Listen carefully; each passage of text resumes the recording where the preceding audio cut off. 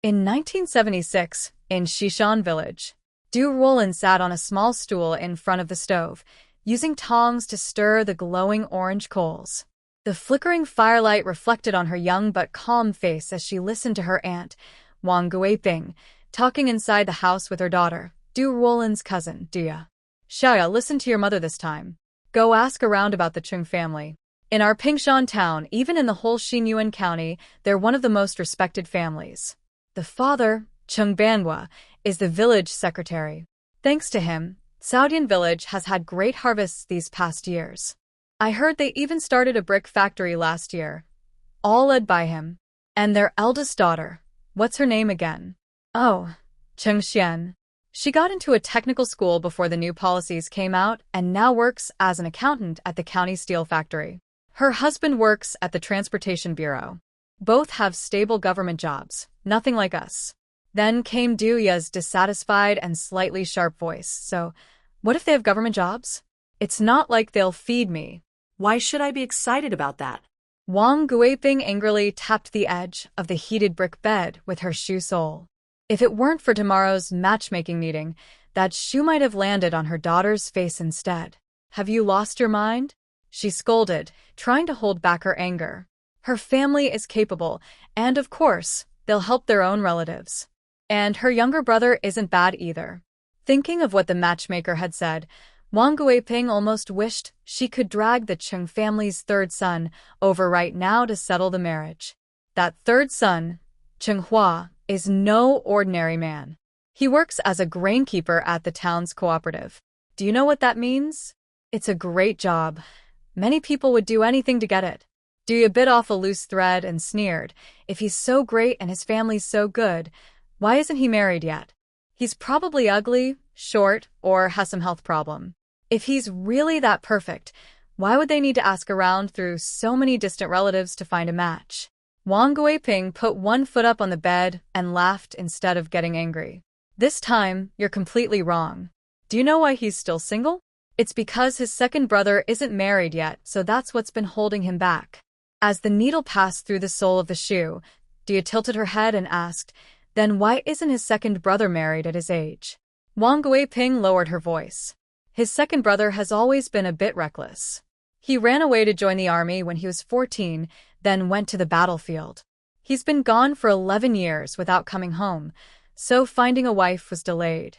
Now that the youngest is getting older, they can't wait any longer, so they decided to arrange his marriage first. Talking about this made Wang Guiping smile. She patted her daughter's leg and said, when you were born, a fortune teller said you'd have a good life and bring luck to our family. See? This marriage seems like it was meant just for you. So you see, what's meant to be yours will always find its way to you, she said, glancing toward the door with a hint of envy. And what isn't yours, you won't get even in your dreams. After hearing her mother's words, Duya couldn't help feeling a little tempted. She lost interest in sewing, put everything back into the basket, and moved closer to her mother. Did they say how much the bride price would be? Wang Guiping's face wrinkled with a wide smile. The matchmaker Li only mentioned roughly, not the exact amount. But it's said to be no less than this number, plus a sewing machine, a bicycle, and a pair of silver bracelets for the bride. Oh my goodness, Duya gasped, her heart racing as she looked at her mother's 3 raised fingers, her eyes sparkling. Last year, when Sun Shuqin from our village got married, her family was already considered well off. They gave 200 yuan and a bicycle. Her husband showed off that bike every day.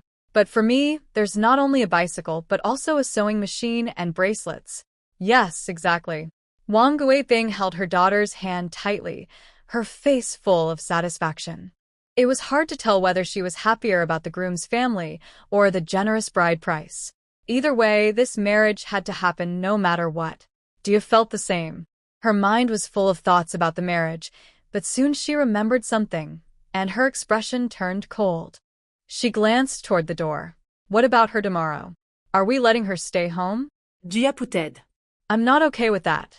With her graceful figure, tall above, slender in the middle, and slightly curved below, Ruolin always drew attention in the village. No one knew how she managed to look that way, since she hardly seemed to eat much. If she appeared in front of the Chung family, who were coming to discuss a marriage proposal tomorrow, who knew what kind of trouble might happen? Wang Guiping gave a cold snort and comforted her daughter. Don't worry. I already have a plan for her. Tomorrow, I'll send her up the mountain to gather firewood and grass. She won't come back until after the Chung family leaves. Dia asked worriedly, will that really work? Of course it will, Wang Guiping whispered to her daughter. And I've even found her a match. Do you know who it is? Dia blinked in surprise. Who? The second son of Lu Laosan from the back street, Lu Zhen. Dia almost looked. That silly one? The one who always walks with one hand on his chest and drools while mumbling? That's him, Wang Guiping said. He's already 30 this year. The Lu family wants him to have a wife, so their family line can continue. How much are they offering as a bride price? Wang Guiping sighed. We're just poor villagers. How much can they give? 50 yuan at most. Your father already took the money. Once your matters are settled, we'll take care of hers. She can't escape her fate. This is just how life is. Dia chuckled softly. Yes, fate indeed. Inside the house, the mother and daughter's laughter carried a hint of cruelty. By the stove, the young woman's hand tightened around the iron tongs, her knuckles turning white as she trembled slightly. Living under someone else's roof. What could she do? She wasn't the Du family's real daughter, only a girl taken in by her uncle, Dushin. Since she could remember, she had never seen her parents. The village children used to mock her for being an orphan. Life in the Du family wasn't any better. She had to watch her uncle and aunt's moods and endure the teasing of her cousins. She had borne it all these years, but if they really forced her to marry into the Lu family, could she still endure it? The fire in the stove went out, and the warmth in the room faded away. The floor was covered with melon seed shells, a quiet sign of wasted youth and fragile fate. From the moment Ruolin was born, her destiny had already been decided. Ruolin's mother, Jing, who was also Ya's aunt, had once been a man's mistress in Pingcheng years ago. No one knew who that man was, and it was unclear whether he was Ruolin's father. After giving birth to Ruolin, Jing brought the baby back home and left her with Ya's grandmother, Juing, before leaving that very day. Later, people heard that she had gone abroad with a man from the Soviet Union. Because of this, the Du family suffered greatly. Juing was criticized and humiliated several times, and a few years ago, unable to bear it anymore, she ended her life by jumping into the river. Only Ruolin, the one everyone blamed, was still alive. Years ago, a group of educated youths came to the village. Among them was a young man named Wu Jinhua. He was gentle, fair-skinned, and well-mannered. Many girls in the village admired him, including Duya and her second sister, Du Xian, who is now married. But Wu Jinhua only seemed interested in Ruolin. He would find chances to talk to her during harvest time, or when the village showed movies, the two of them standing quietly at the back of the crowd. No one knew what they talked about. It was said that Wu Jinhua had studied at a university in the capital. Although he had been labeled an intellectual, his knowledge and manners still stood out. People wondered what a simple village girl like Ruolin, who could barely read, could possibly have in common with him. At first, everyone thought Wu Jinhua would marry Ruolin. But last month, he received a letter from home and was transferred back to the city. After that, Ruolin once again became the subject of gossip in the village. The front door creaked open, and Dushin, who had just returned from a village meeting, walked in. Seeing his niece standing stiffly at the door to greet him, Dushin felt a mix of emotions. His sister's behavior had brought trouble to the family, and even his daughter's marriages had been affected. Fortunately, he had built a good reputation in the village through his hard work, which helped his second daughter marry into a family in town. Now, his fourth daughter was being considered for a match with a Chung family from Tsaudian village. Dushin looked away from his niece's face, said nothing, and walked into the east room where he and Wang Guiping lived. The door closed with a soft creak. A faint, bitter smile appeared on Ruolin's face. People always said she looked just like Jing. Seeing her trying to attract Wu Jinhua, it was easy to imagine how Jing behaved with other men outside. Huh. The Chung family, huh? The young woman slowly turned around. Even though she wore an old, rough dress, it couldn't hide her graceful figure. Her beautiful eyes were cold and distant. She returned to the small room she lived in, a storage room the Du family had cleared out for her. The farming tools had been moved to the village cooperative, so the room now looked rather empty. It was shabby but very clean. Ruolin sat on the edge of the wooden bed, reached up to untie the braid on her shoulder, and ran her fingers through her dark hair. She looked at the flickering flame of the kerosene lamp on the table, her gaze slowly growing distant. In the Chung family's house in Saudian village, the village secretary Chungbangwa's wife, Duan Shaolan, was checking her son from head to toe, patting his shoulders with loud slaps. When he left home, he hadn't even been as tall as her, but now she had to look up at him. Her heart ached as she scolded, "You rascal! You still remember how to come home?" The young man, dressed in a neat military uniform, stood tall and strong. His short black hair was cleanly trimmed, his skin a healthy tan, his features sharp and confident.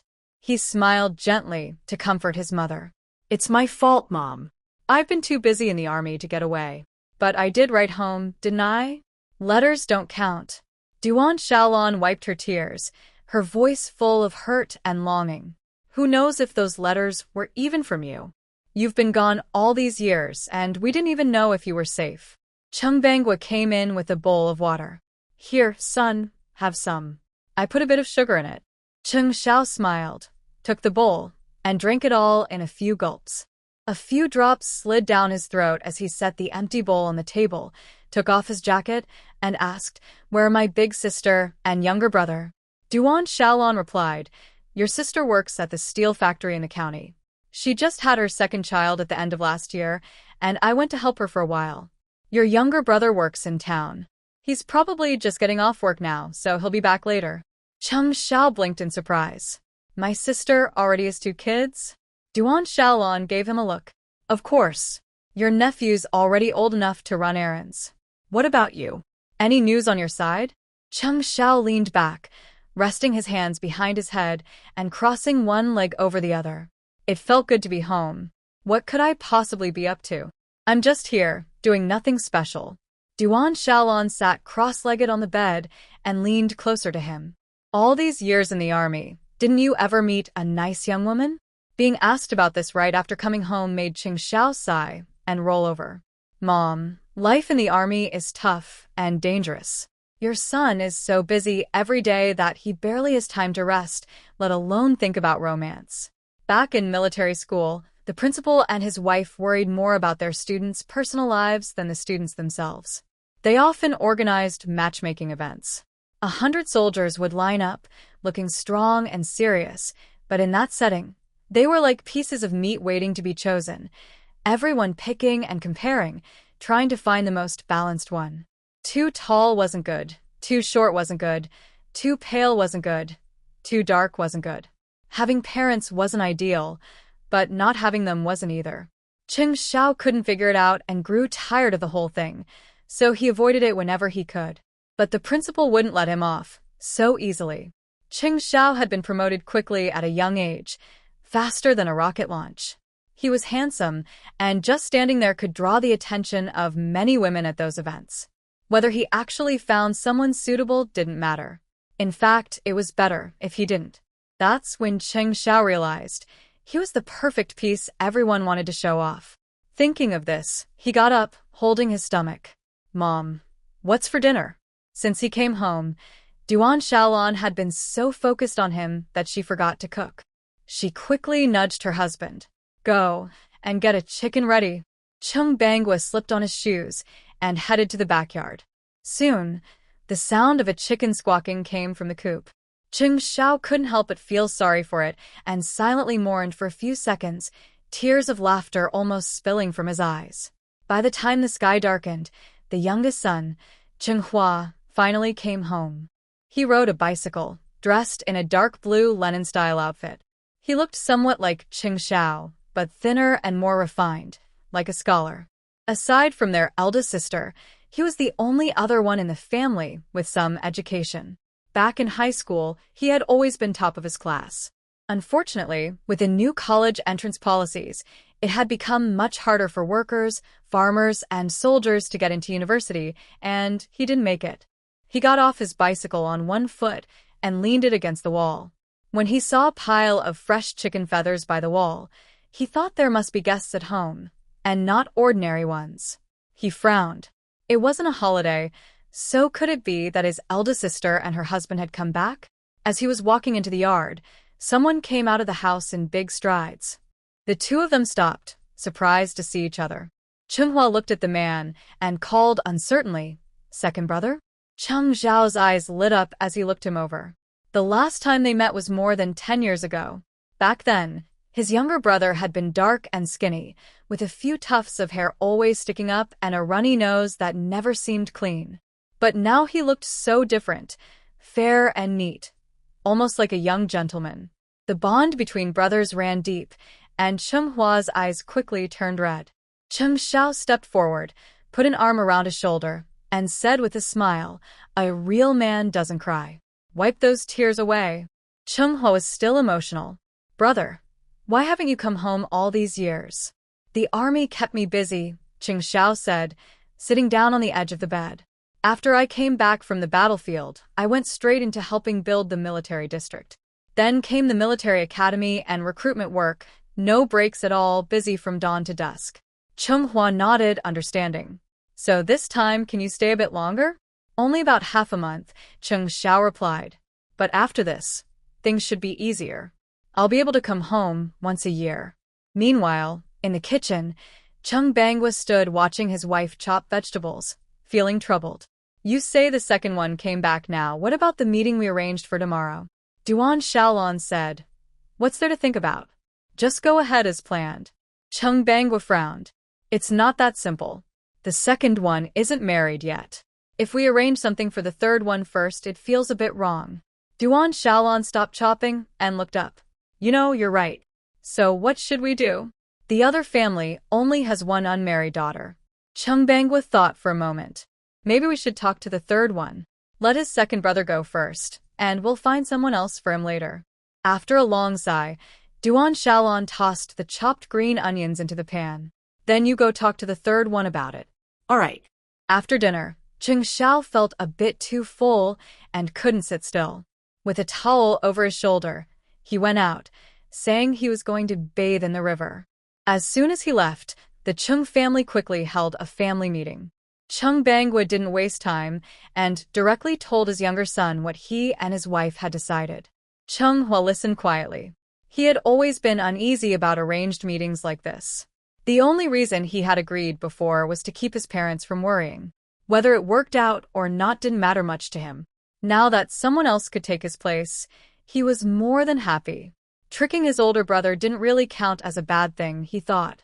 While talking, Duan Shaolan carefully watched her son's expression. His brows were slightly furrowed, and he looked serious. "So, will my second brother agree to go on the meeting?" he asked. That question made Duan Shaolan pause. She knew her second son's temper better than anyone. He was as stubborn as a mule. If he didn't want to do something, no one could force him. He had just come home, and if he got upset, he might storm back to the army again. Feeling uncertain, Duan Shaolan looked at her husband and said hesitantly, "Maybe we should drop it. When he came back this afternoon, I tried to test his attitude, and I don't think he's interested." Chung Bangwa puffed on his pipe silently, his brows tightly knit. Then Chung Hua suddenly spoke. "I might have an idea. Maybe we can try it." "What idea?" both parents asked at once. A faint, knowing smile appeared on Chung Hua's lips. In his heart, he silently apologized to his brother. "Tomorrow, when you go, just say you're visiting relatives. Since he's home, ask him to drive you there. Once you arrive, let things happen naturally. If he meets the girl and happens to like her, he might even thank you later." "That's a good idea." Duan Shaolan had never asked for much in life. She only wanted her children to live well and start their own families soon. Chung Bangwa agreed, and they decided to do just that the next day. When the first rooster crowed in the village, Ruolin got up. She went outside to bring in firewood, started the fire, and heated water so her aunt and cousin could wash up. After pouring the hot water into a large basin, she saw that her uncle and aunt were also awake, so she hurried to prepare breakfast. Breakfast was simple, since the family was expecting important guests for lunch, and they planned to serve something special then. But Ruolin knew none of this had anything to do with her. She went to her uncle's room, scooped a bowl of cornmeal from the jar, made some corn porridge, and took a piece of pickled mustard root from another jar to slice into thin strips. Duan stood in the middle of the yard, gargling. After spitting out the water, he called his niece, who was about to feed the chickens. Ruolin's heart skipped a beat. She already guessed what her uncle was going to say. Lowering her eyes, she quietly walked over. "There's something going on at home today," Duan said calmly, almost without hesitation. "Take some food and go up the mountain for a while. You can gather firewood, cut grass, or dig wild vegetables. Come back when it's getting dark." Her heart, which had long stopped expecting anything, felt even calmer now. Ruolin softly answered, "Okay," and went to the backyard to feed the chickens. When she returned, she went to her room to get her basket, which already had a sickle and a small hoe inside. There was no food to take with her. As she was leaving, Dia came out to throw out some water. Seeing Ruolin passing by, she deliberately splashed the water toward her feet. The gray, faded pants instantly became wet halfway up the leg. Meeting her Aunt Wong Guaping's sharp, protective glare, Ruolin pressed her lips together and lowered her head, walking out quietly. "What a worthless girl," Wong Guaping sneered from inside the door. Then came her husband's voice. "Keep your voice down. Try to control that temper of yours. Don't let the guests today see it." Ruolin's steps faltered slightly. Her hand tightened around the strap of her basket. She had known for a long time that she probably wouldn't live long. After her grandmother passed away, she had once thought about ending everything.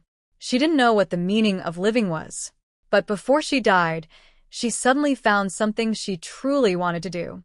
She would not marry Lu Zhen, and she would not let Dia marry Chung Hua. Chung Hua started work at 8 in the morning and usually got up at 7. When he woke up today, still half asleep, he noticed someone new in the yard. After a moment, he remembered. It was his older brother. Yes, his brother had come back. Chung Zhao's body clock was still set to the early training schedule from the army. The quiet countryside felt strange to him, so he went out and ran 5 laps around the village, then practiced a full set of military exercises when he returned. The morning air was still cool, but Chung Xiao was already sweating through his white tank top, making the lines of his muscles stand out more clearly. With toothpaste foam still in his mouth, Chung Hua mumbled, "Brother, you finally came back. Why don't you take a break? What's there to rest for?" "I'm used to it," Chung Xiao replied, finishing a sharp kick before smoothly pulling his leg back.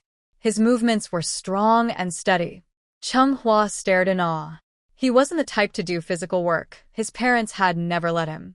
Before he got his job as a storekeeper in town, he didn't even have to work in the fields. Their father had somehow gotten a few books from some educated youth who had come to the countryside, telling him to study hard because knowledge would be useful one day. Outside the courtyard, the sound of an old ox snorting came through. Chung Xiao paused to catch his breath, wiped his sweat with a towel, and went out to look. He saw his father tying an ox cart to the elm tree. Seeing this, Chung Xiao could tell his father was getting ready to go somewhere. "Dad, where are you going?" Chung Bangwa tied a knot in the rope and said, "You finally came home. I'm taking you to visit some relatives." Chung Xiao looked puzzled. "Which relatives? Auntie or second aunt?" Without changing his expression, Chung Bangwa looked straight at his son. "Your second great aunt. It's her 70th birthday today. Your first aunt's family, third aunt's family, and sixth aunt's family are all going." It sounded lively, and Chung Xiao liked lively gatherings, so he didn't think much of it. "All right then, should we go pick them up?" "No need. They went yesterday." Chung Xiao nodded knowingly. "So, there's a celebration for her birthday?" It had been years since he'd been to a banquet. Chung Bangwa nodded, but said nothing more. His son was sharp. Talking too much might give something away. Better to let him imagine things on his own. After breakfast, Chung Hua left for work as usual. Before leaving, he gave his brother a meaningful smile. "Brother, say some nice things for me while you're there. Xiao thought he meant birthday wishes. That was easy for him. He patted his brother's shoulder with a confident grin. Don't worry, your brother's got this. Hua tried hard to hold back a laugh, his cheeks trembling slightly. Afraid he might give something away if he stayed any longer, he quickly got on his bicycle and rode off. Xiao stood still, watching the young man's back, and said to his father, I've noticed that the older this boy gets, the quieter and more thoughtful he becomes. What do you mean by thoughtful? Xiao casually put his hands on his waist and turned around. Nothing much. Let's get going. We can stop by the town, so I can buy a few things. It wouldn't be right to visit someone's birthday celebration empty-handed, and if they were late, they might miss the meal. There was only one road from Pingshan town to Xishan village. Although the spring planting season had passed, the villagers were still busy. Some were weeding, while others were threshing grain at the village's main yard. Ruolin came down from the mountain where she had been gathering firewood. Her pant legs were damp with morning dew, and her cloth shoes were muddy and uncomfortable. When she reached the stone bridge that led into the village, she looked around. The forest was lush and green, the sound of running water mixed with the chirping of insects, and something that felt like the quiet beat of her own heart. She took a small paper packet from inside her clothes. Inside was some pink powder. She sprinkled it gently along the roadside grass. In the village, Duan was in charge of caring for livestock. He handled pigs, cattle, and even breeding matters. Sometimes the animals wouldn't cooperate, so they had to use medicine. Ruolin knew where that medicine was kept. She had secretly taken a little. After sprinkling most of it, only a bit remained on her fingertips. Her eyes flickered as she slowly curled her fingers. The ox cart had been moving for over an hour. Xiao sat on it, one foot resting on the wooden board, his body swaying with the cart's rhythm. The road was pleasant, lined with tall trees whose branches formed a canopy overhead. Sunlight filtered through the leaves, scattering across his determined face.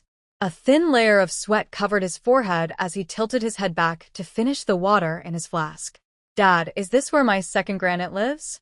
His son asked from behind. Cheng's father stiffened slightly. Have you been here before? I don't think so. This is the place. Xiao lowered the flask and asked, What's the name of this village where my second granddad lives? A well-dressed woman beside them, Duan Shaolan, wearing silver earrings, replied, This is Xishan village. It's one of the bigger villages near Pingshan town. Beautiful mountains, clear water, and the girls here are known for being lovely. Her husband quickly interrupted, Why are you telling the boy that?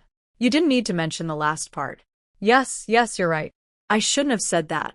Duan Shaolan gave an awkward smile and glanced at her son to see his reaction. Xiao became alert. The little counter-espionage skills he had learned were now being used on his own parents. Seeing that neither of them dared to meet his eyes and both looked uneasy, he was sure something was going on. The old ox walked slowly, eating grass along the way and leaving droppings behind. When the ox cart crossed the stone bridge leading into Xishan village, the old ox, already past its prime, suddenly went wild. It mooed loudly, swung its tail, and refused to move no matter what. The people on the cart were jolted. Chung raised his whip and struck the ox's tough hide, but instead of calming down, the animal reacted strangely. It seemed almost excited by the hit. Duan Shaolan's face turned red. As a woman who had raised 3 children and seen livestock breeding in the village, she immediately understood what was happening with the ox. Chung was confused. The ox was nearly as old as he was, too old for heavy work, let alone anything else. Why was it acting up now? Xiao didn't know the reason, but he noticed that the ox had stopped in a spot with no shade. The blazing sun beat down from a cloudless sky, hot enough to dry out every drop of moisture. He jumped off the cart and looked down at the river winding from the mountains. Picking up his water bottle, he said, I'll go get some water. You two rest here. Duan Shaolan called after him. Don't go too far. There are wolves in the mountains. Wolves? Xiao didn't take it seriously. He had faced enemy soldiers before. Why would he fear a wolf? The river water wasn't safe to drink. It was likely polluted by farm chemicals and could cause stomach trouble. He followed the river upstream, hoping to find a clean spring. After walking for a while, the path disappeared. He stepped through tall grass, and the sound of flowing water grew softer. Soon, he heard the gentle trickle of a spring hitting the rocks, a sound that lifted his spirits. The higher he went, the quieter it became. Xiao worried he might lose his way if he went too far, so he decided to stop and fill his bottle here. He pushed aside the half-meter-tall grass, and the view suddenly opened up. What he saw made him freeze in place. By the spring crouched a person. From his angle, he could only see a slender hand stirring the clear water, then lifting it gently to the lips. Droplets clung to a pointed chin and a small nose, sparkling in the sunlight. A crisp sound came from underfoot as a broken branch snapped. The young woman seemed startled and turned around. Her eyes, damp and bright, looked like those of a frightened deer, so beautiful they hardly seemed real. Xiao felt his heart jolt. In his 25 years, he had never seen such a beautiful woman. His gaze seemed glued to her face, unable to move away. But as a disciplined soldier, his strong will and sense of duty quickly made him aware of his lapse. He straightened his expression and said, "Comrade, I'm here to fetch water too." Ruolin nodded slightly, still looking a bit dazed. The spring was in a remote spot, and she was standing on the only stone by the water's edge. She reached out her hand. "Give me your canteen. I'll fill it for you." Xiao glanced down at the canteen in his hand and leaned forward to pass it to her. When she took it, her hand trembled slightly, and he noticed. In this quiet mountain area, it was natural for a young woman to feel uneasy being alone with a man. Ruolin swallowed her nervousness and turned to fill the canteen. Behind her, he asked, "Comrade, are you from Xishan village?" She answered softly, her voice clearer than the spring water. Yes. Xiao crouched down. "Then I'd like to ask you something." "Go ahead." He looked at her back. "Is someone in your village celebrating an elder's birthday today?" Ruolin thought for a moment. "I'm not sure. I spend most of my time in the mountains, so I don't know much about village matters."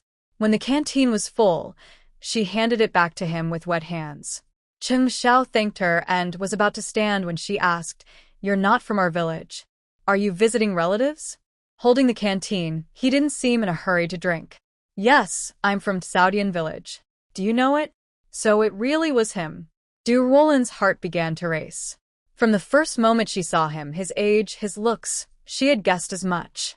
She hadn't expected the third son of the Chung family to be so striking, tall, well-built, with sharp, handsome features and a bright, steady manner.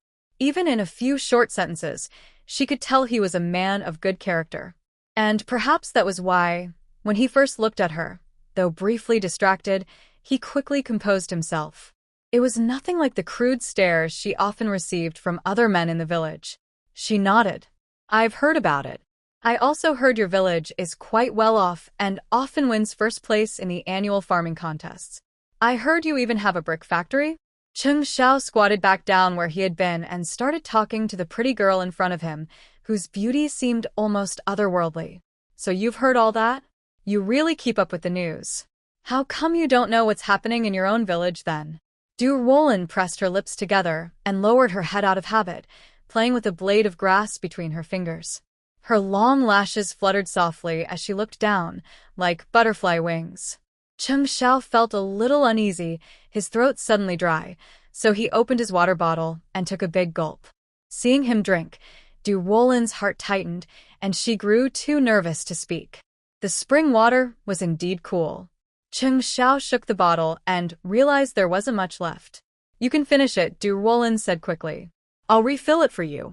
Xiao paused, thinking she was right. It wouldn't be polite to bring home half a bottle. So he tilted his head back and drank the rest. A few drops of water slid down his neck, dampening the collar of his white shirt. Ruolin smiled softly. Her beauty was striking, and that smile made her even more radiant. Xiao didn't dare look directly at her. Somehow, the cool spring water made him feel warmer instead.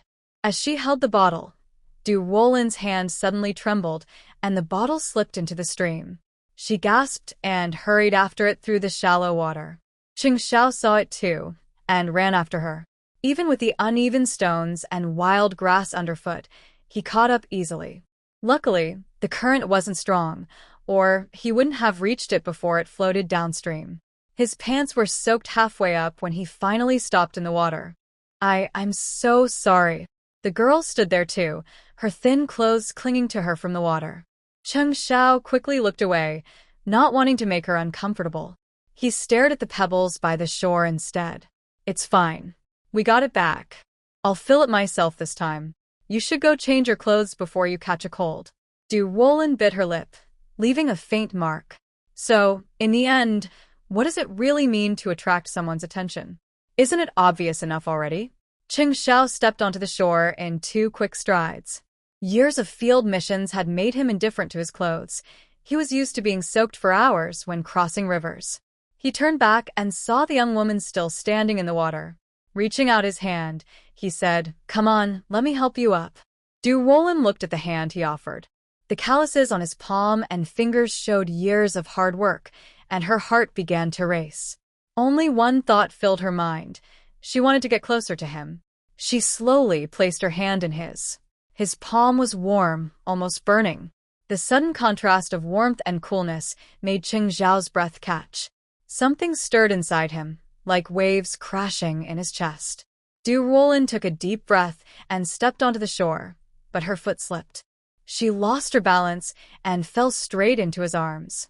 The soft scent of her clothes filled the air.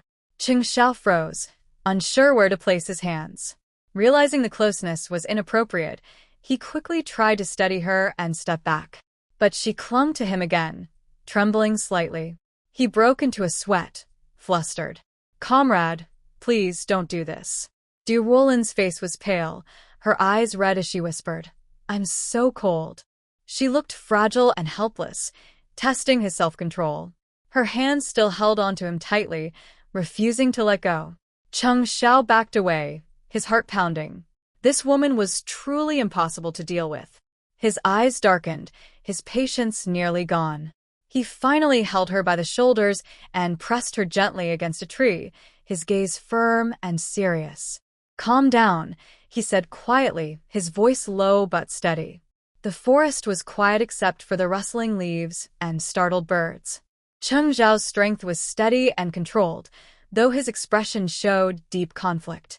Ruolin began to regret her impulsiveness, but it was too late to turn back. She bit her lip, trying to calm herself. Cheng Xiao adjusted his hold, helping her stand properly against the tree. The rough bark left faint marks on her arm, and he quickly pulled her away from it, worried she might be hurt. His hands, still firm but careful, rested at her waist as he steadied her. At 25, Cheng Xiao had learned to balance strength with restraint. What began as confusion slowly turned into calm control as he helped her regain her footing and composure. A restless heat surged through his body from head to toe, rising and falling again and again. This woman must be some kind of enchantress. Since the founding of the nation, such spirits were not supposed to exist, yet she hid in these wild mountains, drawing strength from men. Cheng Xiao's reason slowly returned. The first time, he might have been under some kind of spell, bewitched and confused. But the next 2 times were purely out of stubborn pride. How could a determined fighter, like him, be afraid of a spirit? He had to show her the strength of a true worker. Ruolin felt as if she were being turned over and over like a pancake on a hot pan, unable to find a comfortable position. Cheng Xiao's strength seemed endless. She thought that if she ever married him, the fields at home would be easy to plow. She herself didn't have much strength for farm work. Her brief distraction caught his attention, and his pride flared up again. His energy grew even stronger, and Ruolin felt as if she were flying high into the clouds, then suddenly falling into the deep sea, over and over again. If she really married him, she thought the fields might be plowed too much. Cheng Xiao looked at her and felt that she had finally given in. In the end, history proved that the working class always triumphs. The power of the people cannot be defeated. He held the enchantress tightly as they both fell onto the grass, not letting her escape. His gaze swept over her pale figure, marked with faint red traces. His voice was hoarse from exhaustion. So, what do we do now? He asked. Ruolin could barely open her eyes. After several tries, she finally managed to whisper, "You have to take responsibility. What was done could not be undone." If he dared to deny it, she would rather end everything than marry Lu. General Cheng Xiao lifted his head, a faint, unreadable smile on his lips. "Why are you so tricky? Did you plan this all along? Aren't you afraid I might already be married, or have some hidden problem?" Ruolin pressed her lips together and turned her face away, not answering. She had never thought of that. Anyway, her reputation was already bad, so it didn't matter if it got a little worse. The small stones on the grass were uncomfortable. Cheng Xiao sat up, pulled her into his arms, and wrapped her in the clothes that had fallen to the ground. The mountain wind was cool. "I don't care, you have to take responsibility." Ruolin frowned, repeating the same words firmly. This girl, she really had spirit. Cheng Xiao looked at her face as she lowered her eyes. Her chin was sharp but soft in shape. Who would have thought that when she had leaned on his shoulder earlier, it had felt so awkward? "All right, I'll take responsibility. I'm not the kind of man who runs away from it." He shifted his long legs slightly, adjusting her position. "I've been single for 25 years, and now a beautiful wife suddenly appears in front of me. How could I not be happy?" Ruolin's ears turned red at his words, but she quickly reacted and turned around sharply. "Wait, did you say you're 25? Cheng Xiao laughed even more. "Do I not look like it? Then how old do you think I am?" Ruolin couldn't speak, her body trembling slightly. She remembered her aunt saying that the third son of the Chung family was 23 this year. Had she mistaken the person? "You. Are you really from Saudian village?" "Of course. Why would I lie to you?" Ruolin bit her lip, her eyes glistening with tears. "Then, what's your family name?" Chung." Her tears stopped suddenly, confusion flashing across her face. "Then, what's your full name?" Cheng Xiao tightened his arms around her, pulling her closer. "You only ask my name now, after everything? Fine, remember it well. My name is Cheng Xiao." He took her right hand and traced the characters of his name on her left palm. Cheng Xiao. Ruolin blurted out. "Then who is Cheng Hua to you?" The sun moved from the left side of the sky to the right. It was already past noon. On the stone bridge, the old ox kept mooing. Chung Banghua had no choice but to lead it down to the river to cool off.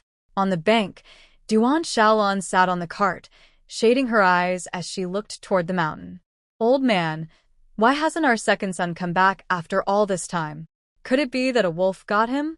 Chung Banghua watched the ox drink water and said, "If he really met a wolf, you should be worrying about the wolf, not your son.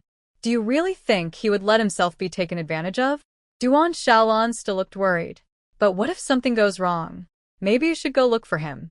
The old ox, after drinking enough water, was no longer as restless. It seemed that its temper had finally cooled down. Chung Banghua led the ox up the bank, listening to his wife nagging him to go find their son. He had no choice but to give in, but just as he was about to leave, he saw someone coming down the mountain in the distance. "No need to go, he's coming down." Duan Shaolan looked carefully. It was indeed her son. She finally let out a sigh of relief. But when he came closer, she noticed that the white shirt Cheng Xiao had worn that morning was now covered with grass stains and badly wrinkled. Startled, Duan Shaolan hurried over and looked him up and down. "Did you fall? Why are your clothes so dirty?" Cheng Xiao brushed away his mother's hands. When he tried to speak, his voice was hoarse, and he coughed a few times. "Dad, Mom, tell me the truth. Was today really about Grey Tant's birthday?" The couple froze and exchanged a glance. "I already know." "You were taking me to meet someone." "I'm not going." He wrapped a faded red belt around his wrist, one that reminded him of someone special. It was proof of a mistake he had once made, something he had taken from her despite her pleading.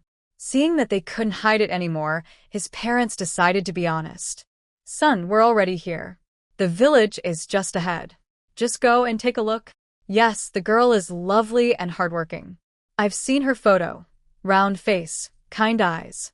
She looks like someone who'll bring good fortune. You won't regret marrying her." Cheng Xiao said firmly, "I'm not going." I already have someone in my heart. You'd better start preparing for the wedding. There was a happy event at the Du family today. Early in the morning, the eldest son, Du Rui, came home with his wife and child. Since getting married, the couple had been living separately in the family's old house. The Du family had once been well off for 3 generations. They still had some family property left. Both Du Shen and his younger sister, Du Jing, had gone to school when they were young. But unlike his sister, Du Shen was more practical and focused on managing the family's remaining business. Du Jing was always eager to go out. During those chaotic war years, she often brought home all sorts of strange people. Among them were quite a few men, maybe 8 or 10. Even though the Du family tried to keep it quiet, there were too many eyes and mouths around, and soon the rumors spread. Du Rui's wife was named Hulanxiang. Her father ran an oil mill in town, a proper trade, so people often said that marrying Du Rui was a step down for her. Du Rui had heard such talk more than once. Though he didn't show it, it bothered him deeply. His pride as a man made him want to assert himself in small, trivial matters. At that moment, Hulanxiang was chopping some green onions, ready to sprinkle them over the fish stew. Du Rui quickly pressed down the pot lid. "What are you doing? How can we eat it if you add that stuff?" Hulanxiang's temper flared. She glared at him. "Why not? I always add it. You're full of nonsense today. Move." Du Rui froze, legs together, looking awkward. What if our guest doesn't like onions? Then they don't have to eat. Even the rich landlords weren't this picky. You'd think I was serving something fancy. Always making me fuss over nothing. Fuming, Hulanxiang scooped the fish out of the pot. The head and tail had fallen apart, and it didn't look very nice.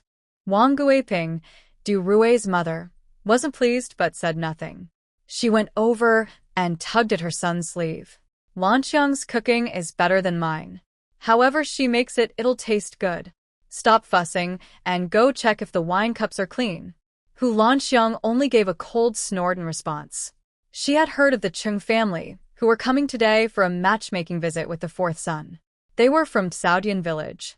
Her mother once told her that if the Chung family's 2nd son hadn't gone off to join the army, they'd planned to match her with him. The Du family now only looked respectable on the surface. In truth, they had little left. Compared to the Chengs, they were far behind. The Chengs were hardworking and practical people.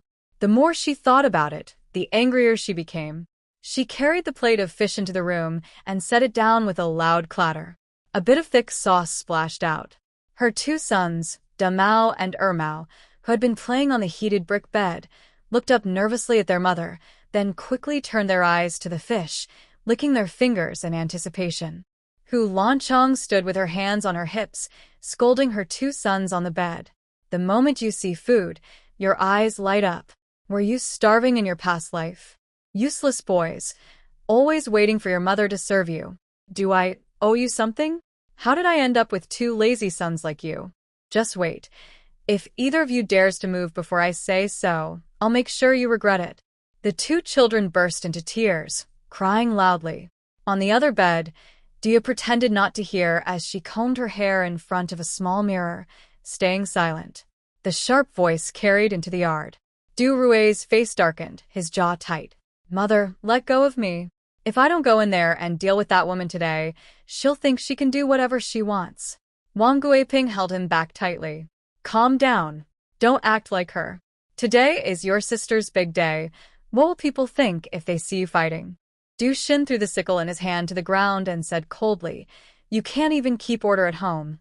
And now you want to show off here?" Du Rui protested. "Father, it's not my fault. Her 3 brothers are all big and strong. Every time there's trouble, they come to our house. I only have 2 sisters and one isn't even married yet. Who's supposed to stand up for me?" Wang Guiping looked startled. "Did they hit you?" Du Rui looked awkward.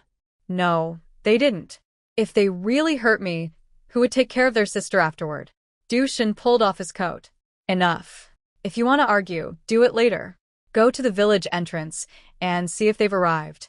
Yes, they should be here by now." Du Rui thought for a moment, then went out to wait. But after waiting a long time at the village entrance, no one showed up.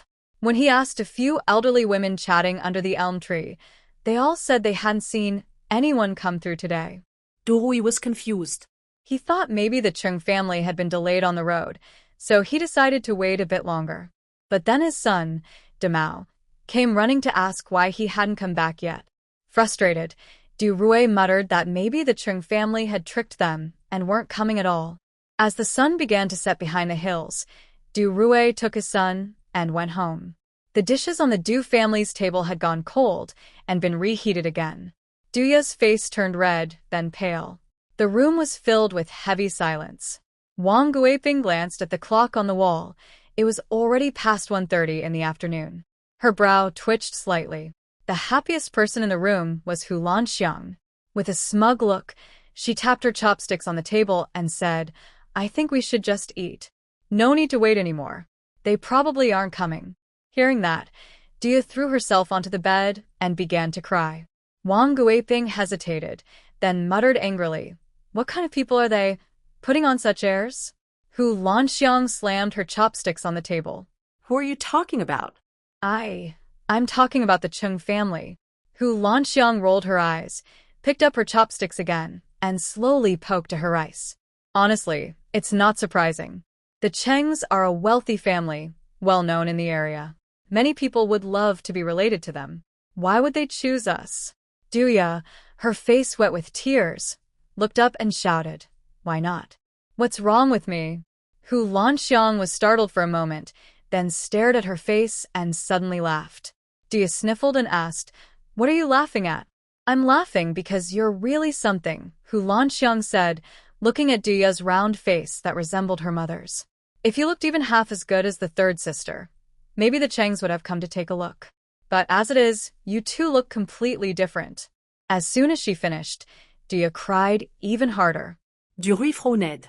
"Can't you stop talking for once?" What? "Am I wrong?" Hu Lanxiang raised her voice. "It's obvious the Chengs aren't interested in her. It's a good thing they didn't come. Otherwise, we'd waste food and drink for nothing. What's the point of that?" "Wah." Rui slammed the table. "Enough." Hu Lanxiang refused to back down. She stood up and slapped the table too. What? "What are you going to do?" "You." Rui's anger boiled over, and he slapped Hu Lanxiang across the face. The slap stunned everyone in the room. Even Dia stopped crying. Hu Lanxiang covered her cheek, glaring fiercely at Rui. He stood frozen, his hand still raised, the palm bright red. How could he hit someone? "How dare you hit me? How dare you?" Hu Lanxiang suddenly lost control, flipping the table over. Food and wine spilled everywhere, and Wang Guiping's heart ached at the sight. "Oh, dear. What a disaster. What a disaster." Hu Lanxiang grabbed Rui's hair and refused to let go. Wang Guiping hurried to stop her, while the two children, seeing no one watching them, quickly picked up the chicken legs from the floor and ran off. The house was in complete chaos, but Dushan sat quietly in the distance, unmoving, holding his wine cup and sipping slowly. Duan Shaolan questioned her son all the way, asking which family the girl he wanted to marry was from. But Cheng Xiao didn't say a word, making her start to suspect that he might have made up the story to fool them. After passing through the town, the three of them went to visit the matchmaker first. This matchmaker had met almost every unmarried man and woman in the nearby villages over the years, but the young man before her truly caught her attention. Finding a partner in the countryside was no simple matter. Every family depended on farming, so good health was essential. Looks came second, and if the family was well off, life would be even better, comfortable and secure. But this young man seemed to have all those qualities. Just standing there, he looked as steady as a pine tree on a mountain, tall, straight, and strong. The matchmaker prided herself on her sharp eye, and she could tell at a glance that this young man was capable and hardworking. While Chung Bangwa and Duan Shaolan were busy apologizing, the matchmaker wasn't really listening. Her attention was already on the young man. With such looks and bearing, she knew many families would soon come to her asking for his hand in marriage. Well, the matchmaker said kindly, marriage is all about fate. If it doesn't work out, It just means the time isn't right. Then she suddenly turned the topic to Cheng Xiao and asked Duan Shaolan, "And who is this young man?" Duan Shaolan proudly held her son's arm. "This is my second son, the one who joined the army." "Oh, so it's him." The matchmaker stood up at once, her eyes lighting up with excitement. "Have you married yet?" "Not yet," Duan Shaolan quickly replied, "but he already has someone in mind." The matchmaker sighed with regret. "What a pity."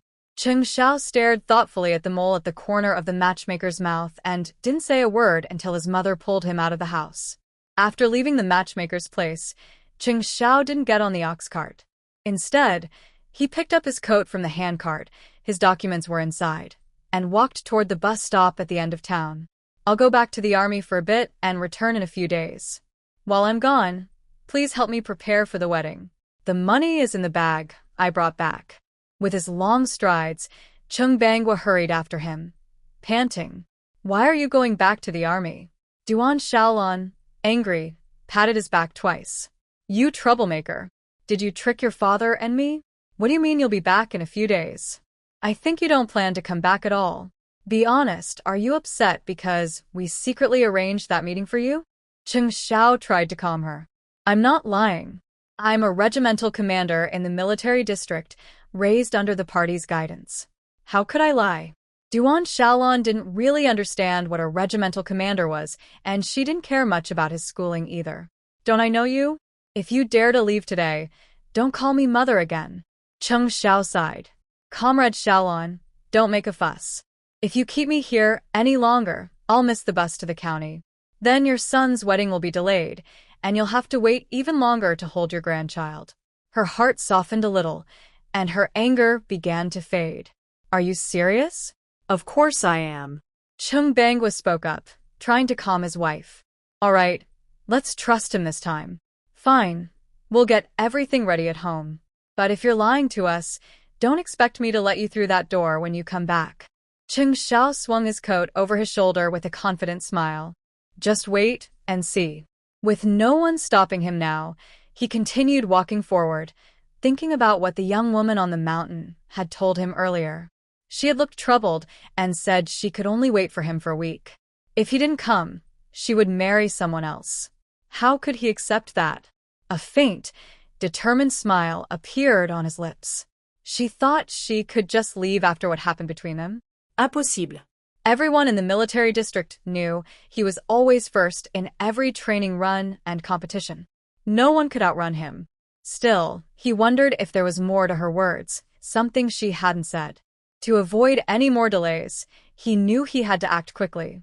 When he got back, he planned to write the marriage report right away and hand it in the day after tomorrow, hoping it would be approved that same day.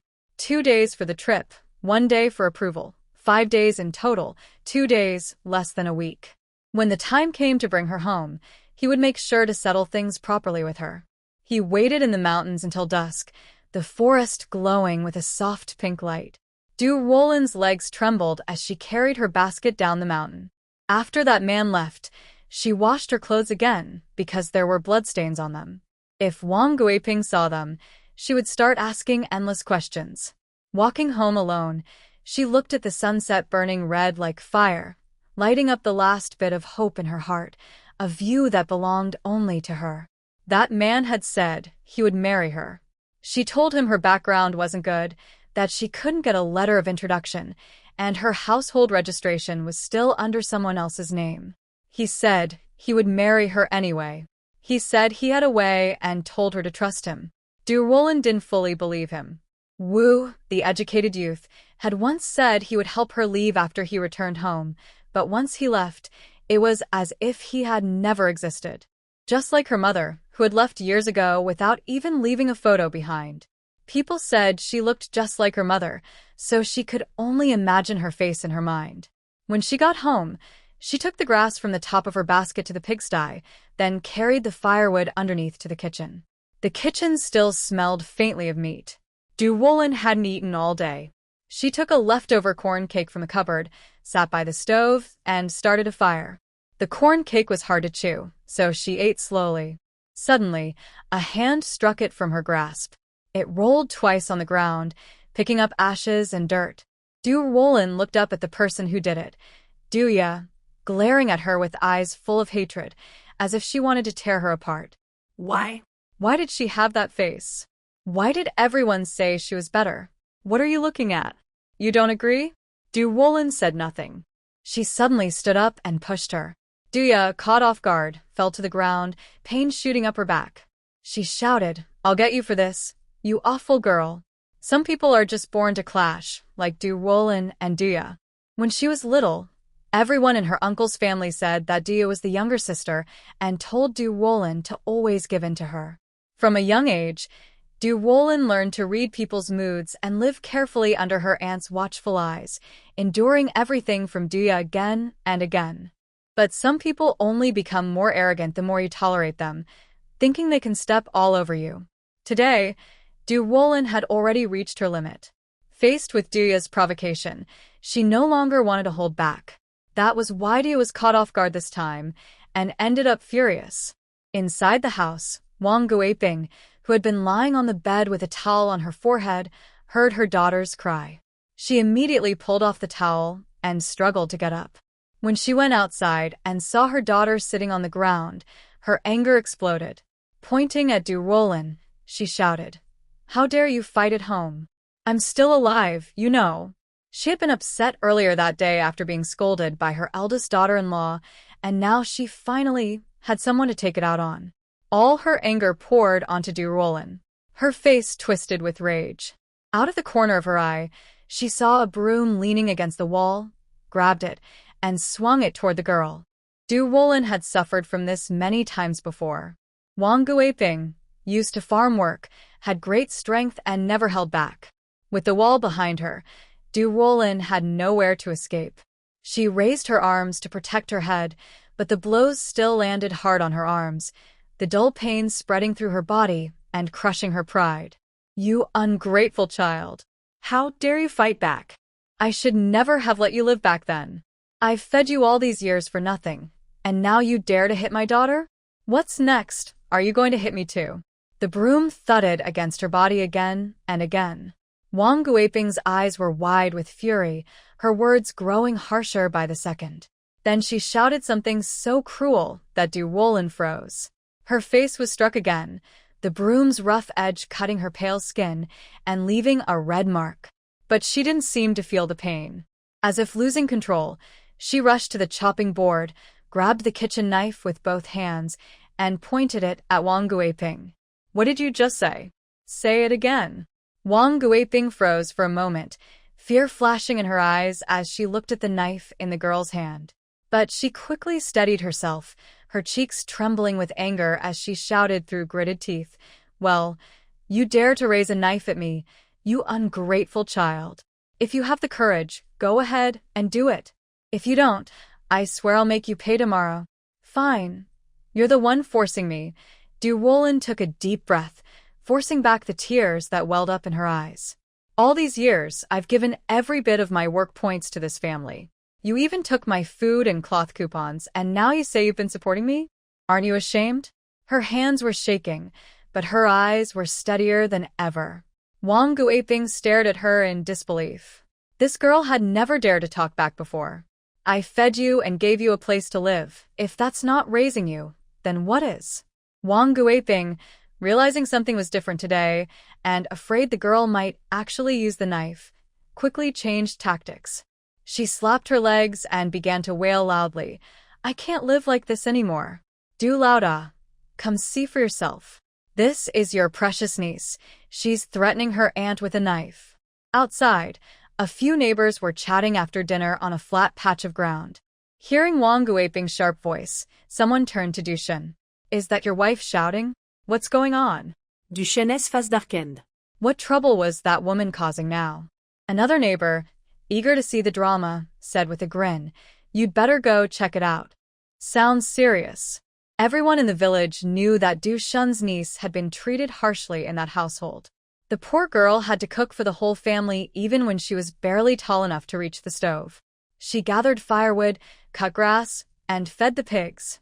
Just look at the Du family's two daughters, sturdy and well-fed. Then look at Ruolin, thin and frail, as if a small bump could break her. The neighbors began to gossip among themselves. Feeling embarrassed, Dushin said nothing and hurried home. As soon as he stepped inside, he saw his wife and daughter sitting on the floor, crying loudly, while his usually quiet niece stood opposite them, trembling as she held a kitchen knife, looking desperate. Dushin immediately guessed that Wang Guiping must have bullied her again, though this time things had clearly gone too far. "What are you crying for now? Haven't you embarrassed us enough already today?" he snapped. Wang Guiping froze, staring at him in disbelief. "Du Lauda, do you even have a heart? Your niece just pointed a knife at me. If you won't help me and still mock me, have you no conscience at all?"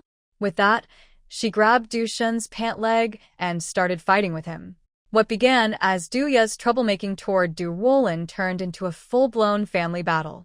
Hearing the loud noises from the next room, Ruolin sat on her bed, hugging her knees, her face calm and expressionless. These days would soon be over very soon. Wang Guiping's hair was a mess as she sat on the edge of the bed, breathing heavily.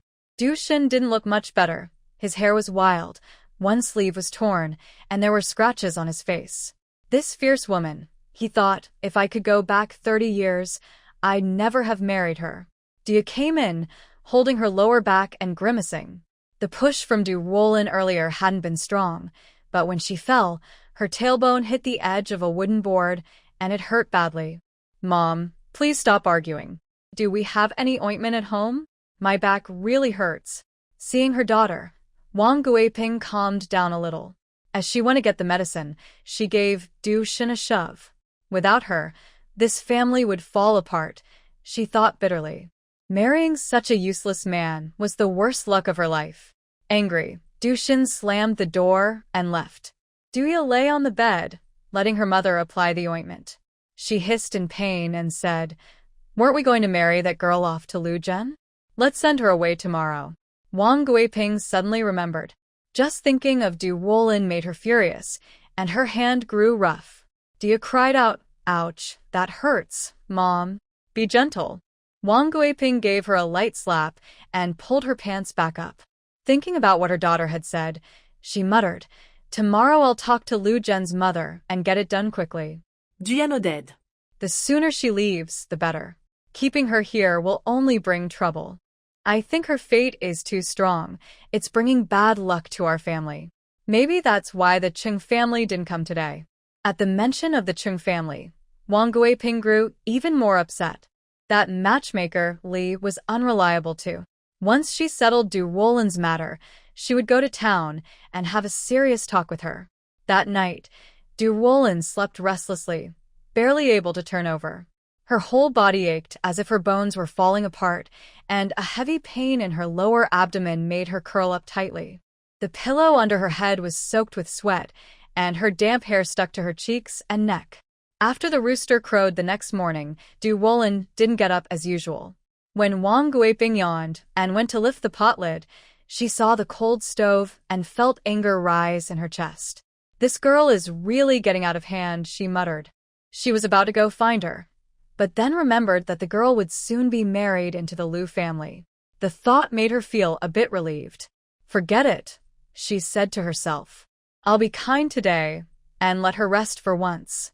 Ruolin could hear Wang Guiping grumbling in the yard, but she kept her eyes shut, frowning as she drifted in and out of uneasy dreams. The bedding grew damp and cold, finally waking her. She opened her eyes suddenly, her face pale. As she sat up, she felt a warm flow she couldn't control. She froze for a moment. It was her monthly cycle. She sat there blankly for a while, unable to remember the last time it had come. It had always been irregular before, and never this painful. Maybe it was because of the strain from yesterday, she thought. When Ruolin came out of the room holding some paper to go to the outhouse, Wang Guiping was sitting on a stool washing clothes. Seeing her, Wang Guiping slapped the wet clothes onto the washboard, splashing cold water everywhere. After Ruolin came back, she put her soiled trousers into a basin, fetched water, and began washing them a short distance away from Wang Guiping. The smell of iron from the blood mixed with the cold water, and Wang Guiping wrinkled her nose, her expression turning odd. You've got your period? She asked. Ruolin nodded without looking up. Wong Guiping lost all interest in washing. It felt as if a bucket of cold water had been poured over her head. This girl really picked the worst time, she thought. She had planned to send Ruolin to the Liu family that day, but now that wasn't possible. They couldn't hold the wedding ceremony yet, and keeping her there would just mean another mouth to feed. There was no choice but to wait a few more days. In the past, it usually ended in 2. Ruolin could more or less guess what Wong Guiping was planning, and she felt nervous for herself. She lowered her eyes to the basin of water, where her broken and blurry reflection appeared, but her thoughts were on someone else.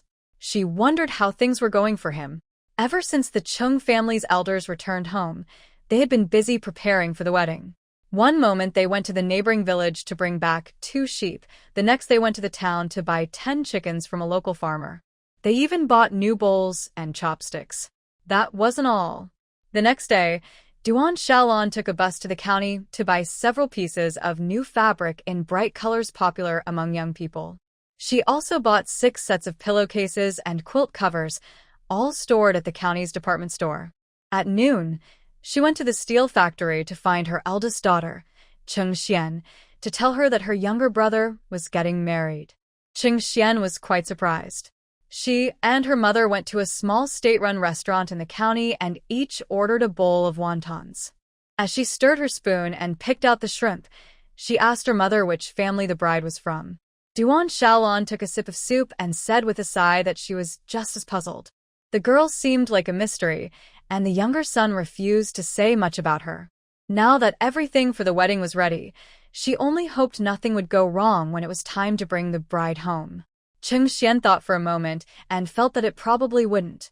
When she was still living at home, she had always cared deeply for her 2 younger brothers and knew their personalities well, especially the second one. He was playful but never dishonest. Is there anything you haven't bought yet? I can help with the rest, she offered.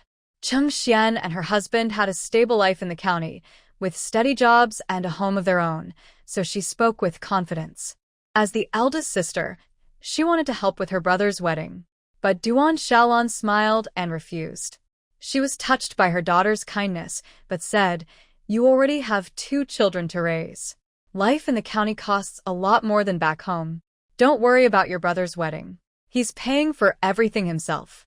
Your father, and I haven't spent a cent. Cheng was surprised. He's doing that well now? Isn't he still in the army? Soldiers earn a fixed salary. Where did he get so much money? I don't know, Duan Shaolan replied. But I did hear him mention something about studying somewhere. Do people get paid for studying these days? Cheng didn't really know, but she thought it was a good thing that her brother could both study and serve in the army. He would surely have a bright future. After the meal, Cheng wanted to pay the bill, but the old lady refused. She turned around and pulled a large banknote from the pocket sewn into her shorts and handed it to the waiter. Cheng was surprised again. Duan Shaolan smiled and explained, I spent all my small change this morning. Only the big bills are left. Was this also given by the second son? Duan Shaolan nodded. She then asked her daughter when she would start work, as she actually had something to ask of her. Cheng took her mother's arm as they walked out and said she could just tell her what it was. Taking a little time off in the afternoon wouldn't matter. Her office director was friendly, and no one would complain if she was gone for a bit. Duan Shaolan led her toward the department store. I was thinking of buying a couple of new outfits for your sister-in-law, she said. But the ones I've looked at all seem like old-fashioned styles. I don't know what you young people like these days, so help me pick something. Hearing that, Cheng readily agreed. The 2 of them went back to the department store. The saleswoman recognized Cheng. She worked at the steel factory and was quite pretty, so it was easy to remember her. Cheng looked through the row of clothes hanging on the wall and finally chose a gray sweater with white patterns on the chest. She didn't know what her sister-in-law looked like, but this color would suit anyone. Next, she picked a red jacket suitable for the season, asked the saleswoman to bring a long skirt, and then checked with her mother if there was enough money. Duan Shaolan reassured her that there was plenty, so Cheng also asked for a black belt to go with the red jacket. When the outfit was complete, it looked both stylish and elegant. Duan Shaolan's face was full of joy, as if she could already see her future daughter-in-law wearing the clothes, surely a lovely young woman. The saleswoman, quick to notice, asked if they wanted to look at silver bracelets or earrings, as the store had just received new designs. Duan Shaolan's eyes lit up. She had almost forgotten about that. Pulling her daughter along, she went to the jewelry counter. She looked for a long time, her attention drawn to the gold pieces nearby. Before the saleswoman could finish her introduction, Duan Shaolan interrupted and pointed to a gold bracelet in the display case. "Take that one out for me to see," she said. By coincidence, the policy had improved this year, and that gold had just arrived from the city the day before yesterday. At first, the director only said that bringing the jewelry back and placing it on the counter looked nice, and didn't expect it to sell. So there weren't many styles, just a bracelet weighing about 1.5 ounces, a large floral gold ring, a pair of earrings, and a plain chain. When these pieces were displayed together on black velvet, under the sunlight, they shone brightly. Who wouldn't like them? Duan Shaolan looked at them with shining eyes, but didn't dare to touch. Cheng Xian also sighed. "This must be quite expensive, right?" The clerk said, "This set costs about 1.5 taels. If bought together, it's 400 yuan. 400 yuan, Duan Shaolan almost gasped, staring at the jewelry in disbelief.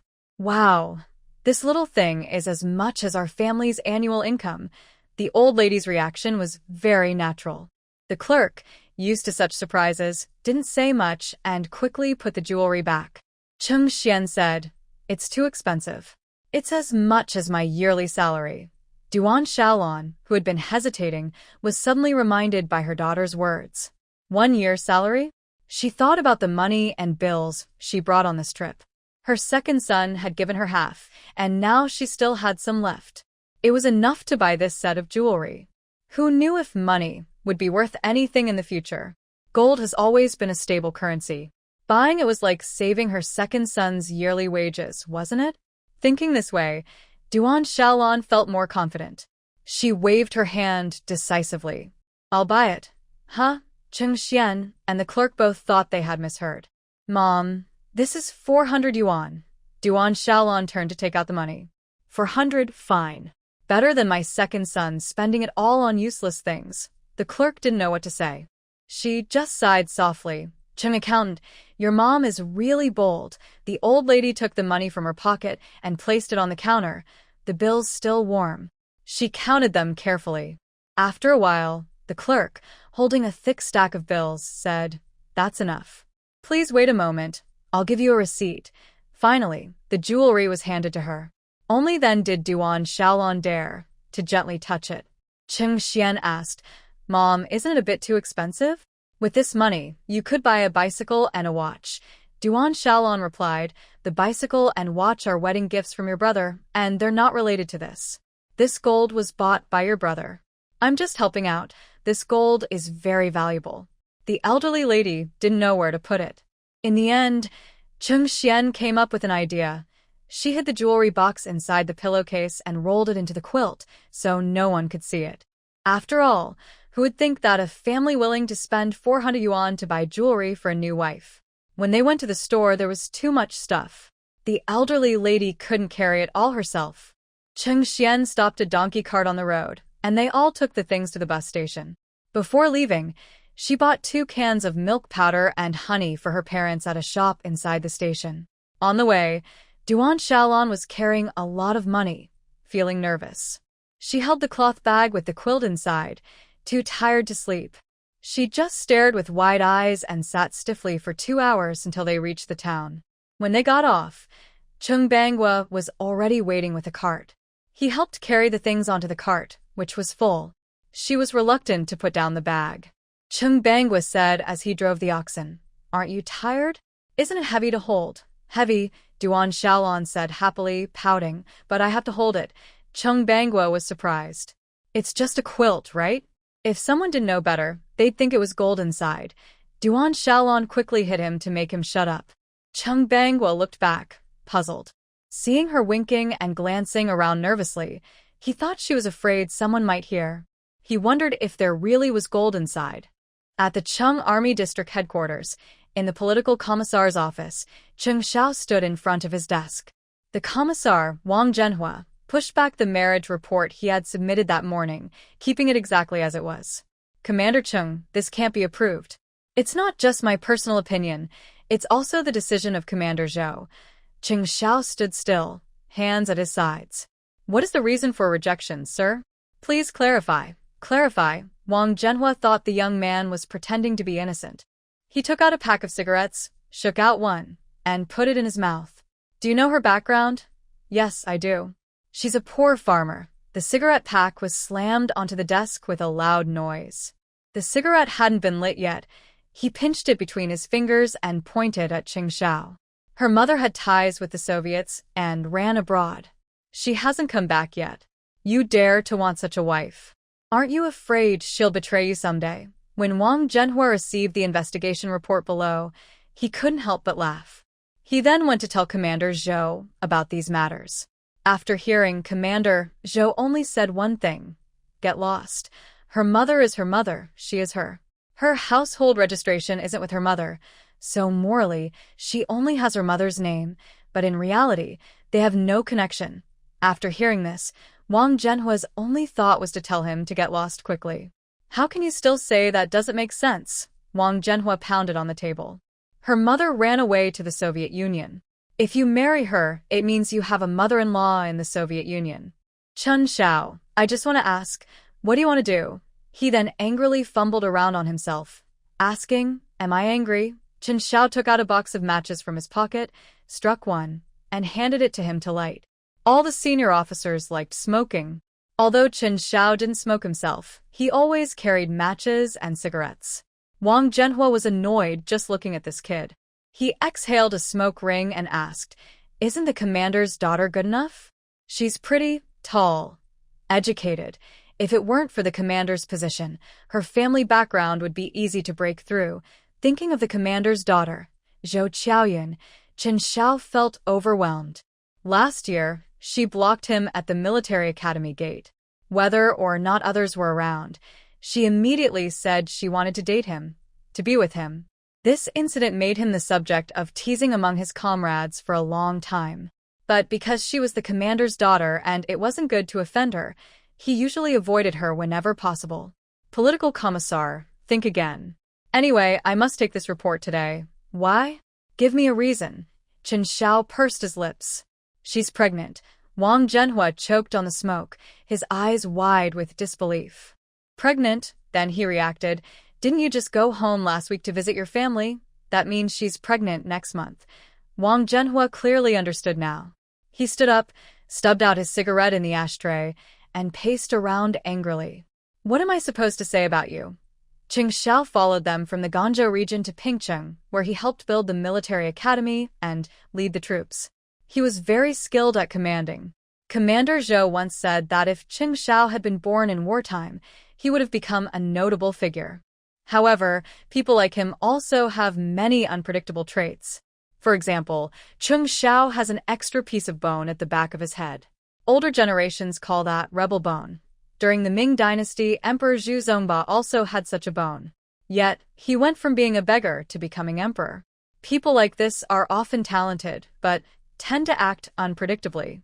Wong Zhenhua tried to stay calm. Finally, he pointed to the sofa by the window and said, sit down first. I want to talk to you about your thoughts. Cheng Xiao tilted his chin and glanced at the clock on the wall. There was half an hour left before work ended. After sitting down, Wong Zhenhua said seriously, Xiao Cheng, over the years, you've been with me and Commander Zhou. We remember that. Because of this, both Commander Zhou and I care a lot about your future. A few days ago, a document came from Beijing. It said each military district should recommend 2 officers to attend a 2-year training at the National Defense University, mainly studying diplomacy and modern military theory. This is a rare opportunity. If you do well, you could stay in Beijing, which is much better than our remote place. Cheng Xiao grinned and leaned back slightly. Political commissar, what does this have to do with my marriage report? How does it not relate? Wong Zhenhua stared fiercely, his eyes almost fierce enough to eat someone. If you marry such a wife, it will be a stain on your political career. You won't even get the chance to think about such things in the future. Cheng Xiao's relaxed expression faded, and a rare serious look appeared in his deep eyes. Seeing him silent and brooding, Wang Zhenhua knew his words had made an impact. Cheng, you're still young. You have a bright future ahead. Why give up your career just for a woman? Xiao lowered his head and thought for a moment. Then he suddenly looked up seriously and said, Political Commissar, last year Commander Liu retired as a Major General. Does that mean What are you talking about? Wang Zhenhua interrupted sharply. Are you out of your mind? Don't say such things, he spat at Xiao's face. That woman is a witch. She can cast spells? She's got you so confused you've lost your mind. Xiao wiped his face silently, choosing to ignore him. Get out of here and go far away. Wang Zhenhua impatiently started to chase people away. Xiao hesitated at the door, refusing to leave. What about my report? Forget your report. The door slammed shut with a bang, nearly hitting Xiao's nose. Seeing the leader's firm attitude, Xiao thought to himself, this is troublesome. It's the third day, and I must get it done by the day after tomorrow at the latest. I'll wait a couple of days and think of other ways. That evening, back at the dorm, Comrade Xiao Tao was washing his feet. When he saw Xiao return with a dark face, he knew for sure that the political officer had scolded him. He chuckled mischievously. I told you so. If they didn't agree, you wouldn't believe me. Xiao sat across from him. It's all your fault for being so pessimistic. If you hadn't dampened my spirits earlier, this would have definitely worked, Xiao Tao laughed. Why are you blaming me? Do you not know the background of the girl you're going to marry? And you still dared to go and shout in front of the political officer. I think being scolded is the least of your problems. It's lucky you didn't get punished. Xiao leaned back on the bed, staring at the ceiling with a sigh. It's over now. I just got her, and before I could even enjoy it, it's gone. His expression was rare, and Xiao Tao found it very curious. He wrung out his towel and said, Tell me, how did you manage to fall for that girl? I'm so curious. Did she turn out to be a fairy or a goddess? How come our squad leader Chung is willing to lose face for her? Pfft, you're the shameless one. Xiao suddenly sat up straight, flexing his arms. If you keep making sarcastic remarks, I swear, on the day you report your marriage, I won't even call you by your name. I'll turn the character Chung upside down. Brother Chung, no, Uncle Chung. Sorry, I was just joking. Why are you so angry? Xiao crossed his arms, frowning deeply. I don't have time for jokes. If you want to help me make up for it, think of a way to get them to write approval on my marriage report. Keep the rest to yourself, Assistant Xiao. Actually, this isn't impossible. The main thing is figuring out how to do it, why to do it, and what to do after. Spouting all that is just nonsense. Xiao Tao was not angry. He put on his shoes, picked up a basin to pour water, and said, Wait for me. I'll tell you when I get back. When he returned, Xiao couldn't wait to speak. Have you decided? There are ways, and it's easy to get their approval, but after thinking it over, I realize it won't change the fact that you'll face obstacles in getting promoted in the future. It's okay, I come from a farming background. If things don't work out, I can always go back to farming. With my strength, I could become a well-known rich farmer in the area. Look at your ambition. Your awareness is too low. Xiao Tao advised, Commander Zhou and the political commissar respect you, but you shouldn't always push the red line. It's like touching a tiger's whiskers. Isn't that obvious? Military orders are strict. Usually, Xiao wouldn't dare to disobey in front of them. But some matters are more serious, and this one is different. If you are truly determined, I have a way, but it might not be as quick as you hope to get them to agree.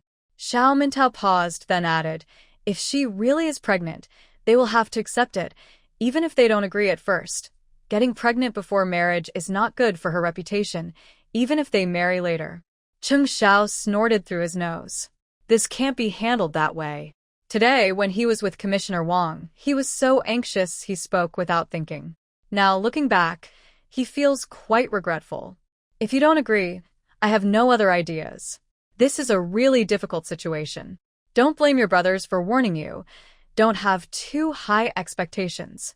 The bigger the hope, the greater the disappointment. The other person didn't seem to listen. He was silent, thinking deeply for a while, then suddenly stood up and left. Xiao Tao glanced at his watch. It's this late. Where are you going? To wash up to the bathroom. Xiao Mintao chuckled behind him. Back home for 2 days, and your accent is already changing. And the bathroom. Water from the shower head poured down at 30 degrees, splashing on his head. Chung Xiao held his toothbrush, standing in the water. Tiny droplets rolled down his waist and stomach, following the tight curves. Thinking of that scene from earlier, his lower back felt a twinge of numbness. He spat out the foam in his mouth and made up his mind. This matter can't be left unresolved. The next morning at the army canteen, Zhou Jin first carried a bowl of soy milk and 2 fried dough sticks toward the dining table. Along the way, he greeted everyone constantly. Zhou Jin was not a talkative person. He sat down quietly, and before he even warmed the bench, a figure sat across from him. That person had eaten noodles for breakfast, which were full of chili peppers, bright red and spicy looking. Even from a distance, it was overwhelming. Zhou Jin didn't look up or pay attention. He pretended not to see. The other person also said nothing. The once lively and talkative young man had become quiet, eating his noodles slowly and silently. The atmosphere was a bit tense. Zhou Jin dipped his fried dough stick into the soy milk and started the conversation. How is the testing of the new tank at the artillery school going? I sent someone home before I came back for a visit, but I haven't received the results yet. Because of the excessive chili, Cheng Zhao's nose was covered with tiny beads of sweat. He was breathing heavily, and Zhou Jin looked a bit annoyed. Can't you handle not eating spicy food? I just want to try. If my stomach hurts, maybe my heart won't feel so bad. Zhou Jin raised an eyebrow. He knew what was happening. It seemed this young man knew he couldn't handle things directly, so he was trying to use tough tactics. Unfortunately, his heart was even harder than stone. The leader across the table stopped speaking. Chung Xiao was calm, but this wasn't over yet. After inspecting the training ground during the day, the commander's office held a meeting. One seat was empty, and as Zhou Jin looked at the vacant spot, his face darkened. He asked Cheng Zhao's supervisor, Zhang Jinming, "Where is Commander Cheng?" Report, Commander Cheng has a stomach ache. His old shoulder injury flared up, so he went to the hospital for an injection. I approved his leave. As soon as he finished speaking, half the people in the office looked at the empty seat across the table. No one dared to breathe loudly, let alone look at the commander's reaction. Everyone knew about Cheng Zhao's old injury. Why did it flare up now? When Commander Zhou was still a regimental commander, on the border battlefield, Cheng Xiao, a new soldier, had taken a bullet for him, risking his life. Over the years, this injury had never acted up, until now at this critical moment. Why? Everyone understood the reason. Wong Zhenhua's thick, dark eyebrows furrowed tightly. He opened his mouth several times but didn't speak. This reckless young man was probably crazy, using a life-saving favor from the past as leverage? Just to marry a woman? Next to him, Zhou Jingxian also had a cold look in his eyes, seemingly lost in thought. The others in the meeting room noticed that the atmosphere suddenly grew tense, making it hard to breathe. Cheng Xiao had been lying in the hospital all day. The nurse adjusted the 4-drip and looked at the person on the bed. He had a pale face and was lying straight and still. Captain Chung, once this bottle of glucose is finished, you can leave. The person lying there didn't open his eyes and softly said, I'm not leaving today. Give me a few more bottles. With his handsome face and deep voice, he looked very attractive and made people want to look at him longer. The young nurse held a tray, cleared her throat, and said, We can't decide that. Cheng Xiao opened his eyes, adjusted to the light, and then looked at her. Please tell Dr. Fong. She has a way. The nurse honestly relayed Cheng Zhao's words to Dr. Fong. In the doctor's office, a person behind the desk wore a pure white coat. Her long hair was tied into a ponytail at the back, with a few loose strands framing her face. Her clear eyes looked calm and peaceful. I understand. Don't tell anyone outside for now. Yes. The nurse left the office. Fong Moli held her pen, slapped it on the desk, and after a moment, got up and left. She went to the ward the nurse mentioned. Hearing footsteps, Cheng Xiao turned his head to look at the slender figure with hands in her pockets at the door. He wasn't surprised. Tell your nurse that I really can't leave today. Fong Moli walked in and sat on the bed next to him, showing no particular emotion. "What are you causing trouble for now?" This morning, when he came and asked her to note an old injury flare-up in the medical record, Fong Moli knew he must have encountered something. The matter was kept secret. Besides a few direct leaders, Cheng Xiao hadn't told anyone else, including Fong Moli. Years ago, Fong Moli was also a battlefield doctor on the border. They had many years of revolutionary friendship, but they weren't close enough to share everything. Cheng Xiao moved his hand with the fore, which was cold to the back of his hand. He curled his fingers, revealing that he wasn't entirely confident inside. This move of showing gratitude in return could only be used once in a lifetime. When Cheng Xiao saved him that year, he never thought it was for any ulterior motive. If it hadn't been for this urgent situation, he wouldn't have taken such a risky move. As a result, his relationship with Commander Zhou was severed. Seeing that he didn't speak, Fong Moli knew this matter was very serious. He wasn't the impulsive type. Using this excuse showed he had thought it through carefully. Forget it, he would help him this time. That night, Zhou Qiaoyan went to Cheng Zhao's office door to block him, but didn't succeed. She met Wang Zhongliang, the son of Commander Wong, and learned from him about Cheng Zhao's marriage proposal. At first, she thought she had heard wrong. Her heart almost jumped out of her chest. But then she heard that his fiancée was a girl from his hometown, and she felt like a bucket of cold water was poured over her, from head to toe. Her mind was a mess, full of mixed feelings, bitter and hard to describe. When she got home, she went to her father's study and asked him. His answer was certain. Standing at the door of the study, she covered her face and started crying, sniffling. "Dad, please don't agree to him." Commander Zhou didn't reply immediately. He looked at the map on the wall with his hands behind his back, his gaze fixed on a border area in the lower right corner, while the sound of thunderous artillery echoed in his ears. His wife, Liang Yu, heard the noise and hurried over. She patted her daughter's back and asked what had happened. Zhou Qiaoyan, crying and sniffling, told her roughly. Liang Yu was surprised and disapproved, saying, "Is that young Cheng crazy? Why would he want to marry someone like that?" Hearing this, Zhou Qiaoyan felt even worse, as if a big hand was squeezing and twisting her inside.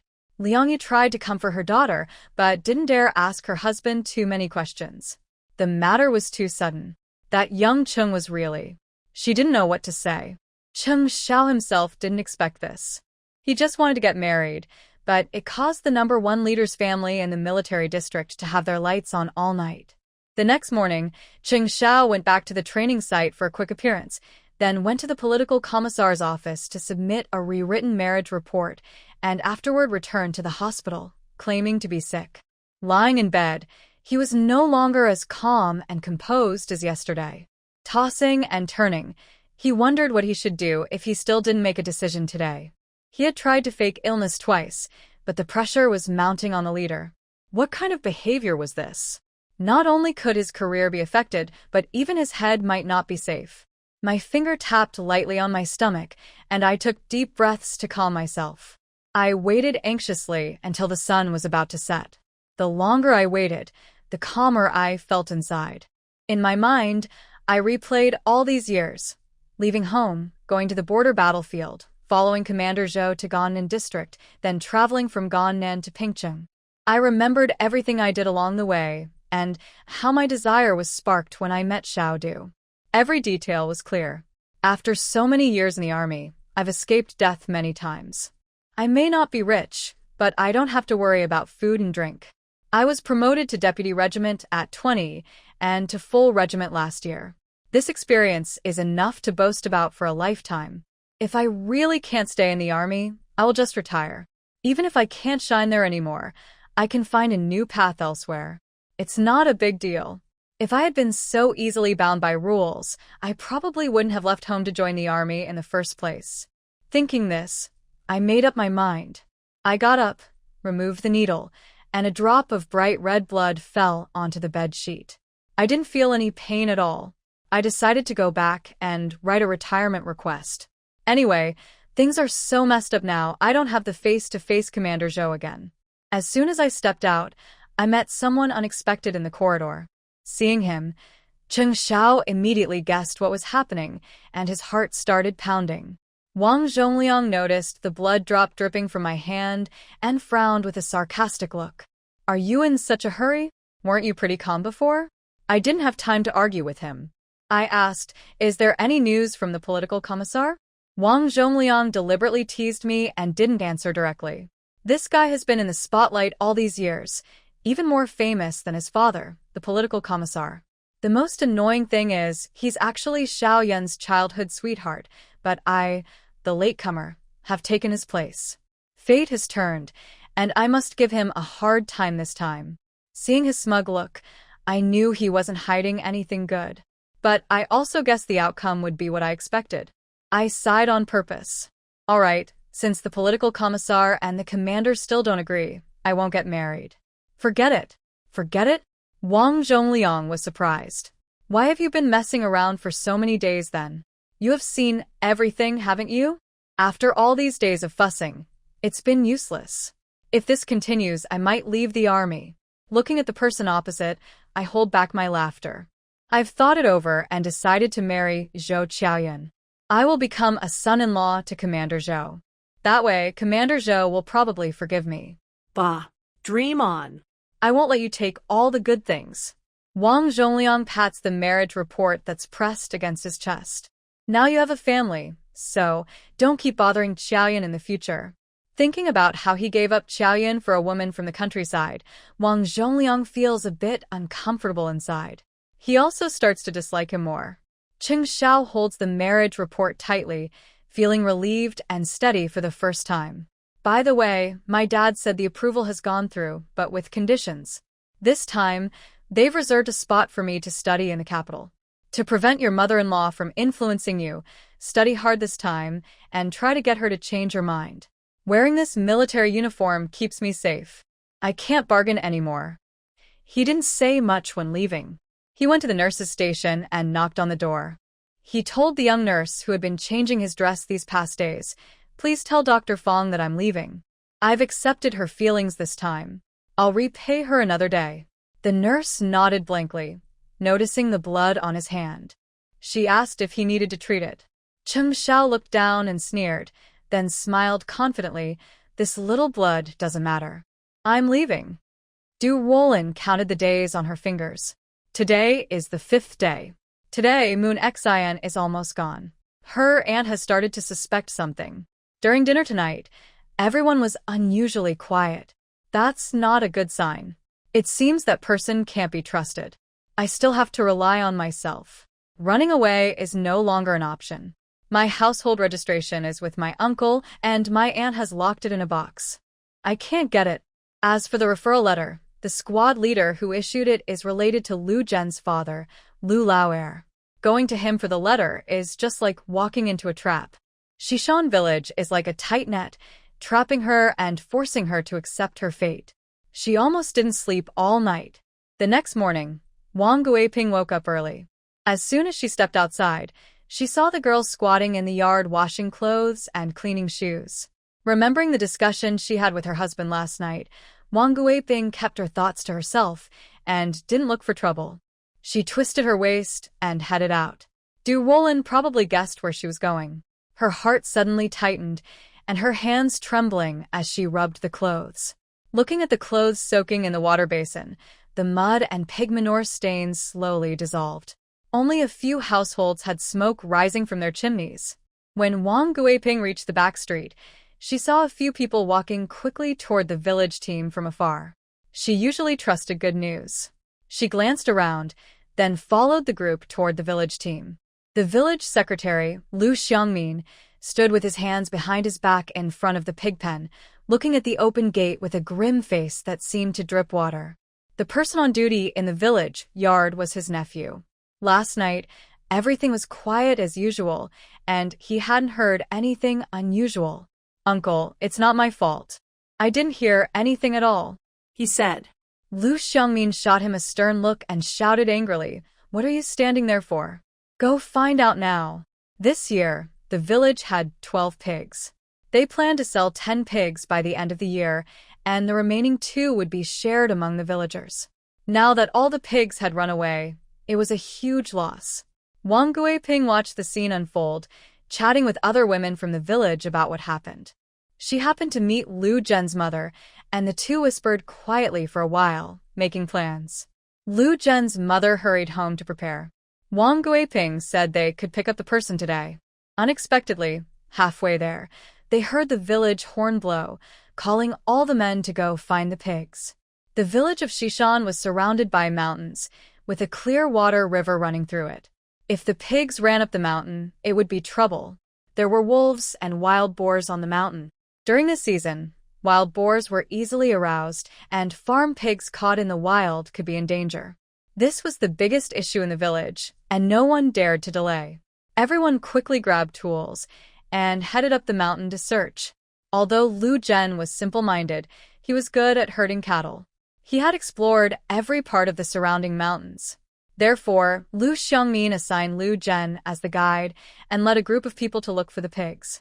The others split into several groups and scattered to search. The commotion outside was quite loud. Dia stood at the gate, quietly watching and muttering, "Strange things are happening. The pigs shouldn't have run away." She turned back to the yard and saw Ruolin, who had just finished feeding the chickens. That day, when she pushed, Dia's tailbone hurt for several days, and she didn't dare to get out of bed. Only today did she start to feel stronger. She had never suffered such a big loss before. Now, whenever Dia sees Ruolin, she feels angry, but also a little afraid. The scene where Ruolin held a knife is still vivid in her mind. She fears she might go crazy again and hurt herself. The team went to find the pig, so Du's father and son also had to go. Everyone in the village is talking about this now. Wang Guiping left her neighbor's house during the day and ran into Lu Zhen's mother, who was on her way to find her. "Dear, today was so hectic, everything at home is a mess. Maybe we should wait another day. Once the team finishes looking for the pig, then we can send your third child over." They called each other warmly, but Wang Guiping felt very reluctant inside. It seemed too coincidental. Every time they needed to send that girl away, something would go wrong. Back home, Wang Guiping sat on the com, a traditional bed, and thought for a long time. She felt something was off but couldn't figure out what it was. Through a small crack in the back window, she saw the person watering the vegetables in the backyard garden. The person was holding a water scoop, looking down quietly, just like before. Nothing seemed different. But the more she saw this, the more Wang Guiping felt an inexplicable anger rising in her heart. She decided that no matter what, she had to send her away early tomorrow morning. Things weren't going well over at the Chao Cheng family either. Chung Bangwa had just come back from the brick factory, covered in dust. He bent down by the water well, washing his hands with the little water left. At the same time, the old yellow cow mooed, and the sheep and chickens in the yard made lively noises. But inside, the elderly couple felt very cold inside. Their second son said he would be back in 2 days, but it had already been several days. Recently, Duan Shaolan stayed at home, tidying up the empty room in the West house. She spent a day reapplying paper to the walls and sealing with Chung Bangwa. They heated the Kong for 2 days to get rid of the dampness. The cabinets had been made a few years ago by a carpenter after Chung Bangwa went to the mountains to find good wood. There were also bed curtains and bedding. Since buying the bedding that day, Duan Shaolan washed and dried everything in good weather. She sewed the bedding and filled the quilts with fresh cotton, which felt soft and fluffy. All the bedding was neatly folded and stacked on the cabinet. When Chung Hua returned home from work, he took a quick look at the new house. It made his teeth hurt and his eyes feel tired. Suddenly, he started to think about getting married. Duan Shaolan, biting her thread, spat at him. "It's still not too late to regret now. Finish arranging your second brother's matters tomorrow, then you can handle your own." Chung Hua stood at the doorframe, speaking calmly. "When will my second brother come back?" Duan Shaolan was worried about this matter. She was annoyed that this stubborn kid was deliberately provoking her. She sighed coldly. "I don't know. Whether he comes back or not, it's up to him. Then it's just as well if he doesn't come back. This house will be for me to use when I get married. You think too simply. No one will want to deal with your messy affairs in the future." It's exhausting for me, and I get nothing out of it. Chenghua gritted his teeth and said, "Tell me, why is it that when my second brother gets angry at you, you also end up scolding me? What? Do you think this has nothing to do with you?" Duan Shaolan frowned. If you hadn't suggested that silly idea for him to go see the matchmaker, would he have run away? Chenghua couldn't help but laugh. He turned away and sat on the edge of the Kong bed, worried that his mother would get even angrier if she saw. "It's not just me. It was you and Dad worrying about second brother. I was just trying to help. And at that time, both of you agreed. Now you're blaming me. Good intentions," Duan Shaolan sneered. "I think you had bad intentions." Chenghua looked out the window at the bright red flowers tied to the shiny bicycle, asking, "Mom, if my second brother doesn't want to get married, can I use that new bike? So I don't have to buy a new one." Duan Shaolan was furious. She picked up the unfinished shoe sole and hit him on the back. "Get lost. You look like a bicycle." Chenghua pouted and walked away indifferently. If she didn't agree, so what? Tomorrow, when they weren't paying attention, he might just ride off on the bike, and they wouldn't know. They didn't eat a good dinner. Duan Shaolan cooked potatoes, eggplant, and fried egg sauce. In the past, she could eat 10 potatoes as a base, but today she only managed 3 and couldn't eat more. The bowls were washed by Chung Bangwa. She lay early on the Kong, with a towel on her head to cool down her fire. By around 9 at night, Chung Bangwa, sitting in the yard smoking dried tobacco, couldn't sit still anymore. He hunched his back, ready to go back inside. Suddenly, a few dogs barked in the village. Chung Bangwa's heart jumped. Acting on instinct, he walked to the gate, put down the latch. In the dark night, a white figure rode quickly on a bicycle. Under the faint moonlight, his carefree and lively expression was visible on his face. Chung Bangwa's pupils suddenly shrank. This mischievous kid really isn't talking nonsense. Over in Shishan village, it was past 11 at night. It was too late to see the mountain path clearly, and one pig was still missing. Dushan returned home in the dark, exhausted after a long day. He hadn't eaten all day and was completely worn out. He quickly took off his clothes and lay down on the pillow. Wang Guiping propped herself up and asked eagerly, "How is it?" Dushan, too tired to open his eyes, turned over and said, "One pig is still missing. If we can't find it, when we divide the pork later, each family will get 2 pounds less." Wang Guiping was furious and cursed the unkind man. Today, she and a few other women had already figured out some clues. They believed it was done on purpose. Someone deliberately let the pig escape. She kept talking nearby, analyzing everything clearly. Meanwhile, everyone else was already snoring loudly. Wang Guiping paused, remembering she had something to say. She nudged him a few times, but he didn't wake up. She gave up and decided to wait until morning to talk. That night, she couldn't sleep either.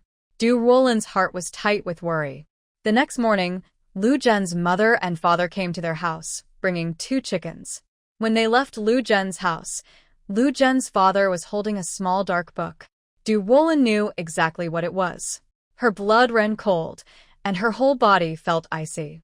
Du Shun and Lu Zhen's father left together. Only Lu Zhen's mother stayed at home, talking with Wang Guiping in the yard, secretly blocking the door. Ruolin was trapped inside, breathing hard. She clenched her clothes tightly and took deep breaths. She couldn't marry Lu. Marrying him would ruin her life. She would rather be like her mother, known as a woman with a bad reputation, to gain her freedom. She refused to marry Lu. Her mind grew firm, and her emotions gradually calmed.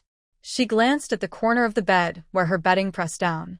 She quickly moved over and hid the small knife she had concealed a few days ago into her sleeve. If Lu Zhen's family found out she wasn't a virgin, they definitely wouldn't let her go. But she would never let Lu Zhen touch her. If she had to struggle, she would rather die with him. On the road to the afterlife, having Lu Zhen as a scapegoat would make her journey easier. Just then, the door was suddenly slammed open. Wang Guiping and Lu Zhen's mother were smiling happily, but their eyes showed contempt. "I know you already understand everything. Just be straightforward and happily go with the Lu family," Lu Zhen's mother snorted softly. She didn't really like Ruolin, but among the nearby villages, she was the cheapest. Yes, mother will treat you like her own daughter in the future. Just trust me and come with me. You're not my mother. Du Shen and Lu Zhen's father, Lu Lao Heir, went to the village committee to get the marriage introduction letter for Lu Zhen and Du Ruolin. The marriage certificate was ready, just waiting to be processed in town. Because Lu Zhen had some intellectual difficulties and couldn't handle it himself, Lu Lao Heir asked his cousin Lu Xiongqian to get a power of attorney for him. Seeing the official red stamp from Xishan village, both Du Shen and Lu Lao Heir felt relieved. The matter was settled. Lu Xiongqian congratulated Lu Lao Heir, who said they had prepared some food and drinks at home, inviting his cousin's family to come for lunch. Lu Xiongqian agreed, but his face didn't look happy. He still hadn't found a pig. When the two men returned to the Du family, before entering the yard, they heard loud arguing from inside the house. The room was a mess, with blankets thrown on the ground, covered in muddy footprints. Lu Zhen's mother and Wang Guiping couldn't control Du Ruolin. The girl looked thin, but she was slippery and quick like a mudfish. In the chaos, Wang Guiping was hit hard in the face, dazed and furious. She suddenly snapped, lunging at Du Ruolin and pinning her down, shouting at Lu Zhen's mother, "There's a rope behind you. Hurry, get the rope." "Oh, okay." Lu Zhen's mother hurriedly searched for the rope. Du Ruolin, like a small animal at the brink of despair, shouted hoarsely, tears mixing with sweat in her messy hair, "Wang Guiping, I will kill you.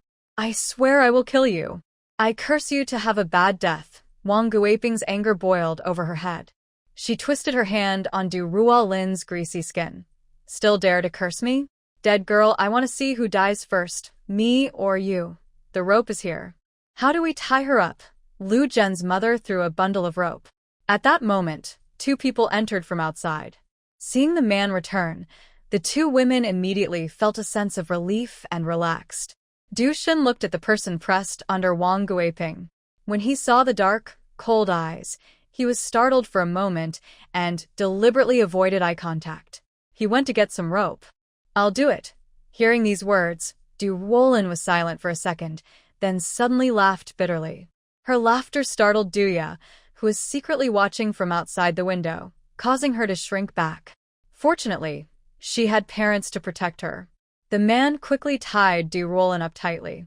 Afraid she would cause trouble, he stuffed a cloth into her mouth. Duya saw her father and Lu Zhen's father carry Du Ruolin out, with no way to resist.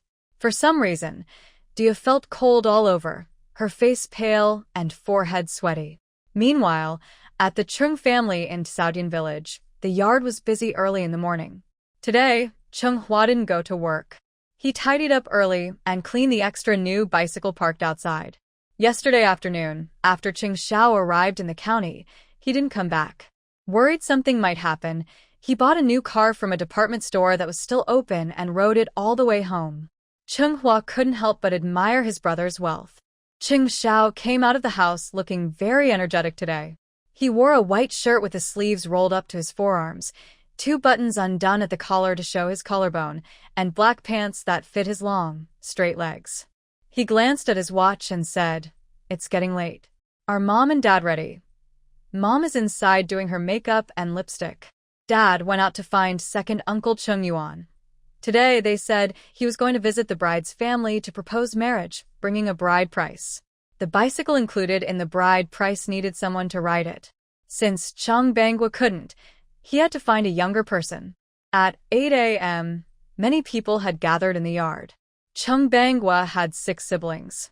He was the 4th, with 2 older sisters and an older brother and 1 younger brother and 1 younger sister.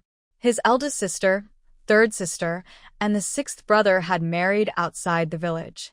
The other 2 brothers stayed in the same village, managing the brick kiln, and they got along well. When Cheng Xiao returned, the aunts, uncles, and cousins from those families all came to see him. They also heard about the marriage plans, and the women were skilled workers who immediately started helping out. The family trusted these sisters-in-law, especially Duan Shaolan, who carried a big bag filled with good things to go along. Brother Chung pointed to the number of people. He sat in the third car, his wife in the second, and soon they would meet the matchmaker in town and have her ride in Cheng Yuan's car. After preparing the soldiers and horses, everyone set out together. Duan Shaolan sat in her son's car. On the way, when she saw neighbors from the same village, she casually showed her silver bracelet, brushed her hair, and her shiny earrings. She kept talking nonstop. Wow, this is my second son. He's in the army. He's going to meet the matchmaker. Yes, my second son is getting married. In town, they met the matchmaker, the same lady they saw earlier, Madame Li. Madame Li's mole on her face moved as she talked happily, making Duan Shaolan smile from ear to ear. When asked which girl the groom was choosing, everyone in the house looked eagerly at the new groom. Chung Xiao calmly said, Xishan village, Du family. Huh, Duan Shaolan's smile faded. She tugged her son's arm. Are you joking with your mom? Do you think I would joke about this? Madame Li was confused. Was this the Du family she was thinking of? Last time, didn't we say they weren't a good match? She asked the old couple from Cheng's family. Chung Bangwa didn't know what was happening either. He asked the person involved, second son, what's really going on? It's simple. I like that Du girl, and she's willing to marry me. That's all. When did you meet her? That's none of your business. Cheng Xiao put the money for the matchmaker on the table, showing unity. I've already prepared the wedding report. How could it be fake? Madame Li took a deep breath and quickly put the money away, smiling happily. Yes, the army has already reported it, so it must be real. No delay, let's go quickly. Everyone set off again toward Xishan village. At the Du family's place in Xishan village. Since Du Ruolin was taken away, Wong Guiping stayed home to wash up and change clothes. The shirt she wore that morning was covered with several dark footprints from that girl. Dia sat blankly on the kong, a traditional bed, lost in thought. Wong Guiping looked at her through the mirror and urged, hurry up and get ready. They prepared a lot of good food today. If we're late, it won't look good. Dia was still thinking about Du Ruolin being taken away that morning. She felt sluggish and exhausted, unable to do anything. Outside the door, the people from the Cheng family drew a lot of attention. The young men looked very handsome and unfamiliar. Someone quickly spotted Li the matchmaker sitting in one of the cars and guessed she was here to arrange a marriage. But they couldn't tell which girl was being proposed to. Li the matchmaker had visited the Du family before. She rode her bicycle at the front, guiding the group as they arrived. The Du family owned a large yard on the old family land, making it one of the biggest in Xishan village. Li the matchmaker was clever and knew her work well. She led the group along the right path to the Du family's house. That house. Do you see it? That's the one. Hearing this, Chung Hua stopped his bike. Li the matchmaker jumped off, straightened her clothes, and explained to the curious villagers and children behind her. When they heard voices outside, Wang Guiping paused her hair combing and listened carefully. Dia also heard the voices. She climbed onto the windowsill to look outside. She saw a woman's side face. Her eyes suddenly widened in surprise. Mom. It's Li the matchmaker. Wow, the surprise was so sudden that Wang Guiping was momentarily stunned. She forgot her complaints about Li the matchmaker from a few days ago. Mom, could it be that Li the matchmaker brought the Chung family to see the house? Dia was nervous and unsure where to put her hands. She felt shy because her clothes were old, her hair was messy from yesterday, and her bangs were tangled. What should she do? Wang Guiping swallowed hard and tried to stay calm. Why are you so nervous? I'll go out and ask first. She opened the door and stepped outside. Before reaching the gate, she saw many unfamiliar faces. The young man at the front had sharp eyes like cold stars and a serious demeanor that caught everyone's attention. Hey, sister. Congratulations. Li the matchmaker smiled warmly when she saw Wang Guiping come out. Wang Guiping's step slowed as she looked around at the strangers. She asked, confused, Li auntie, who are these people? Li the matchmaker explained, these are the Chung family I told you about. From Saudian village. So, the Chung family really came to see the house. This surprise came so suddenly that Wang Guiping's throat tightened. The girl had just left, and the Chung family arrived right after. It seems her family really has bad luck with these matters. When her eyes met the woman behind her, who looked about the same age as her, She immediately smiled so broadly that her eyes and nose scrunched up. Duan Shaolan also politely nodded with a smile, but inside, she felt uneasy about this relative. She found her to be too fake and too scheming. Please come in quickly. You didn't come the other day, so I thought maybe something delayed you. I didn't expect you to come today without any preparation. Wong Guiping warmly invited them inside and affectionately linked her arm with Duan Shaolan's. Duan Shaolan politely said, "No need to trouble yourselves. We just came suddenly today and disturbed you. It's all because of my son. I didn't warn you in advance." Wong Guiping thought she was talking about Cheng, but after hearing this, her gaze shifted to the young man she saw first. Before the two groups entered the house, Cheng Xiao was sweeping the yard and looked around. This was her home, and she could still feel traces of her life here. Her heart suddenly felt full, as if something was swelling inside her. Inside the house, Dia had already heard the conversation outside. Her face was burning hot. She didn't know whether to sit or stand. When everyone came in, she just froze at the door, showing a strange smile. She wanted to look but felt shy about staring at the people coming in, especially when the young men entered one by one, her eyes brightening each time. The Chung family filled half the room. When the matchmaker Li first entered, she saw Duya. The girl thought she was quite nice at first, but when her gaze fell on the young man who was supposed to be her matchmaker today, she felt they didn't really match. Wong Guiping also smiled and looked at the young men on the ground, asking, "Which one is the third son?" Chenghua heard her call his name and felt puzzled. He looked at his second brother and then at his parents. Duan Shaolan pointed at him. "I'm talking to you. Just be confident." Chenghua hesitated. "I'm the third son." When she heard he wasn't the young man she expected, Wang Guiping's eyes flashed with disappointment. But after carefully looking at this third son, she thought he was quite good-looking, just a bit softer in appearance compared to the other, and not as strong. "He looks really handsome. Very nice, very nice." Dia secretly watched the back of the speaker, her face flushing red as if blood was about to drip. She fiddled with the hem of her clothes, which was full of wrinkles. Li Matchmaker interrupted at this moment, saying, "It's not the third son. Today, the person who asked me to be a matchmaker is the second son." "Second son?" Wang Guiping exclaimed, her heart suddenly racing again.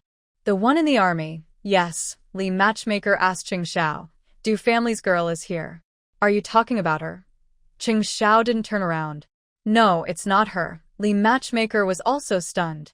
Wang Guiping looked at the young man and said, "My family only has this one unmarried girl.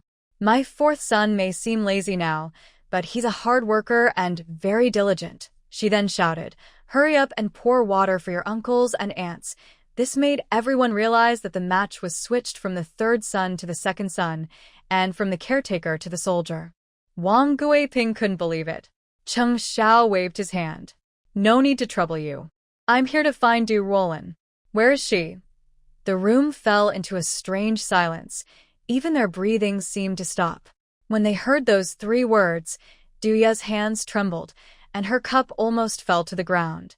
Wang Guiping's face also looked very strange, with a twisted smile at the corner of her mouth. Ruolin?" "Yes." Li Matchmaker was also confused. When she first came to Du's house, she was told there were only 2 girls, and one was already married. She didn't know if there were others. Worried about making a mistake, she asked again, "Young man from the Chung family, are you sure this is the Du family? Could he be mistaken?" Just by looking at the expressions of the mother and daughter, it was obvious he was right. Wang Guiping felt sick inside, her face cold as she brushed dust off her lap. "You came too late. She got married." "What?" Duan Shaolan suddenly stood up, her face full of shock.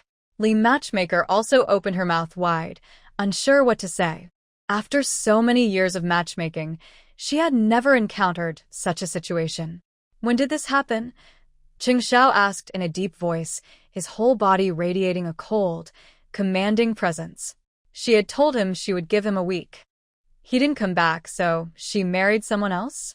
Wang Guiping looked into his eyes, feeling nervous, but still stubbornly said, "It was just this morning." "You were a step too late." Hearing this, the Chung family members all looked at Cheng Xiao with worry and regret. In the end, They had missed their chance. But in just a few moments, Xiao had already pieced together all the clues from these words and understood everything from before. No wonder she said she only had a week.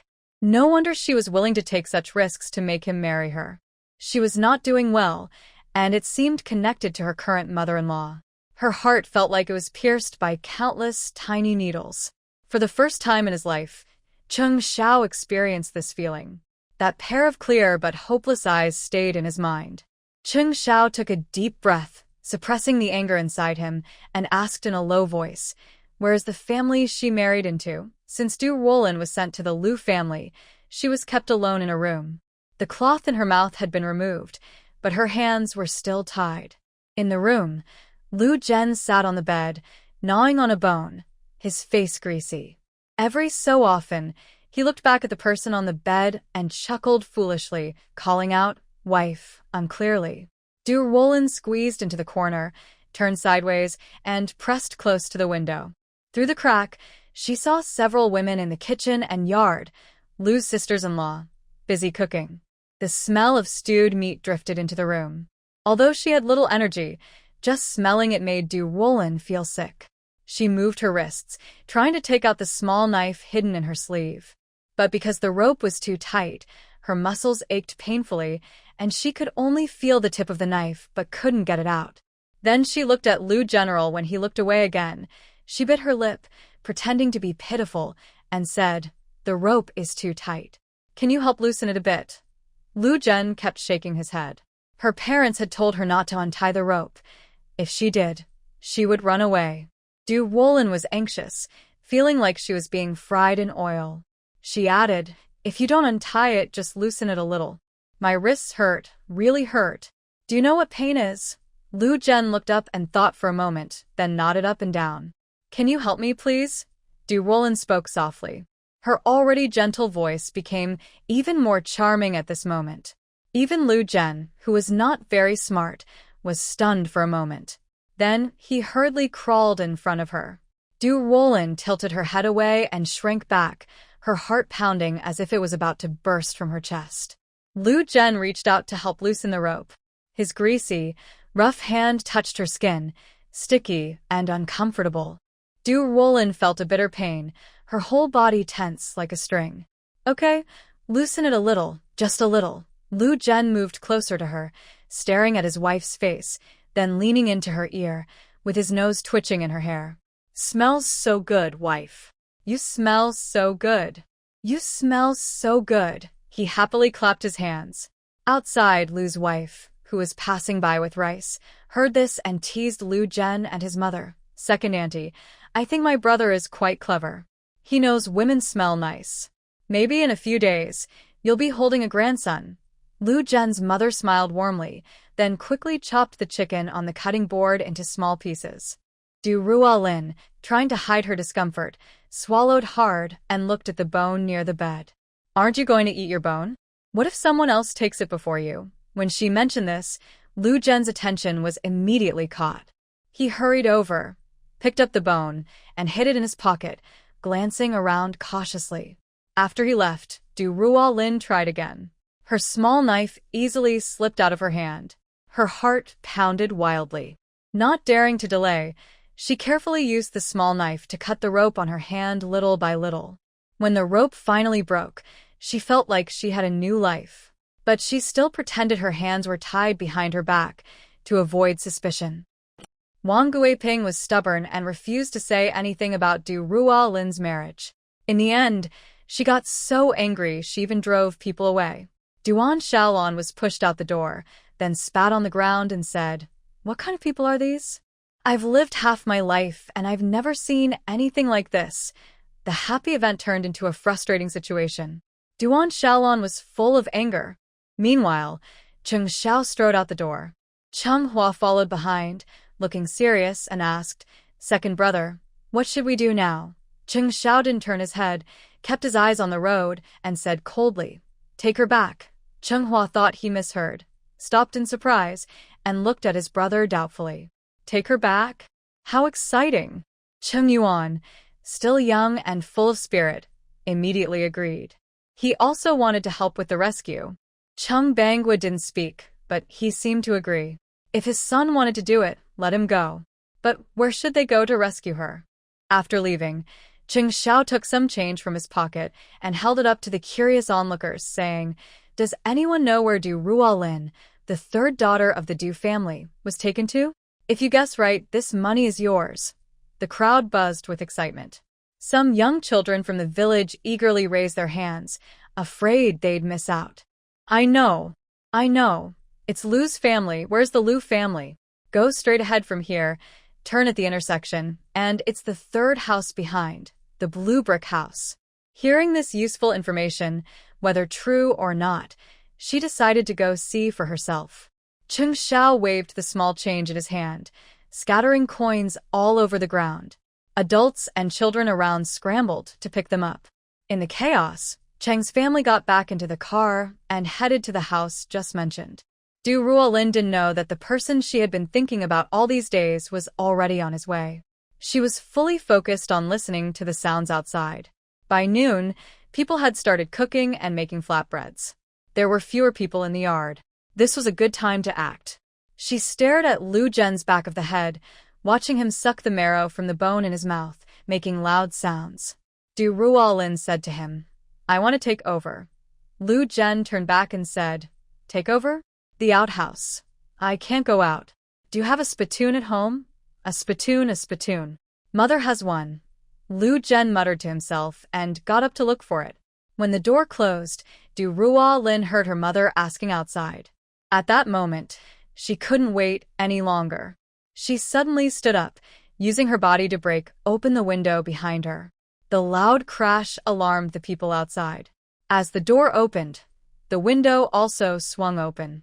Ruolin turned back in panic and saw her mother's angry eyes. "She's escaped." Ruolin clenched her teeth, bent down, and jumped out of the window. The women in the kitchen heard the noise, dropped what they were holding, and rushed out. Ruolin ran outside with all her might, but her legs felt weak, as if weighed down by lead. She used all her strength to cover the short distance. "Come back. You little girl, wait until I catch you and see how I deal with you." The shouting and scolding came from behind. Ruolin didn't even have time to look back. All she could think about was that she had to run. She staggered to the corner of the street, almost bumped into a passing bicycle because she didn't notice. Her whole body trembled, looking extremely frightened. She didn't dare delay even a second and planned to keep running forward without lifting her head. But at that moment, someone grabbed her wrist. She trembled, looked up with trembling lips, and saw that cold, serious face. She froze in place. She had felt those strong hands before, and she had owned them. He didn't break his promise. He really came. At this moment, she didn't know how to describe her feelings. It was like a young bird returning home, her heart finally settling. This was the first time in her life she was not abandoned, the first time someone kept their promise to her. A wave of deep sadness hit her, and a few tears slipped from the corner of her eye. Her vision blurred, but she didn't need to say anything. The next moment, she was already embraced in someone's arms. Xiao held her and comforted her. He had experienced many emotions today: hope, joy, anger, and anxiety, all of which faded when he held her. "Don't be afraid. I'm here. Ruolin cried as she hit his chest. "Why did you come so late?" The person who had been happily reunited was now completely amused by her words. She still knew how to turn things around. Xiao didn't resist. He let her vent. "It's my fault. Blame me." In broad daylight, Ruolin was held in the arms of a stranger in front of many people. Lu Zhen and his mother's eyes looked like they could kill. Standing with their family across from them, they scolded loudly, "You shameless little prostitute. Even after getting married, you're so reckless. Hurry up and come back. Just see how I'll teach you a lesson." Hearing this, her body trembled. Xiao looked up at the person speaking across from him, his brows furrowed deeply, and his eyes held a cold, biting look. The tension was thick between the two sides. Lu's family was mostly women at home. Lu Zhen's father went door to deliver the message. Facing several young men from the other side, these women felt a bit nervous. One young wife, knowing the situation, said, "Auntie, I'll go find someone." "Go quickly," Lu's mother said through gritted teeth. Duan Shaolan had been watching the girl Xiao was holding since the beginning. She had caught a glimpse of her profile, delicate and pretty. No wonder her son couldn't forget her. But now, things were unclear. Duan Shaolan stepped forward, hands on her hips, shielding her son and the girl. She was not afraid of arguments. Everyone in Saudian village knew her reputation as third sister Duan. "What are you doing? Catching someone in broad daylight? Are you bandits?" Lu's mother spat. "That's my daughter-in-law." "I'm catching my daughter-in-law. What's it to you? Hurry up and send her back." The words daughter-in-law really surprised Duan Shaolan. If she was already married, she truly had no right to interfere. At that moment, Cheng Zhao's voice came from behind. "She's my wife. When did she become part of your family?" Lu Zhen's mother was stunned, then sharply scolded. "Nonsense. We just took the household registration book from her family this morning. The invitation letter is ready, and the dowry has been paid. Isn't she from my family?" A chill spread through her body. Ruolin felt cold inside. The invitation letter from Lu's family was issued, and she and Lu Zhen were truly tied together. Noticing her unusual reaction, the hand behind her tightened its grip. Ruolin pressed her face against that person's chest, feeling the strong heartbeat pounding loudly. "You say you issued the invitation letter this morning? Fine." Cheng Xiao shouted to the people around. Everyone heard that. "She just said herself that the invitation letter was issued this morning. Remember to testify for me later." Lu Zhen's mother saw that he was acting out of the ordinary and questioned, "What do you mean by that?" Cheng Xiao sneered coldly and said loudly, "The marriage report I filed with the army 2 days ago confirms our marriage. The marriage record has been entered into the national and military files 2 days earlier than yours." "What?" Hearing this, everyone was shocked. The army? The marriage report? 2 days earlier? People's attention was on different details, but together they all understood. Ruolin was married to this young man, and he was in the army. Ruolin's mind was blank. Tears still wet on her eyelids, her long eyelashes clumped together. She looked up at him, her gaze fixed on his half-profile, his straight nose, deep eyes, and an imposing presence that commanded respect. She hadn't given him her household registration, so how could he have filed the report? When Lu Zhen's father, who had just arrived with someone, heard this, his steps felt heavy. He looked suspiciously at Du Shen, who came with them with a sharp gaze. Duchenne looked confused. He didn't know about this. "Everyone make way, make way. Father, you're here." The villagers watching the scene naturally made way for Lu's family. Seeing the support coming, Lu Zhen's mother crossed her arms, lifted her chin, and rolled her eyes at Duan Shaolan, standing beside her. Lu Xiangqian also arrived. He knew Chung Banghua, both were village secretaries, and they often met at meetings in the town and commune. Secretary Chung, Lu Xiangqian didn't want to cause trouble, acting as a mediator. "What's going on? Why are you here?" Chung Banghua said, "Today I brought my son to pick up his bride. But we heard that this girl was married off to someone else by her family again. Master Banghua also has a lot of experience and quickly changed the nature of the matter with just a few words. One word was accept, and the other was again. These 2 words directly put the Du family in a difficult position." Du Shin blushed and his neck thickened as he retorted, "Impossible. I never agreed to marry the 3rd brother to you. I don't know you. Then does that mean you married her to Lu's family?" "Not her own choice," Cheng Xiao asked back. At this moment, Du Shun was eager to clear himself from this matter and didn't think carefully about his words. "So what if it is? Marriage is decided by parents and matchmakers. Although she's just my niece, I raised her in my family. It's only right that I handle her marriage. More than 20 years since the founding of New China, feudal arranged marriages are outdated and shameful. Yet you all don't see it as shameful but proud. Even if you report this to the central government, you won't be in the right. This marriage will not happen." When he said this, the people on the other side were all stunned. If it was just about children's marriage, they could argue normally. But once the political correctness label was slapped on, no one dared to refute. After experiencing turmoil in recent years, they still had lingering fears. This fear was deeply ingrained. At this moment, Ruolin, who was originally held in Cheng Zhao's arms, wiped tears from her face, then stepped out and coldly said to Du Shen, "He's willing to marry me to Lu Zhen just for 50 yuan. I don't want to. This morning, they forcibly took me from my home. This isn't an arranged marriage.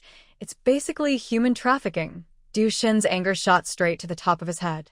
He stomped and shouted, "I am your uncle. Since the day you wanted to sell me to the Lu family, it's no longer the same." With this shout, Ruolin used all her strength. Her fists clenched tightly at her sides, as if she wanted to shout out all her years of grievances. "Check your conscience. How much work have I done for your family over the years? How many hardships have I suffered from your wife? I am like a slave from the old society. Do you think giving me a place to live is caring for me? I don't want it. I'd rather go out and beg for food. Who cares about the Du surname? Who cares about living in your house?" With each word she spoke, Cheng Zhao's anger grew stronger. When he was investigated for his political background, he learned about her background and understood that she was in trouble, living under someone else's roof, and not doing well. But he never expected the Du family to be so unkind, especially since they were relatives. Du Shan was speechless, his face turning extremely pale. "The noise here is quite loud, and almost everyone in the village has come over." They formed a circle surrounding these two groups of people so tightly that no one could pass through. Among them were Du Rue, the head of the Du family, and his wife. They stood quietly in the crowd, trying to stay low. But Wang Guiping was not so lucky. As soon as she arrived, she was pushed into the spotlight. "Hey, look who's here, Du Chao, your wife is also here." Wang Guiping's heart was pounding. She felt embarrassed by the teasing and curious looks from others.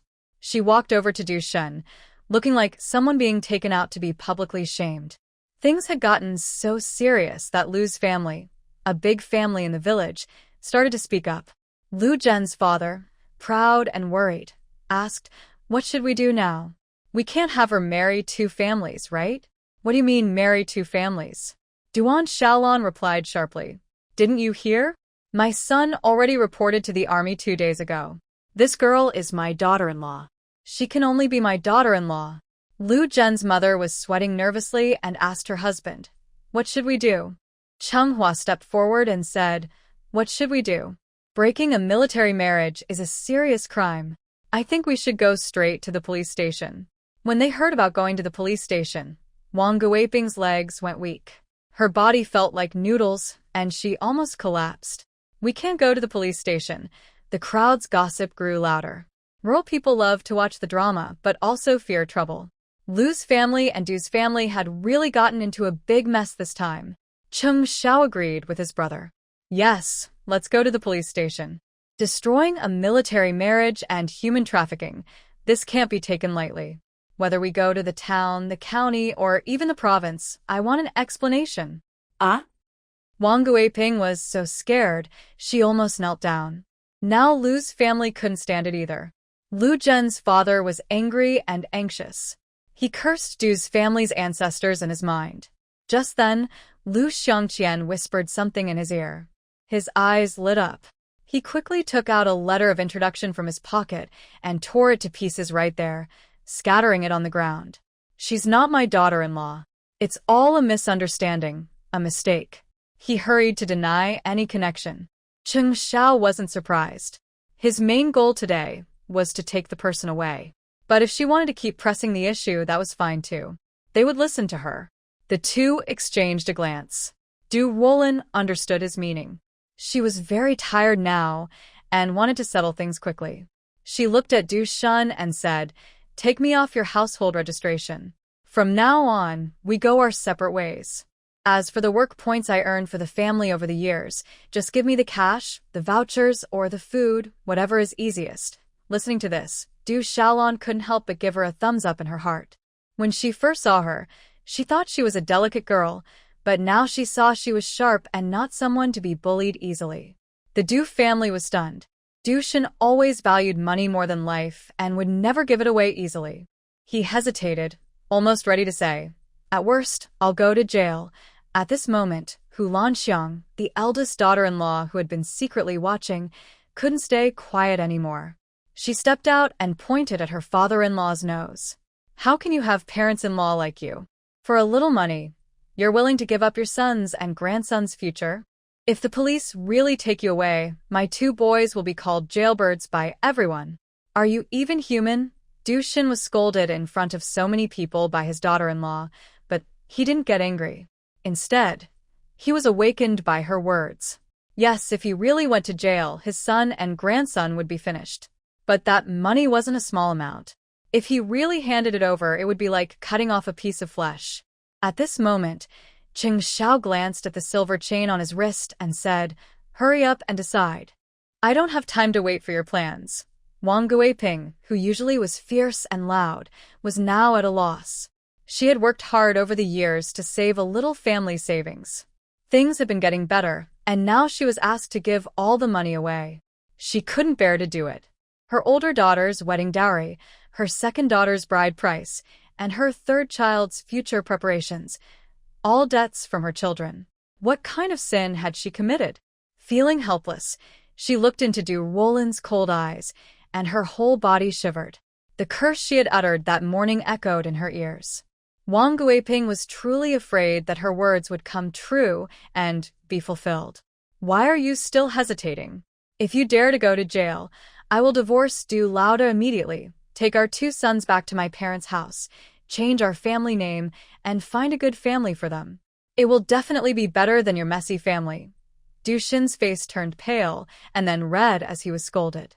His ears were filled with his daughter-in-law's sharp, angry words mixed with the urging voices of the Chung family members.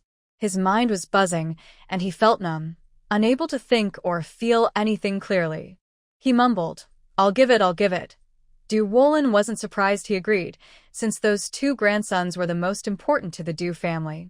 She looked at Lu Xiangqian and said, the team should have my work points record. Please, Uncle Lu, help me get it so I can check. Hearing her call him uncle, Lu Xiangqian knew that the Lu family was finally recognized.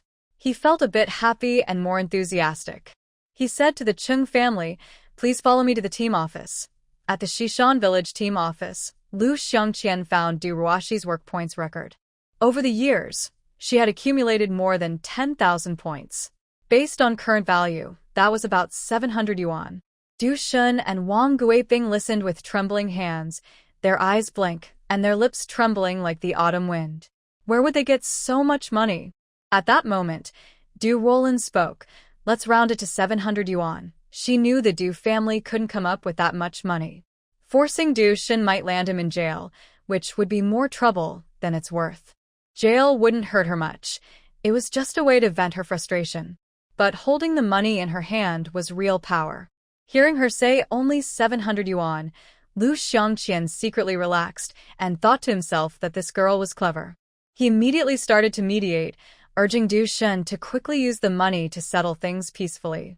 In the end, with no other choice, Du Xin reluctantly went home and took out 700 yuan from his savings, handing it over to his niece, who had been raised by him for 21 years, along with a torn page from the household register. When the uncle and niece made this exchange, their relationship was officially severed. At that moment, Du Ruolin felt an indescribable feeling inside. She had finally broken free from that prison. Her broken wings had grown back with new flesh. The process was painful, but it was worth it. She didn't bother to look at the Du family anymore, as there was nothing left to take. She followed the Chung family and left together. On the rural village road in June, for the first time, the world in Du Ruolin's eyes became vivid. She sat on the front bar of her bicycle, her body embraced by a pair of arms. They were very close, so close that just by slightly lifting her head, she could feel their breathing intertwining. She tugged at his waistband, her fingertips unintentionally touching the firm muscles beneath his clothes, occasionally glancing up secretly to observe him. Last time they met for the first time, she had planned it. Feeling nervous and guilty, she didn't dare look at him much, afraid that her hidden scheming would be seen. She only remembered that he was very handsome at first glance. Now that she was closer and looking again, she couldn't help but smile at her legal husband, who was about to meet her for the second time. Her heart beat faster. She could tell from his small actions that he noticed her. Every time she looked down, he would just happen to look away. He would smile softly, and his smile grew wider. She used to think she was brave, daring to hug and hold him tightly on their first meeting, as if she had 8 legs and couldn't let go. Now, she felt a little shy. But it was still early to feel shy. Once she officially became his wife, there would be many moments when she would feel embarrassed. When they arrived in town and sent away the matchmaker Li, Chung rode his bike to the workplace. He borrowed a phone from the office to write a letter to his older sister about the wedding plans for tomorrow. This was a big moment for Ruolin, her first time in town. Seeing her curiosity, Xiao parked his bike at the supply and marketing cooperative and said openly that she could buy anything she wanted, and he would pay. Ruolin was still getting used to the idea that they were now married. She tightly held the money Shen had just given her cheeks flushed and her eyes shining. I have money. I can buy things myself. You saved me today, so I want to buy something for you too. Seeing the two of them politely taking turns, Duan Shaolan was very happy. Now she was no longer worried. She grabbed Ruolin's hand and looked her over carefully, her eyes full of admiration. She looked a little thinner, but that was okay. She was good at feeding people, and in a month, she would be plump and healthy. You two don't need to keep arguing. If you want to buy something, I will pay, Duan Shaolan blurted out, but right after she said that, Ruolin's face turned red, and she lowered her head shyly. Xiao also understood, and quickly helped smooth things over. Mom, you're calling too early. Where's the red envelope? What red envelope? Duan Shaolan paused, then slapped her thigh. Oh, right. I haven't given the red envelope for the change of address yet, but it's no big deal. It's just a matter of time. That's not acceptable, Xiao said, putting his hand on her shoulder as they entered the supply store. He also gestured to Ruolin to follow behind with his hand behind his back. Because of the wedding, they needed to buy seasonings like oil, salt, soy sauce, and vinegar. They also had to prepare snacks like sunflower seeds, peanuts, and candies. Ruolin stood in front of the counter, constantly looking at the various goods behind it. She was a bit overwhelmed until she saw the piles of fabric. Then she remembered that if she got married, she wouldn't even have a decent dress. She walked over and started choosing from the fabrics. Xiao followed his mother as she praised the candies, then turned around to watch her pick fabric. He waited quietly nearby. Ruolin has fair skin and a pretty face. Her big eyes seem to hold a gentle spring when she smiles. Looking at her a few more times makes people feel drawn in, willing to get lost in her charm. At this moment, Xuli's eyebrows slightly furrowed, looking both worried and adorable. Her small, elegant nose and full, red lips made Xiao feel a strange flutter in his heart. The feeling was softer and sweeter than ripe cherries. Suddenly, he felt a nervous tremor in his chest, even in broad daylight. Ruolin called out to him a few times, but he didn't respond. Chung Xiao. At first, Ruolin found it a bit strange to call his name. She tried a few times before it sounded natural. Huh? I'm listening, he replied, his eyes meeting hers. His gaze was still a little blank, as if he was lost in thought. She didn't know what he was thinking, so she pretended not to notice. She picked up the fabric she had chosen and asked him, "Do you think this looks good?" Xiao finally snapped out of his thoughts and looked at the fabrics in her hand, one dark red and one almond yellow. In the countryside, people mainly did manual work, so they didn't need fancy or trendy fabrics. Durability was important, and it had to be affordable. So, there weren't many fashionable styles. These two fabrics were among the brightest colors available. Seeing that he hadn't given any opinion after a long time, Ruolin guessed the answer might not be good. She calmly put the fabrics back and continued browsing. Suddenly, Xiao took her hand. "None of these suit you. When I take you to the county or city someday, I'll buy better ones."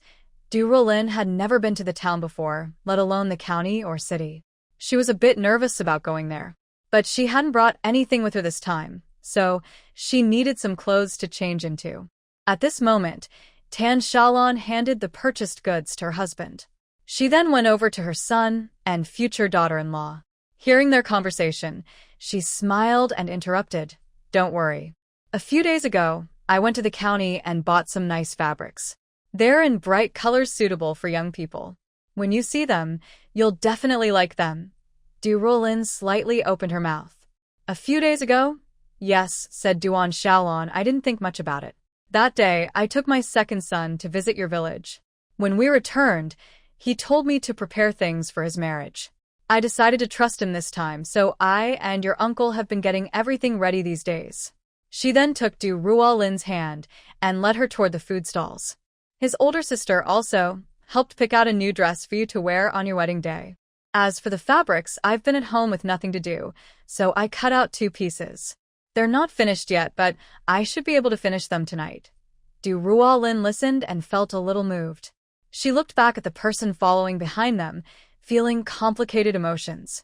How could someone be so foolish, so willing to fall for it? Knowing full well she was deliberately tempting him. And his family, not knowing what she was like or her character, still so eager to help. But then she thought, maybe it's because they care about Cheng Zhao's bride, not her, Ruolin. If Cheng Xiao and Duya had also matched well that day, Duya might have been treated the same way by the Chung family. Still, she could see that the Chung family had good roots. Over time, she believed they would genuinely accept her. They bought some toiletries at the supply store, waiting for Chenghua to come back from work. Then everyone hurried back to Tsaudian village. Their bicycles stopped in front of a large courtyard. Cheng Xiao said, "This is their home, and it will be her home in the future."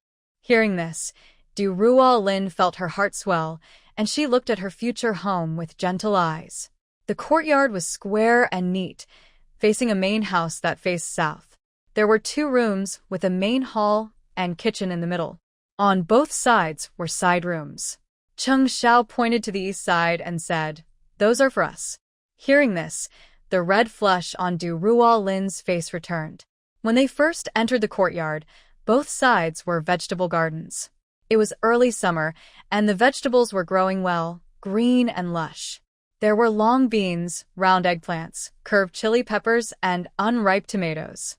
On the other side were leafy vegetables like cabbage and bok choy.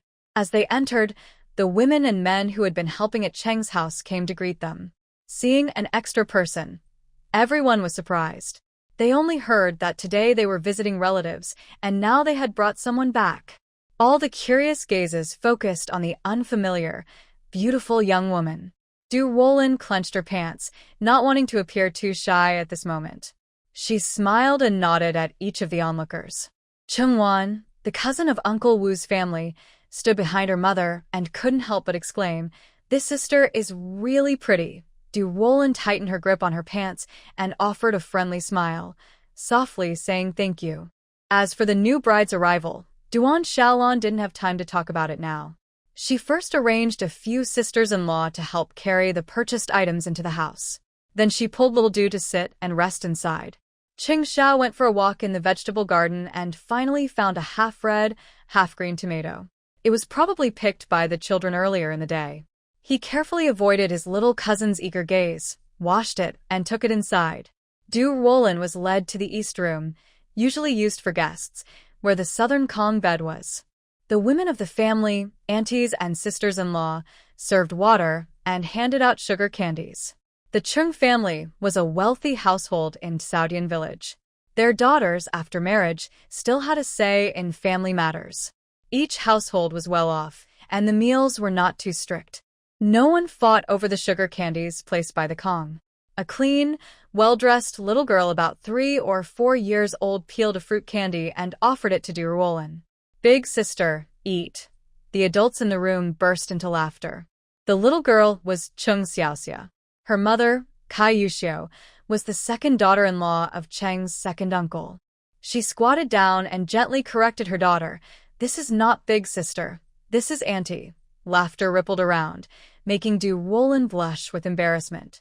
At that moment, Cheng Xiao squeezed out of the crowd, holding a wet tomato he had just washed. He handed it to Ruolin and looked back at the relatives. "Second aunt, is the meal ready? You haven't even cooked lunch yet, have you?" Second aunt smiled and scolded him. If you don't come back soon, we'll finish eating and leave, then hurry up and get ready. Everyone's starving. Why are we just standing around here? As he spoke, he turned back with a smile still on his face and winked at Ruolin. What's being hungry? I think it's obvious you're afraid we'll take your little wife away, so you're just making an excuse to send us all away. The eldest daughter-in-law from the two big families, Chu Hongying, teased loudly and excitedly. She pinched her waist and raised her chin, saying, "We refuse to leave."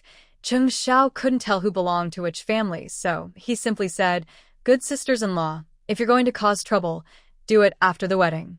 If you really scare people away, I'll be a lifelong bachelor. When I grow old, I'll come to your houses and stay, eating and drinking without leaving. All right, everyone go out to eat. Don't crowd around our little Du." Finally, Duan Shaolan came in and shooed everyone out. Once the room was quiet, she said to Ruolin, "Little Du, rest for a bit. I'll call you when it's time to eat." Ruolin couldn't sit still and was about to help, but Cheng Xiao quickly pulled her back. "You don't need to go." Ruolin hesitated. "Is that okay?" "It's fine. It's your first visit, you shouldn't be working." Her past environment was like that, with some habits and thoughts hard to change overnight. She would take her time. Ruolin sat down again as he pulled her. After Shaolan tied her apron and left the room, only the two of them were left. Besides the occasional crowing of the rooster outside, only their breathing remained. Ruolin hadn't yet learned how to face him. Under his overly intense gaze, she avoided eye contact and randomly put the tomato he had just given her into her mouth. But as she bit down, the sourness burst between her lips and teeth, making her frown tightly. "So sour." Cheng Xiao chuckled softly. His voice was smooth and pleasant. He turned her tomato in her hand, guiding her to the red side, and brought the ripe part to her mouth. "Eat this side, it's cooked." The warmth on the back of his hand, still a bit damp, connected through their skin. Her racing heart gradually calmed as a gentle breeze blew in through the window, dispersing the gloom, leaving only joy and excitement. Cheng Xiao watched her eat the tomato. When she looked up shyly with her eyes, her unintentional gesture was deeply captivating to him. Oh right, how could he forget? She was a fairy after all. She carried an irresistible charm that even rough cloth and worn-out clothes couldn't hide. Her sharp Adam's apple moved up and down. Ruolin saw it and offered her the half-eaten tomato, a bit of juice on her lips. "Eat too." Cheng Xiao stared at her bright red lips, his Adam's apple bobbing again. He looked down, his thick, long eyelashes hiding his emotions. He held her hand and bit off the sour part she had just mentioned, his thick eyebrows instantly furrowing. Seeing how he was affected by the sour taste, his handsome features scrunched up, and Ruolin couldn't help but laugh. "I told you it was sour. Why did you still eat that part? I don't believe in superstition." He hurriedly swallowed the fruit flesh in his mouth. When he saw her finally smiling, he felt relieved. Ruolin tilted her head to look at him. After thinking for a moment, she offered him the red part again. But this time Cheng Xiao refused to eat it no matter what. The air in the room was as sweet as honey, sticky and thick. A few sneaky little heads peeked over the windowsill, but Cheng Xiao was too focused on her smiling face to bother chasing them away. What are they doing? Eating tomatoes. Uncle takes a bite, then gives a bite to sister. I want to eat tomatoes too. Shoo, your voice is too loud. The little kids peeking in were eventually chased away by Aunt Wu. As they passed by the window, they looked inside and smiled, then went over to chat with fourth sister-in-law, who was chopping eggplant with a knife. Where did you find your wife? She's really pretty. I think second young master is crazy about her. He's just sitting by the bed not moving. Duan Shaolan couldn't hide her pride, and her knife moved more skillfully. Regarding what happened today in Xishan village, she had just taken a moment to discuss with her husband. They decided not to tell anyone. For the sake of little Du, even Chung Yuan's side was told to keep it quiet. She asked Chung Hua specifically to make sure no one spread the news. Xishan village was introduced by matchmaker Li. Oh, I know about that. I remember you said you were going to meet someone for a marriage arrangement. It was for old third, right? Why has it changed to old second? It doesn't matter. The day before the matchmaking, old second came back. My husband and I decided to change the plan and match him instead. Old Third agreed too. TSK. If I had known this girl was so pretty, Old Third would definitely regret it. Chu Honging casually spoke out, but in the next second, her sister-in-law nudged her arm and quickly gave her a warning look. She was always someone who spoke without thinking, and her words were often careless. Juing paused, confused. What did she say? Several elders nearby also felt that this was not the right thing to say. Now that the second child and his partner are engaged, talking about it might cause trouble between the uncle and his sister-in-law. Duan Shaolan finished peeling the last piece of eggplant, placed the knife in the basin, and carried the vegetable bowl toward the kitchen. Although she didn't want to hear that remark, as an elder, she didn't want to cause trouble on such a happy day. She said, "Our third child doesn't mind. He's still young and says he doesn't want to get married." Yes. The three brothers are still young. Plus, he's doing well at work and is handsome. There are many options for his future partner. Everyone laughed and changed the subject, leaving the matter behind. Chu Honging, who had been ignored, stood quietly in place, feeling a bit wronged. Seeing her second daughter-in-law happily chatting with others made her feel even more upset. It was clear she was being left out. The Chung family guests stayed until after dinner before leaving. Duan Shaolan felt tired, but also very happy inside. Today, the house was lit with electric lights. Duan Shaolan took out the key to open the new room prepared for her second son's family. It had been locked all day because there were many people, and she was worried the children might cause trouble inside. Ruolin was pulled inside by her. When the light turned on, she looked around at the room. It was brand new, with a faint earthy smell from the freshly built brick bed. It wasn't overwhelming, but made her feel at ease. The bedding was also new. Duan Shaolan said she bought the best bamboo and grass mats from the market. The quilt, pillows, and bedding were neatly folded, and the wardrobe and cabinet were spotless. The room was full of life. Seeing the scene, Ruolin suddenly felt a sense of belonging, something she had never experienced before, and it sparked a small hope to live a good life. Although Cheng Xiao and Ruolin are legally married now, the family hasn't held a wedding yet. The elders only consider the ceremony as official after bowing to the ancestor tablet. Only then would they truly be married. So, that night, Ruolin was settled into this new room. As for Cheng Xiao, he would share a room with his younger brother for now. Duan Shaolan took out some fabric and bedding she had bought earlier from the wardrobe. She showed them to little Ruolin looked at everything with a smile and sat quietly nearby. When asked about the items, she said each one was good. It wasn't just politeness. She genuinely liked them. The fabrics, in particular, were of different colors and textures, much better than what she had seen at the town's supply store today. Seeing that she was satisfied, Duan Shaolan felt relieved, glad that her good intentions hadn't caused trouble. After tidying up the fabric, Duan Shaolan asked her to wait a moment. She then left and returned holding a large bag, the same one she had taken to Xishan village during the day. Inside was the prepared bride price, but because of the recent incident, she couldn't give it to her in-laws, so she brought it back untouched. She listed everything inside, placing it on the Kong, a traditional bed, taking up quite a bit of space. The bride price money was in a thick stack, tied with an old rubber band.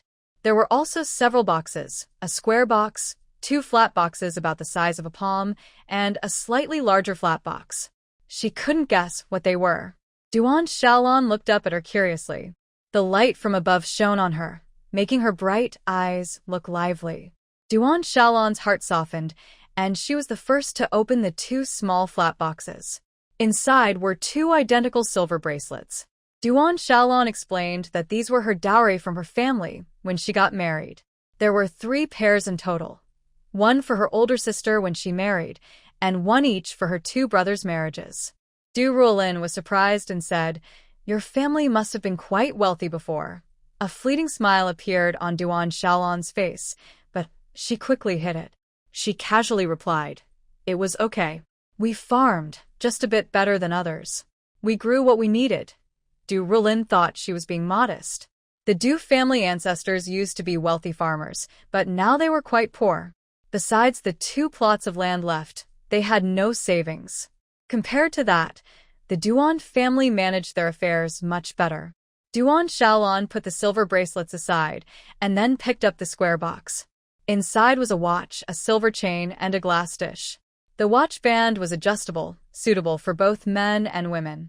Ruolin suddenly remembered that Cheng Xiao also had a similar watch. Duan Shaolan smiled and said, "Yes, it's the same." He brought this one back too. Hearing that he bought it, Ruolin paid more attention. She took it in her hand, looked at it, touched it, then put it back. These were minor items. The most important things were in the last box. Duan Shaolan had been eager to see it. She licked her lips, looked outside the window with a mysterious expression, and finally opened the largest box. When the lid was opened, a bright golden light shone out. Ruolin stared at the contents inside for a second or two, then nervously asked, This is.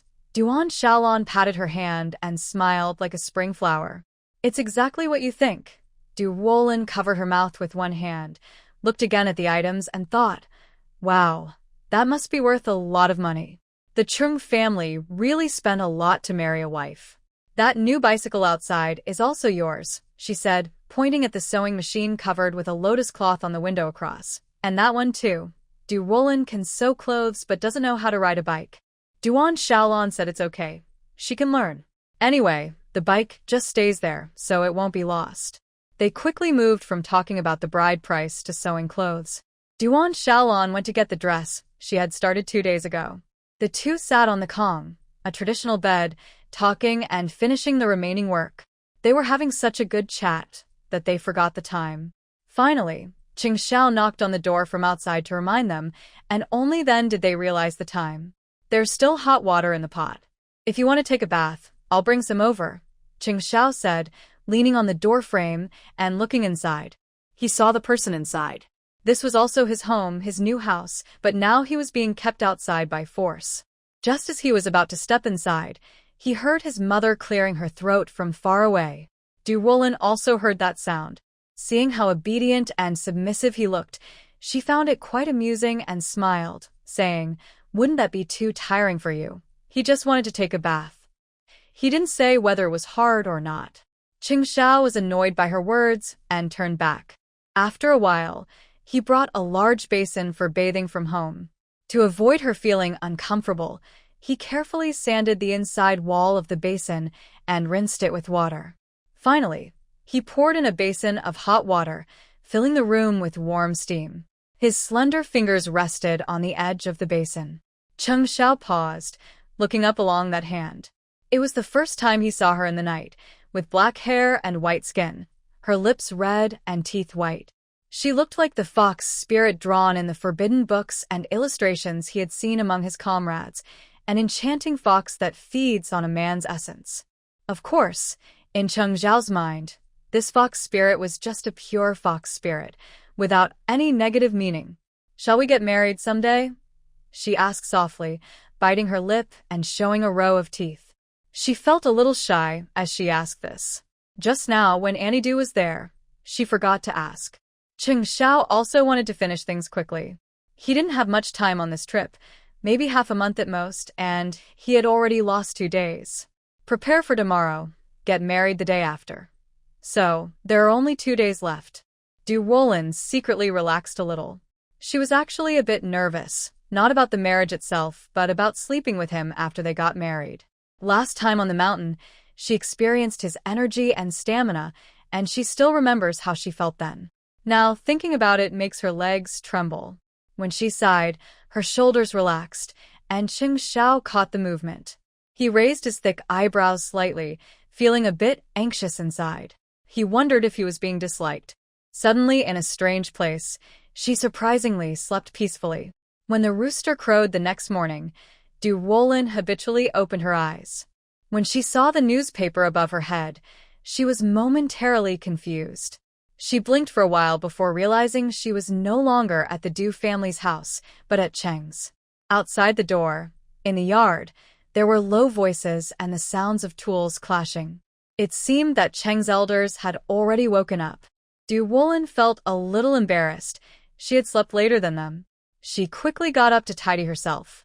In the yard, it was Chung Bangwa pushing a cart, bringing back some yellow mud dug from the riverbank, stacking it near the door. Seeing Ruolin come out, Chung Bangwa greeted her. "Did I wake you up, little Ruolin denied it. "No, it's about time to get up." The sun hadn't risen yet, and thick fog covered the sky. She looked at the pile of yellow mud and asked, "Uncle, what's this for?" "Oh, to build a few stoves. We'll need them for cooking tomorrow." Duan Shaolan also dressed in work clothes, with a towel wrapped around her head. Seeing Ruolin get up so early, she said it was too early and suggested she sleep a little longer. Ruolin glanced at the room across the way, still with the curtains drawn, and asked Danny "Has Xiao gotten up yet?" "He got up early and went for a run." "So early," Ruolin whispered in surprise. Duan Shaolan smiled. "He's a restless person. Unlike the third brother, if it weren't for work, he'd sleep until noon." Just as he finished speaking, the door to the opposite house opened. Chung Hua, with sleepy, slightly swollen eyes and messy hair, loudly complained. That was many years ago. Why bring it up now? Duan Shaolan just smiled, wanting to save some face for her son in front of the new daughter-in-law. But she found it quite interesting. "Why did you get up so early today?" Chung Hua, holding his toothbrush and squatting by the wall, mumbled. "Yesterday, I called my older sister and asked her supervisor for 2 days off. There's a lot going on at home, and I couldn't sleep." Duan Shaolan was surprised for a moment, then crossed her arms, looking skeptical. "What can you do to help? You can't carry or lift anything. I think you just want to slack off and avoid work. Getting this job for the third son took a lot of effort. Many people saw it as a good opportunity, but this stubborn kid didn't care. After graduating high school, he stayed at home feeling down for a while. It took a lot of persuasion from his parents to get him to go to work." Chung Hua spat out some toothpaste foam, neither arguing nor confirming. Seeing everyone busy, Ruolin also didn't want to sit idle. After washing up quickly, she rolled up her sleeves to help. Duan Shaolan, worried she might get dirty, found her a good task, helping to prepare breakfast. The breakfast was simple, not requiring much effort. Ruolin asked about the family's eating habits. Duan Shaolan took her to the west room of the main house, where all the grains were stored. In the morning, they ate porridge with pickled vegetables, leftover bread, and 1 egg each, enough for everyone. Seeing the full grain bins in Cheng's house, Ruolin was quite surprised again. There was corn stalks, sorghum, soybeans, and plenty of rice and flour. She scooped some corn stalks mixed with rice to cook a porridge. When she went outside for a run while cutting pickled vegetables, the man returned. He looked like he had just been washed, with thick, dark, wet hair clumped together, water droplets dripping from his temples. His eyebrows and eyes looked especially lively. He lifted his shirt to cool off, revealing half of his well-defined abdomen. When he went to fetch water, he saw Ruolin focused on chopping vegetables. He glanced around the room and outside, then, when she wasn't paying attention, quickly leaned in and kissed her on the side of her face. After doing something mischievous, he smiled happily and walked away. Ruolin was startled when he suddenly dropped the kitchen knife onto the cutting board. Her face turned bright red as she looked at the sneaky thief, humming a little tune happily while holding a basin, saying she was going to wash in the river. The sun came out, clearing away the thick fog. The courtyard of the Chung family became busier. Sometimes a bullock cart or bicycle stopped by. The visitors were mostly relatives, some from Chung Bangwa's sister who married into another village, and others from Duan Shaolan's family. Plus, yesterday's relatives who came to help made the big yard crowded. Duan Shaolan took Ruolin around, introducing everyone. "This is your eldest aunt, her husband, and their children. This is your second uncle. This is your third aunt. This is your youngest aunt." After a while, Duan Shaolan was out of breath. Her sister-in-law smiled and interrupted. "You've introduced so many people at once. Won't the girl find it hard to remember them all?" "It's okay. She'll remember after a while." But no one expected that Ruolin not only remembered everything, but also understood it clearly. During the day, she helped greet the relatives, knowing exactly which daughter-in-law belonged to which family and what each child's name was.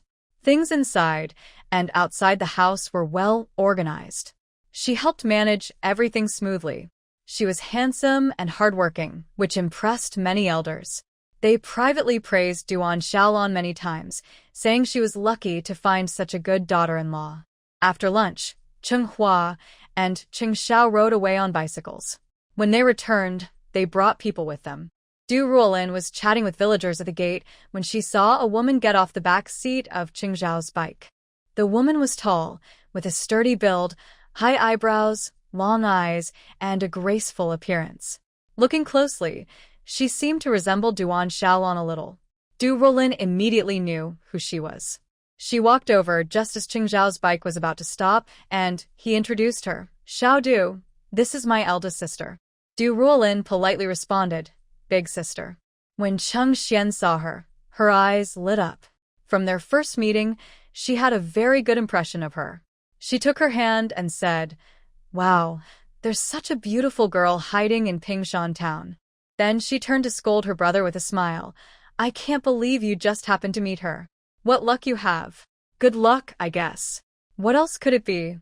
Cheng Xiao replied seriously, pushing his bicycle to stop. At this moment, Cheng Hua's people also got out of the car. He was holding a large bag, looked gentle and scholarly, wearing thick glasses with long limbs, clearly a cultured person. Cheng Xian introduced him to Ruolin, saying, "This is my husband, Zhanqing."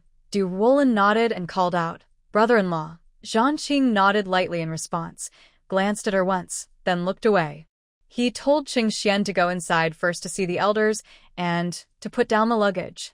After he left, Cheng Xian and Ruolin held hands and went inside. They asked about the living habits here and were interrupted by many relatives coming to chat with Cheng Xian. They didn't have a chance to speak privately. The Chung family was celebrating loudly, and news spread quickly in the village. The second son, who was in the army, had returned, and he was getting married the next day. The Chung family was full of happiness and joy. In contrast, the Du family in Xishan village looked very lonely. Since Ruolin left with Cheng Xian's family, Lu's family naturally refused to give up. They wanted the 50 yuan bride price back. Dushan was stunned. All the family money had been taken by Ruolin. How could there be any left? Lu Zhen's mother didn't care about that. She had been insulted all day and was looking for a way to vent. When she heard Dushan say there was no money and refused to give it back, she started causing trouble. She sat on the ground, crying and shouting, attracting many villagers who gathered around, more than during the New Year watching the lanterns. Dushan was so angry, he almost fainted. He swayed and almost lost his balance. Wang Guiping was also not an ordinary person. Seeing there was no way out, she sat down on the empty ground opposite, ignoring the chicken droppings nearby. Both women raised their voices loudly, and the villagers outside pointed and laughed, mocking them. Lu Zhen's father had a dark face and told Dushan, "No matter what, you have to return the money." Dushan clenched his jaw and said firmly, "No." If he had the courage, he would report to the police. Like the Chung family said, this was an arranged marriage, a human trafficking case. If he didn't buy her, where could he sell her? If he really reported to the police, Lu's family would be in trouble. Lu Zhen's father also thought of this, so they felt helpless. What should have been a happy family gathering between children and their relatives has suddenly turned into a bitter rivalry. At this moment, Lu Zhen's nephew whispered behind Uncle Su, "His family has 5 chickens in the backyard, and there's some millet flour left in the granary." "I took it all." Lu Zhen's father's eyes twitched, and he glanced sideways at Dusan, who was fearless and unbothered. A feeling of frustration grew inside him. Was there nothing he could do but accept his bad luck? This was a confusing situation. Lu Xiangqian felt ashamed and had already left. Lu Zhen's father stood still, glancing coldly around at the Du family. He then shouted sharply, "Let's go." Lu Zhen's mother was caught off guard. Just as she opened her mouth to ask what to do about the money, she saw his cold gaze and froze. She didn't say anything, got up, spat on the ground before leaving, and warned fiercely, "Just wait and see what happens." The Lu family left, and the onlookers outside the wall also lost interest and gradually dispersed.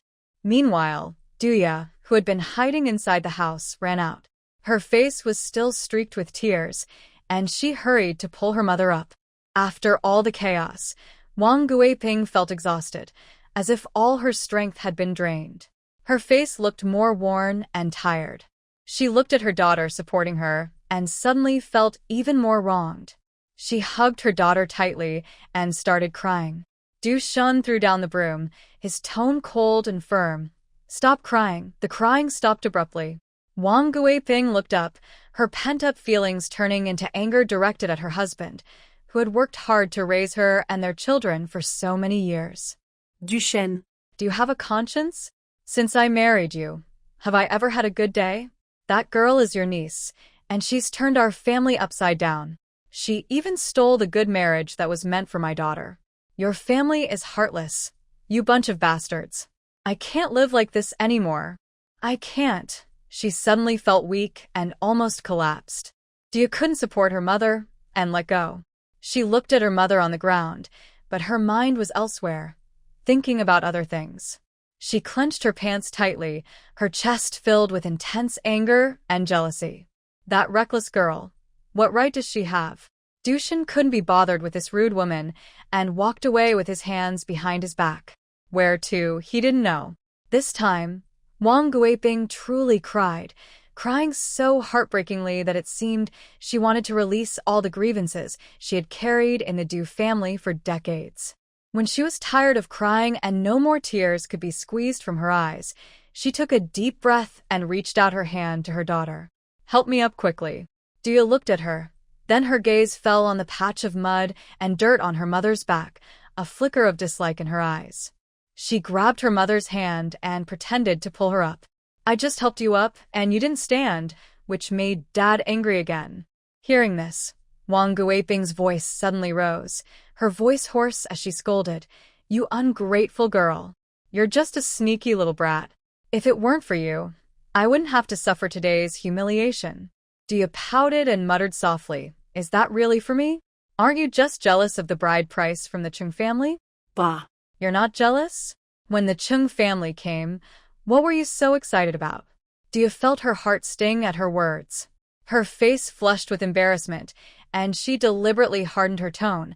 "I just want to marry well so that you and Dad can enjoy some happiness in the future." "That's more like it."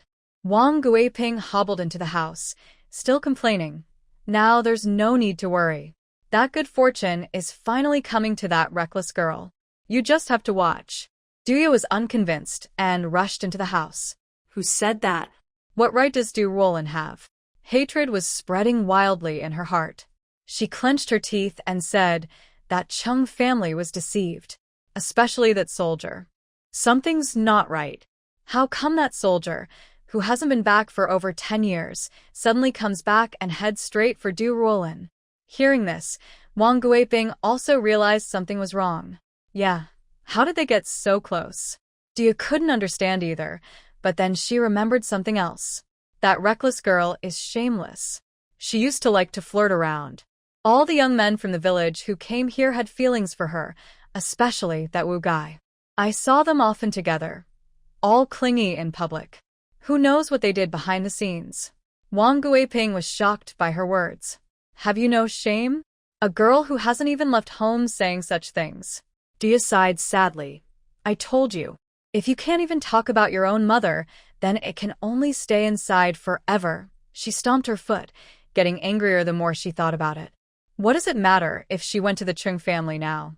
If that second son of Chung finds out she's a broken shoe, a second-hand girl who's been played with, I don't believe he'll want her. Her words were true, but Wang Guiping still felt something was off.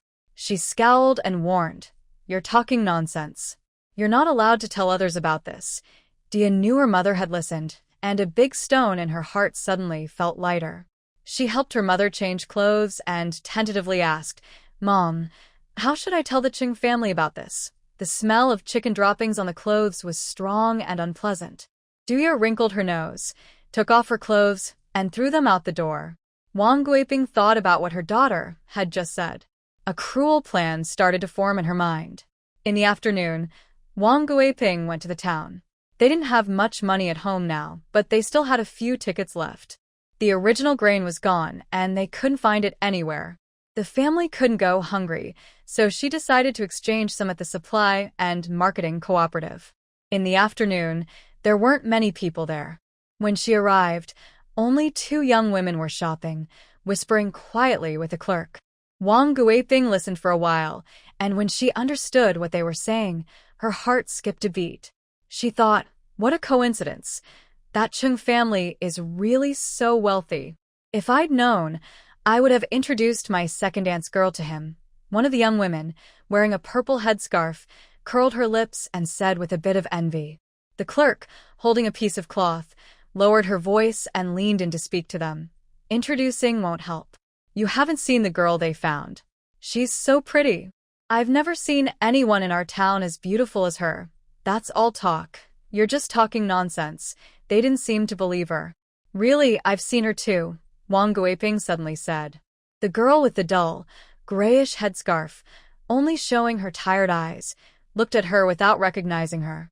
She glanced and didn't say anything more. Wong Guiping was still eager and moved closer, saying, "But do you know something?" "What do they know?" The 3 people looked at her in confusion. Wong Guiping leaned on the counter, carefully glancing around. Seeing no one was nearby, she dared to speak. "I heard that girl doesn't come from a good family. Her mother was a mistress for someone back then, and later she ran off with a Soviet man." A young wife covered her mouth and exclaimed, "Oh my goodness, it's her." This story was very famous. Everyone in Pingshan town knew about it. Exactly. Wang Guiping continued, "That girl inherited her mother's ways. She's always out flirting. Back then, she was involved with several young people from our village. One of them, named Wu, everyone knew about him. We often saw them sneaking into the cornfield. Those young folks, full of youthful energy, what could they be doing inside?" The last part was just Wang Guiping making things up to make the story bigger and ruin Ruolin's reputation. When the 3 heard this, their faces immediately showed disdain. That Chung family just married a bad girl. Another person said, "It's a pity that the village secretary's wife is so smart. Now they've married such a daughter-in-law. Their family can't show their face anymore." Wang Guiping looked at the young wife who spoke and asked, "Do you know their family?" "Yeah, I'm from that village." Wang Guiping pretended to be shocked and covered her mouth in frustration. "I didn't say anything. Don't tell anyone, okay?" Then she walked away. But the more she acted like that, the more believable her story seemed. In this countryside, there wasn't much entertainment. Gossip about neighbors was the main pastime. No one could resist spreading such a big joke. As expected, that night, the story spread all over Saudian village. It was mainly because the Chung family had been making a big fuss lately. Some people couldn't help but feel jealous. Plus, the village was now building a brick kiln, led by the Chung family.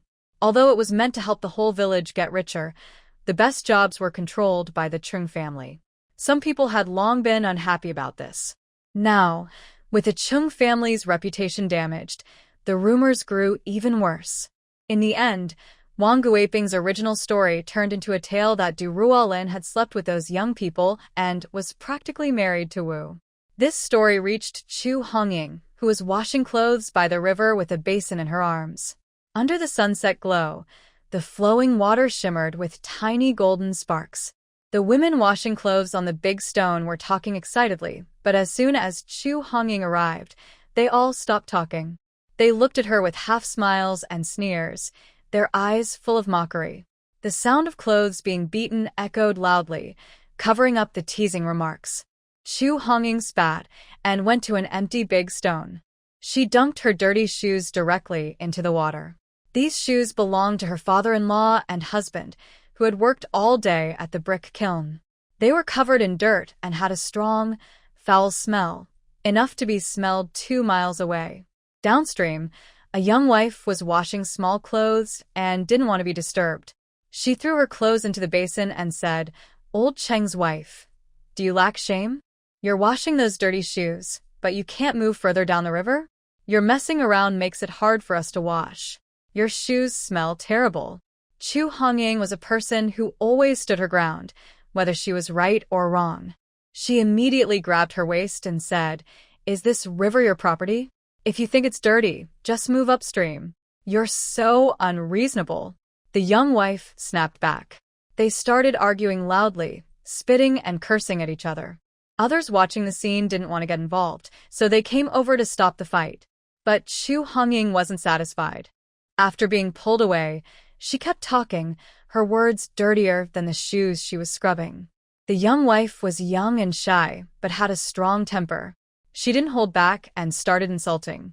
Your family is a joke. Your own family married a girl with a bad reputation. I bet you're not much better. Soon, your family will smell like those shoes. If the river asked me, I wouldn't come. Everyone washing clothes was stunned. This was bad, but they didn't dare offend the Chung family. They kept quiet, pretending it wasn't their business. Chu Hongying took a moment to react after hearing this. She opened her mouth, her confidence a little smaller. Who are you insulting? Spit. I curse anyone who's shameless. The young wife said more fiercely. Back in our village, I slept with some young men from outside. Now I'm pretending to be a young girl to get married. That kind of person is just a troublemaker, ruining our village's reputation. No one will let their men go to the brick kiln anymore, or they'll get involved with bad people. Chu Hongying's heart was pounding. She understood who the young wife was talking about. The key part of her words was caught clearly. In their village, she had slept with outsiders. A troublemaker. This was a big deal. She swallowed hard, but still had to keep up her family's reputation outside. She sharply scolded, If you dare spread rumors about our family again, I swear I'll tear your mouth apart. The man sneered after hearing this. Everyone in the village knows what's going on. Who isn't talking about it? With so many words, can you really tear me apart? Hearing this, Chu Hongying shivered slightly. She turned her head and looked around at the women nearby, all watching the scene like they were enjoying a show, but also looking down on her. In her eyes, she now seemed like someone who deserved to be punished, and their gazes and the atmosphere felt like they could drown her alive. Ruolin was not shy. After spending the afternoon together, she found this older sister easy to talk to and not pretentious. Big sister, thank you. You've been busy helping me and gave me so many nice things. It's just family. Don't mention it, Chung Xian said, holding her arm gently. She didn't want to disturb her rest and went out to wash up and sleep. Ruolin turned to look at the cabinet covered with items. She opened each one, sniffed, and chose the best-smelling one. She dabbed a little on her fingertips, rubbed it on the back of her hand, and sniffed again, really liking the scent. Worried she might wash away the smell when she washed her face later, she rubbed the fragrant scent onto her neck on both sides. When she went out to wash her face, she happened to see a group of people returning from bathing. Cheng Zhao's hair was dripping with water, and his white tank top was wet in a large area. Seeing her filling the basin, he went over to help press the tap and assist her. Suddenly, he caught a whiff of a lovely fragrance. He sniffed sharply, his sharp eyes locking onto the source of the scent. Ruolin was looking down at him.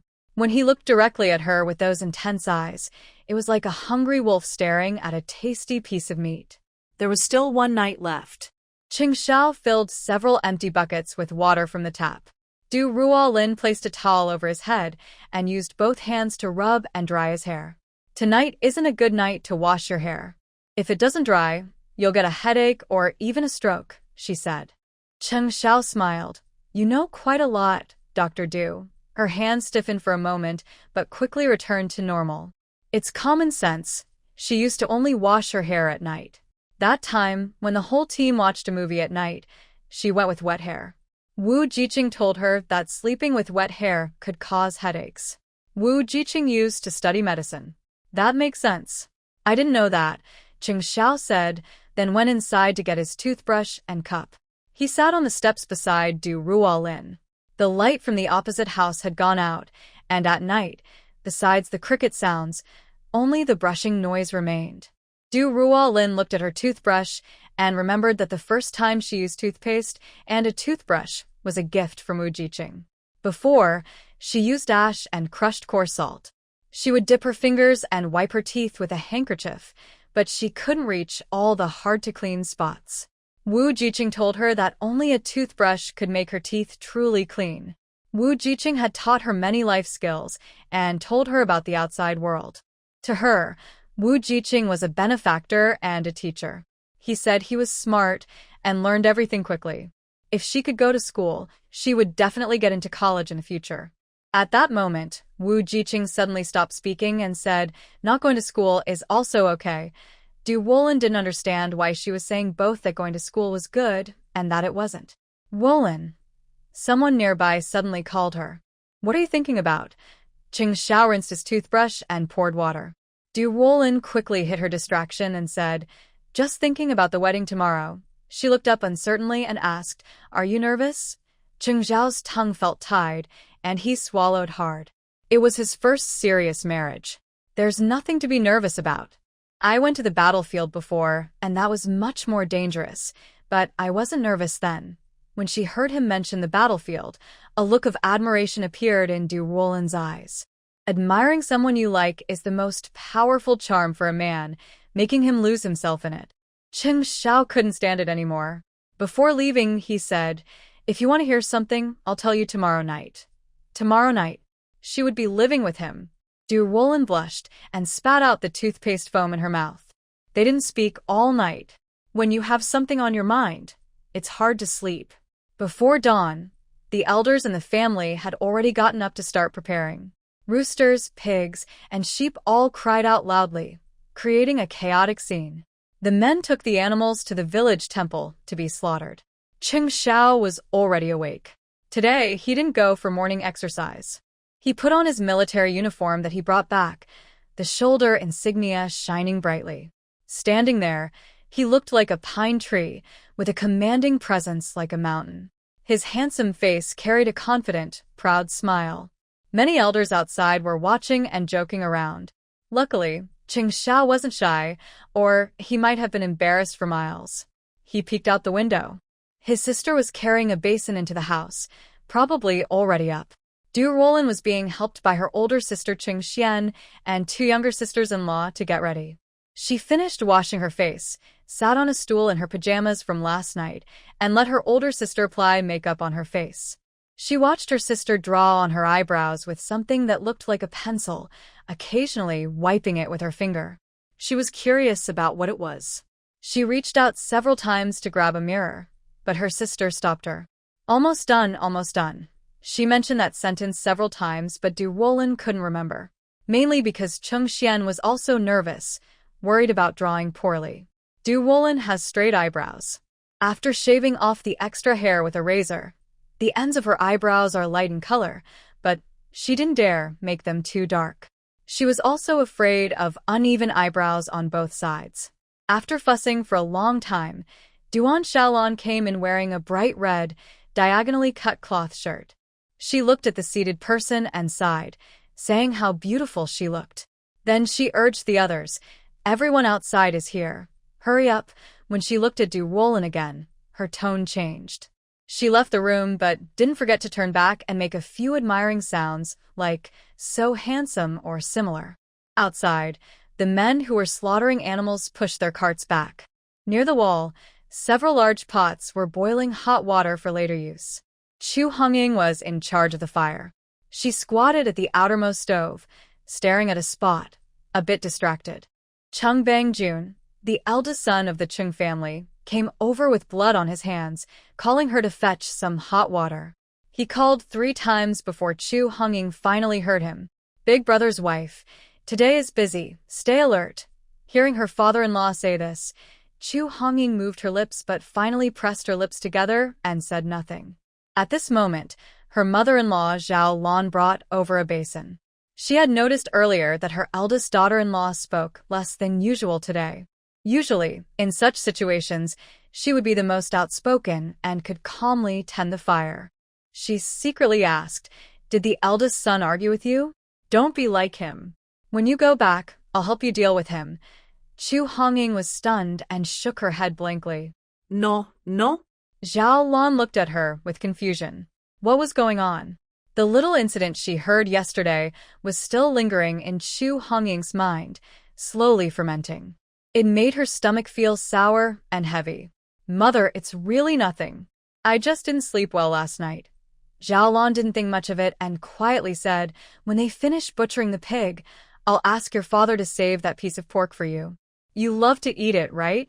Take it home." Since her two sons had married and not split the family, anyone could take the pork home. But the eldest daughter-in-law was a bit petty, and she didn't mind telling her. Hearing this, Chu Honging finally felt a bit better and said she understood. Since Ruolin is from the Chung family, the step of welcoming the bride was skipped. However, the necessary ceremonies could not be missed. Several bicycles decorated with big red flowers were parked by the roadside. This scene was quite grand for a village of 10 or so miles, mainly because these bikes belonged to his family, not borrowed. Inside the house, with many people and limited airflow, combined with the nervous atmosphere, Ruolin felt a bit hot. Her cheeks were rosy, and originally, Chung Xian wanted to apply blush to her, but she decided to skip it. She pinned the prepared red flowers into her neatly arranged hair.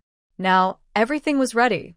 Someone handed her a mirror, and when she looked at herself, she was momentarily surprised and almost didn't recognize herself.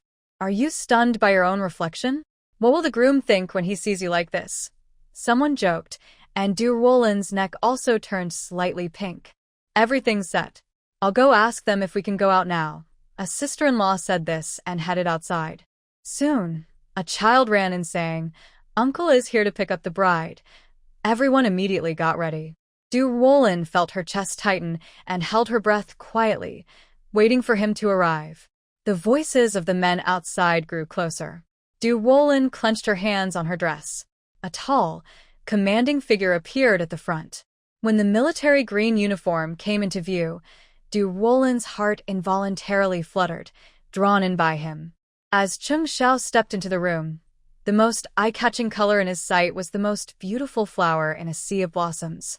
Both their hearts beat faster because of each other. Their gazes intertwined in the air, full of unspoken feelings, impossible to suppress. He strode confidently, quickly reaching her side. Chung Xiao extended his hand to her. "Comrade Ruolin, I am here to pick you up." "Okay." Applause filled the room. Everyone's eyes focused on her as she slowly placed her hand into his, almost simultaneously, being held tightly. Her hand was dry with a slight roughness. She looked at the man she had planned for, and regardless of his character, appearance, or vision, he was truly exceptional. Suddenly, she started to believe in fate and in gods and Buddhas. Heaven had not treated her badly. At this crucial moment in her life, it gave her the best choice. The two of them walked side by side outside to pay respects to their parents and the portrait of the chairman. Duo Ruolin, dressed in red, with skin whiter than snow, looked even more dazzling after her beautiful outfit. Under the sunlight, she smiled happily, shining brightly. Everyone working nearby paused their tasks to watch the lively scene. On the bed in the east room, Chung Banghua and Duan Shaolan, both wearing new clothes, sat upright on the bed's edge. When they saw someone enter, Shaolan couldn't help but stand up. "Mother, sit down, sit down." Duan Shaolan listened to her son's words, but kept her eyes on her daughter-in-law's face. She had been hoping for this day for a long time. Chung Hua stood by the cabinet, giving instructions, bowed to the chairman. Chung Xiao and Duo Ruolin quickly tidied their clothes and bowed to the portrait of a chairman. "Bow to your parents to show thanks." Chung Xiao held Duo Ruolin's hand, and they bowed together. Duan Shaolan's eyes filled with tears. Her sister-in-law nearby smiled and handed her a handkerchief at the right moment. "Calm down, it's a happy day. Why are you crying?" "I'm happy, very happy." Chung Xian brought over a tea tray with 2 glass cups. Duo Ruolin took one and handed it to Chung Banghua. "Dad, have some tea." Her words sounded very natural. Chung Banghua's face, full of deep lines, showed a faint smile. He responded kindly and took the cup handed to him, his hands trembling a little, which made everyone laugh. Next was Shaolan. After drinking the water her daughter-in-law offered, she reached behind her and pulled out a red envelope, which looked quite thick and heavy. "This is a small gift from me and your father. We hope you two will always be happy and harmonious. If Chung Xiao ever bullies you, just tell your mother. I'll help you stand up for yourself." Whether these words were polite or sincere, They made duo Ruolin feel very warm inside. She took the red envelope and didn't rush to put it away. Instead, she reached out and hugged her mother-in-law. After these days of contact, she could see how kind her mother-in-law was. "Mother, thank you." Just a few simple words, but they made Shaolan's eyes turn red again. Chung Xian, standing among the crowd, also felt her nose sting. Luckily, her sister-in-law was a good person. It seemed that in the future, she and her parents could get along well. Since she was far away, she couldn't always take care of everything, but now she could relax. The house was filled with a joyful and touching atmosphere. Outside, villagers coming to attend the wedding gradually arrived. These days, unless they are close relatives or have some family wealth, people give cash and gift certificates as wedding gifts. For acquaintances, they usually give food. Since Chung Bangwa is the branch secretary, he naturally gives a generous amount of food. The young men of the Chung family serve tea and pass around sunflower seeds and roasted beans outside. When someone is taken away, they all say congratulations. After the Chung family members leave, they lower their voices and complain. Do you think the Chung family heard about that matter? They probably did. Yesterday, the eldest daughter-in-law of old Cheng's family knew about it. With her big mouth, she can't keep secrets, so she must have told someone. Among the firecracker debris just outside the Chung family gate, a group of boys are searching for unexploded firecrackers, overhearing what the adults just said. Among them is Duan Shubao, the grandson of Cheng Zhao's uncle. Children don't understand what a broken shoe means, so they forget about this matter quickly. A pot of meat is simmering, and the rich smell makes the children's stomachs rumble. He eagerly watches as people lick their fingers after eating, then finally can't hold back. He grabs a silent firecracker and goes inside to find his mother. Inside, the young couple is being introduced to relatives by Duan Shaolan. They are handing out red envelopes, and none of these relatives are too poor. After the visit, Ruolin's pockets are full. Duan Shibao peeks from behind the door, afraid to go in because there are too many people. When most of them leave, he rushes to his mother's side and whispers, "Mom, when can I eat meat?" His mother lifts him up. "Not yet, not today. We have to behave properly, no making trouble, understand?" But Shubao is hungry. "Not now, sister-in-law. If the kids are hungry, they can have some snacks first. The one cooking is my eldest aunt. You can't tell me what to do. It's fine." Coincidentally, Cheng Xiao, who was looking for something, overheard their conversation. He took Shubao in his arms and calmly walked outside.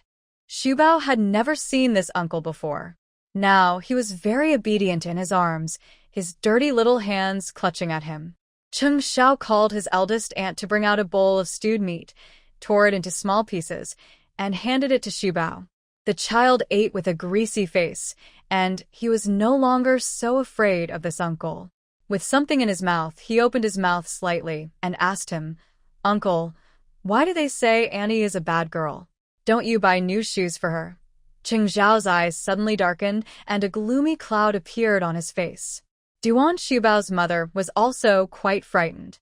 She instinctively patted her son's backside. "Little brat, don't say such nonsense." Duan Shubao felt a bit wronged. He pouted, unable to swallow his food. He didn't realize this was a bad thing to say. If he had known, he definitely wouldn't have spoken it out loud. However, Cheng Xiao sensed something unusual. He squatted down, trying to keep his tone calm. "Tell uncle, where did you hear that?" Duan Shubao didn't dare lie. He pointed to the direction where he had just been playing with the toy. Now, the adults had gone into the yard to find seats, so no one was there. But Cheng Xiao already understood the situation. His hand on his lap slowly clenched tighter. Duan's sister-in-law was a bit afraid to look at her cousin's face.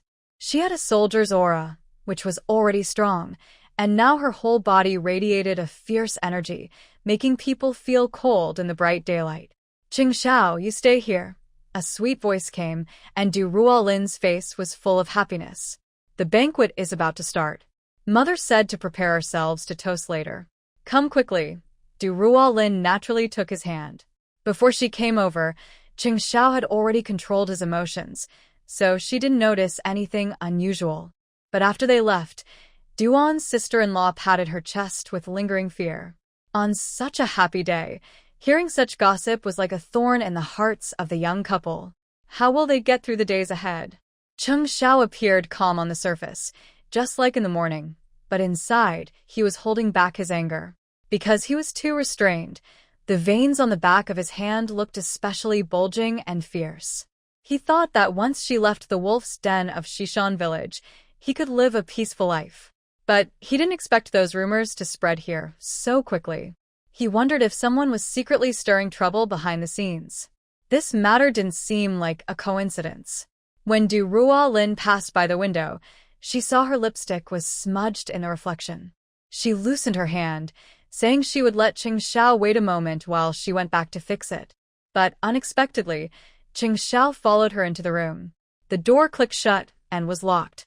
Hearing the sound, Ruolin turned around and was suddenly embraced in a hug.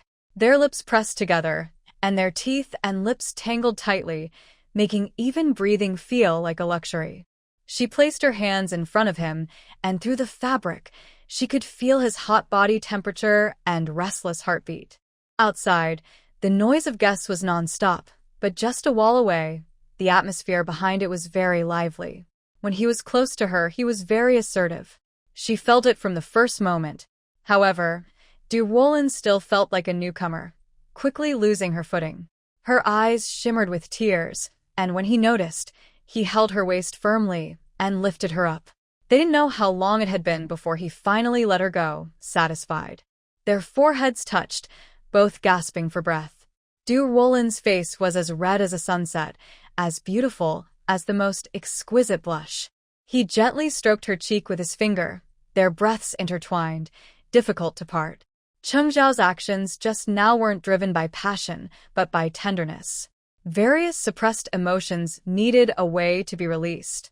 He couldn't help but feel a bit cruel inside, especially when passing by villagers who looked at him with ill intentions. His lipstick was completely gone, and his lips were bright red, with some swelling at the edges. Ruolin looked into his eyes.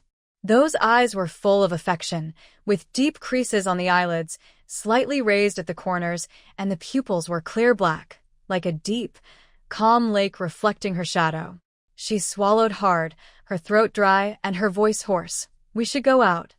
"Not yet." Ruolin was anxious. There were people outside. What if someone saw? "We still need to toast." Xiao chuckled meaningfully. "No toasting." Ruolin's already full lips looked as if they were ripe, moving slightly, but my mother and them said. Before she could finish, her words were silenced by his lips. This time, it was a gentle taste, not like before when he was conquering. Their noses were less than an inch apart, breaths so close they couldn't tell where one ended and the other began. "Are you still not saying anything?" His voice was low and deep, seemingly coaxing but with a commanding tone. Ruolin moved her lips slightly, but she saw him leaning in again, so she quickly turned her head back. "No more, no more." A tense feeling made her lower back tingle and her legs feel weak. Ruolin clearly sensed the changes in his body at that moment, fearing he might do something more daring if she stayed too long. Usually when wearing pants, the size is noticeable and bulging. Now. Sit for a while before going out. Ruolin's breath caught, like a cat that has been stepped on its tail. She immediately struggled and said, "No, not yet." "It's not evening, and there are people outside." Her reaction stunned Xiao for a moment. After a while, he realized that she was even more shy than he was. "I'm talking about sitting down." Her mind went blank and she blinked. So, it was about sitting for a while. After understanding, her face turned even redder, and she felt a bit embarrassed to face others, even if they were close. But he was also the cause of her embarrassment. She turned her face away and sat on the edge of the bed. Xiao reached for her hand, but she pulled it away irritably. Thinking it over, she still felt ashamed. Her delicate fingertips touched her forehead, and she exchanged a smile with Xiao. Neither of them mentioned what had just happened. Duan Shaolan was busy outside, running around in circles, unable to find her son and daughter-in-law. Her eyes fixed on the new room with the door tightly shut. She was about to go over, but was stopped by her daughter grabbing her arm. "Don't go. They've been inside for a while," Qing Xian whispered into her mother's ear. Duan Shaolan looked at her, and mother and daughter guessed the same thing. In broad daylight. That kid is a monkey ear, so why so urgent? Can't the daughter-in-law run away? Forget about them. Your father and I will go. Saying that, Duan Shaolan went to find her husband, leaving her son and daughter-in-law for now. Cheng Xiao thought his mother wouldn't look for them. He rested his finger on the edge of the bed, staring at a spot on the ground, lost in thought. Outside, the sound of dishes clattering could be heard. The Chung family was wealthy, mostly eating meat, and the food was quickly snatched up as soon as it was served. The room was quiet. Ruolin had eaten a bowl of dumplings in the morning, but after a day of physical exertion, she was quite hungry. She rubbed her stomach, and Cheng Xiao caught sight of her. He looked at the time on his watch and told her he would go out first, and they would go separately. Ruolin understood his meaning, nodded, and remained sitting in her original spot. Seeing Cheng Xiao come out, Cheng Xian was about to tease him but was pulled away by his cold face. Noticing his strange expression, Cheng Xian stopped joking. What's wrong? Why are you suddenly angry? Cheng Xiao was tense and only dared to speak after finding a quiet, secluded place. Did you just go to toast with your parents? Yes, why? Cheng Xian frowned. You were inside for so long. I thought you two were arguing inside. Arguing on such a happy day is not good. What did I argue with her about? Cheng Xiao looked around. Did you hear any gossip? Gossip? Cheng Xian was confused by the vague words. It seemed he hadn't heard anything. Cheng Xiao exhaled quietly, keeping his composure. But he thought again. Given his mother's temper, if she had heard, she would have already lost her temper. Today, no matter what, he couldn't let those rumors reach their ears. He only had one wedding in his life. Even if it was held in the countryside, he wanted it to be perfect and without regrets. Seeing that he wasn't saying anything, Cheng Xian knew he couldn't get any more information. The banquet outside is almost over. Are you sure you don't want to show your new wife to everyone? Cheng Xiao snorted. My wife is so beautiful. Why should I let others see her? That will happen sooner or later. We all live in the same village. Cheng Xian rolled his eyes at him and headed back. Cheng Xiao followed closely. After going out, he was pulled away again by his younger brother. Seeing his serious face, Cheng Xiao immediately understood something and returned to the previous spot. Chung Hua opened the door straightforwardly and said, Brother, I just overheard someone outside saying that my sister-in-law. He suddenly stopped, unable to say those words. His handsome face showed rare anger, his forehead veins bulged, and his face turned red. Where did you hear that? Who told you? Hearing his brother's question, Chung Hua quickly reacted, realizing the words had also reached his ears. But he could still stay calm, which showed his attitude toward this matter and the truth of what happened. A heavy stone in his heart suddenly dropped. He felt a bit guilty inside. He and his older brother are close siblings. Although his sister-in-law is kind, since she just arrived, the uncle and aunt haven't spoken much, making it hard for him to fully trust her. Just now, my eldest uncle's son, Cheng Qian, and I went to his house to pick up a table. His wife and second sister-in-law were also there, returning with some things, and they secretly talked about this matter. Big sister-in-law, Cheng Xiao frowned and asked, Chu to sister-in-law, yes. However, after they saw me, they repeatedly said that only they two knew about this and didn't tell anyone else. Cheng Xiao's expression grew more serious, indicating that this matter had already spread outside. Brother, do you think anyone would be so mean as to spread this news? Cheng Xiao suspected someone, but he wasn't sure right now. Today was a busy day, and he just hoped everything would pass peacefully. He decided to wait until tomorrow to deal with it. After the banquet ended, only relatives remained in the yard. Cheng Xian went to call Ruolin, who was resting against a cabinet, looking dazed as if she had just woken up. Every unconscious movement she made was pleasing to watch. Come on, let's go out to eat. Cheng Xian pulled her out. The table in the yard had already been set with food again. Ruolin was led to stand beside her mother-in-law, with Cheng Xiao sitting nearby. Listening to everyone's congratulations, Ruolin raised her glass, feeling a bit emotional. This moment of happiness would stay with her forever. Outside, the gossip was kept away from the Chung family. Under the table, Chung Xiao held the hand of the person sitting next to him on his lap, feeling the heat of his palm. In the afternoon, Duan Shaolan distributed the leftover food and meat from her home to relatives to take away. After everyone left, Chung Bangui used a large broom to sweep the messy yard. Duan Shaolan, exhausted, collapsed on the Kong bed, sighing softly, not wanting to do anything and unable to move. Cheng's eldest sister and her husband had only taken 2 days off.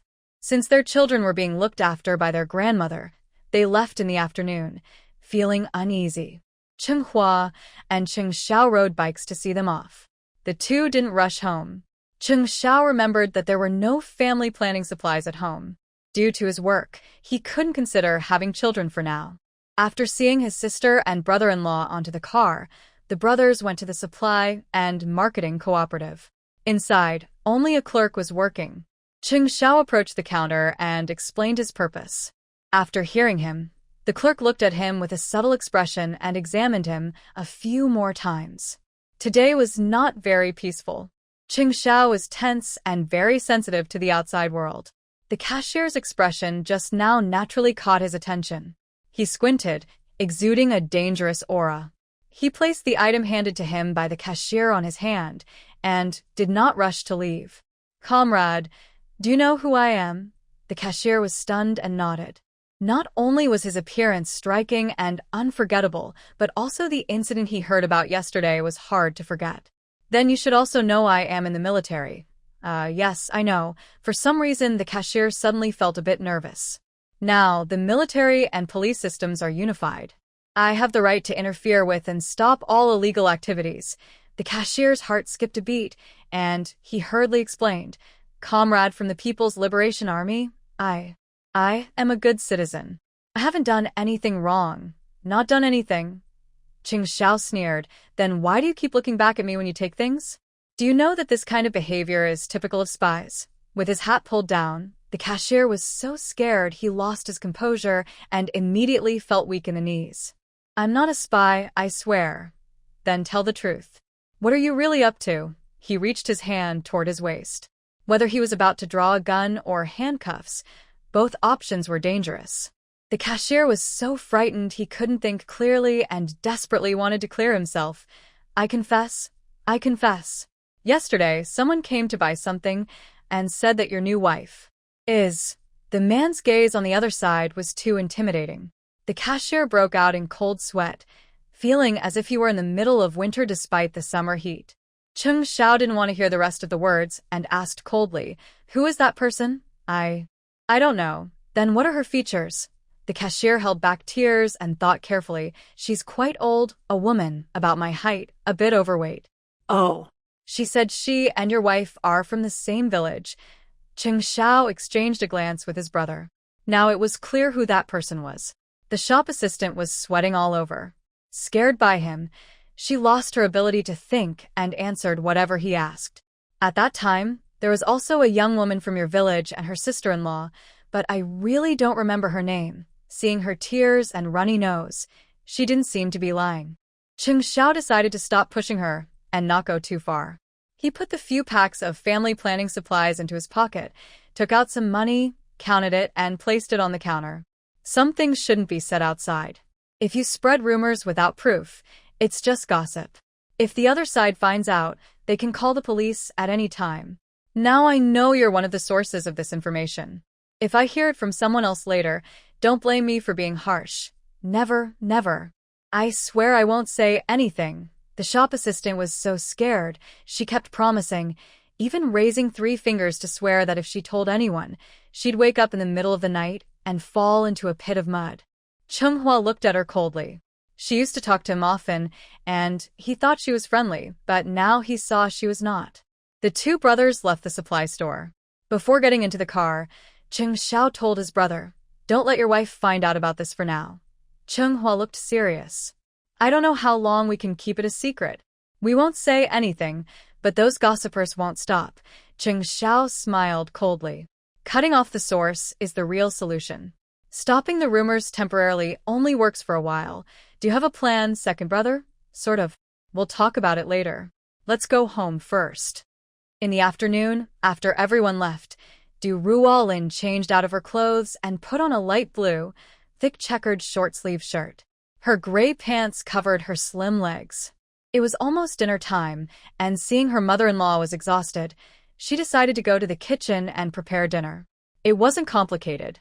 The leftover dishes from lunch had been divided among relatives, and there was plenty of meat that couldn't be eaten.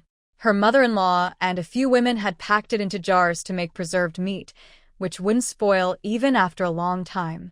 Other dishes that couldn't be preserved as meat could be reheated and eaten. There was half a basin of rice mixed with red beans and white rice. Ruolin went to the field to pick some small bok choy, chopped it up, and stir-fried it with shredded meat and rice. Soon, the aroma of food filled the air. Master Bangwa stood nearby and said, "Second sister-in-law, you are really capable. But since you just got married today, you shouldn't be working. Let the others do it when they come back." Ruolin stirred the eggs in her bowl and smiled at him. "It's okay. These aren't hard or tiring jobs, just some simple tasks." She poured the beaten eggs into hot water, and they quickly turned into egg drop soup, bright yellow and fragrant. Just before serving, she sprinkled some fresh cilantro on top.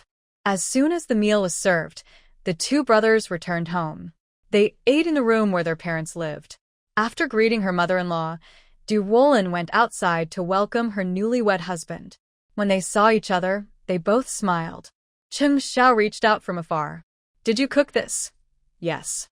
Mom is too tired, so I wanted her to rest a bit longer." Xiao stepped inside, smelling the delicious food. "You worked hard." Ruolin paused for a moment. Her eyes flickered as she looked at the person who had just thanked her. For the first time in her life, someone appreciated her work and thanked her. That feeling of being recognized and remembered was really nice. After dinner, Chung offered to wash the dishes.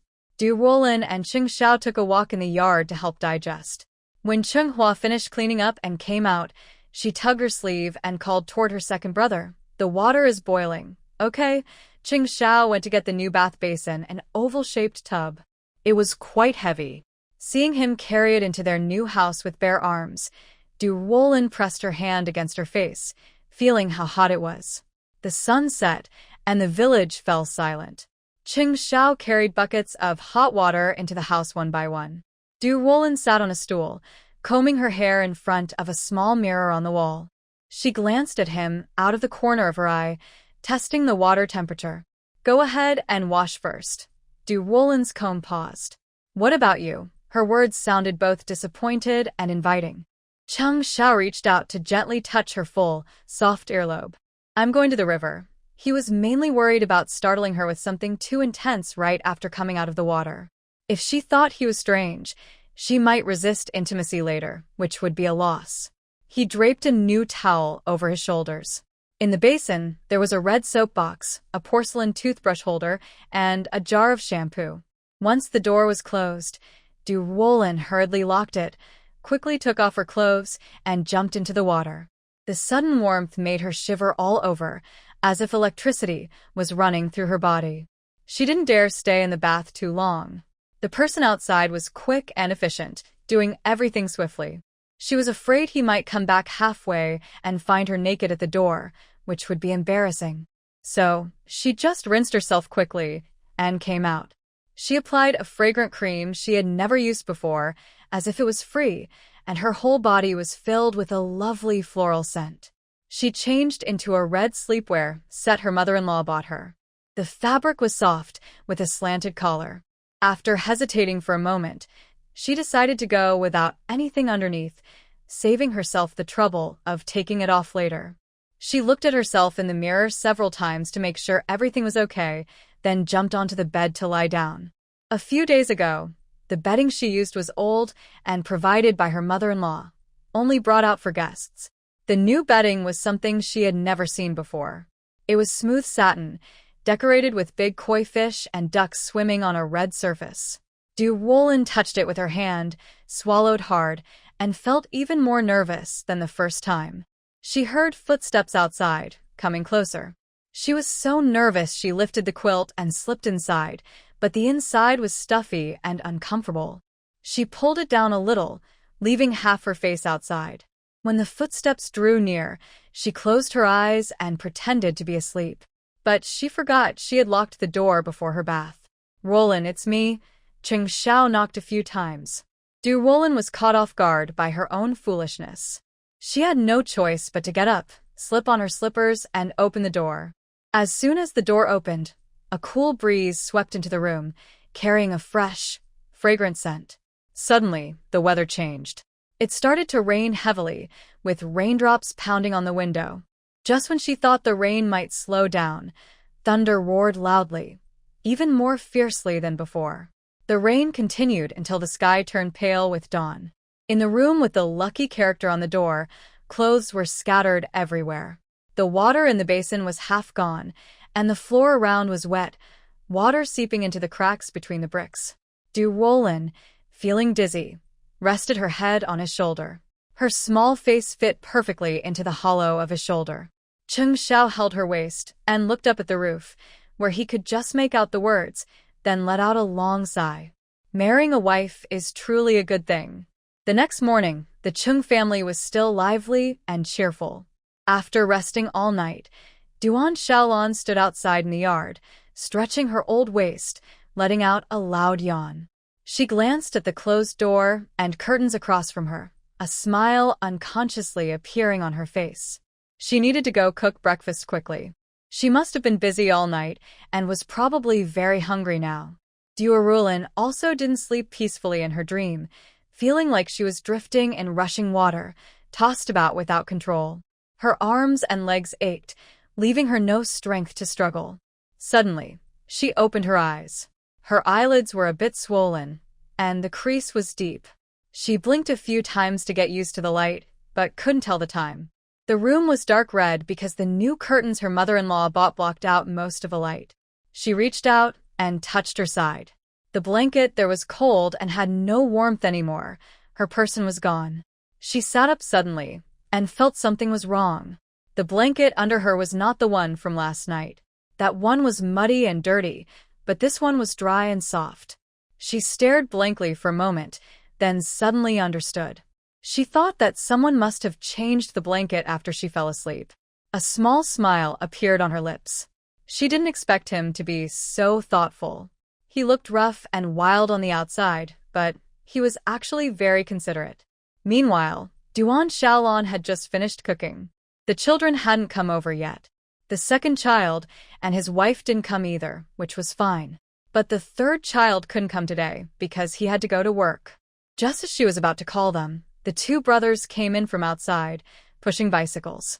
Duan Shaolan was surprised and asked, "What are you two doing so early in the morning?" Chung Hua's face was dark with two black circles under his eyes, and his hair was messy. He looked damp from the morning dew. After yawning a few times, he said, "Went out to exercise." She looked at her second son with a displeased expression. "Why did you go out so early too?" She turned her face toward the house and said, "You left your wife alone? I tell you, second son, a wife isn't just a decoration when you marry her.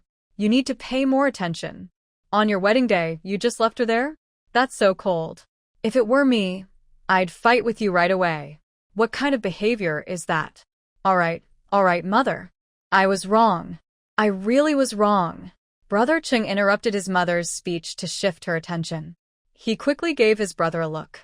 Cheng Hua, feeling tired, went back to his room to get his toiletries, thinking about going to work today and feeling even more hopeless. Hearing noises in the yard, Ruolin hurriedly got up. When she went outside, Cheng Xiao was washing his hair in the yard. He looked surprised to see her come out. "Why don't you sleep a little longer?" Ruolin pursed her lips, hiding her shy feelings, and placed the pile of dirty bedding she had taken apart into the laundry basin. "It's not early. You should have called me when you got up."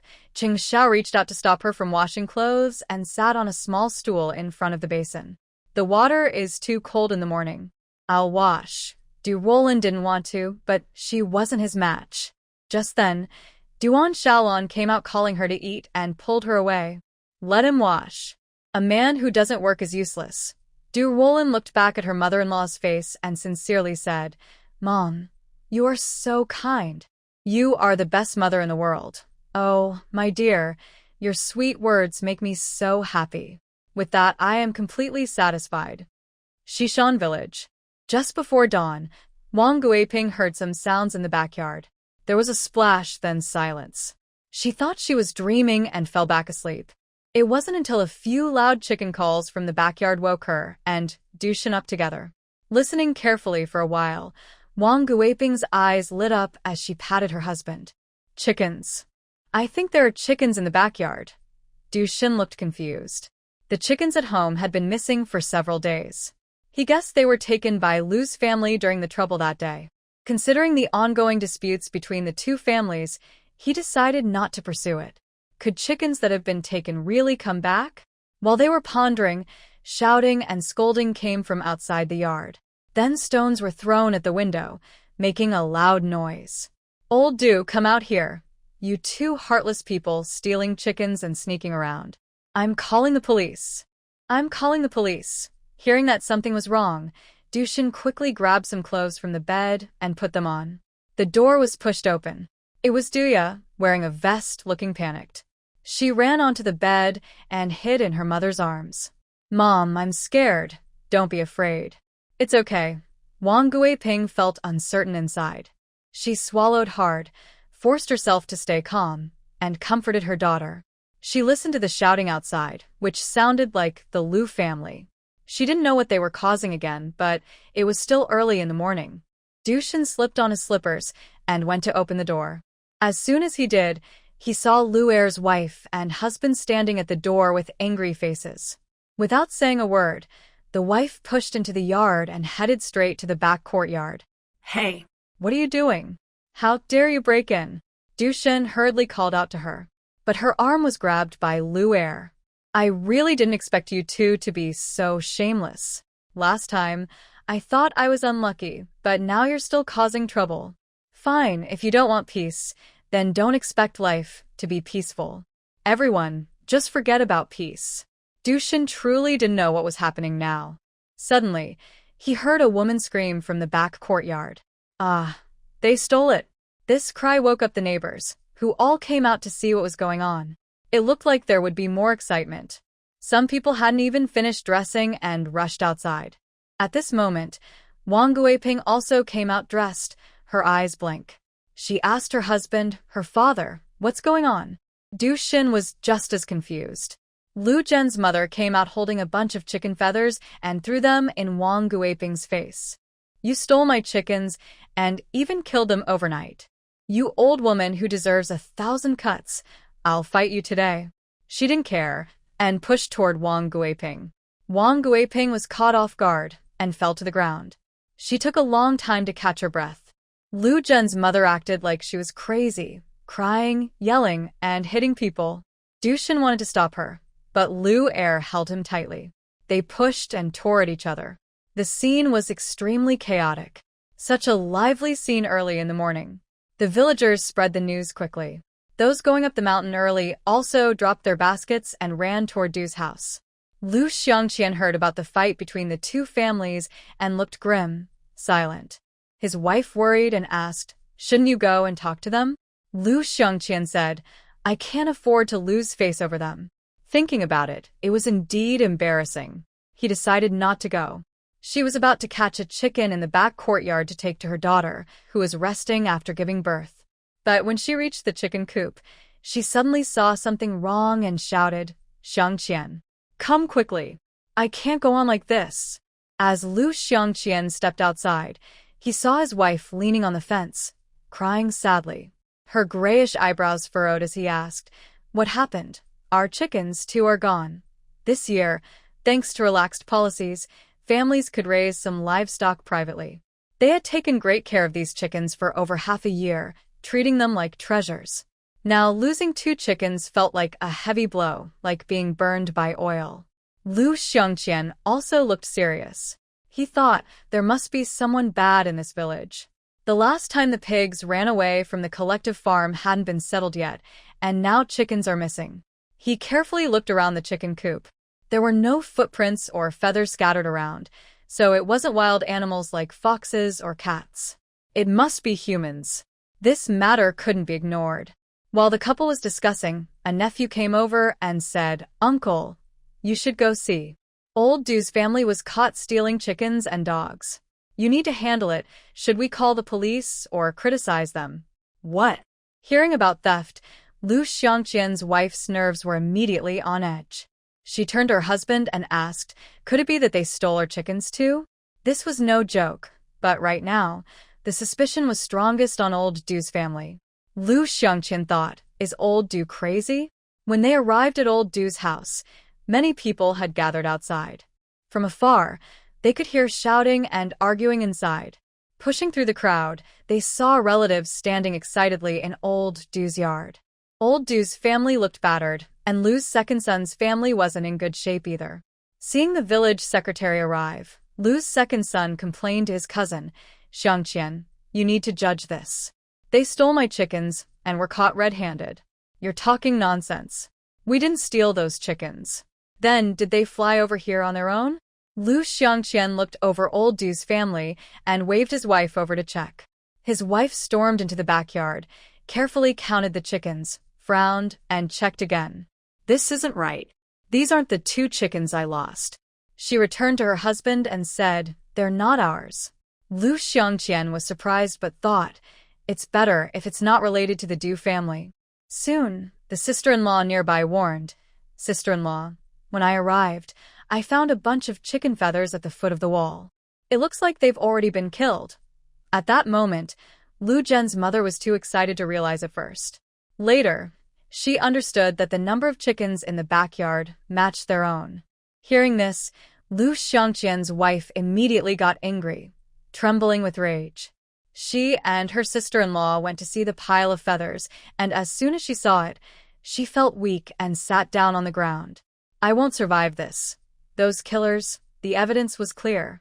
Lu Xiangqian also looked serious and shouted at Du Shun, "You, Du Shun, are doing such things in the village. After knowing you for so many years, I never thought you would steal from my family." Du Shun was speechless, unable to explain himself. "I told you, I didn't steal it. The chickens are right there. If you say you didn't steal them, then who did? Arrest him. Arrest him. Criticize him. Criticize. Criticize." The village hadn't held a criticism meeting for a long time. Now, the villagers were angry, but didn't bother to investigate the truth further. When they went to arrest Wang Guiping, she cried and struggled, shouting, "I'm innocent. Don't arrest me. Don't arrest me." But no one was willing to listen to her protests. In no time, the couple was taken away, and even Duya, hiding inside the house, was not spared. The family of 3 was tied up and thrown into the yard. Just then, the people searching the house found something new, a piece of mottled red cloth. Party secretary, look. "Isn't this the red cloth tied to our pigs?" All the pigs in the village had red cloth tied to their tails. The red cloths tied to the pigs in the brigade were still there, except for one pig that hadn't been found. Lu Xiangqian, with a fierce look, shouted at Du Shen, "How bold you are! I've been saying the pigs ran off for no reason. It turns out it was you. Where did you hide the other pig?" Du Shen felt like a thunderbolt struck him. When did he let the pigs run away? The villagers immediately became furious, rushing to question the family of 3. Where are the pigs? Losing one pig meant each family would get less meat, which was a big deal. Wang Guiping trembled, unable to speak. She hadn't done anything wrong. She didn't know anything. I'm innocent. "I swear I'm innocent," she muttered, but her words were drowned out by the villagers' shouts and curses. No one wanted to listen to her explanations. After dinner in the evening, Ruolin unfolded a piece of new cloth. The fabric was soft and gray-blue, perfect for making a set of undergarments for Xiao. Her gaze brushed past a red string scattered beside the fabric, and she paused. She wondered if the people in Shishan village had found that thing yet. That day, when she let the pigs run free, she deliberately hid one of the red strings in her tool basket in her room. Usually, nothing in there moved, only when she worked in the fields. If someone saw her, the suspicion would fall on the Du family.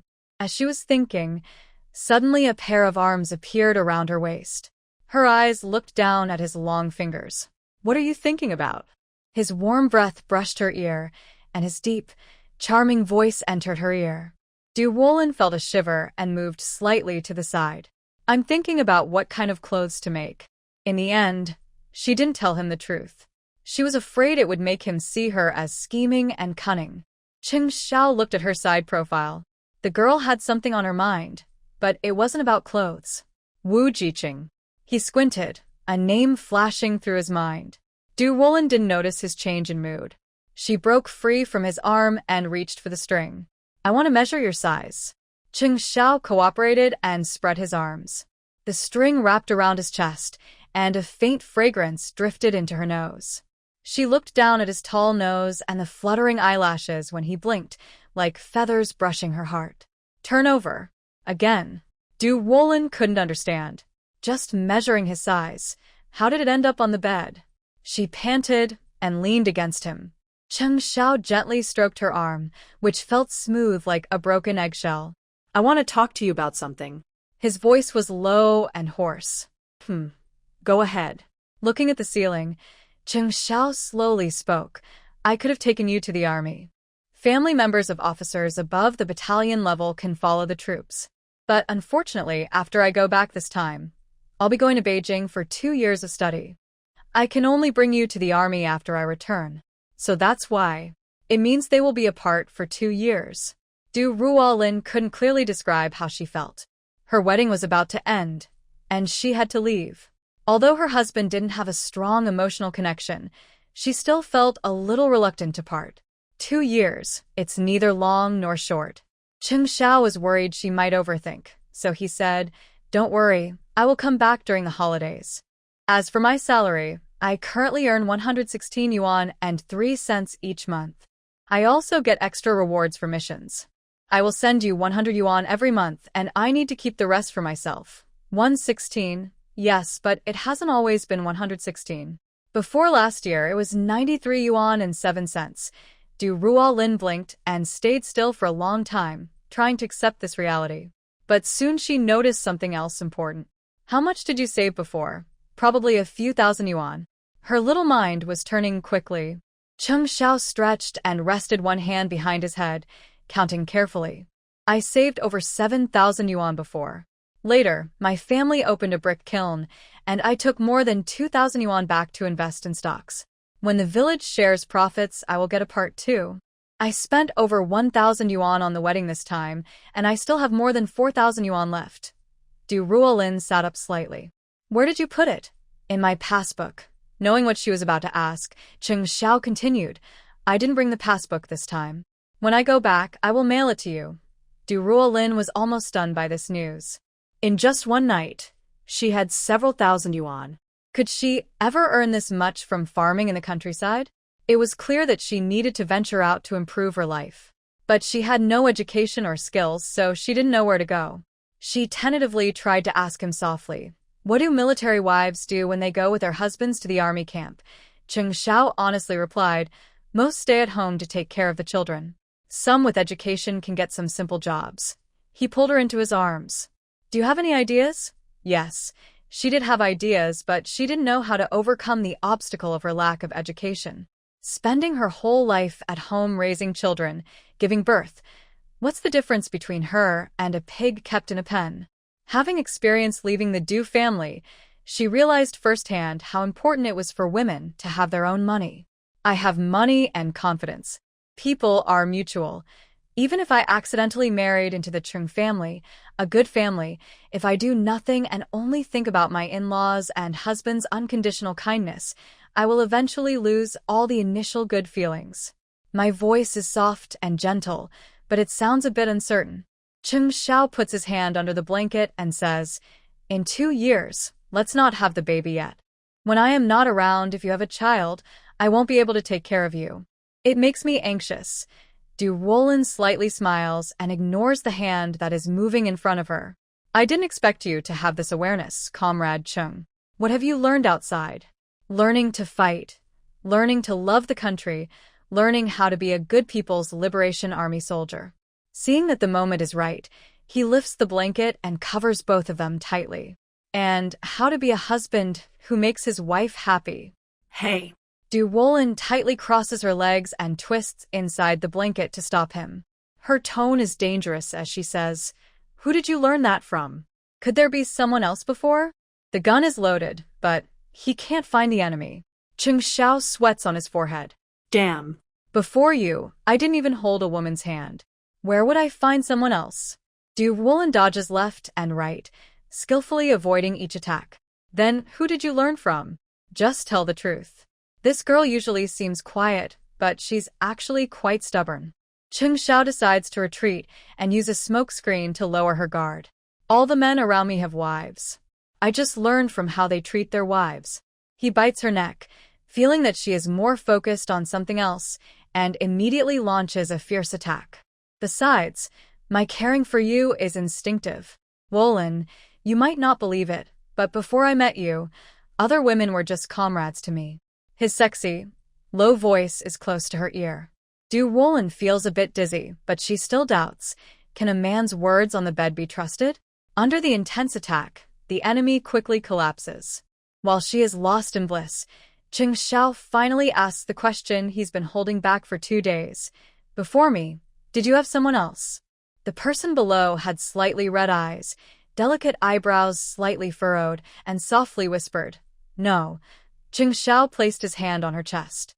"Here." The person closed her eyes tightly, biting her lower lip and shaking her head.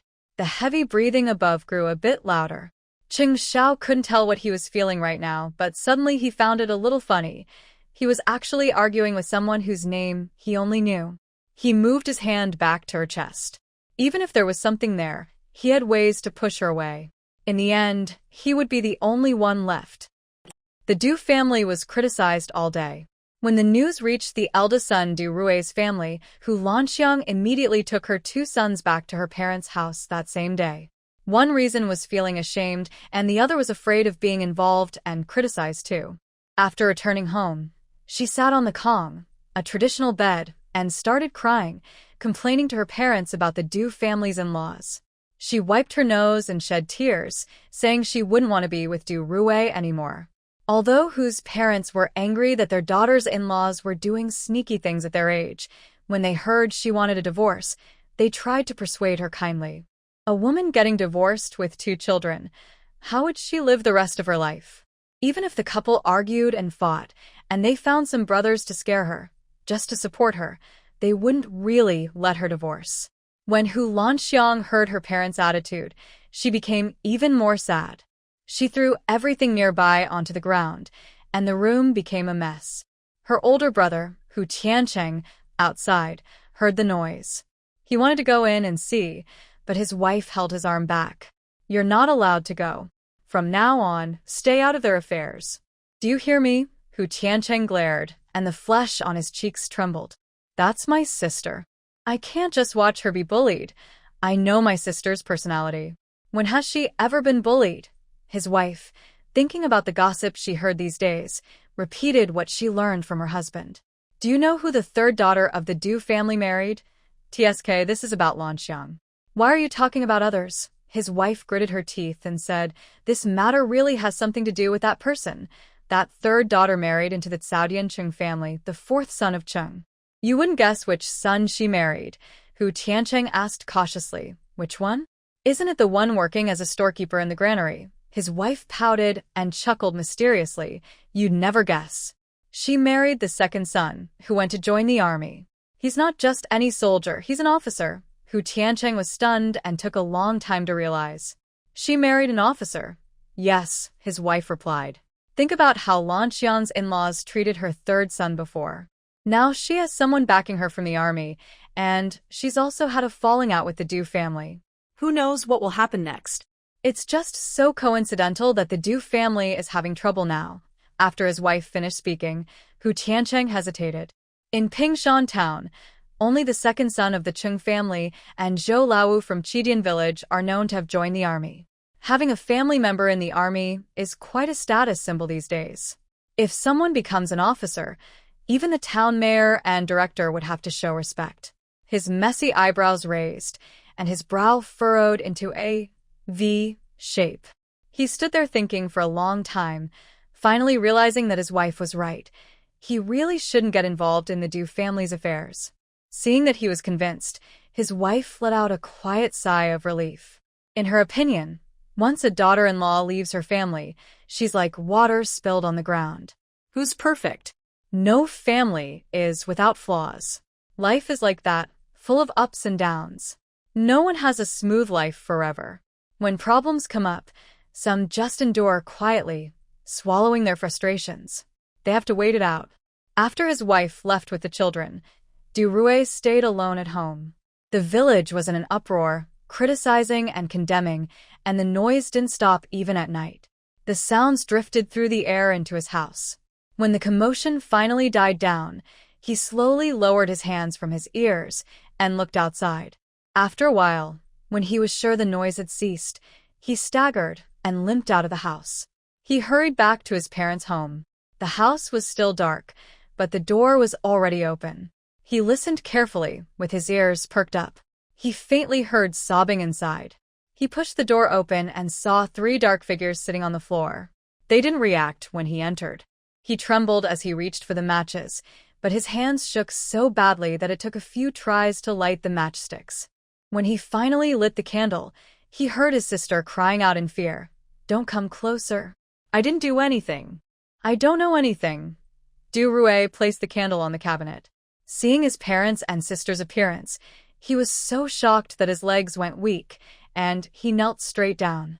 The 3 of them on the ground had their heads shaved halfway, their faces covered in soot, their clothes dirty and torn. Their eyes looked hollow and numb, as if they were not alive. The flickering orange candlelight danced on their faces, like evil spirits just risen from hell. After several days of chaos, Cheng's return to the army was coming soon. These days, he worked hard every night. They used a lot of family planning supplies, and he had to go to town twice just to buy more. The weather was cloudy and not very hot. Xiao took Ruolin with him, saying she had been cooped up at home and needed to get out more. This time, they didn't sit in the front seat. Ruolin sat in the back, hugging the narrow waist of the strong man in front. They smelled the earthy scent of the fields as they traveled. She pressed her face against his back and shouted against the wind, "Since you went to Beijing, do you think you'll get to see Chairman Mao?" Xiao chuckled softly. "Chairman Mao is so busy. I probably won't get the chance to see him. Besides, Beijing is so big. If Mao doesn't specifically want to see me, I might never see him in my whole life." Ruolin didn't understand what big meant in his words. She had never left Pingshan town and had never seen what the outside world looked like. Did the fields beyond the mountains also grow corn and soybeans? She had tried once, taking the opportunity to hike up the mountain while chopping firewood.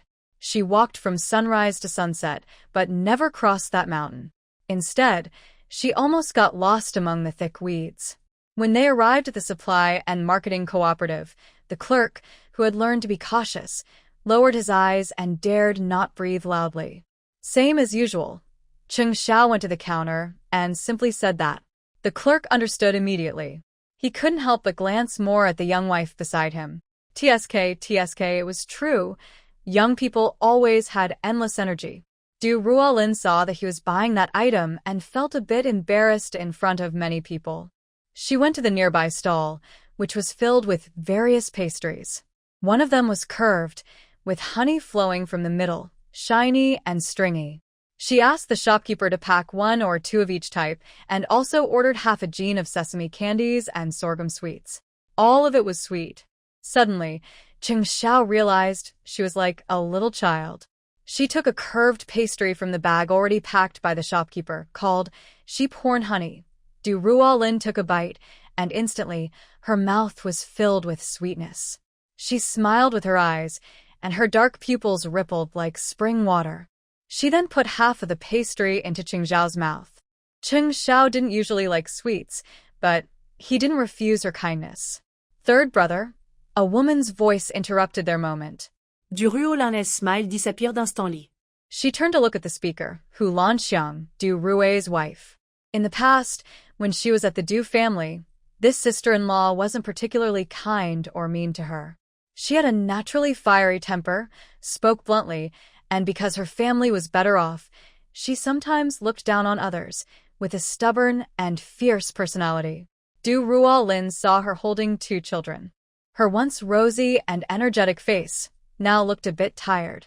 She casually asked, "Sister-in-law, are you here to buy something too?" Seeing that she was willing to talk to her, Lanqiang's eyes turned red. For the first time, this proud woman showed a fragile side. Recently, although she was living at her parents' house, she could clearly feel that her parents' and brother-in-law's family no longer treated her as well as before.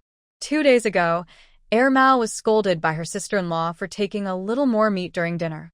She was upset and argued with her right there. But in the end, no one stopped her. Her father and mother didn't intervene, and her older brother defended his wife, saying she was just eating at home and that they raised her. He also said that the children were greedy and would pick the meat, so when they ate a little more, their own son ate a little less. Thinking back to that scene, Lanqiang still felt like her chest was hit with a heavy punch. She was holding back her anger, feeling so frustrated she almost wanted to cry. She used to think she was a strong and proud person, but now she realized she was just a fragile paper tiger, hollow inside, weak and unsupported. As for the old third of the Du family, he had now become a military wife. Her husband was an officer, and her in-laws were kind and capable. However, after more than a month, I still couldn't see any resemblance between her and the thin, lonely girl from before. Now she wears new clothes made of unfamiliar fabric and style. Her black, shiny hair is braided loosely over her shoulder. Her porcelain-like face is bright, lively eyes, and she looks happy and content. Lanqiang looked away and took a step forward, speaking softly. "Third sister, can we talk privately?" Ruolin raised an eyebrow and glanced at Xiao. Neither of them understood what she meant. Xiao asked her, "Who is this?" Ruolin showed no expression.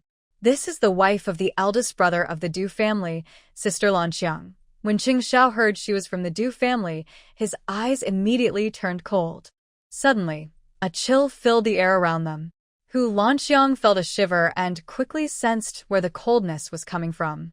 When she first entered, she had been focused on Ruolin and hadn't paid much attention to her new husband's appearance. Now, gathering her courage, she looked at him more carefully. This second son of the Chung family had sharp features. Standing there without doing anything, his presence was enough to make others feel intimidated. She nervously looked away and then turned back to Ruolin, almost begging, "Third sister, considering how I helped you before, can we talk privately?" "Just a moment, I promise." Ruolin narrowed her eyes. When Lanqiang said she had helped her before, she probably meant the time 2 years ago when she argued with a woman from the same village while washing clothes by the river. She only said a few words in her favor. During the day, many people came and went at the supply and marketing cooperative, so arguing there wouldn't help. Finally, Ruolin agreed. It was noon, so a few of them went to a small eatery across the street. Ruolin ordered a bowl of meat wontons, Xiao asked for a large meat noodle, and Lanqiang wanted a bowl of vegetarian noodles for the children. She watched from nearby. She couldn't believe that the once outstanding person had changed so much. It had only been a short time.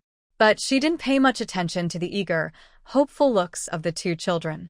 Instead, she spoke coldly and directly. "Sister-in-law, just say what you want." Lanqiang fidgeted under the table, looking conflicted. Finally, she gathered her courage and said, "Third sister, I want a divorce." Ruolin paused, her voice very calm. Seeing that she didn't continue to ask, Lanqiang became a bit anxious.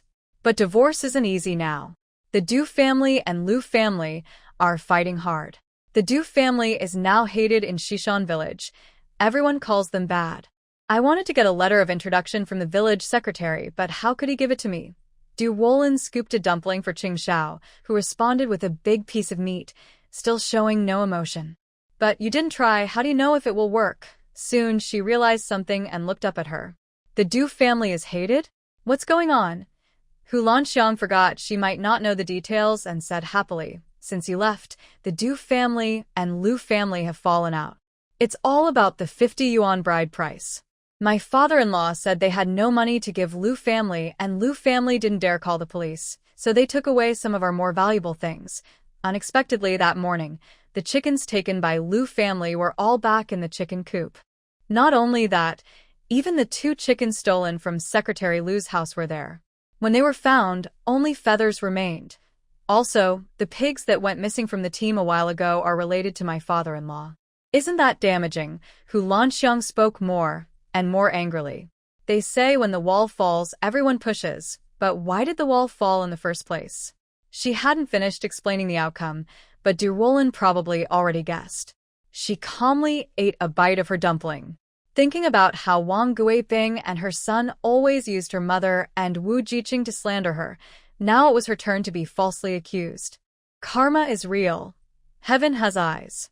Just then, she saw another pair of chopsticks. Cheng Xiao was putting the last piece of meat from his bowl into his own. Ruolin smiled at him and didn't refuse, directly putting it into her mouth. The interaction between the two showed they had a good relationship. Once, when Lan Xiang and Du Rui first married, they were also tender and sweet. But over time, people's true nature shows, and the sweetness turns into chaos. She sighed. Third sister, I'm begging you. Can you help me? Ruolin slightly curled her lips, her mood unclear. Sister-in-law, you're flattering me.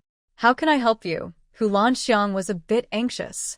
Last time, you publicly disowned the Du family in the village, and even asked the village to give you work points. Secretary Lu cooperated well. If you help me speak for it, he will definitely agree. Ruolin put down her chopsticks and looked directly at the person opposite her. Sister-in-law, you'd rather destroy a temple than break a marriage. That's wrong. I really can't help you with this.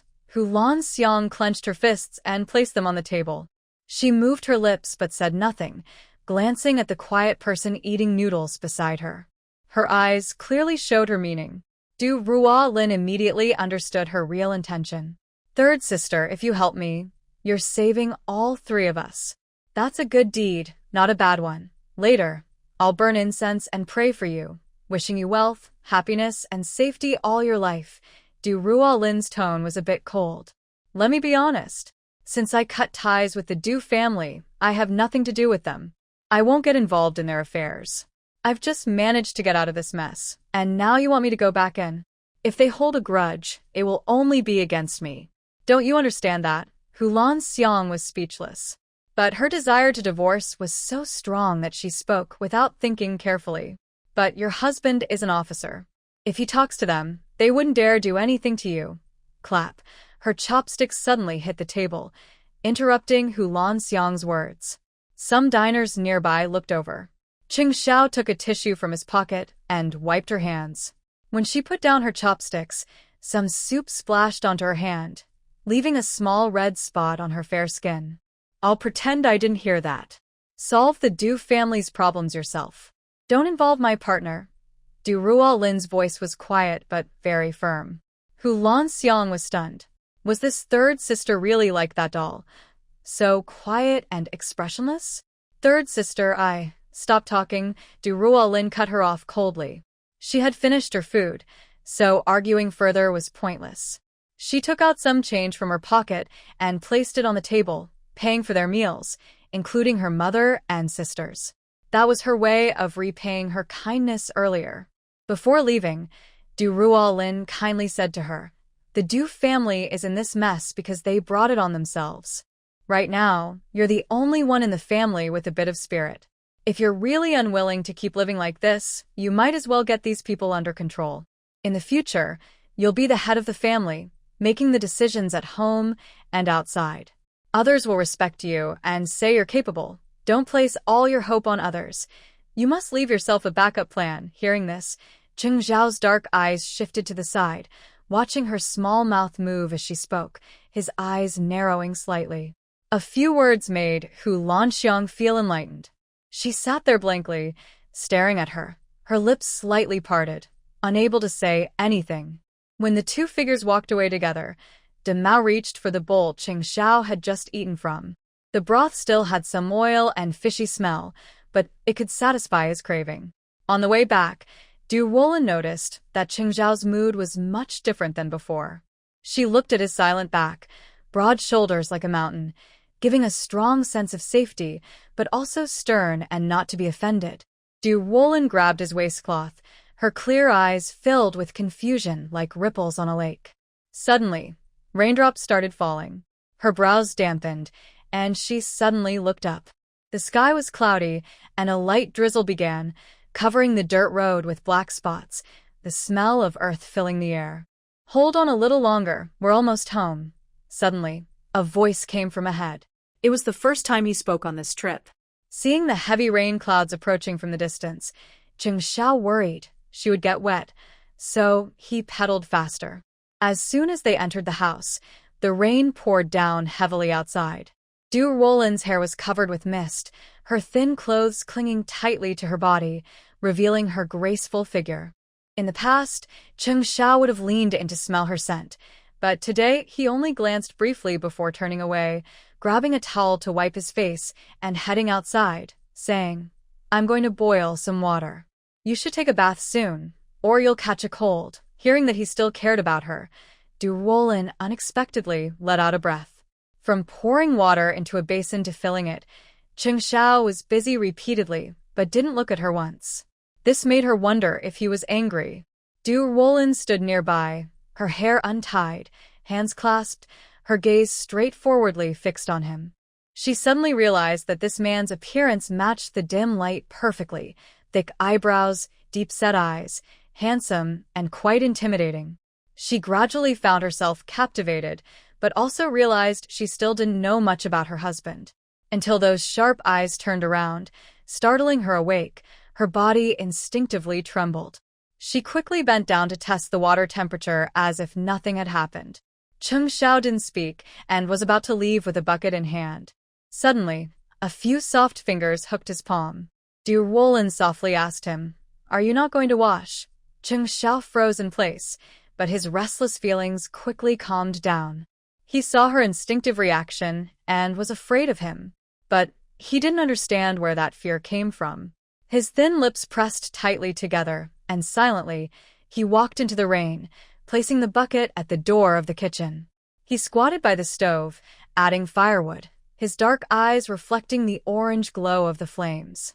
In the pot, there was ginger water with some red sugar, which women drink to stay warm and stay healthy. Her thoughts drifted back to what she said to Du's daughter-in-law earlier that day.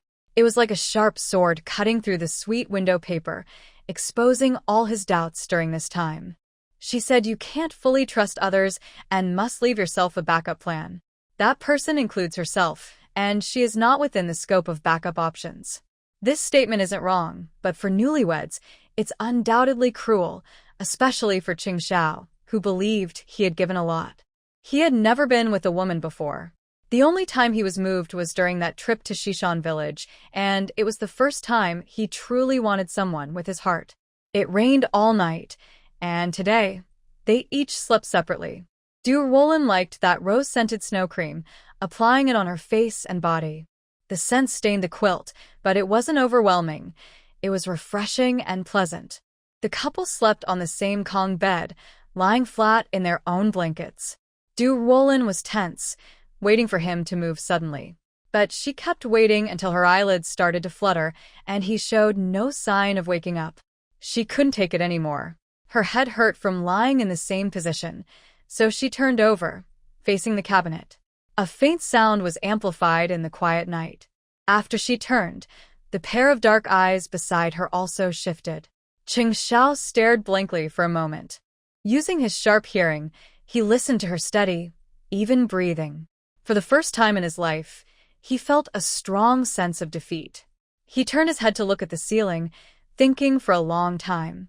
He reviewed everything from when he first met Ruolin until now, going over every detail repeatedly. He admitted he was attracted to her, but she truly wanted to spend a good life with him. Now is a difficult time. His position is sensitive, and among the group-level officials, he is the youngest. People often criticize him. Even with Commander Zhou's connections, his marriage proposal was rejected. He has no support behind him and feels like walking on thin ice. So, he dares not let anyone find fault with his personal conduct. However, Ruolin's thoughts about him are hard to understand. Is she just trying to hold on to him to help her escape the troubles of the Du family, or is there something else? His eyes suddenly narrow, and he thinks of a possibility. If he hadn't been tricked by his family to go see her that day, and if he had gone to the third brother instead, then could she be? Some things are best not thought about too much. The next morning, Ruolin wakes up to a gentle breeze. The air after the rain is especially fresh. She opens her eyes and first notices she isn't in her usual bed. The smell of a man's scent surrounds her, but she can't remember when she came in. Her clothes are still intact. This confuses Ruolin a little. She can't understand him.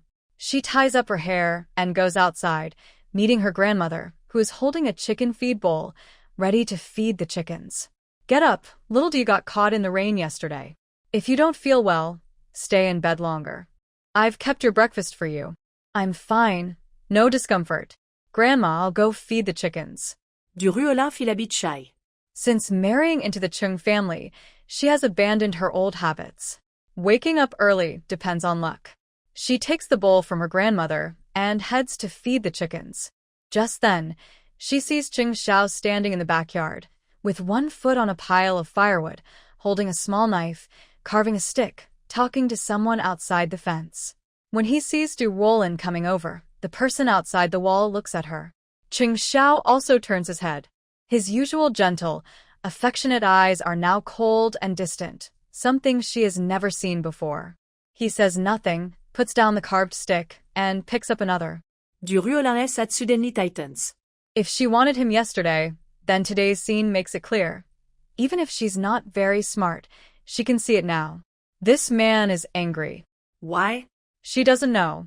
She scatters chicken feed into the trough and then picks up a sickle by the chicken coop to cut some new wild grass at the corner of the wall. They are not far apart, but it feels like there's a huge mountain between them, one that Ruolin once couldn't cross. Perhaps the excitement of this period has faded. Ruolin nonchalantly throws the grass she's holding into the chicken coop, with some force and a hint of anger. Suddenly, Xiao stops what he's doing and calls softly, Ruolin. Ruolin tries to act indifferent, but her voice unconsciously carries a hint of resentment. What? Her beautiful almond-shaped eyes lift at the corners, making her look longer and more elegant, like a proud fox. Unlike the fox waiting to catch its prey that day, she now looks cold and aloof. Xiao presses his lips together. Don't move. Ruolin frowns. This man is used to being bossy in bed and often shows off. She lifts her chin, her stubbornness showing, and deliberately goes against him. She stomps her foot on the ground. I'm not a criminal. Why can't I move? No matter what plans she had to lure him earlier, now Ruolin genuinely wants to live a good life with him. If he's not familiar with her, they can take their time to get to know each other. She also needs to stand firm in her position. She is now his wife, and that means equality. If he wants to show off and act tough in the army, that's his business. But not with her. The more she thinks about it, the angrier she gets. Her proud chest rises and falls. Her face flushes with anger, clearly upset. A flicker of confusion passes through Xiao's eyes as he asks a vague question. Are you sure? I'm sure. Not only sure, but Ruolin also kicks the ground a few more times, as if to vent her frustration. Just as she finishes speaking, Xiao suddenly moves in front of her, grabbing her waist with one hand and lifting her up. The movement is so quick that Ruolin is caught off guard and doesn't see clearly. Just as she opens her mouth to speak, she notices a flash of black light. She looks toward the source of the light and instantly feels cold and numb all over, her limbs weak. A snake. She quickly wraps her arms around Xiao's shoulders, afraid to look directly at it. This is her biggest fear. The snake she saw earlier was roughly the thickness of her wrist. Xiao holds her, but can't act freely. The snake had been coiled near her feet, attracted by her movements just now. Now it reacts instinctively, raising part of its body and preparing to strike. Ruolin tightly grabbed the back of his shirt, her small legs unconsciously kicking, almost hitting Xiao's vital area with her toes. His temples throbbed, cheeks tense, but he still tried to speak softly to her. Relax, don't be nervous. Quickly get it away. Don't move, I'm handling it. Cheng Xiao broke out in sweat, his sharp eyes fixed on the snake. It was black with yellow spots, flicking its bright red tongue. It wasn't poisonous, but a bite could cause swelling for 3 to 5 months. Both sides looked fierce. Just as the snake leapt to attack, Cheng Xiao moved faster, using brute strength to stab the snake's belly with a sharpened stick. The 2-meter-long snake twisted in the air. Ruolin didn't see it clearly, but she could hear the sound of the snake hitting the ground, making her scalp tingle and her face turn pale. After the snake stopped moving, Cheng Xiao patted her back, his palm moist and warm, clearly frightened her quite a bit. It's over, it's dead. Ruolin's body finally steadied. She slowly turned her head, still feeling nervous as she looked at the dead snake on the ground, her scalp tingling again. Before she could fully calm down, she heard the man with a mocking tone say, "So, what would you do if you met a snake on the mountain before?" Ruolin swallowed hard, remembering that they were still arguing just now. Now, being in his arms didn't feel right, so she struggled to get down. "None of your business." "Hey," Cheng Xiao shook his arm that had just been holding her. "I didn't realize you were still so prickly. Now you realize? Do you regret it?" "What's there to regret? We're already married, with military records. Military marriages are hard to break, and officials even more so. We're tied together for life." Hearing this, Ruolin felt a wave of regret. Her eyes suddenly reddened. She was small but fierce. "Anyway, my household registration hasn't been transferred to your place yet. You've passed the marriage report, but you haven't received the certificate, right? To be honest, we're not fully legally married yet." Cheng Xiao's face darkened, all joking gone. "What do you mean? We just got married a few days ago. The wedding decorations are still up, and now you're saying all this." Tongue pressed against the back molars, Cheng Xiao nodded as if convincing himself. "Yes, your household registration is in your hands now. You have money, confidence, and a backup plan. You don't need me anymore." "Is that what you mean?" Ruolin clenched her fists in anger, a wicked fire rising in her mind, and she wanted to stand her ground. Yes. "You guessed right. That's exactly what I think. Are you satisfied now?" After saying that, she prepared to leave. Early in the morning, the two of them standing in the garden might attract neighbors' gossip, saying she was fine, and she didn't want her kind parents-in-law to worry. However, the problem wasn't finished. Cheng Xiao took a deep breath, turned around, grabbed her wrist, and in the next second, carried her on his shoulder and walked back. Her mind spun, blood rushing in reverse. Her already angry and confused mind lost even more reason. Ruolin desperately hit the hard body. "Put me down, I won't." Cheng Xiao kicked open the door. "You say let me go, and I will? Where do I put my dignity?" Once inside, Ruolin was just put down and ran toward the door. But Cheng Xiao was faster. He locked the latch before she could, pressing his red palm against the door, blocking her way out. One wanting to go, the other refusing. Ruolin, furious, turned around and was pressed against the door by a strong hand, which held her shoulder tightly like a heavy stone. She couldn't break free. She wanted to bite him, but couldn't reach. "What else can you do besides brute force?" "Brute force?" Cheng Xiao looked as if he heard something funny. "Are you saying I only used brute force this time? And this is called brute force? Isn't that what it is?" Earlier on the mountain, during their wedding nights, every intimate night was a struggle that left her exhausted and broken. Cheng Xiao's eyes widened in shock. Damn. "Do you realize how much medicine you gave me that time on the mountain?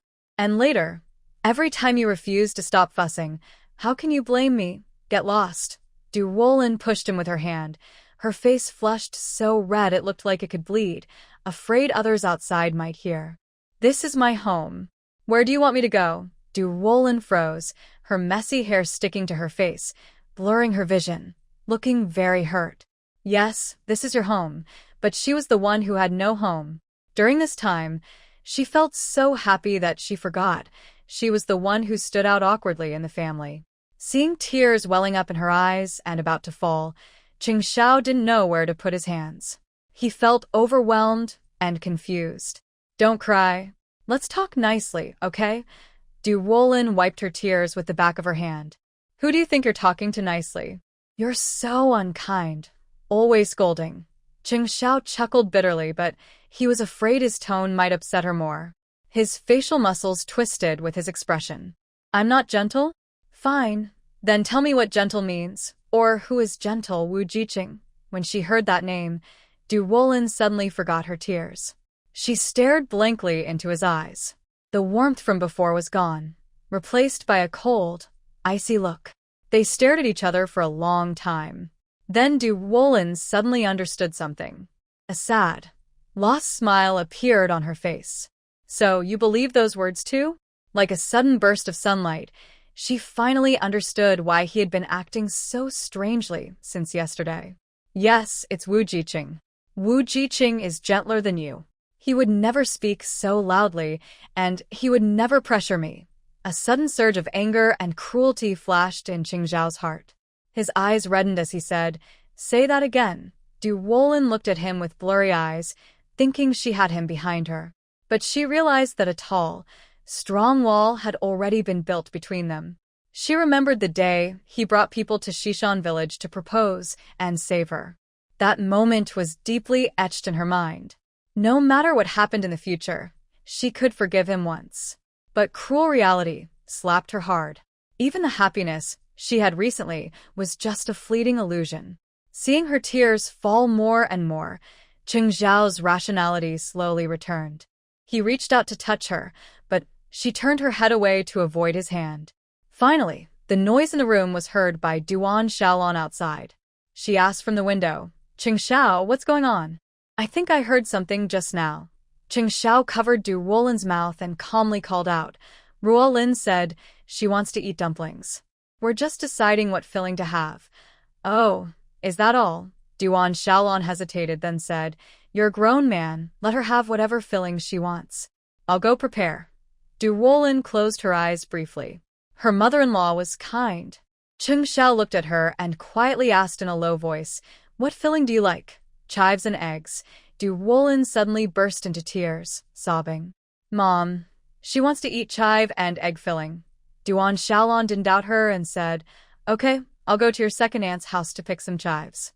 Tonight, we'll make dumplings." After the footsteps in the yard gradually faded away, Cheng Xiao looked at the person in his arms. Every tear felt like a nail stabbing his heart. He picked her up and sat her back on the bed. Ruolin was held in his arms, sitting on his lap, and his tone was no longer as cold and hard as before. "Ancestor, I was wrong. Can we stop crying?" Cheng Xiao brushed her face with his other hand. "I'm not a good person. My stupid mouth made you angry." Ruolin struggled to break free, her voice soft and hoarse. "What are you doing? Making you angry? If you're mad, hit me." Seeing she was unwilling, he extended his wrist toward her mouth. "Or you can bite me." Her tears were pulled back, and she stared at the flesh under her eyelids. Her muscles were well-defined, and she didn't hold back. She bit him directly. Cheng Xiao took a deep breath, not struggling, his fists clenched tightly. After a while, Ruolin released her mouth and looked at the 2 rows of bluish-white teeth marks on her arm, not quite satisfied. "Then there's this one." Cheng Xiao extended his other hand. Ruolin, uninterested, turned her head to the other side. "Forget it, my tooth hurts." Cheng Xiao thought she was feeling pain, so he wrapped his arms around her tightly. When her sobs in his arms gradually stopped, Cheng Xiao softly said, "Ruolin, I want to marry you for a lifetime. Whether you believe it or not, that's the truth. Our time together is short, and you don't know me well. Once I decide on someone, no one can change my mind." Ruolin didn't turn around and said coldly, "How do you know I'm not aiming for a lifetime too?" Getting her affirmative response was more meaningful than 1,000 words. Cheng Xiao held her tighter, his bony shoulder blades pressed against his chest muscles. Even through the fabric, he could feel his strong, steady heartbeat. He could wrap her completely, and that delicate happiness made her feel sad now. If only he still believed in her like before. When she was in Xishan village, those rumors were like sharp blades stabbing at her. Over time, she became numb. The scars healed and then reopened. Eventually, the pain from the wounds faded, but hearing those few words from him was even more upsetting. "I really have nothing with him." A soft, almost inaudible voice reached her ears, like a gentle whisper with barely open lips. Chung Xiao didn't catch it clearly and tilted his head, asking, "What did you say?" I said, "I have nothing with him." Ruolin repeated herself, this time a little louder, and turned to look directly into his eyes. A few tears still lingered at the corner of her eyes, not yet falling, blending into a mosaic of broken, shimmering light. Her stubbornness and determination were clear. They looked at each other for a long moment before Cheng Xiao softly replied, "I understand." "You understand?" Ruolin frowned. "Then why did you mention him just now?" When she said this, Cheng Xiao didn't know where that sudden anger came from. His body reacted faster than his mind. By the time he spoke, it was too late to stop. "Actually, I'm quite angry with him." It was the first time he felt such anger towards someone he had never met. "And I'm also angry with myself." Ruolin looked confused, her eyes showing straightforward doubt. Cheng Xiao pressed his forehead against hers, feeling the warmth and dampness of her skin. His voice was very gentle. "If he can't save you, then he shouldn't have bothered you for no reason." Ruolin's lips parted slightly, her heart skipping a beat. "But I'm even angrier with myself. If I had come back a little earlier, met you before him, you wouldn't have had to endure so many rumors. Or maybe I should have been the one in those rumors." As soon as he finished speaking, Ruolin suddenly threw herself at him, clutching his back tightly. A strong sense of emptiness spread quickly in her heart. Even holding him like this didn't feel enough. Nothing felt enough. She just wanted to be closer, closer to him. Her soft face pressed against his ear, blocking out half of the sound, but Cheng Xiao still heard the faint sound of her crying. "Honestly, I don't care at all about what they say about me. Talking is the easiest thing, just moving your lips can turn black into white. I can't argue with everyone, whether it's Shishan village, Saudian village, or the entire Pingshan town. I don't care. They can't hurt me." Cheng Xiao paused slightly. "So, you already know." Ruolin lifted her head and gently held his face in her hands. The short, rough hair brushed against her fingers as she spoke seriously. "I found out a few days ago when I went to the river to wash clothes. But that's not important. I also know what happened to the Du family was your doing. You wanted to stand up for me, didn't you?" She softly touched his lips with hers, a light kiss that stirred deep emotions between them. "I've always wanted to tell you. I'm really grateful to you." Ruolin smiled, fragile yet strong, like a small flower standing tall after a storm. "Cheng Xiao, thank you. I'm glad it was you who appeared that day." For the first time in her life, someone had chosen her without hesitation. Cheng Xiao's eyes grew moist. He pulled her close and kissed her again, this time with deep emotion and warmth. Their closeness was not about desire, but about comfort and connection, stronger than ever before. In his arms, Ruolin trembled slightly, feeling as if the emptiness in her heart was finally filled. For the first time, she felt truly safe. When they finally parted, their foreheads rested together, their warm breaths mingling. Cheng Xiao looked down at her slightly wet lips and gently wiped away the moisture at the corner of her mouth. They held each other tightly. At that moment, Ruolin truly wished to spend her life with him. No one else would do. On the morning Cheng Xiao returned to the army, Ruolin woke up earlier than him. People often said that eating dumplings before a journey brings safety and good luck. It was a small thing she could do for him, but it was her way of showing care. She spent the morning kneading dough and preparing the filling. When Duan Shaolan came out yawning, she was surprised to see a tray full of dumplings already made. "Mother, you're up," Ruolin greeted her with a smile, quickly shaping another dumpling. "Xiao, why did you get up so early?" "You should have waited for me," Duan Shaolan said, washing her hands and trying to take over. "I'll finish the rest. You go rest for a bit." Neither of them would give in, so in the end, Duan Shaolan rolled the dough, while Ruolin wrapped the dumplings. As they worked, they talked about the upcoming military trip. Duan Shaolan felt both happy and a little sad. Going with the army means living a good life. You don't have to work the land like at home, and your son and daughter-in-law can be together. But when I heard it would be 2 more years before I could go, Duan Shaolan was worried that the newlyweds might grow apart during such a long separation. However, Ruolin was confident about it. Like these dumplings, after he eats the ones he made himself, He won't want to eat anyone else's. At 9 in the morning, Chung Bangwa pulled a bullock cart to take Xiao to the town. Many people gathered at the gate of the yard. After Xiao put his luggage on the cart, he turned around, gently hugged Ruolin in front of dozens of eyes, and said in his strong voice, "If you feel wronged, there's nothing my parents can do. Just go straight to the police station or the town hall. I've already told them. When I'm not home, they will protect you." The crowd whispered quietly, looking at that side with some respect. Ruolin knew he was speaking loud enough for others to hear. She held back her sadness and smiled at him. "Yes, don't worry. I will take good care of the family. Yes, I will write to you once I arrive." After saying goodbye with reluctance, Xiao hugged his tearful mother again. This time he would be gone for 2 years. The mother and son had been apart for so long, and he felt guilty. "Mom, take good care of yourself and also look after Ruolin. That's what I should say to you." Duan Shaolan wiped her nose and tears with the back of her hand, then kept urging him. "All right, hurry up and go. Let's go." Ruolin went over to support her mother-in-law, watching as the figure sat on the bullock cart until he disappeared from sight. This pleased Chen Liangping, who immediately opened the cigarette box. Halfway through opening it, he suddenly realized that the smile on the other side seemed a bit strange. "I say, Commander Cheng, you have something to ask me, right?" Xiao smiled openly. "No wonder you're the assistant in the command office. You can't hide anything from you. I do have something to ask." Chen Liangping casually took out a cigarette, tilting it in his mouth. The smoke slowly spread, covering his face. "You're being a bit formal now. Just ask what you want to know."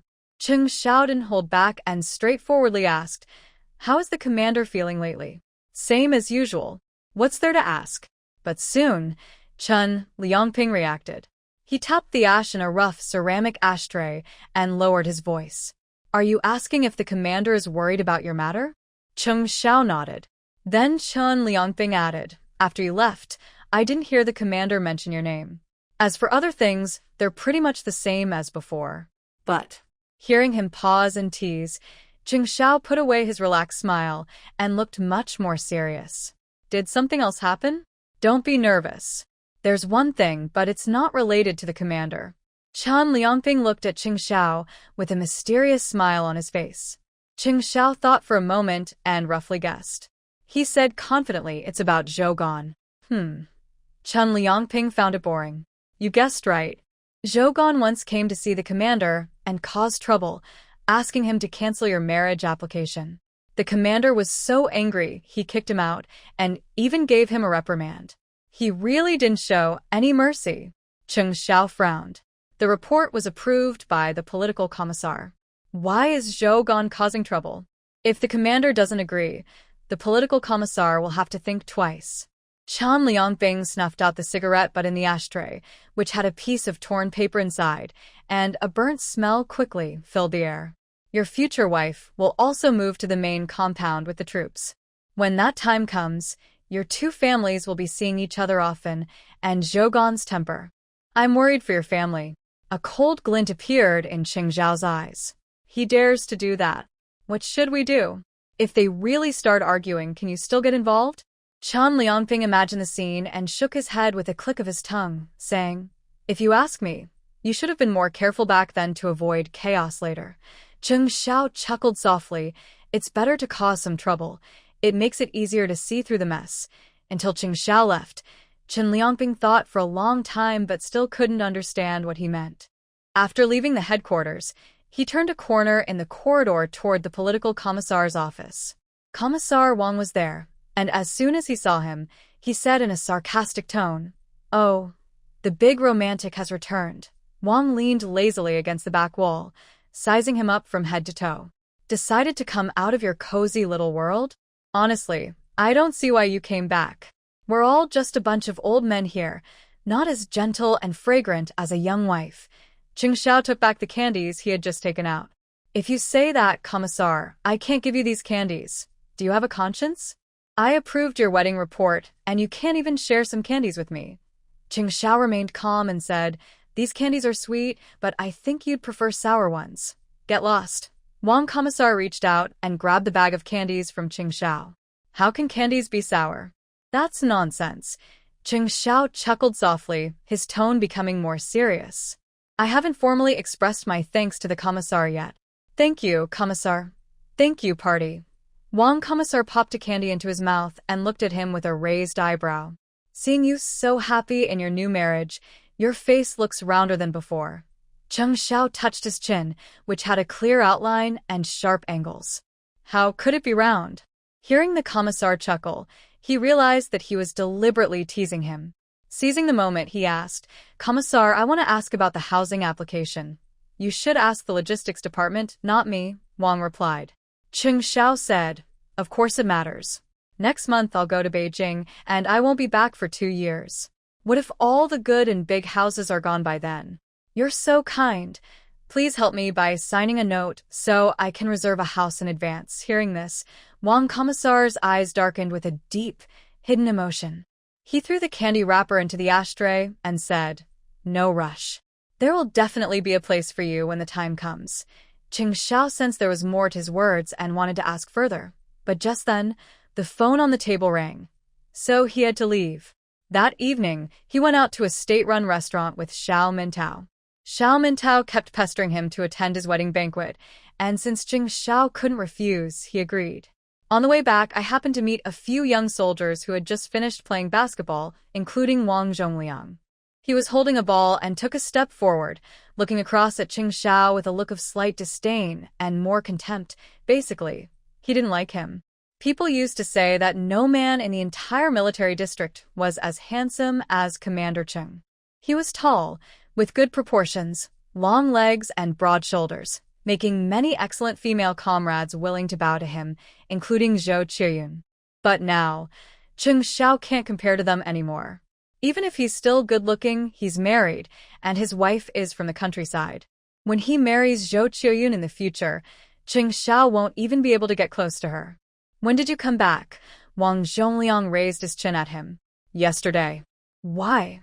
Cheng Xiao didn't take his attitude seriously. They've known each other for over 10 years. Wang Zhongliang always speaks harshly, but he's used to it. So, you're married now? Why didn't you share some wedding candy with us, your old comrades? You're too stingy. Exactly. Others cheered and teased. As long as you have a thick skin, it just makes others angry. Cheng Xiao casually replied, Things aren't like they used to be. All the money goes to my wife now. But why am I telling you this, a bunch of bachelors? You wouldn't understand even if I did. Let's go. Xiao Mintao chuckled, amused by the group of losers across from him. He found their reactions hilarious.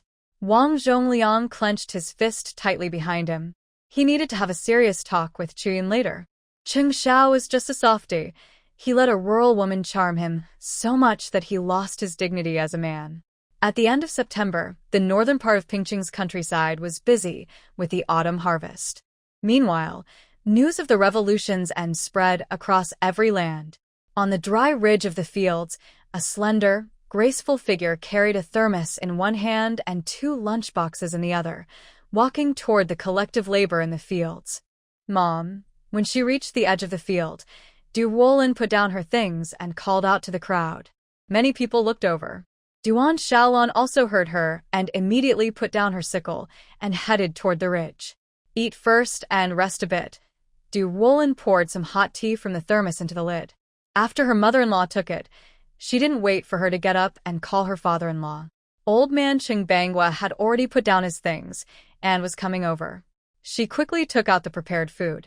During busy farming times, physical effort is high. Very fancy food doesn't satisfy hunger.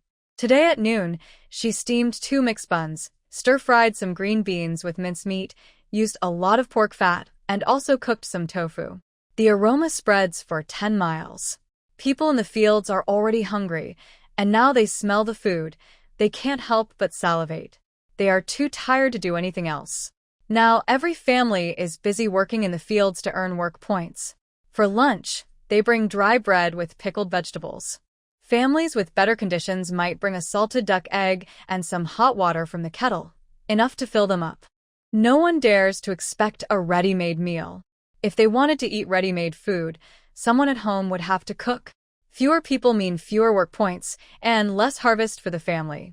Ruolin sat nearby, watching her parents-in-law eat. She occasionally poured water and wiped sweat, caring and warm, more like a real daughter than a daughter-in-law. Chung Bangwa swallowed the steamed bun and said to Ruolin, "Today's work in the fields is done. Thanks for bringing us food these days. This afternoon, I'll go to town to buy some wine and meat and also get some fabric you like from the supply store. When I come back, I'll make a new outfit for your mother. Your father will cover the cost."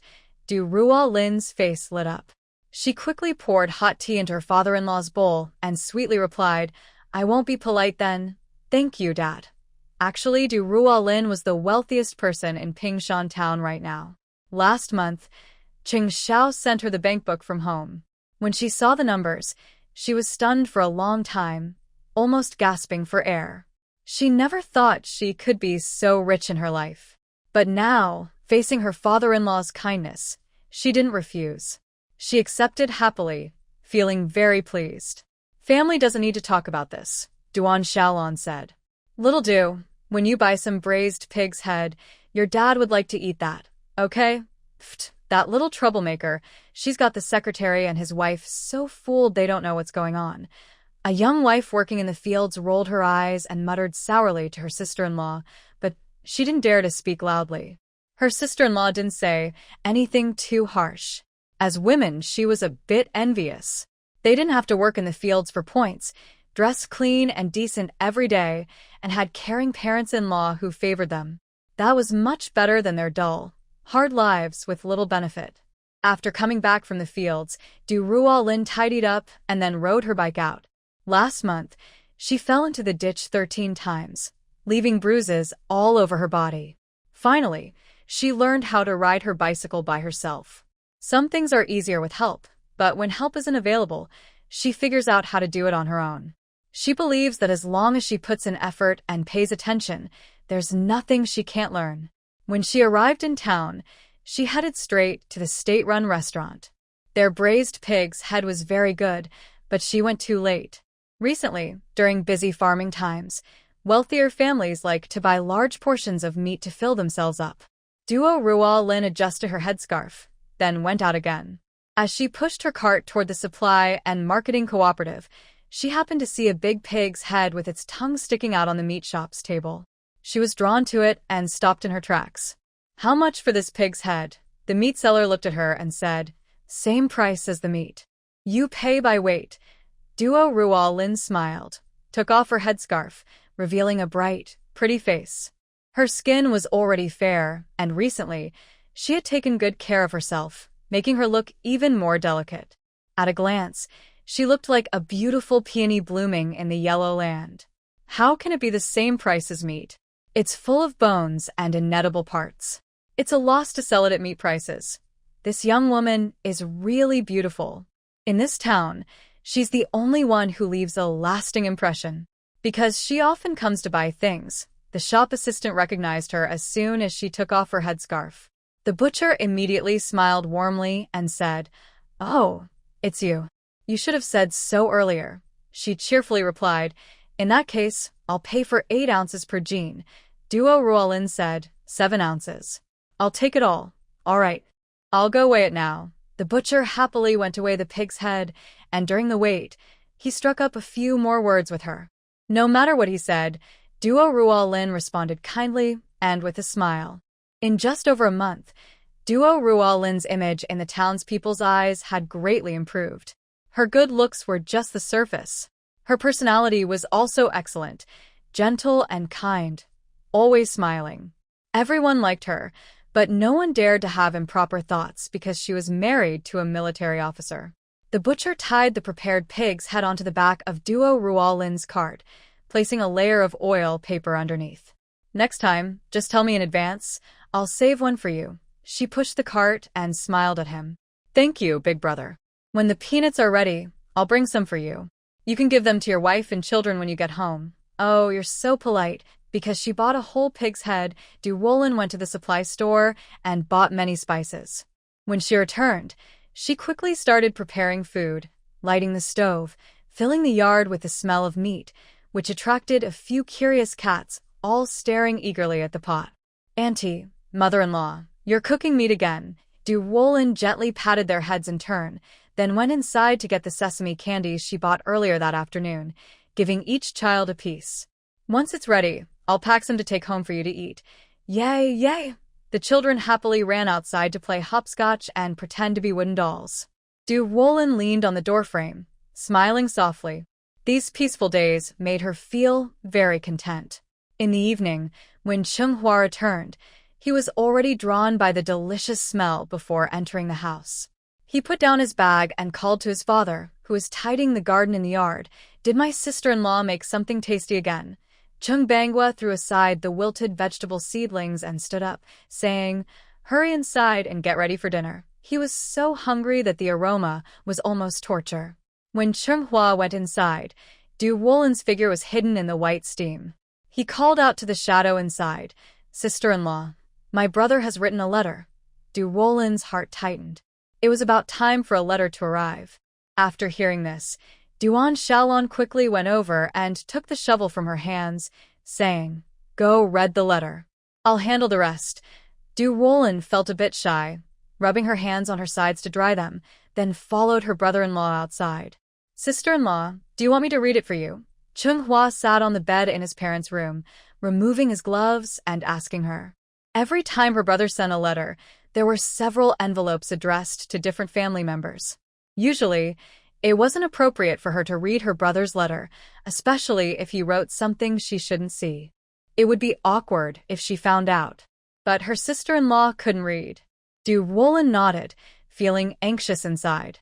Although she had recently been trying to learn to read from the newspaper on the wall, she still couldn't read well, especially since Jing Zhao's handwriting was too elegant and difficult to decipher.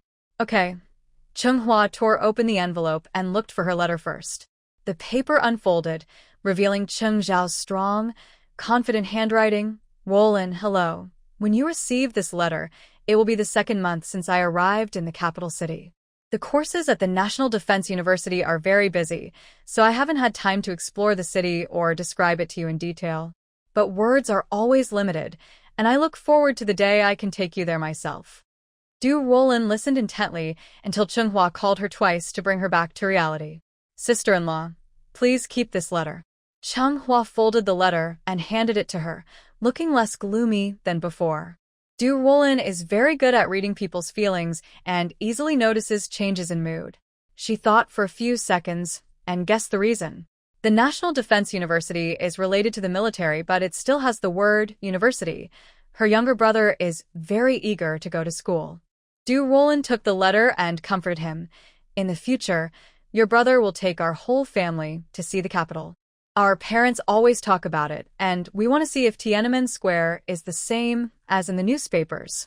Chung understood her kindness and forced a faint smile, but deep inside, he still felt disappointed. Holding the letter in her hand, Ruolin suddenly remembered something. "Your younger brother, do you have a dictionary?" Chung said yes. "Sister-in-law, do you want to see it?" She nodded. "I don't have much to do during the day, so I might as well learn some words. It's better than being blind." Chung who loves studying, immediately said, "Okay, after dinner I'll find it and bring it to you. I also have some leftover paper and pens from school that I can give you." "That's great."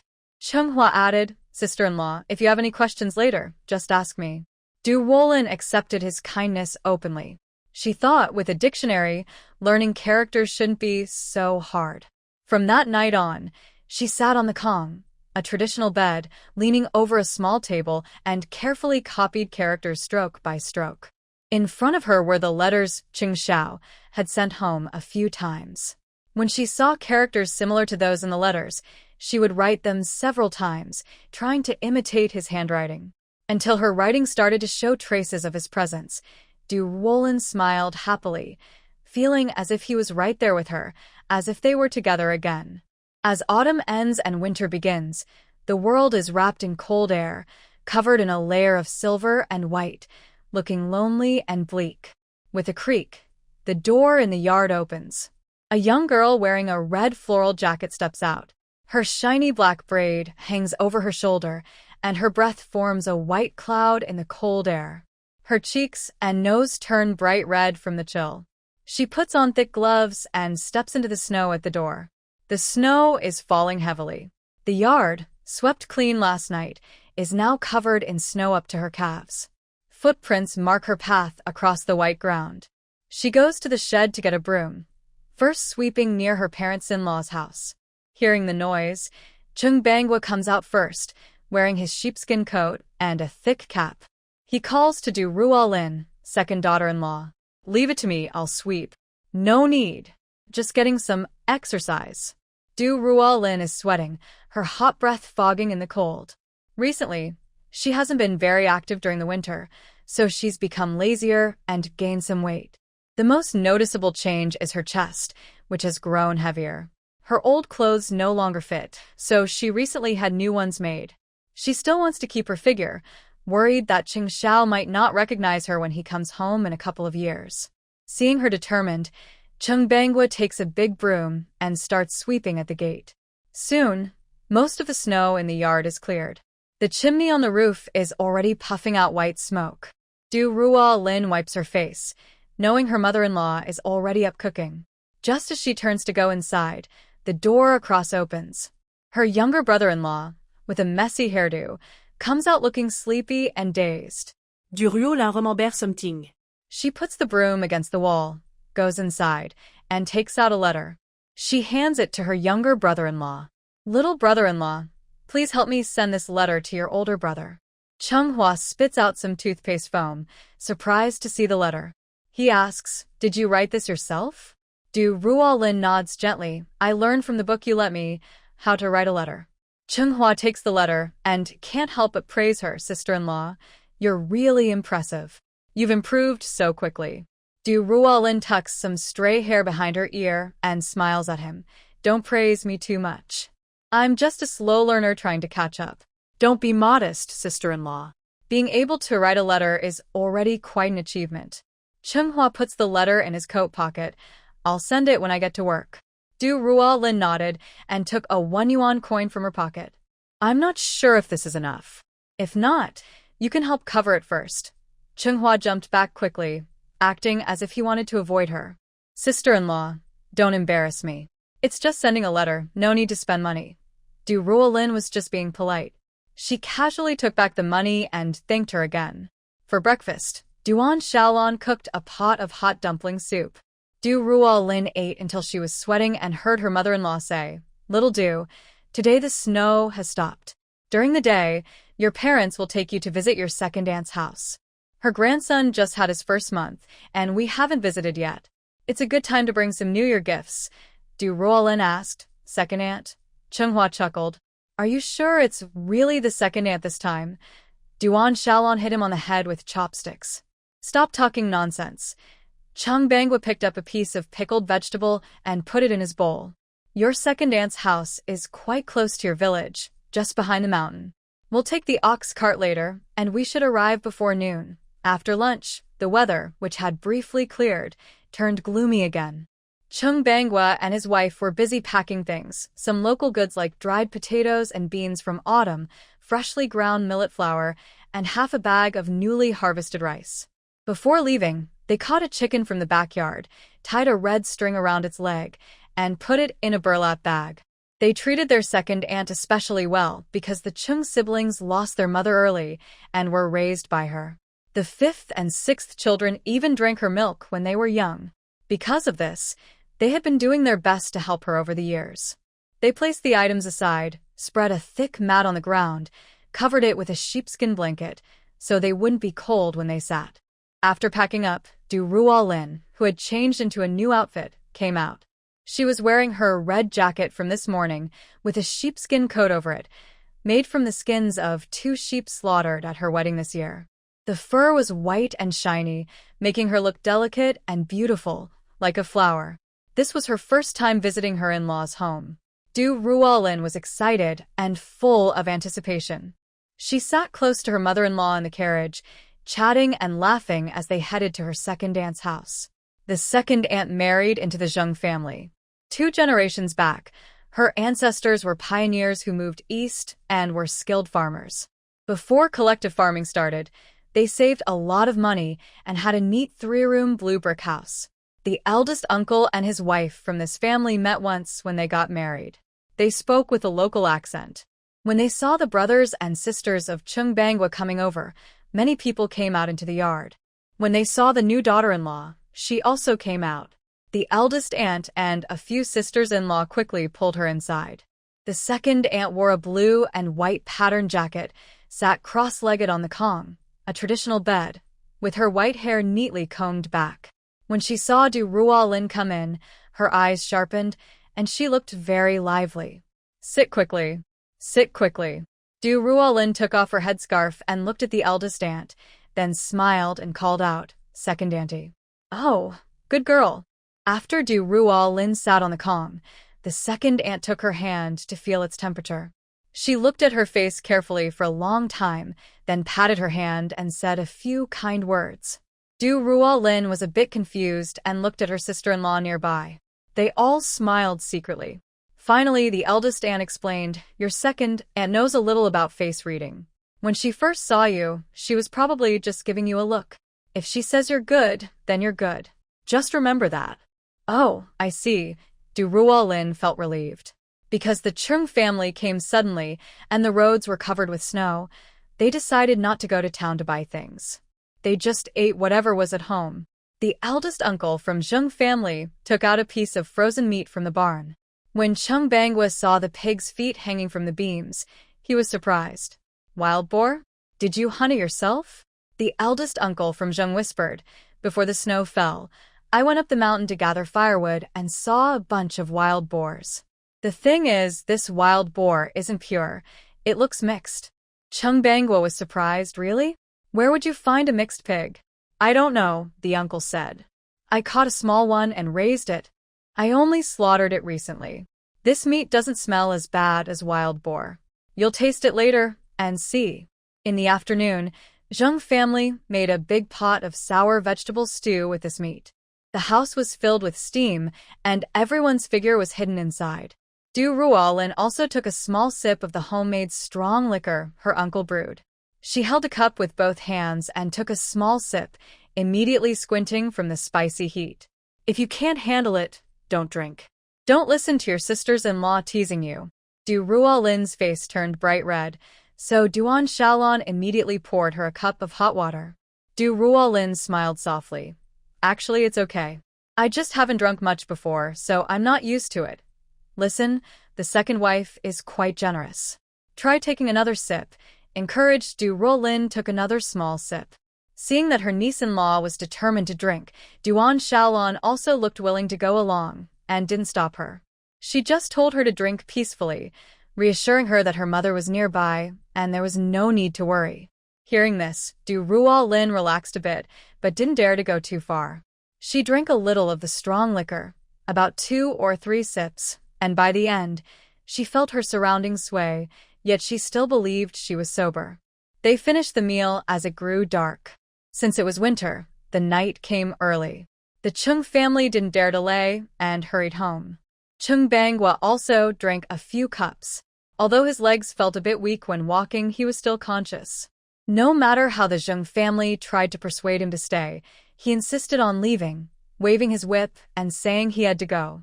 Before leaving, the second aunt pulled Duan Shaolan aside and whispered something in her ear. Duan Shaolan's eyes lit up with a smile that didn't fade.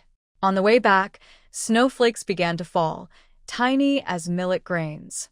When they reached the forest outside the village, the dark trees looked like they harbored wild animals. Ruolin leaned into her mother-in-law's embrace, feeling very hot and uncomfortable, unaware of her mother-in-law's tense, stiff posture. Chung Bangwa panted heavily, taking off half his sheepskin coat. His body was steaming with heat. Still not satisfied, he swung his whip and shouted a few times before feeling better. His voice echoed through the forest, making the quiet woods even more silent and deep. Duan Shaolan, already frightened, was startled even more by his shout. She angrily slapped him. "What are you shouting for? What if wolves come?" Chung Bangwa was unfazed. In this heavy snow, where would wolves come from? That's hard to say. Even if there are no wolves, what if a tiger or something else shows up? That would be dangerous. Chung Bangwa stepped onto the cart, saying, I'll give you a story of Wu Song fighting the tiger. No, I should say Red Mountain Tiger fight.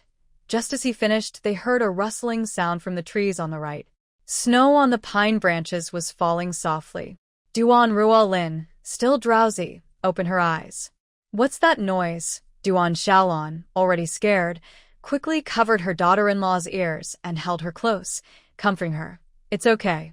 Just sleep peacefully. I covered my ears and amplified the sound of my heartbeat, which felt like drums pounding in my chest, making it hard to stay calm. At this moment, Chung Bangwa also thought there might really be wild animals nearby.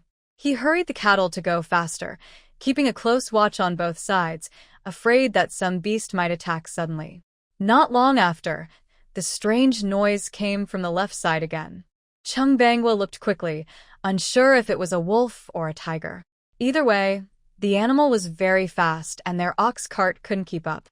In a flash, he reached under the cushion on the cart's board and grabbed a machete he kept for safety. He had sharpened it carefully before leaving, so it was very sharp. Old Fourth, do you think we can make it? Duan Shaolan trembled, feeling unsure and scared. 2 years ago, a man named Wong Wu from their village went up the mountain in winter to gather firewood and was attacked by a wolf. He was bitten to death, and the terrible scene still haunted her. Du Ruolin also started to feel nervous. Mom, what is that? I don't know. It's okay, your dad is here. Duan Shaolan was so frightened she felt helpless, but she tried to stay calm and comfort her daughter-in-law. The cold wind had mostly blown away her drunkenness. Du Ruolin sat up and looked around carefully. Her eyes focused on the back of the cart. Her father-in-law was only watching ahead, so he couldn't see behind. Suddenly, there was a strange noise coming from the woods on the left. Du Ruolin immediately knelt down and stared tightly into the dark trees, seeing several black shadows moving through.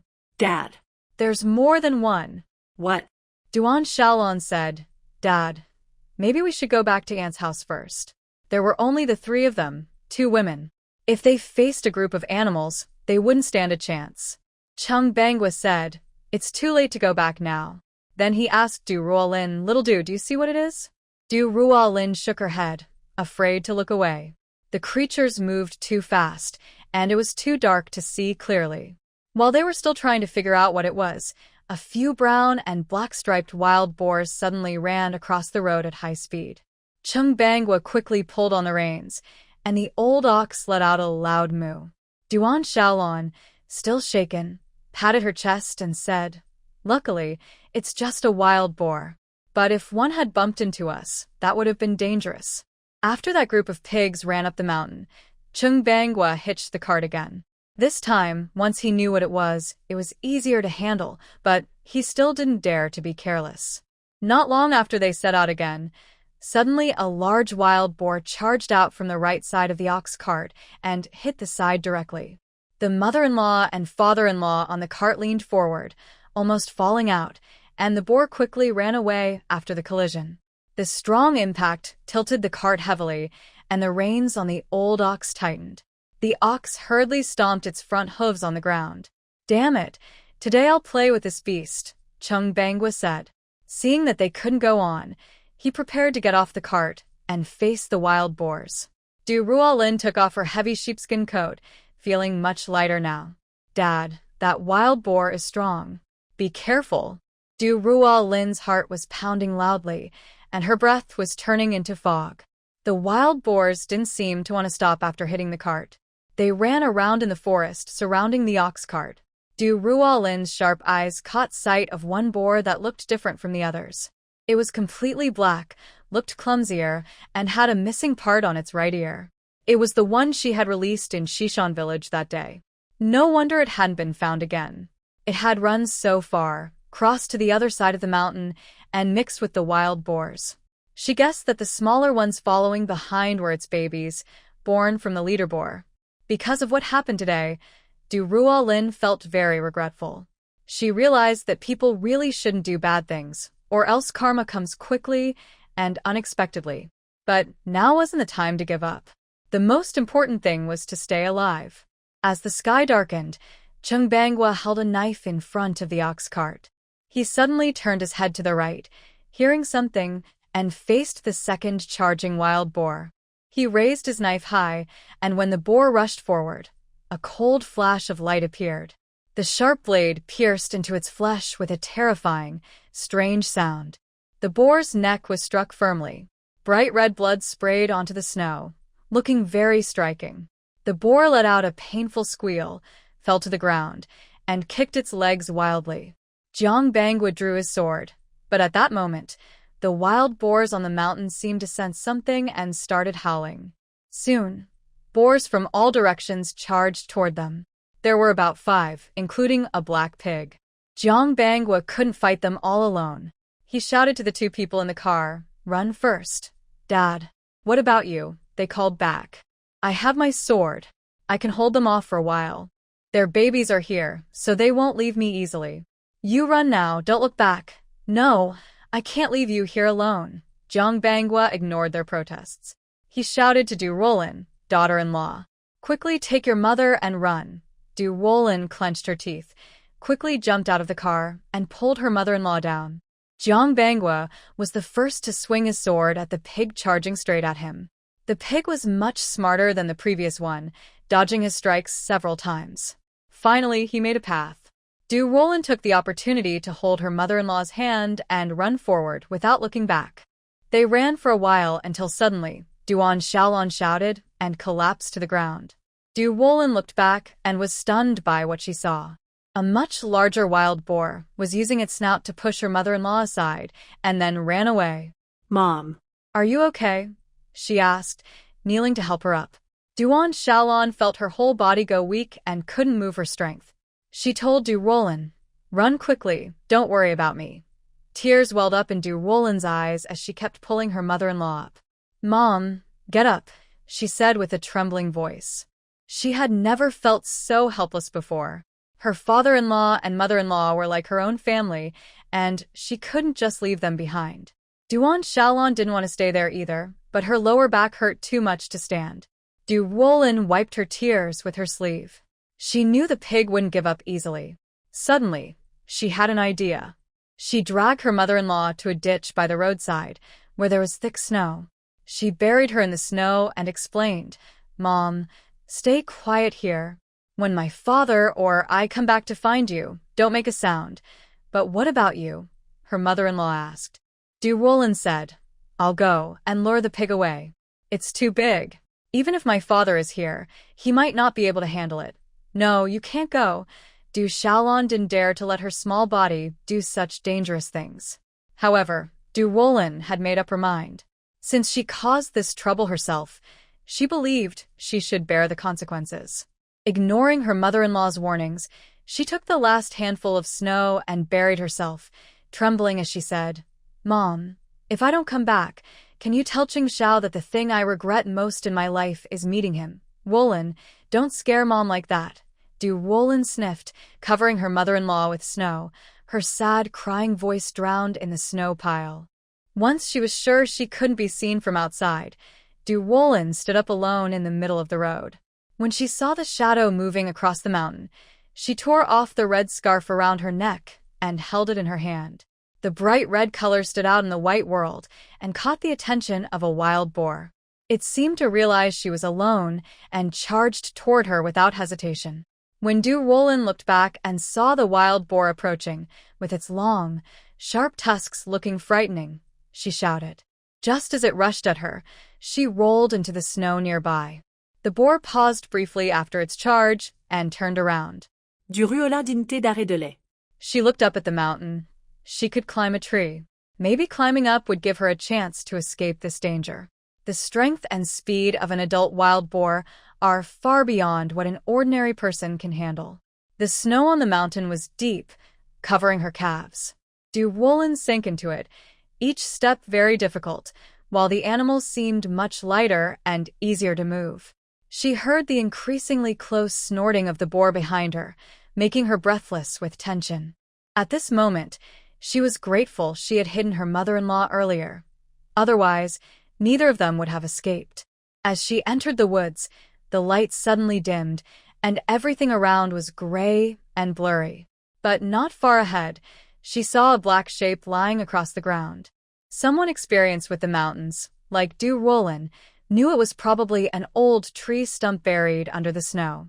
An idea flashed in her mind. She rushed toward the stump, rolling and crawling to the other side. She threw the red scarf she was holding onto the stump.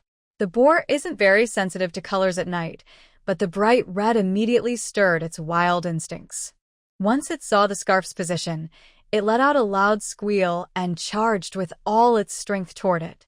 Ruolin hid behind a tree trunk, tightly covering her mouth. After hearing the crunching of snow behind her, suddenly there was a loud bang, along with a trembling of the old tree trunk, and then the sound of a wild boar howling through the mountains. Snow melted on her face and flowed into her eyes. Ruolin clenched her teeth and stood up. When she looked back, she was so frightened she almost lost her soul. The wild boar's long tusks were stuck in the tree trunk and couldn't be pulled out. It struggled fiercely, bleeding quite a bit. Now was her chance. Ruolin hurried to run away, but something tripped her. She fell heavily into a snow hole. Snow poured into her ears, nose, and mouth from all sides. In a dangerous moment, her senses became very sharp. She reached out to feel what had tripped her and found a rope tied around her ankle. She immediately understood that someone had set a trap for the wild boar and she had stepped into it. Both she and the wild boar were trapped. Now it was a game of chance. Who would survive first, who could escape? Her hands, buried in the snow, soon felt cold and painful. But she didn't dare delay. She skillfully untied the knot. In her family, she often saw Duan tie such knots. These knots couldn't be struggled out of. The more you struggled, the tighter they got. She took a deep breath, then exhaled slowly, trying to calm herself. Life was hard to come by. She hadn't yet lived a good life with Xiao. She didn't want to die. The wild boar had stopped howling. Only heavy breathing could be heard. Ruolin's soft flesh beneath her lips was bitten by her nerves, and the taste of rust filled her mouth. Finally, just as she was about to free her foot from the rope, she succeeded. The beast, desperate to break free, bit off one of its tusks. The remaining one looked crooked and about to fall out. It snorted hot air from its nostrils and glared at Ruolin fiercely. Without a tusk, she was less afraid of it. As long as she could avoid its charge, she had a chance to escape.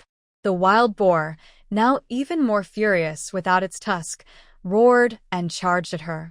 Ruolin dodged as it came, rolling down into the snow. The wild boar seemed to have gone mad. It dashed wildly through the woods, crashing into trees repeatedly, making deafening noises. Ruolin hid inside a snow den, almost losing warmth, only revealing her eyes as she watched the wild boar nearby. The boar had hit trees several times and looked tired, moving more slowly. Ruolin thought that if she could wait until the boar was completely exhausted, she might have a chance to escape. "Ruolin, where are you?" came her father's voice from below the mountain. She shivered at the sound. Her father was safe.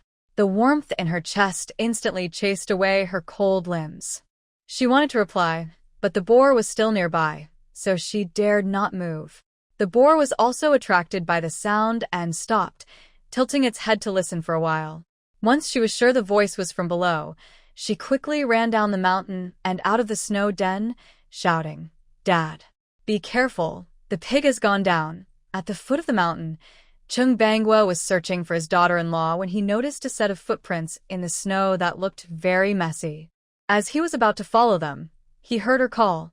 His sharp eyes immediately became alert. His blood-stained machete and sleeve showed he was ready for battle, his whole body radiating fierce energy. Sure enough, after hearing his daughter-in-law's call, he saw a dark figure coming down from the mountain. As it got closer, Chung was surprised by its size. What a big creature! Some of the wild boars he had killed earlier didn't even have their tusks fully grown, but this one's tusk was as long as an adult's arm. The boar's eyes turned red, and it looked furious. On the way down, its front hooves kept grinding the ground, ready to attack.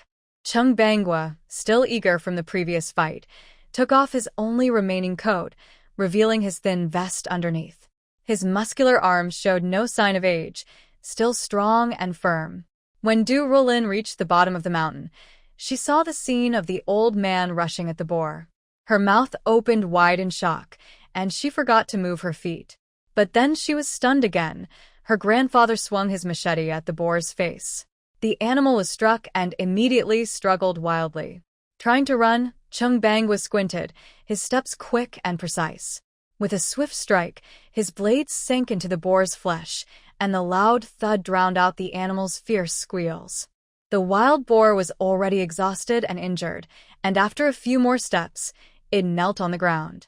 Chung took this chance to step on it and stab his knife into its neck artery. In the village, they usually cut pigs here to drain blood. This final stab made the wild boar cry out loudly with all its strength. Soon, its body collapsed heavily to the ground, blood gushing from the wound. Its large body twitched slightly before stopping completely. Ruolin was stunned by her father-in-law's actions and staggered down the mountain. Chung was shivered from the cold and quickly put on his clothes. Seeing that his daughter-in-law was safe, he felt relieved. "Dad, my mother," Chung said, "your mother is fine. She's waiting for us by the ox cart." Tears of relief streamed down Ruolin's face. She felt a bit unreal and blurted out, "Dad, what about the pigs?" Chung chuckled. "They're all dead. Now, we've really made a big profit." Ruolin was stunned, her face showing a mix of emotions, crying and laughing, unsure of how to feel. They didn't dare delay, and headed toward the ox cart. At this moment, Ruolin felt her legs weaken, and her hands tremble as she struggled to walk back. Shaolan leaned on her waist, waiting on the ox cart. Around her, pigs lay on the ground, covered in blood, scary enough to frighten anyone. But her main concern was still her daughter-in-law. In such a short time, a large blister had formed on her lips. "Mother," hearing her voice, Shaolan's eyes lit up, and she felt both happy and sad. Ruolin ran toward her quickly, her hair messy and her coat torn, revealing white cotton stuffing inside. When she got close, she threw herself into her mother-in-law's arms. Shaolan was both angry and worried, holding back tears as she patted her daughter-in-law's back. "You scare me to death, you little fool." Ruolin couldn't speak, tears flooding her eyes and soaking into her mother-in-law's coat. It was such a relief. They were both safe. Chung threw the sheepskin coat he had just picked up onto the cart and told them, "First, move these pigs onto the cart. Don't wait too long, or the blood smell will attract wolves. Then we really won't be able to leave." Ruolin wiped her tears, looked at the pigs on the ground, and asked uncertainly, "Dad, will the cart hold all of them?" Chung said, "As long as you think about it, there's no way it can't fit." As the sky grew darker, the three of them began to move. Shaolan couldn't use much strength in her waist, but luckily she was wearing thick clothes, so the needle didn't stab her skin, though the force was strong. She was responsible for tidying up the cart, while Ruolin and the father-in-law carried things onto the cart. To avoid attracting attention, they placed the pigs side by side on the cart, covered them with a blanket, and Ruolin and the mother-in-law sat on the pigs. The last big pig was placed behind the two women, covered with a sheepskin blanket, and Shaolan leaned against something comfortable at her waist. The load on the cart weighed over 2,000 pounds. The oxen moved slowly and seemed tired, but they couldn't rush. They moved carefully through the night, and by the time they reached the village, the snow on the road was quite thick. Everyone was already asleep. Chung had gone to bed early. When 8 o'clock passed and his parents didn't come back, he thought they might stay at his second aunt's house. But suddenly, in the middle of the night, he heard a knock on the door. "Third brother, get up and open the door." Chung groggily opened his eyes, thinking he was still dreaming. After listening carefully, he realized it was his father's voice. He quickly got up, put on his clothes, and went outside to unlock the door. "Why did you call so many times? If there was a fire, you'd be left with only ashes when you finally got up." When the door opened, Chung saw his son's sleepy look and complained. Chung yawned. "A fire? No way. I thought it was a ghost." He moved aside to let the ox cart in. "Lock the door." Chung said, "I thought you wouldn't come back today." Duan Shaolan grimaced and straightened up. Almost didn't make it back. Mom, take it slow. I'll help you. Seeing this, Chung also went to support his mother's other arm. How did you fall? Did you hurt yourself? Don't mention it. Your mother suffered a lot. What happened? Chung looked confused at his sister-in-law. Ruolin helped her mother-in-law into the house and turned to look at the cart, raising her chin. You'll see what's on the cart. Chung was confused, and at that moment, Chung called him over to help. The cart was piled high with things, as tall as a small mountain. He didn't know what it was, but he could smell a faint scent of blood in the air. Chung lifted the blanket covering the top, and Chung Hua's eyes widened in shock, and he jumped back in fear. Father, where did we get so many pigs? Is this someone visiting or out hunting? Chung said, on our way back, we ran into a wild pig herd. They tried to attack us, but we all lost. Hee. Chung couldn't imagine that scene and still asked in disbelief, did you kill all these? Why, don't you believe me? Chung clapped his hands. Of course I believe you. You even killed Japanese soldiers back then. A few pigs are nothing. Chung snorted and started arranging for him to help carry the pigs downstairs. Put these in the west room first. They need to freeze outside overnight to firm up. It'll be hard to handle them tomorrow. The pigs were heavy. Chung panting, asked, so many pigs. How are we going to eat all this? Tomorrow I'll call your second uncle and fifth uncle. Each family can take some. The rest will freeze, and we can eat meat all winter. Then Chung added, don't tell anyone about this first. Even though there are many pigs, it's not that many. If the villagers find out, every family will want to share, and there won't be enough. Chung nodded. He understood. His father's secretive attitude from the start made it clear. When they moved the biggest pig, Chung found it a bit tiring. Chung teased him. You're not as strong as your sister-in-law. She helped carry this pig. Without her, it would have been tough to kill it. Chung exclaimed, my sister-in-law helped too. Chung smiled. Your sister-in-law is a true woman. Several pigs were laid out on the floor in the west room. The wild pig's strong smell quickly filled the space. Chung turned on the light and saw one pig that looked different. This one doesn't look like a wild pig. Don't know where it came from. The smaller ones are her and the big one's offspring. Chung said, then I'll eat that one. The wild pig's smell was too strong. Go back to sleep. After a restless night, the family got up early the next morning. Duan Shaolan was lying on the warm Kong bed. Her waist was bruised from last night's injury. The old man applied some medicated oil and smeared some smoke ointment on it. It helps with the pain. Today, the household was busy. She couldn't help much, so she just lay on the bed, feeling anxious. Ruolin was helping around in a short jacket. Before dawn, several of Cheng's brothers arrived, pushing handcarts.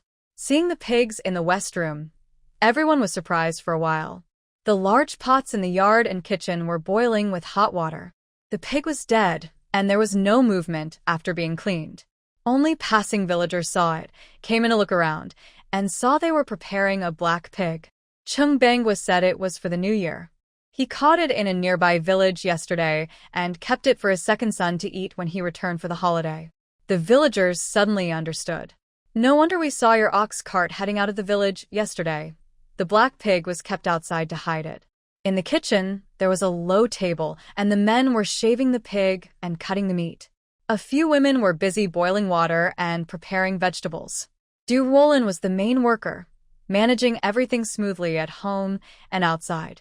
By the afternoon, the meat was divided, and much was sent to the storage room to freeze. Chung pointed to some of it and told Ruolin which parts were reserved for his older sisters and younger sisters in the nearby village. Some good meat was kept separate for Chung Xian, his eldest daughter in the county. In the end, the Chung family still had 2 large jars of meat left. After a busy and lively day, it finally looked like they were preparing for the new year. At night, after Chung finished work, he knelt beside his wife. He rubbed medicinal oil into his palms, warmed them, and then massaged his wife's waist. Shaolan clenched her teeth to hold back her cries and tried to change the subject. Guess what my second sister-in-law told me before she left yesterday? Chung Bangwa said. How would I know? She's like a fairy, I'm not. Du Shaolan whispered. She said our second daughter-in-law is very lucky. In the old days, that would be called a princess's fate. That's quite a compliment. Chung Bangwa smiled, recalling the exciting scene last night. His daughter-in-law, so small and delicate, managed to escape safely from that big wild pig's chase. That was truly lucky. But calling her princess's fate was just a nice saying. His strong hands made Du Shaolan feel comfortable, and she sighed happily. This second daughter-in-law might really be blessed. Think about it, such a dangerous situation yesterday, and we only got a few minor injuries. We even gained several big pigs. That's a good deal. Chung Bangwa nodded and agreed with his wife. If she's blessed, we shouldn't treat her badly. You don't need to tell me that. The next morning, Duan Shaolan was barely able to get out of bed. As soon as she stepped outside, she saw Ruolin coming over and helping her to the outhouse. Originally, Ruolin wanted her to use a chamber pot first, and she would take care of it later. But Shaolan refused firmly, saying that at her age, using a chamber pot inside the house felt too embarrassing. When she returned from the outhouse, Ruolin helped her grandmother onto the bed.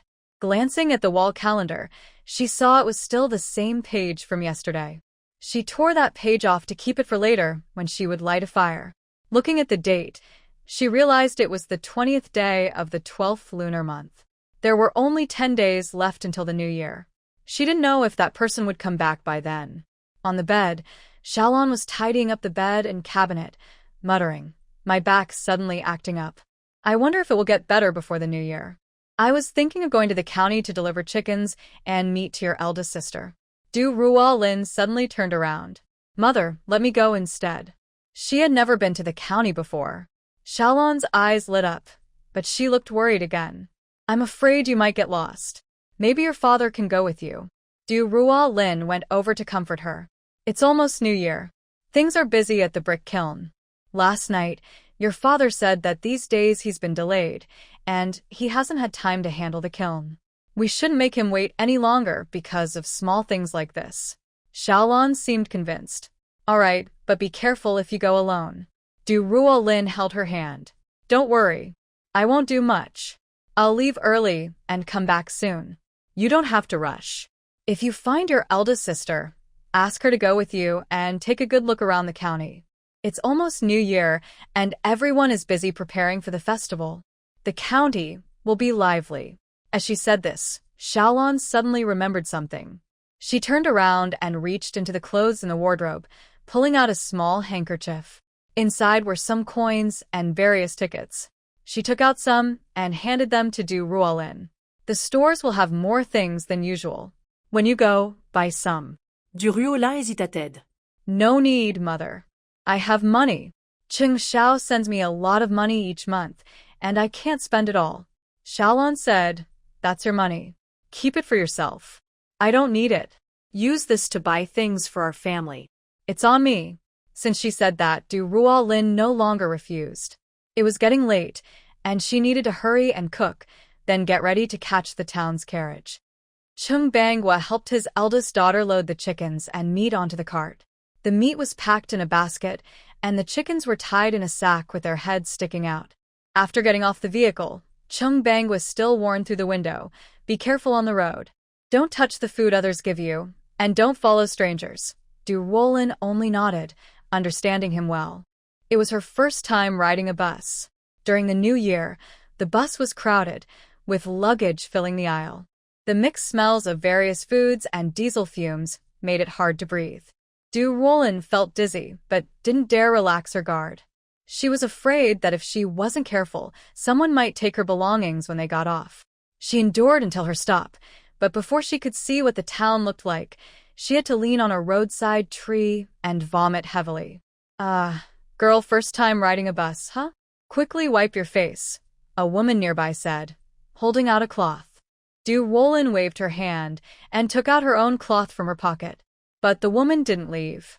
She kept staring at Ruolin's face until she looked up, then she looked at her seriously. "This girl is really pretty.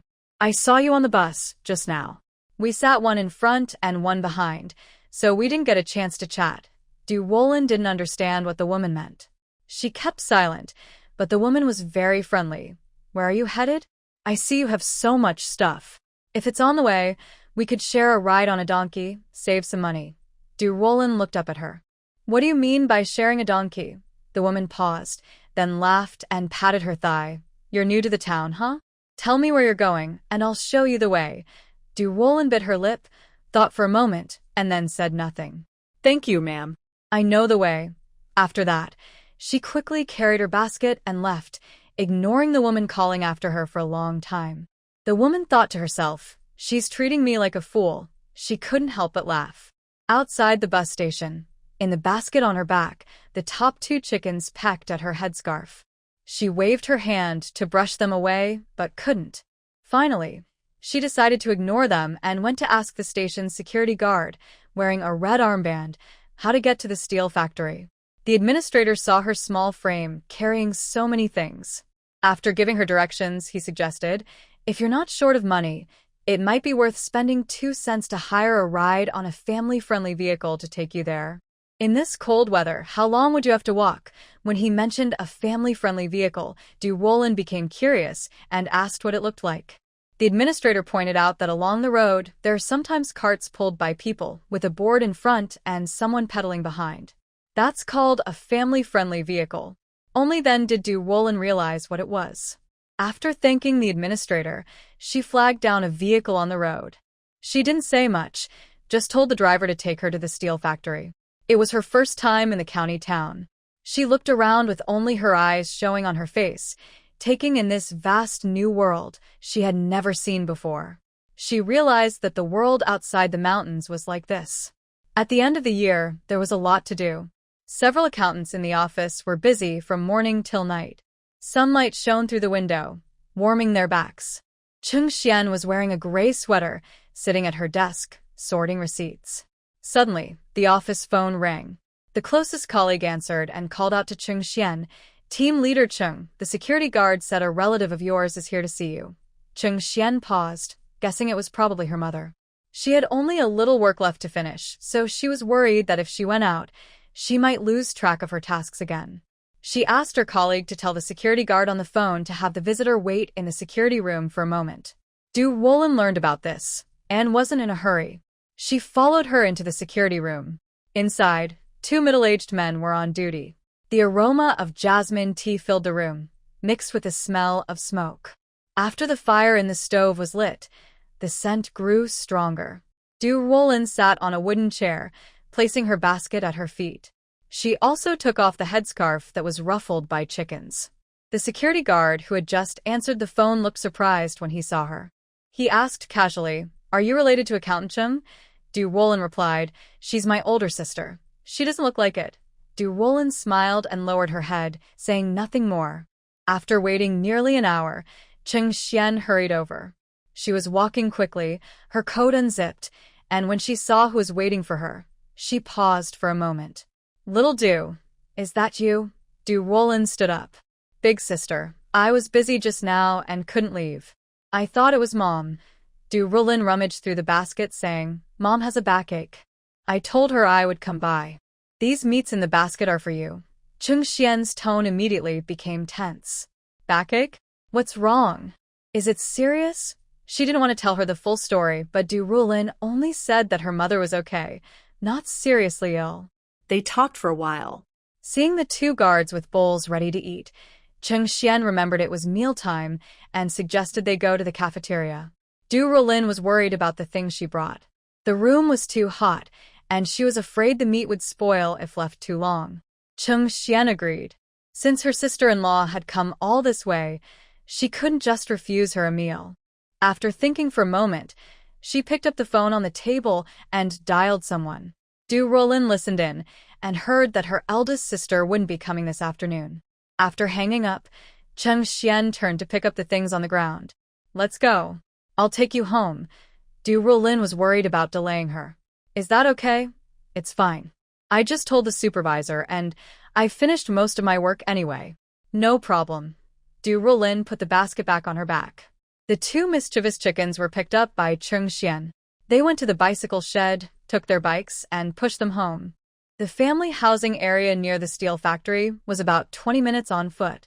On the way, Ruolin recounted how she caught pigs a few days ago, copying what her older sister had shown her. Chung Xian listened, feeling nervous and weak in her limbs. Your group is really brave. That's too risky. Ruolin felt a bit embarrassed. She later thought about the situation and believed it was because she had drunk alcohol that day. She was foolishly brave. The steel factory's family housing was made of 5-story red brick buildings.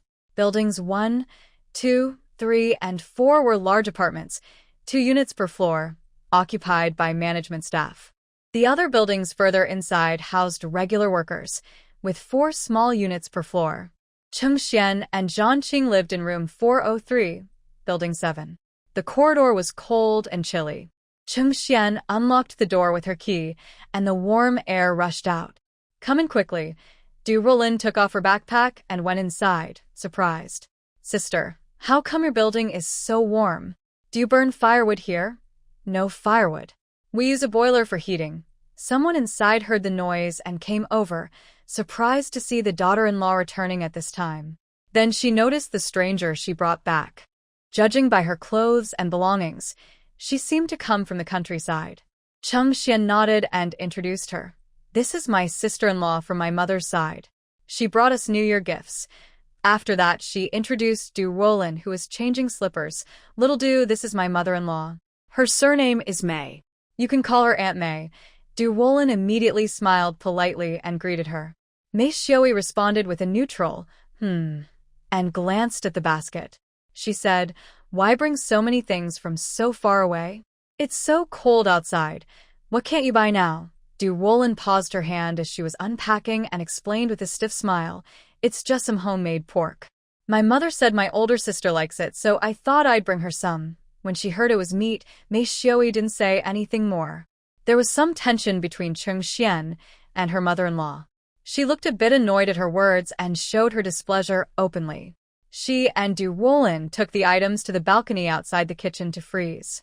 Mei Xiaoi followed behind them, leaning on the doorframe with her arms crossed, watching. Her sharp eyes noticed that one piece of pork skin looked off in color. She immediately called out, what kind of meat is that? Why does it look like that? Ruolin looked at the meat in her hand and replied, that's wild boar meat, the best part, pork belly. Wild boar? Mei Xiaoi's voice suddenly became sharper. Oh my, how strong is that smell? Who can eat it? If you don't like it, don't eat it. I like it, and Zhang does too. Chung Xian put the piece of meat away, without being affected by her mother-in-law. When her mother-in-law was openly arguing with her, Mei Xiaoi just rolled her eyes and walked off annoyed. So annoying. After she left, Chung Xian muttered quietly. Ruolin looked surprised and asked, aren't you afraid she'll hear? If she hears, so what? We can just argue again. It's no big deal. Knowing they didn't get along, Ruolin curiously asked, then why do you let her stay here? Doesn't she have a home? Chung Xian also felt stressed when asked this. It's that little troublemaker at home. She's not old enough for preschool yet, and during the day, Zhang and I are working, so no one can take care of her. My mother-in-law volunteered to help, but honestly, I don't really need her to take care of her. I have my own mother, and, to be honest, I think my mother takes better care of her than she does. The children have been spoiled by her. She doesn't let them eat this or that. When I told her my opinion, she agreed face to face, but who knows how she manages at home when we're at work during the day. It's easy to invite a spirit, but hard to send it away. No one wants to leave a comfortable family home and go back to the old house. Ruolin also felt sad listening to this. Living with someone you don't get along with is very hard, and she had experienced it for over 20 years. After putting things away, Ruolin said she wanted to visit her little nephew. Mei Xiaoi was sitting on the sofa, peeling an apple, and she waved her chin toward Chung Xian and her husband's bedroom. Chung Xian opened the door and saw her son lying in bed, sleeping. Ruolin tiptoed over and quietly looked at him for a while. The little baby was sleeping peacefully, and she found it very precious. She took out 2 bills from her pocket, intending to give them to her nephew, but Chung Xian quickly stopped her. The two silently argued for a while, but in the end, Ruolin insisted, so Chung Xian had to put the money away for her son. Unexpectedly, Cheng Xian brought someone home at this time, and there was no food prepared. Usually, only Mei Xiaoyi stays at home to take care of the children, and she doesn't cook during the day. She says she's old now and can skip a meal to avoid gaining weight too early. Cheng Xian didn't mind. As her daughter-in-law, she had never neglected her meals and drinks at home. If she didn't eat, she couldn't force her. She wanted her sister-in-law to stay longer since it was her first visit to their home, but Ruolin said she needed to buy some New Year's goods and catch the afternoon train back. Cheng Xian glanced at the clock on the wall. Only 2 hours left, so they couldn't delay. They tidied up and left. After stepping outside, Ruolin finally let out a sigh of relief. Living in an apartment wasn't as good as she had imagined. The two of them rode their bikes to the busiest shopping area in the county, went to a state-run snack shop, ordered 2 bowls of noodles, and then went shopping. Everything was packed in small paper bags in Ruolin's basket. Cheng Xian helped her pack and joked that nowadays, young girls rarely carry baskets like that. The cold air under the sunshine lingered around Ruolin's pretty face, and her eyes sparkled with satisfaction and contentment with her current life. People who are easily satisfied tend to be closer to happiness. At least, that was how Ruolin felt now. Seeing the bright red socks in her hands, with yellow fat carp on them, she felt very happy just thinking that her family would all wear such socks on New Year's Eve. She carefully placed the pairs of socks into her basket. These are all good things. Even if I had 10 more baskets, I would still want to carry them all home. You're so silly, Cheng Xian teased, gently pinching her face through her gloves. Cheng Xiao, you haven't left yet. Roommate Zwa Su returned to the dorm with a thermos, surprised to see Cheng Xiao still sitting on the bed. The school had already been on holiday for 2 days. Most students had gone back to their workplaces or homes. The hallways were quiet, with only faint echoes of footsteps, and there was no need to queue for water anymore. He was from Beijing and could go back whenever he wanted. In fact, he only planned to visit home briefly on New Year's Eve to avoid facing his parents nagging about marriage, which annoyed him. By the dorm window, Cheng Xiao wore a gray round-neck sweater, with a white shirt collar peeking out at the neckline. His shoulders were broad, back straight, and his waist was slim. His black pants hugged his long, straight legs.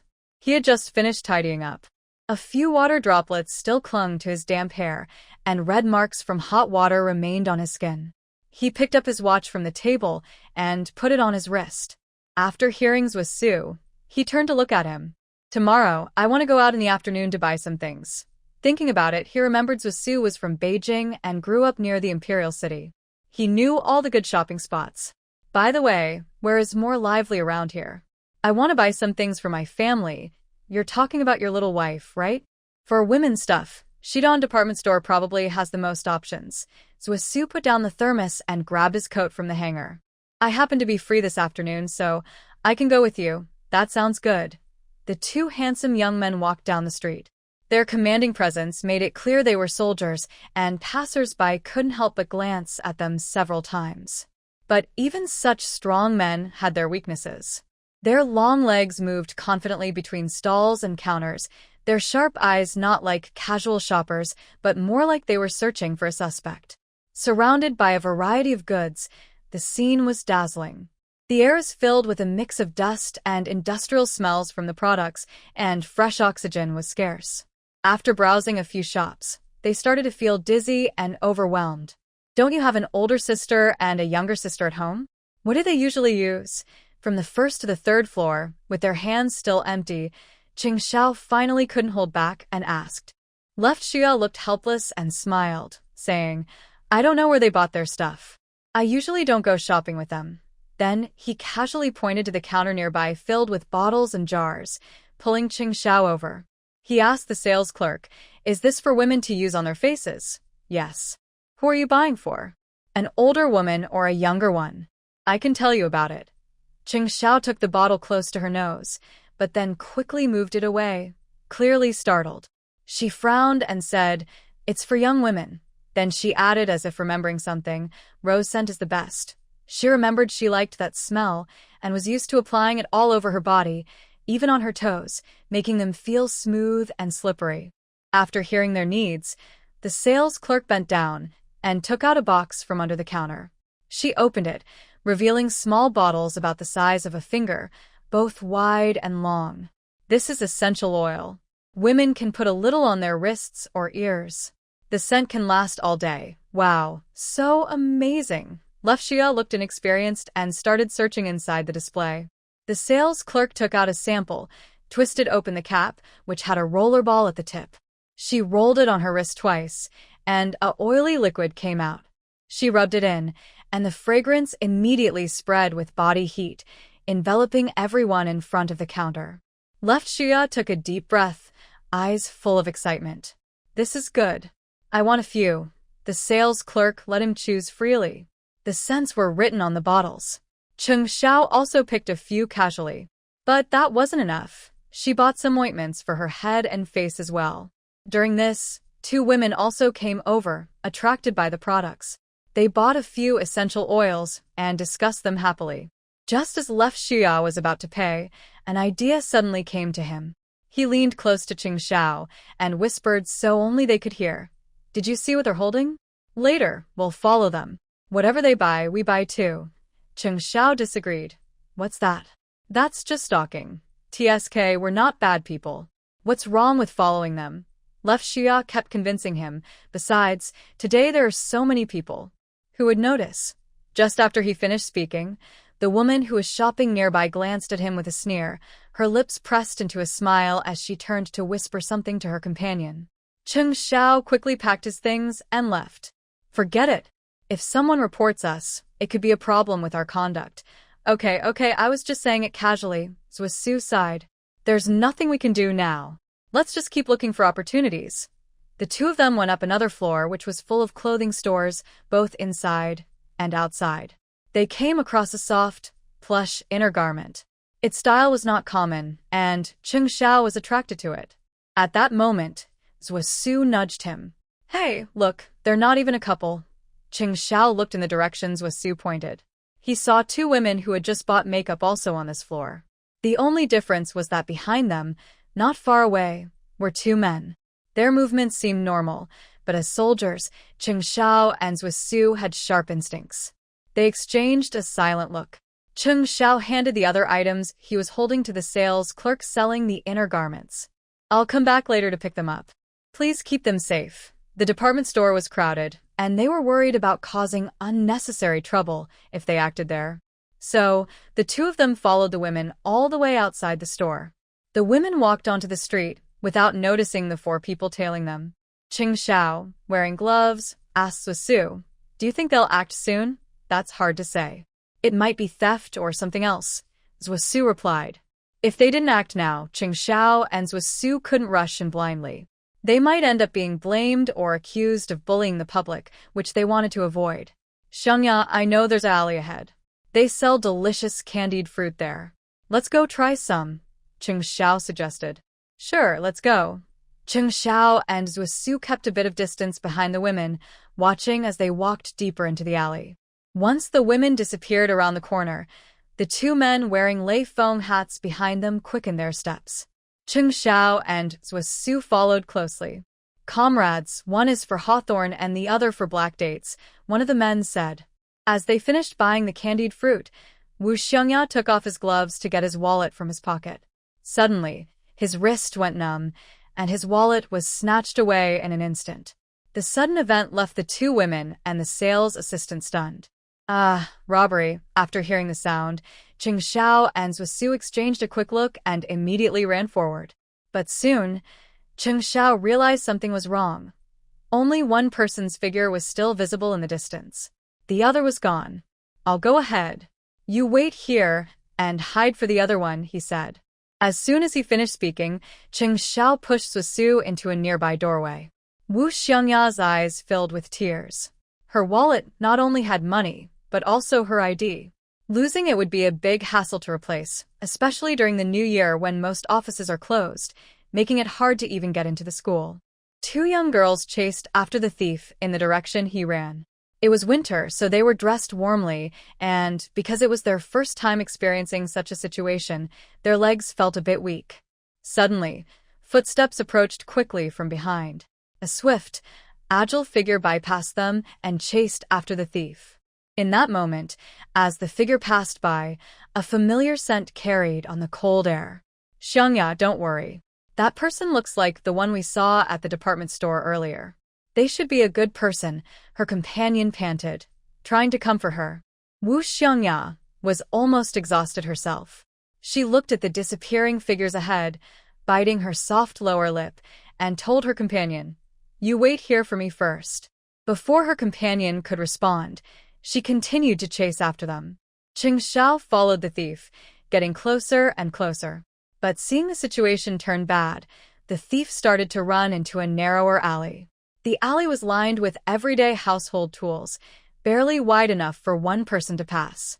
The thief looked back, saw that she was still chasing, and with a fierce look, flipped over a nearby basket, scattering carrots and potatoes all over the ground. Chung Zhao's expression changed.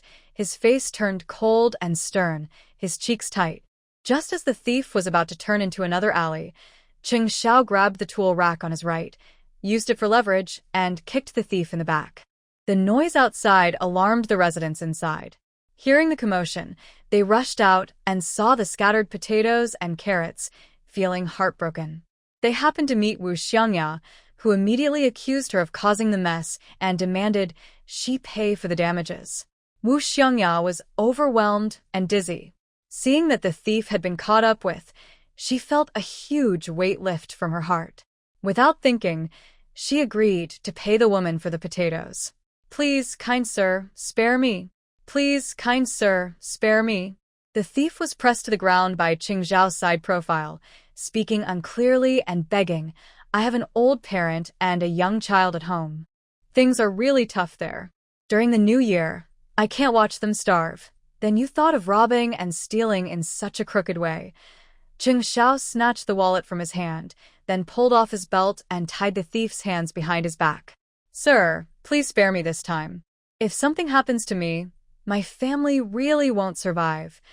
Cheng Xiao looked at the back of his head silently, without responding to his words. He pulled the person back and, upon seeing the woman squatting on the ground picking potatoes, he threw the wallet back to her. "Comrade, count and see if anything's missing." Wu Xiangya excitedly checked, and her face immediately cleared up. Not missing at all." She looked up directly at the person opposite her. "Comrade, thank you. It's okay, as long as nothing's missing." The matter was settled quickly, and Cheng Xiao pulled the thief aside to avoid her. Just as they were about to leave, he was suddenly called back. "Comrade, I haven't asked your name yet." Cheng Xiao stopped and thought for a moment. "Zwa Su, Zwa Su." Wu Xiangya repeated the name, staring blankly at his broad back, standing still. They returned to the scene of the earlier incident and found that Zwa Su was also holding someone down. That person looked more spirited than Cheng Zhao's men and was struggling, cursing loudly. Seeing he wouldn't go quietly, Zwa Su asked, "What should we do?" "Take him to the nearby police station." Hearing this, both thieves panicked. Their legs buckled and they knelt down. "Please, sir, forgive me this time. It's our first offense. We won't do it again. Save that talk for the police." Zwa Su looked at Cheng Xiao with a selfless expression and nodded, then calmly took the kneeling person away. By the time they left the police station, it was almost 4 p.m. The department store closed at 4:30, and the two hurried back. In the evening, while packing their bags by the bed, Cheng Xiao handed Zwa Su a piece of paper with an address written on it. Zwa Su waved the paper vaguely. "What does this mean? If you have nothing to do these days, go check out this place. See if the situation is real. If it is, buy some food and deliver it to her." Zwa Su quickly sat up and asked, "Who is that?" "That's the thief from earlier today," someone replied. "Really?" Zwa Su sighed. "Why are you feeling sorry for him?" He said he has an old blind mother and a child with a mental disability. He made a mistake, but it's not his family's fault. "I'm just trying to do a good deed and earn some virtue. We can't just watch people freeze or starve during the new year." Hearing this, Zwa Su felt a bit sorry for him. He put away his teasing expression and said he would handle this matter later. "Sister-in-law, I'm at home." Outside the fence, Chung Yuan carried a big bag and came in. Seeing him, Ruolin put down her broom and warmly greeted, "Brother Yuan, come in and sit. I won't stay long." Chung Yuan handed over the bag. My mother used this year's fresh corn to make noodles yesterday. I brought some for you to try. Ruolin smiled and took the bag, which felt quite heavy. She looked inside. The noodles made from the corn looked yellow and shiny. The coarse grains looked much finer after processing. They had never seen this way of eating at the Du family before, and they wouldn't usually bother to process such fine grains. After giving the noodles, Chung Yuan was about to leave. Ruolin quickly invited him inside to share some roasted snacks she bought in the county a few days ago. But Chung Yuan had already stepped out quickly and turned back to say, "Today, the brick kiln is busy with year-end profit sharing. I need to check on my family first. I'll go now, sister-in-law. Profit sharing." Ruolin still held the bag of noodles and stood there, remembering what Xiao had said before. When the village built the brick kiln, everyone pooled their money, but it wasn't enough. In the end, her father borrowed 2,000 yuan from him, which was considered an investment. What does investing or profit sharing mean? She didn't understand. She only knew that if the brick kiln made money, they should get their share too. At the brick kiln, Cheng, the younger brother of Uncle Wu, was the accountant. He was a year younger than Cheng and also graduated from high school in the county. Now, he sat in the big team's accounting room, playing with a counting bead and checking names on the list, calculating work hours and profit shares. Those who hadn't received their money looked eagerly, while those who had received theirs left happily. There were 2 days until the new year, plenty of time to prepare some New Year goods. This year, the money they received was double last year's, so they could have a good celebration. After the villagers finished dividing everything, there was still some money left in the money box on the table. Cheng counted it and said, 316 yuan, 2 mao, 7 fun. He handed the money to Chung Bangwa. "Fourth uncle, this is for my second brother, and the others." "You count it again." Chung Bangwa took out his dry tobacco, and smoke puffed from his nostrils. At home, his wife didn't allow him to smoke, worried it would bother their daughter-in-law. So he only smoked a few more times when he went out. He took the money, stood up, and said, "No need to count again." "Do you still not trust me?" Chung smiled, turned around, closed the account book, and tied it with a rubber band. "Let's seal the account book for this year. Fourth uncle, you can take it with you." "All right." Chung Bangwa knocked out his pipe on the wall, rolled up his tobacco pouch, and tucked it into his waistband. He picked up the account book and money, and walked home through the snow. On the way back, he saw his daughter-in-law carrying firewood toward her room. After she put down the firewood, he called her out. "Father, is the work at the brick kiln finished?" Ruolin brushed the wood shavings off her sleeves and asked. "Yes, it's done." Chung Bangwa took the money from his pocket and handed it to her.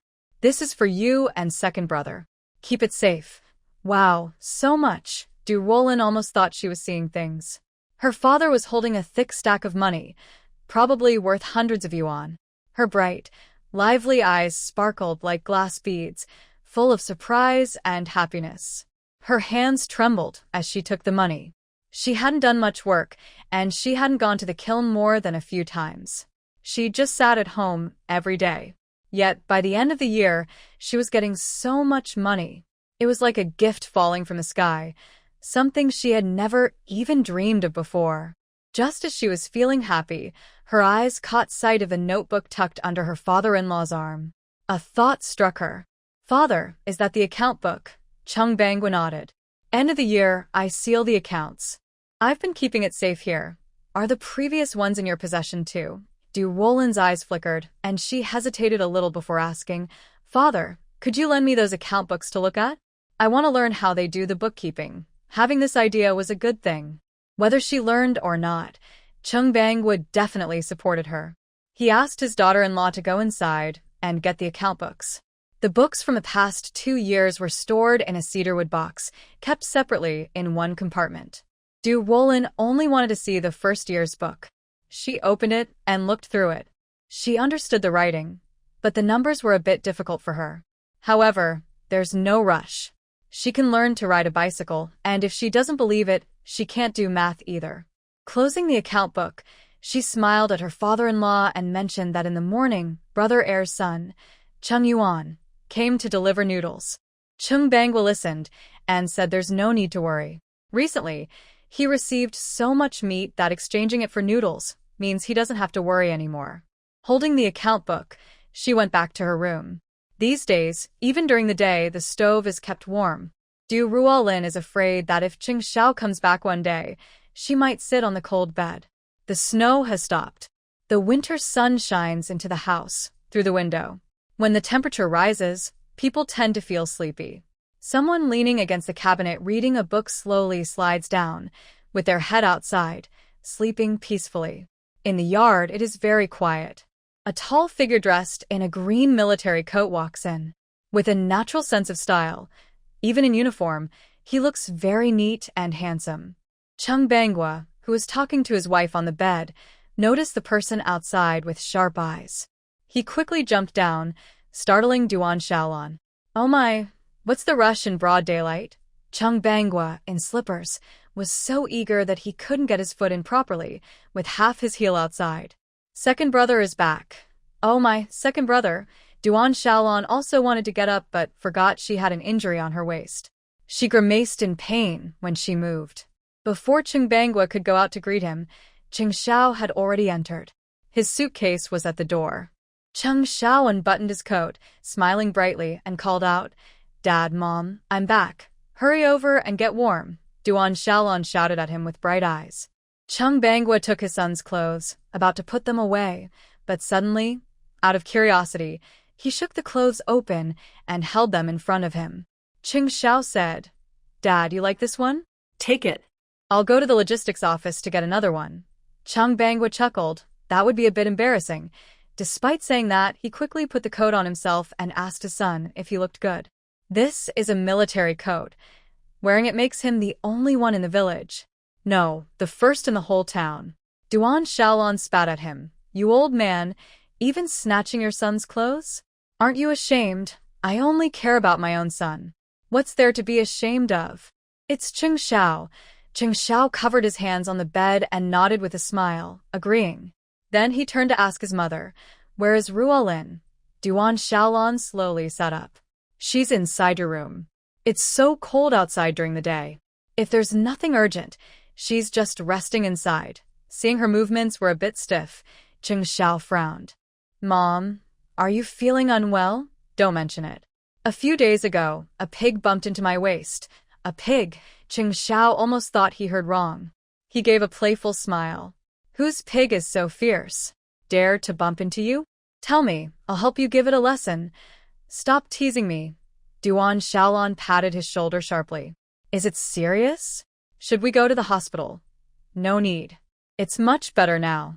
I can even walk around by myself." Duan Shaolan sighed. "Thanks to your wife. She's been through a lot at home these days. You should reward her nicely when you get a chance." Xiao had been feeling restless for a while. An uneasy feeling was bothering him. He rubbed his hands and stood up. "I'll go check on her first. I'll come back later." "Go ahead, hurry." Duan Shaolan pushed him out with a big smile. He quickly reached his own room's door, listening at the door with his ear pressed against it. Inside was very quiet. Just as he opened the door, a white curtain blocked his way. The curtain had a picture of two big-eyed red fish, their bodies swaying as if they might swim out at any moment. Then came the warm, fragrant smell of the room, familiar and inviting, stirring his blood instantly. He pushed aside the curtain and saw the person curled up on the Kong bed, peacefully napping.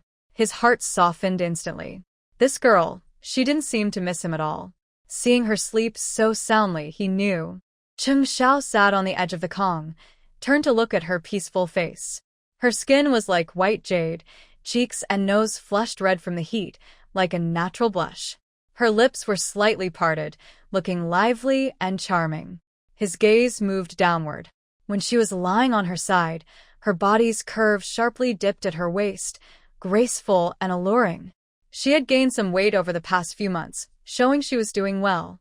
Xiao cleared his throat, reached out, and gently held her half-turned face with his warm palm. He felt a slight coolness. As she slept, her eyelashes fluttered, and she opened a dark, narrow eye, half asleep, half awake, looking confused. A dark shadow blocked the light in front of me. I looked up and let out a confused "hmm." Cheng Xiao was amused by her silly look. He gently stroked her soft skin with his rough fingertips and softly asked, "You slept so long during the day. Do you know you won't be able to sleep tonight?" His voice was right above my head. "This isn't a dream." Ruolin suddenly woke up mostly, her eyes wide with water shimmering inside. She sat up quickly, hugged his neck tightly, and clung to his back with both hands. "You're back. When did you come home?" Her surprise was obvious. Just now. Cheng Xiao sat her on his lap, pulling her close. "I came home and found someone missing.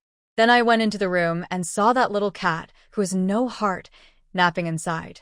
Ruolin looked up, her eyes sparkling, and smiled sweetly as she explained, "I didn't know I would fall asleep, and I definitely didn't know you were coming back today.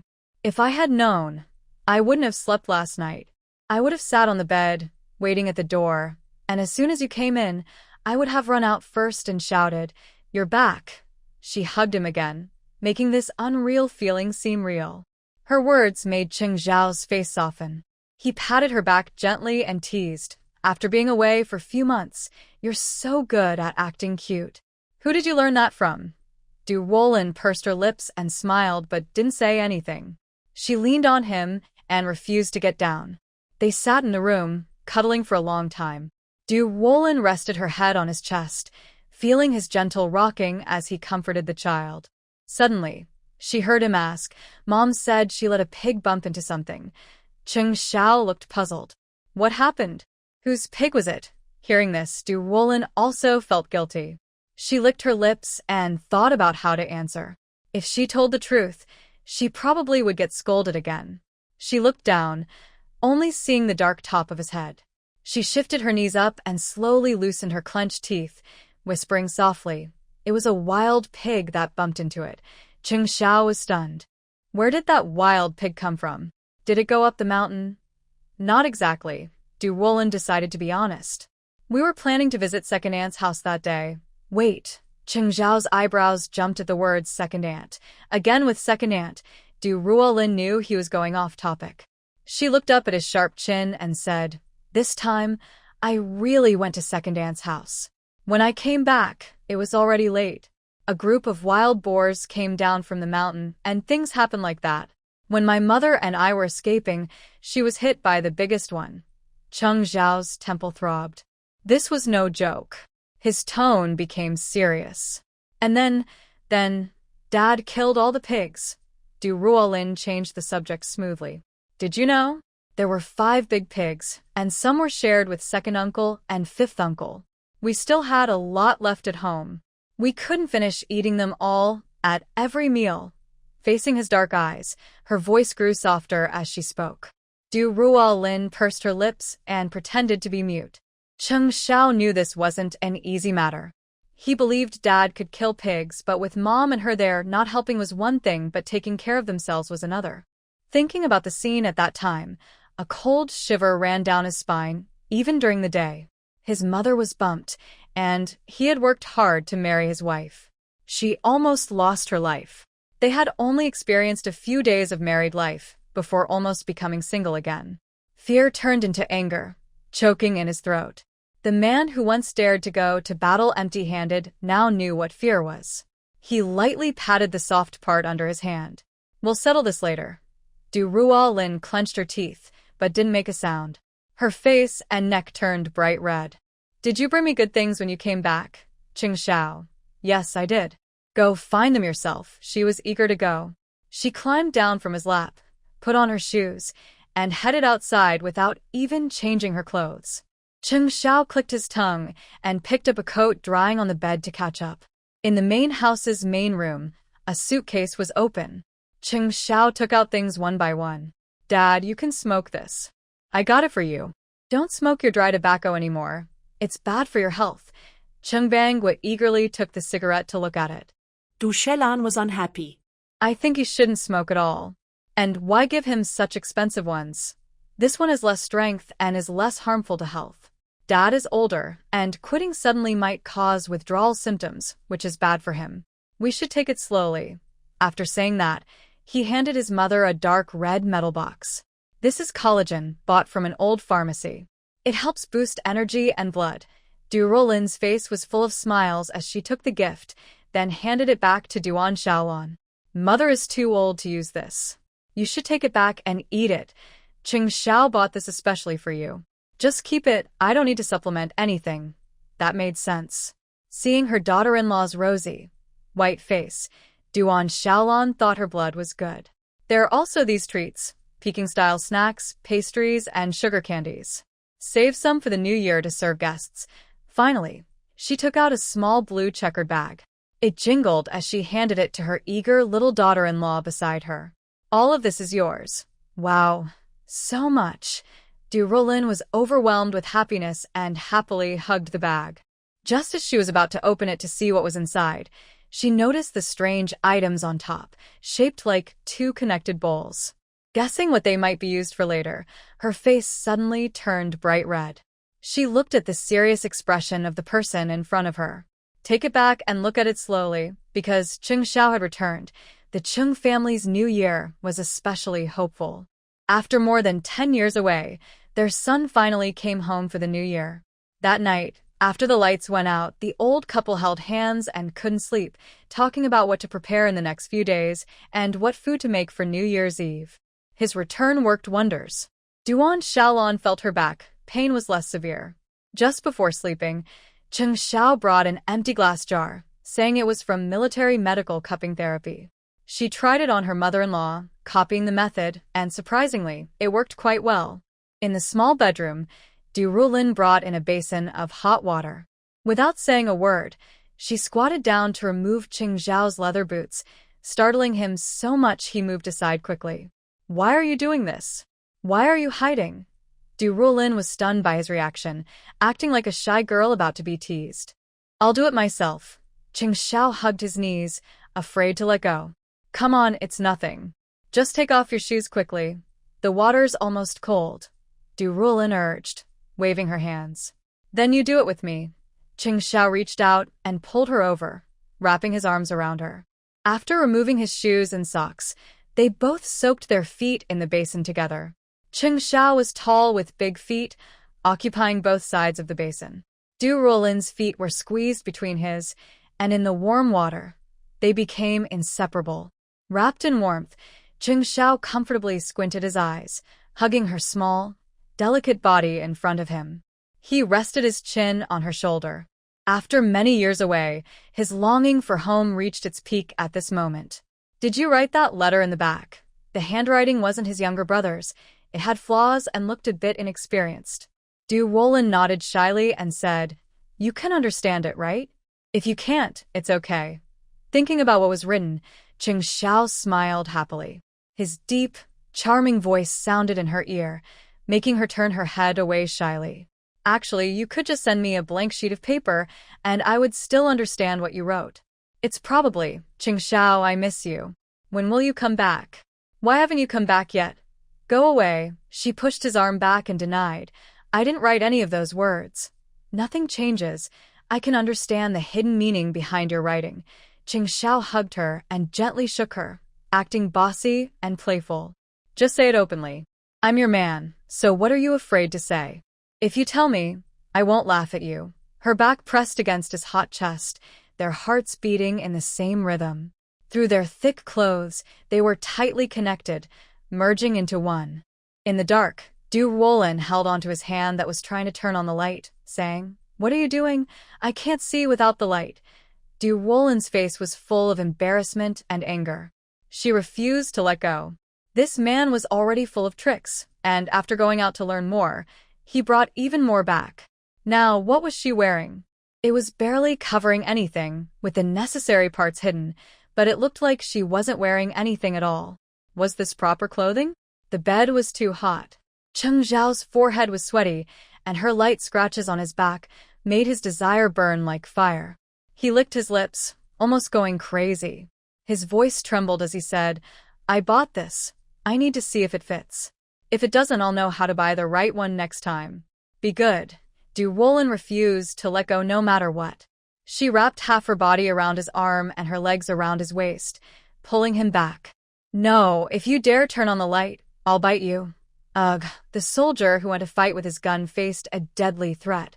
especially when the enemy was rushing toward him with 2 bombs. The question was whether to fight to the death or to retreat. It was a serious decision. However, war is cruel, and the enemy wouldn't give him time to think. The battle was about to start, with armies attacking and fighting fiercely, determined to win or die. A little time apart felt like a new marriage, and since they were newlyweds when they parted, the feeling was even stronger. They were playfully cuddling in bed. The thing around her chest was uncomfortable, making her move unsteadily. Xiao didn't expect that after half a year away, his gentle wife had become wild. She suddenly pressed him down, taking control. Her long hair fell on his chest, her fair skin glowing in the night. Her flexible waist and charming eyes sparkled with life, full of allure, like a fox spirit from a picture book, making him willing to give her everything. After eating and drinking well, feeling refreshed, Xiao got up early the next morning before the whole family. He took on the task of sweeping snow. Growing up in the countryside, he was good at farm work. He could hold a gun or a kitchen knife. When breakfast was ready, Chung ate first, and then went to work. Xiao carried hot water back to the room. The romantic atmosphere in the room hadn't faded. The person in bed showed a smooth, tender face, surrounded by long black hair. Feeling a bit cold, Ruolin lazily opened her eyes and asked, "What time is it?" Xiao looked at his watch. 7:30. Hearing this, the person in bed blinked slowly, then turned over and buried her face in the blanket. "I can't get up." Xiao reached under the quilt to absorb the remaining warmth. The coolness on his body reached Ruolin's head. It was like being thrown into a snowy nest outside. "You're so annoying," a soft complaint came from the bed. Xiao was amused. This girl was so different. One way during the day, another at night, dressed one way, undressed another. He didn't know which was the real her, but both versions felt fresh. He wrapped the blanket around her carefully, making sure not to leave any gaps. Xiao said, "Sleep a little longer. There's nothing urgent today, so take a good rest." A messy-haired head peeked out, big bright eyes blinking at him, as if trying to recognize whether this person was the one she slept with last night. She looked so gentle, not like a mountain spirit in disguise. Her dark eyes approached, blinking at him just like she did earlier, until she stared at him so intently he felt helpless and annoyed. Ruolin angrily pushed the face away, covering herself with a blanket to hide the sunlight. As she started to put on her clothes, Xiao casually picked up a coat nearby and handed it to her. "Are you not going to sleep anymore?" "Sleep? What for?" She put on her clothes, feeling cold and shivering. "You disturb my sleep, so I can't sleep. That's my fault." Xiao smiled confidently. When she began to put on a sweater, Xiao noticed something scattered on the bed and used his finger to pick it up, holding it out to her. "Why don't you wear this?" Ruolin turned her head to look, and in that moment, her face turned bright red. She quickly pulled it away and slapped it off him. "You're still talking. In broad daylight, you're teasing me." "How is that teasing?" "Women in Beijing all wear this." Ruolin paused, as if she heard something shocking. "You saw? How do you know they all wear this?" Xiao didn't feel embarrassed at all, nor did he think there was anything wrong. He took the thing thrown into his arms and looked it over with both hands. Many places that sell women's underwear have this. If they didn't wear it, they couldn't sell it, right? Ruolin's eyes nearly popped out. Thinking about him casually picking this out in the shop made her feel so embarrassed she wanted to hide. But Xiao's attitude was unusual, and his skin was thick. There were 2 older women giving him sidelong glances at the counter. "So what?" "Last night, I didn't see clearly." "Why don't you try it on again?" Ruolin. Get lost. The young couple's quarrel moved to the yard, where they ran into second aunt and 2 sisters-in-law coming from outside. The door suddenly slammed open, startling all 3 women. Seeing Ruolin's flushed face, they guessed she had been up to something inside. Chu Hongying and Kai Yuxiao exchanged glances, but said nothing. "Second aunt, have you eaten? If not, let's eat together." Second aunt entered the yard, waving and smiling. "We've already finished eating. This morning, your father came to tell me that your family is going to fry oil today, so we should come early to help." Ruolin looked confused. She hadn't heard anything about this. At that moment, the main door opened. Duan Shaolan came out holding a basin of water and poured it onto the snow pile in the corner of the wall, then called a few people to come inside quickly. "Mom, can you move your waist now?" Inside the house, Ruolin helped her and looked her over carefully. Duan Shaolan lifted the basin and patted her lower back. "I can move now. Last night, the second son used cupping therapy and it really helped. If we do it again tonight, I think I'll be almost fully recovered." Ruolin glanced at her husband, who was sweeping the dust with a feather duster. She didn't expect he knew so much. Frying oil means cooking some foods by frying them in the same pot of oil. It's a big project, takes time, effort, and money. Usually, families only do this once during the new year. Because it uses a lot of oil, many families can't afford it. "Third son still working today?" "The new year is tomorrow," second aunt asked while kneading dough in the basin preparing to make meatballs. Duan Shaolan replied, "He has to follow the government schedule. The government doesn't have holidays, so he can't help it. He probably won't have to work tomorrow," second aunt sighed. "Third son is quite capable. He's not young anymore. Now that the second son's affairs are settled, next year he'll take care of his. Our family will have a new daughter-in-law and then 2 grandchildren. The yard will be lively." Duan Shaolan felt happy hearing this. She was really getting into the mood. She had temporarily forgotten about her own son's matters. Luckily, that little boy once suggested swapping with his second brother to find a wife.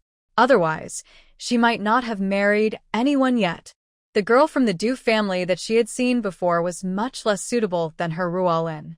Luckily, she didn't marry into that family. Otherwise, she would be furious later. "Second sister-in-law, please keep an eye out for me too. If there are any good families in your maternal home, please help introduce me." After that previous experience, Duan Shaolan hurriedly added, "It's not about wealth or status. The most important thing is that the person is good, honest and straightforward, not quarrelsome." She couldn't stand someone who often threw tantrums or threatened to hang themselves. "Of course," second aunt said with a cheerful smile. She has married 2 daughters-in-law and is about to welcome a third. She has a lot of experience in choosing good matchmakers. The people who went to town to buy oil have returned. Since they need a lot of oil, the Chung family has saved up oil coupons for 3 months but hasn't used them yet. Chung Xiao brought back the oil. Just came inside. Chung Yuan was shivering and stomping his feet, with his hands in his sleeves. He asked his second brother across the table, "Second brother, how long will you stay this time?" Chung Xiao poured him a cup of hot water to warm up. 10 days off. If I don't leave before 15, I have to go." Old second uncle, Chung Da, who was munching sunflower seeds, said, "Aren't you in university in Beijing? School starts so early." "School is school, but I still have to go back to the military first. That's how it is," said second uncle Chung Hai. "I heard that recently our border was provoked by the Soviets crossing the river." "Is that true?" Chung Xiao turned around with a smile, placing his cup on the Kong-heated bed. He answered vaguely, "You guys are quite well informed." Chung Yuan said, "It's mainly because everyone was so anxious back then. The news spread everywhere. We all thought there might be another war. Fortunately, we're in peaceful times. War isn't so easy to start." Chung Xiao sat on a small bench, blowing on his hot drink, his eyes dark and cold. Seeing that he was clearly avoiding the topic, Chung Yuan quickly changed the subject and started talking about something else. Outside the door, Ruolin was holding a jar of sugar, her fingers white at the edges, her eyes distant and unreadable, quietly lost in thought. "Second daughter-in-law, did you bring the sugar?" At this, 2 people turned their heads at the same time. Ruolin calmly responded, "Yes, I did." Hearing the footsteps fade away, Chung Xiao slowly looked away. Another lively day passed, filled with the sweet smell of fried food lingering in the Chung house.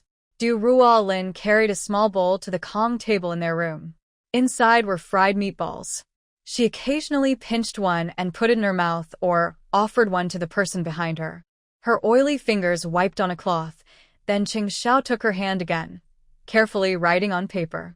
It turned out that many of her previous characters were written in the wrong order, which explained why her writing felt awkward. Now, with Chung Xiao as her teacher, Ruolin improved very quickly. After finishing the last stroke, the names Xiao and Ruolin appeared clearly on the paper. Ruolin smiled at him from the side, and even in winter, it seemed like 100 flowers were blooming. Xiao lowered his eyelashes and kissed her on the forehead. It tickled a bit. Ruolin rubbed the spot where he had just kissed her, then turned back to look at her practice paper. I've never asked before, who gave you your name? A stiff smile appeared on Ruolin's face. Her tone was soft, my mother. Xiao pursed his lips. He didn't have much say about that future mother-in-law he'd never met. He tapped the edge of his pen with his thumb. Ruolin's thoughts drifted away. She remembered what happened earlier in the day and asked him, if one day we have to fight the Soviet Union, what would happen to the people over there? She turned her head, her clear eyes looking straight into his. Would they die? Xiao comforted her. There won't be a war. Ruolin didn't understand politics or diplomacy. Her tone was a bit sad. I wonder how she's doing over there. Her hand around his waist tightened. Do you miss her? Ruolin bit her soft lip and thought for a moment. She nodded, then shook her head. I really want to see her once. To ask her who my father is, why she left me, and why I can't see my father. If she really hates me that much, I can stop being her daughter. Looking at the name on the paper, Ruolin slowly spoke. This do isn't Jing's do, it's Ruolin's do. She said this, then picked up her pen and wrote another do on the paper.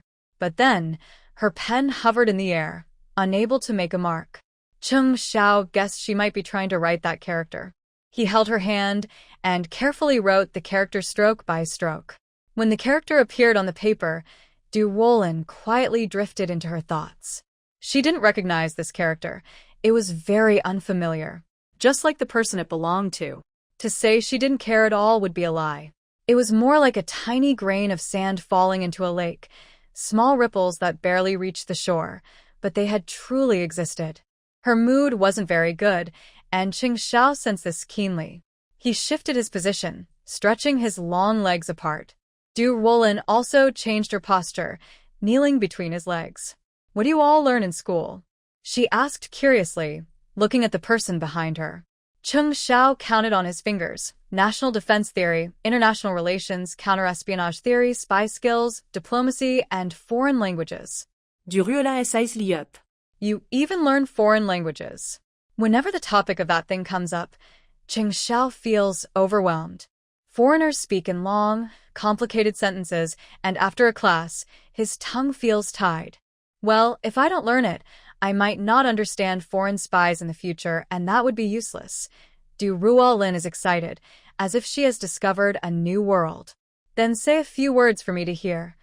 Xiao touches his nose, feeling a little shy. Seeing her bright, expectant eyes, he doesn't want to disappoint her. He hardens his courage and says, Good morning. He speaks quickly, and before Ruolin can react, she pauses and asks, Gouda what? Xiao quickly changes the subject. It means you got up. Think about it. When you see your mom in the morning, what's the first thing you say? Isn't it, Mom, you got up? Oh, Ruolin nods as if she understands but is still a bit confused. Then she thinks for a moment and asks, So, how do you say, Mom, I'm going to sleep in my room in foreign language? That. Xiao strokes his chin and thinks for a moment, you should say good night. Why is it still good? Ruolin pouts. Are you trying to trick me? TSK, foreigners keep repeating the same few words, and who knows what they're thinking? Besides, why am I confusing you? Xiao takes the chance to tease her. He kisses her on the lips as she keeps arguing, saying, I can't be fooled by you, right? Stop it. Don't come near. Ruolin blushes and uses her hand to wipe the spot where he just kissed her. Xiao explains seriously, You don't know, it's also a habit among foreigners. When they meet, they kiss each other, like this. He turns her face back and kisses her on the lips again, with a loud smacking sound. Du Ruolin essaye Sweden. Just meeting and kissing like that? Isn't that being a flirt? That's just their custom. It's not flirting. If you don't kiss them, they might think you're rude or unfriendly. I don't believe it. I think it's flirting. Who kisses someone right when they meet? Xiao smiled bitterly, with a hint of danger and mischief in his eyes. The first time we met, you also hugged and held me then. Ruolin quickly covered her mouth, afraid he might say something inappropriate. "Why did you bring up what we agreed not to mention?" she asked, sounding shy and annoyed, like a playful tease, which made those listening feel anxious. Xiao was pressed beneath her, glancing at the person sitting on his waist, whose hands still covered his mouth. Their breath was close, messy, quick, and chaotic, and eventually, they couldn't stop themselves. Ruolin looked at the flickering light bulb on the ceiling, feeling her bones soften like mud, but her hands still clung tightly to his arms. The room was warm like spring. Today is New Year's Eve. Early in the morning, Pai Xiaozi was setting off firecrackers in the field. The explosions echoed through the sky and bounced off the mountains. Ruolin rubbed her waist and went outside, giving a quick glance at the person who had just finished causing trouble and was looking proud. Just then, her parents came out of the barn. Ruolin remembered the English lesson Xiao taught last night and stammered, "Dad, Mom, where's the old cat?" Shaolan paused, confused, and looked at her daughter-in-law. "We never kept a cat. Did you see one?" Xiao chuckled behind her, unable to hold back. Ruolin thought she had said something wrong and quickly tried to fix it. "Oh, I meant the old cat's milk." Bangwa and Shaolan exchanged surprised looks, seeing shock in each other's eyes. Bangwa pointed at the family tree in his hand and said dryly, "Your grandma is right here." At that moment, the old couple wondered if the ancestors of the Chen family were showing signs from beyond, making the daughter-in-law see things. Maybe that's why she was talking nonsense so early in the morning. Laughter burst from behind. Even the usually composed people couldn't help but laugh, almost hitting the wall. Ruolin understood everything now. Looking at his expression, she knew he had confused her last night. She couldn't stay any longer. She bit her lip, pretending to go back inside to get something. As she walked away, Xiao kicked her calf as a playful tease, then glared and stomped off. Xiao explained behind her, "It's not my fault. That's how the teacher taught us. If you don't believe it, ask the third brother later. He learned it too." Duan Shaolan previously pulled her son away and looked into the house with a secretive expression, asking, "What happened to your wife?" Xiao still had a smile on his face and replied casually, "Nothing much." Then she asked, "Why did she just say strange things earlier?" Duan Shaolan was worried and said, "During festivals, conflicts are easy to happen. If it does, I'll ask your father to find Wang Er's mother at the east end of the village to help calm her down." Xiao looked helpless and said, "Mom, those are superstitions. We are in a new society with new ideas. Why do you still believe in that? Stop it. It's what our ancestors passed down, so there must be some truth to it. I've lived most of my life and seen a lot. If you don't believe it, forget it. I'll ask about it later." "Please don't." Xiao held her back. "Your son and your husband are both Communist Party members, yet you're secretly believing in these wild stories. What's going on?" Xiao patiently explained. She wasn't lying earlier. She was just practicing the foreign language I taught her last night. Duan Shaolan suddenly understood. "Oh, foreign language. I was wondering what she was saying. She was just babbling. I thought your grandma had come back." Xiao couldn't help but laugh. He had been smiling so much this morning that his stomach hurt. He put his hand on her shoulder and said, This old proletariat lady, are you afraid of my grandma, the small landlord?" Duan Shaolan raised her nose and snorted. Who was she afraid of? The old lady had passed away long ago. Duan Shaolan never met her mother-in-law, and she learned how to be a good mother-in-law entirely from her own mother. Duan Shaolan really liked Ruolin. At first, they just acted like proper mother-in-law and daughter-in-law, but gradually she treated her like a daughter. How she treated Chung Xian back then, she now treated Ruolin the same way. Passing by the house of the third son, Duan Shaolan pushed her second son and told him to wake his younger brother. Today he didn't have to go to work. If no one called him, he could sleep until noon. Xiao put his hands in his pockets and said, "If he wants to sleep, let him. It's rare to have some free time." Bangwa came out holding a stack of red paper. Hearing this, he also spoke, standing with his wife. "Let him get up and write the couplets. If we wait too long, the wind in the afternoon will make them stick poorly." Just then the door suddenly opened. Chung Hua, with his usual messy hair, yawned and tied his waistband as he came out. Duan Shaolan couldn't help but clap and mock. Look at you. Which girl would want to marry you in the future? Why should I care? Chung lazily walked toward the outhouse, yawning non-stop. I don't have any flowers growing on my face.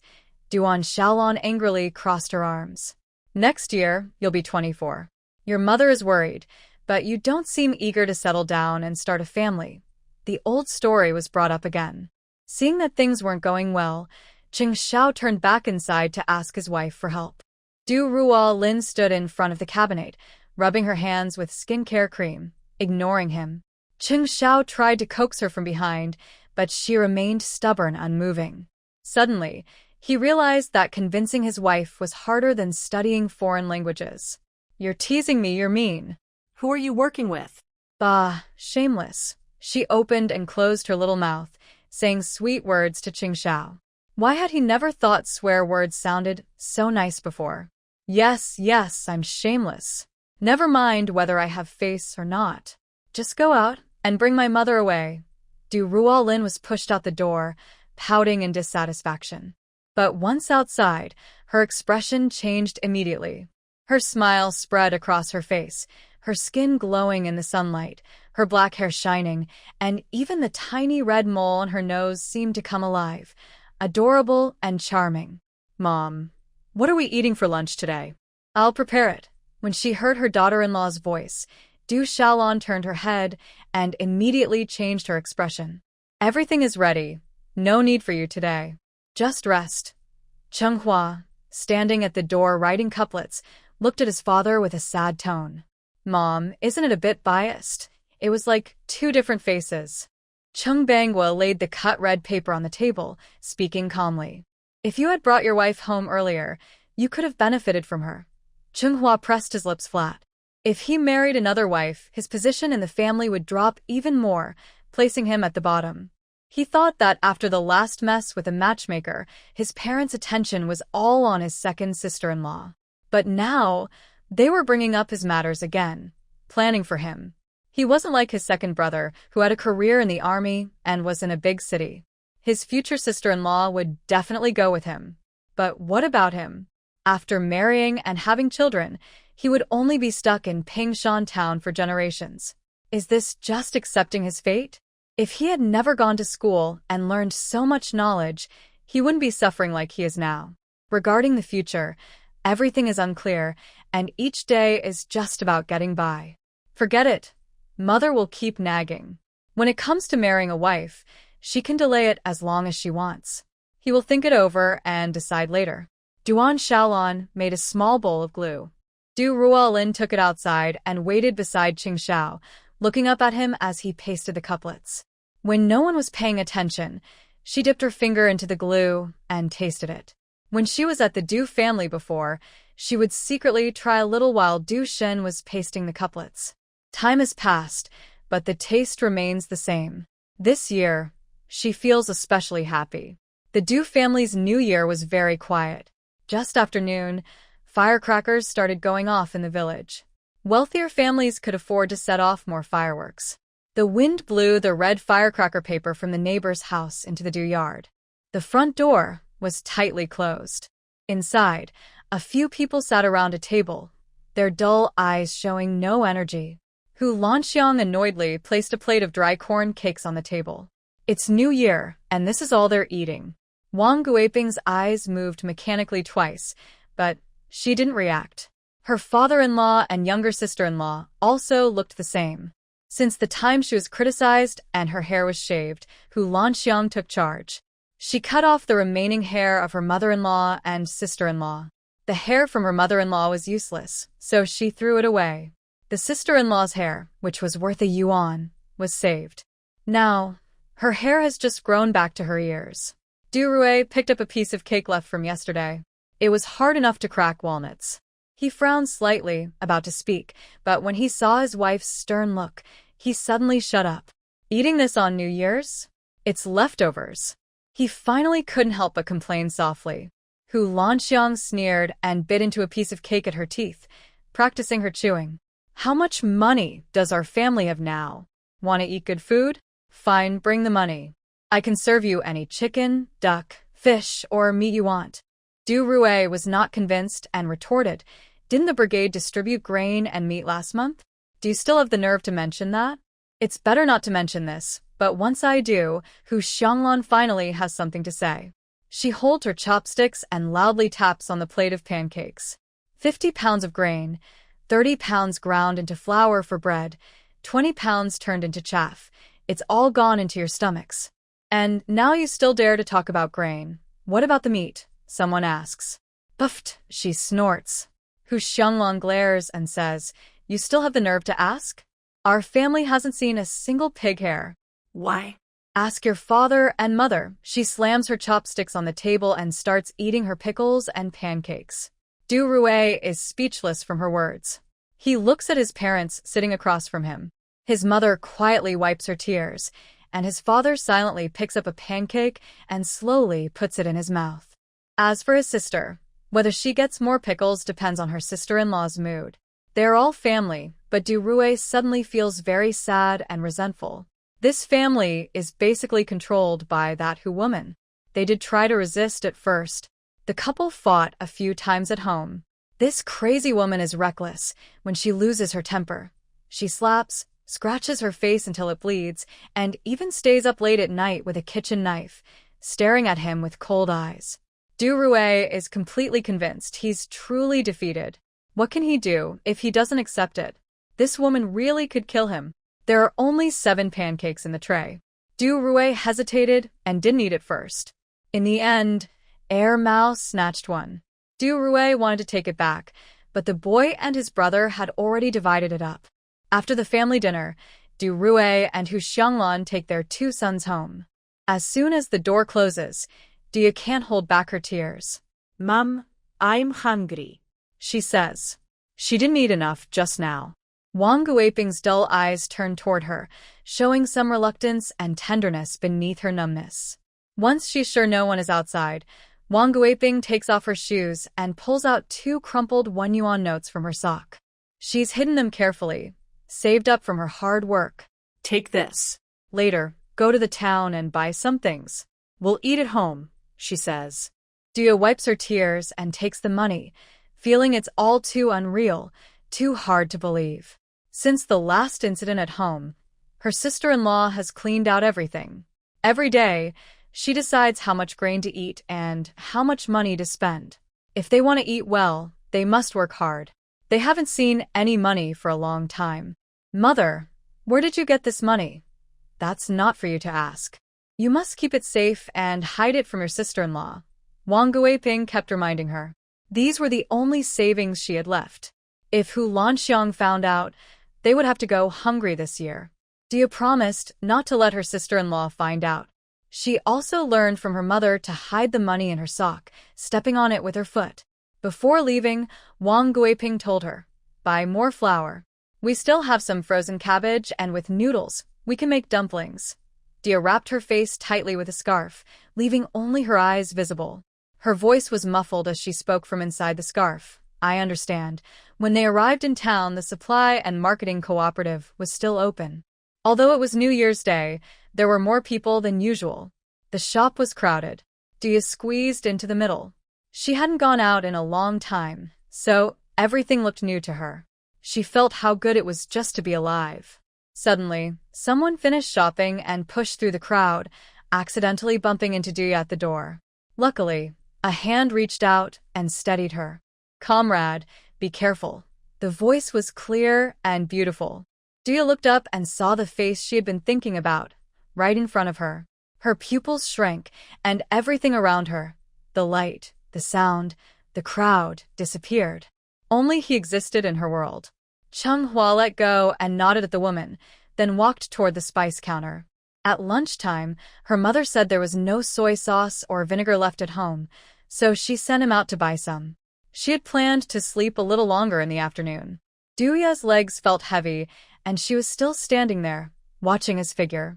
He was wearing a blue jacket, which looked new, with fluffy cotton inside. It was bulky, but when he wore it, he didn't look strong. He looked tall and handsome. He wore black wool ear covers, making his neck and exposed skin look even whiter. Unlike the men in their village who often farmed, he had a different kind of charm. Chung finished shopping and squeezed out of the crowd. As he left, he saw the young woman from before still standing there, her only visible eye fixed intently on him. Her gaze made him feel uneasy.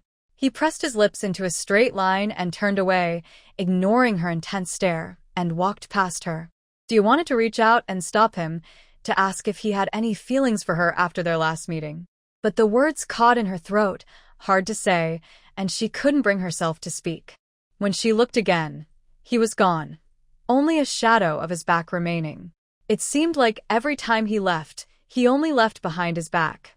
Dia felt a mix of sourness and a faint sweetness in her heart. He had just touched her. Her cracked fingers rested where he had just held her hand, still feeling the lingering warmth. But in the next moment, someone bumped into her, causing her to stumble. "What's your problem?" "Standing here blocking the way. Don't have any sense at all." The passing people's teasing words didn't embarrass Duya. She had heard worse before. Recently, she realized that what others said didn't matter. What mattered was living well herself. For example, Ruolin, the untrustworthy woman, had lived humbly in the village for years, listening to gossip, and in the end, she not only remained unchanged but also became a military wife. Every time she heard villagers talking about how well she was doing now, Dia felt like she had been stabbed. But the rumors spread about her didn't break her. Dia knew she should learn from her. And besides, how could she have caught the eye of the second son of the Chung family, who was in the army? Was it not because of her face? Thinking of this, Dia curled her fingers inside her sleeve. They were all women, with similar features. She didn't believe, she couldn't compare. Her heart surged with confidence. She stepped forward to the counter, where they sold things. But she wasn't there to buy grain. "I want a bottle of Friendship Snow Cream." The clerk bent down and took a bottle from behind the counter, placing it on the table. $1.80. Dia didn't even breathe heavily, ignoring the strange looks around her. She immediately took off her shoes and pulled out the money from her socks. The clerk's lips curled into a sneer, and when accepting the money, he used his 2 fingernails to pick it up, showing clear disdain. To get the money back, Dia used the remaining 2 cents to buy a pound of flour, leaving 2 more cents. She bought some candies and ate them on the way home.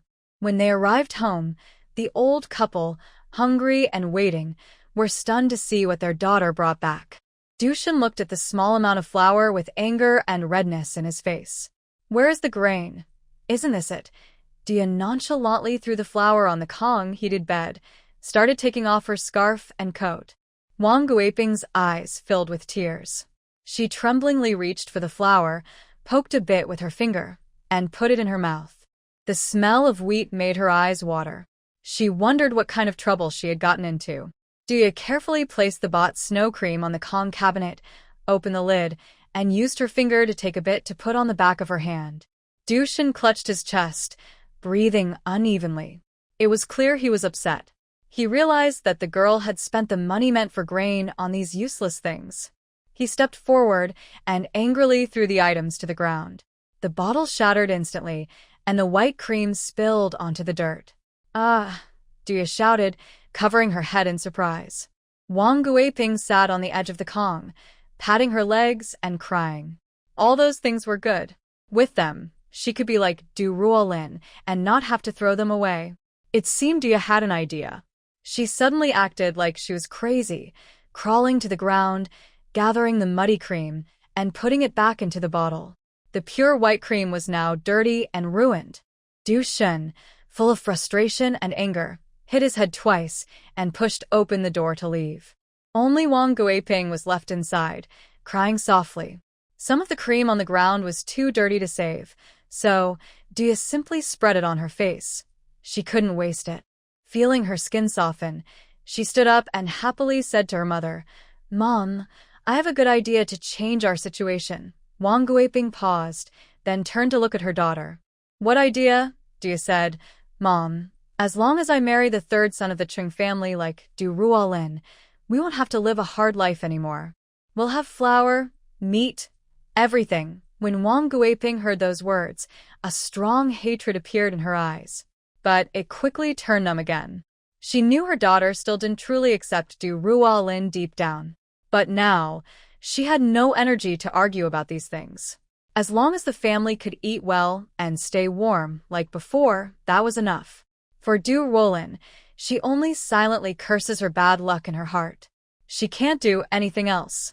Last time she spread rumors, it didn't even hurt her. Now she is still a military family member, so she dares not to provoke anyone. Yeah, forget about the Chung family. Can we still hope? After the new year, my mother will go find your eldest uncle and ask him to find a good family for you in their village. Can it be better than the Chung family? Dia was so excited she grabbed her short hair, her voice sharp. What kind of family does the Chung family have? And how many of their sons can be like Chung-san, working as a clerk in town? As she spoke, tears started to fall, and she threw herself into Wong Guiping's arms, crying heartbreakingly. Mom, I can't accept this. I really can't. Why can she, Ruolin, do it, but I can't? She dug her nails deep into her palms, wishing she could hurt Ruolin with her hands. Her anger was like a huge wave, overwhelming her and eroding her reason. Wong Guiping still felt sad for her daughter, but she also saw the reality clearly. The day they came to pick up Ruolin, she had seen the young men from the Chung family. Each one was outstanding, and any of them would make a good husband. But even when their family was better before, she didn't dare to guarantee that this marriage would happen. Now their family was poor, and after losing the pig last time, their reputation in the village was bad. Because of Ruolin, the Chung family had lost hope. It wasn't easy to turn this situation around. Duya was already prepared. If soft words didn't work, she would be tough. Men are often thinking with their lower parts. At worst, she would go all out. What does reputation matter? As long as life gets better later, that's enough. She didn't tell her mother her plans, afraid she wouldn't agree. She was secretly thinking about it. Wong Guiping cried until her head hurt and then went to cook. But the 1 gene of flour they had wasn't enough for their family of 3 to make dumplings. After thinking for a while, they picked a frozen cabbage, boiled a pot of vegetable soup, and made do with that. Chung opened the door, and a wave of hot steam hit him. He stomped the snow off his shoes and walked into the house, placing the vinegar and soy sauce on the cupboard. As he took off his scarf, he complained, I had to go buy things today and almost couldn't come back. Shaolan, who was fishing pork out of the pot, looked up at him. What happened? Chung muttered. I met a flower picker. She was dressed very tightly, only her eyes showing. When she saw my look, it was like she saw meat in a pot. I was so scared I ran away. Duan Shaolan snorted and continued with her own work. That flower picker dares to look at you? She'd have to pay a lot if she did. If she got caught, she couldn't afford to keep what she caught. She can't even skip a meal every day. Chung sat by the pit, nudging his brother's arm. Brother, listen. I seriously doubt I am really my mother's child. If her son is about to be lost, she doesn't seem to care at all. Xiao shivered from his nudging and avoided him, giving him a cold look. Do you know why so many people don't get caught, but only you do? Why? Xiao smirked. Because when they look for flower pickers, they think that girl is really pretty. Chung was stunned for a moment, then blushed deeply. He looked sad and called out to the person who just entered the house. Sister-in-law, my brother is bullying me. Ruolin responded within, oh, then walked over and lightly patted Xiao's shoulder. All right, I've avenged you, Chung. Fighting and winking at each other, seeing how clingy his brother was, it seemed like he enjoyed the fight. It was hard to watch. Xiao pinched a dumpling from his hand, round and plump, and placed it on the curtain. Ruolin quickly kneaded the dough, flattened it, and rolled it into a thin round wrapper. The couple worked fast and in sync. Others couldn't join in. As soon as Chung finished 1 dumpling, his brother had already made 3. During the new year in the army, we have to make dumplings. The ones who make them fast get a reward. Ruolin asked, what kind of reward? Recognition from the leader. Ruolin.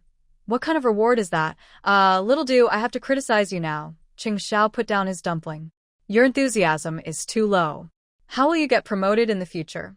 Promoted? To be a model military wife. Chung chimed in. Forget about promotions. As long as you're considered advanced, that's enough. Don't think of military wives as being less than advanced. TCH, just an advanced status. Everyone has one, Chung Hua said nonchalantly. Cheng Xiao couldn't help but be curious. From what you say, you have one too. Yeah, every year. It's not a big deal. At this moment, old Chung, who had been silent, suddenly spoke. There are 3 people in their unit. A director, a night watchman, and him. The director doesn't need to be recognized for excellence. The night watchman doesn't talk much. So, who do you think gets the remaining spot? Huh. The couple across the way both burst out laughing. Chung Hua remained calm and said, So what? No big deal. Just outstanding. Ruolin clapped her hands, finished her noodles, and went to the kitchen with the wrapped dumplings. As she left, Cheng Xiao secretly took a coin from a hidden piece of dough and placed it inside one of the dumplings he was wrapping, then marked the dough. Brother, what are you doing? Shou, be quiet. Be careful when you eat tonight, don't eat this one. Are you poisoning it? Get lost. Just then, a figure flashed outside the door. Seeing who came in, Chung Hua called out, Sister-in-law, my brother told me to scram. Just hold on a few more days. Soon, you'll see who will be the first to leave. Bah, who are you working with? Cheng Xiao, with dough on his hands, reached to pinch her cheek. Her cheek was softer than dough, making it hard to let go. Annoying, Ruolin tried to pull his hand away. Cheng Xiao playfully imitated her, stretching his tone into a winding mountain road. Annoying, they flirted and teased each other, but Chung Hua couldn't stand it anymore. His brother was just being annoying, always looking for trouble. Chung Bangwa took the opportunity to ask him, Are you jealous? If you are, next year you should find a good family too, bring home a wife, and make our family lively. Chung Hua shivered at the thought, deciding it was better not to think about it. He could tell the difference between temporary discomfort and lifelong pain. That evening, while cooking dumplings, Cheng Xiao crouched by the pot, his sharp eyes fixed on a particular dumpling inside. Shaolan found it strange but couldn't chase him away, and she complained, You're not starving that much, are you? There's sugar cake inside, just to fill you up. Cheng Xiao added some firewood to the stove, making the flames burn brighter. I'm not hungry. The fiery glow reflected on his face, making his skin look hot. Suddenly, a pair of cold hands sneaked behind him, pressing on his neck. Suppressing the urge to shiver, he reached back and pulled the hands forward, covering them with his palms. Why are you so cold? Cheng Xiao blew on his hands while rubbing them, quickly warming up after absorbing some heat. His long braid hung down over him, and Ruolin's chin rested on his head. Her short, stiff hair prickled him. When I went back inside to get something just now, I happened to see fireworks outside. I watched for a little longer. Hurry, the pot is boiling over. Bring the plates quickly. Duan Shaolan called out with a basket in hand. The young couple immediately stood up. While Ruolin went to get the plates, Cheng Xiao pointed to one of the dumplings and said, Save this one for me. You're even naming it specifically. Duan Shaolan smiled gently. Are you hiding gold inside? In the end, Cheng Xiao happily carried the plate of dumplings away. Inside, old Chung was pouring drinks with Cheng Hua. This is the homemade strong liquor your second aunt's family made. Try some later. Seeing him pour some into Ruolin's cup as well, Cheng Xiao tried to stop him. She doesn't drink. You're underestimating your wife, old Cheng said with a smile. Just then, Ruolin, carrying the dumplings, came in and saw the familiar wine jar in her father-in-law's hand. Her eyes lit up. Isn't this the one we drank that day at second aunt's? Can you drink alcohol? She set down her dumplings, moved some dishes on the table to make space, and replied, I never said I can't drink. Cheng Xiao suddenly remembered that she had never mentioned it before, so he thought she didn't drink. The wine was strong and seemed quite potent. The young girl kept it hidden well, surprising everyone. This year, the family added a new member, so the New Year's dinner was especially rich. Everyone sat around the table, raising glasses to celebrate the festival. Ruolin held her plain blue and white porcelain cup, took a sip, and like the first time, her face pinched from the spiciness. Cheng Xiao watched her move, noticing her full, red lips breathe out a sigh. Her shoulders relaxed, her eyes and expression softened, looking very satisfied. After just a few bites of food, Ruolin suddenly stood up, holding her cup, and reached across to her parents. Her eyes shimmered with happiness. Dad, Mom, thank you for taking such good care of me.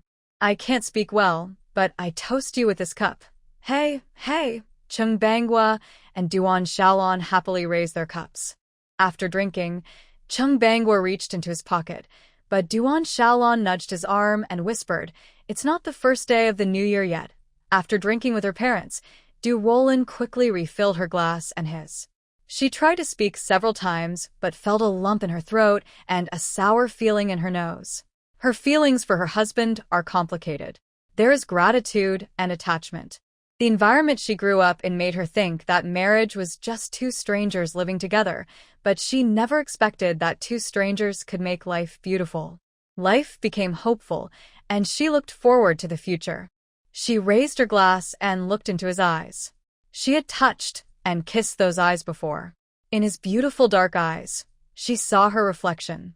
She felt they were inseparable, as if they were one. Cheng Xiao, Happy New Year. Cheng Xiao held his glass and lightly touched her cup. Ruolin, Happy New Year. When a tear slipped down her face, Ruolin tilted her head and silently drank her wine.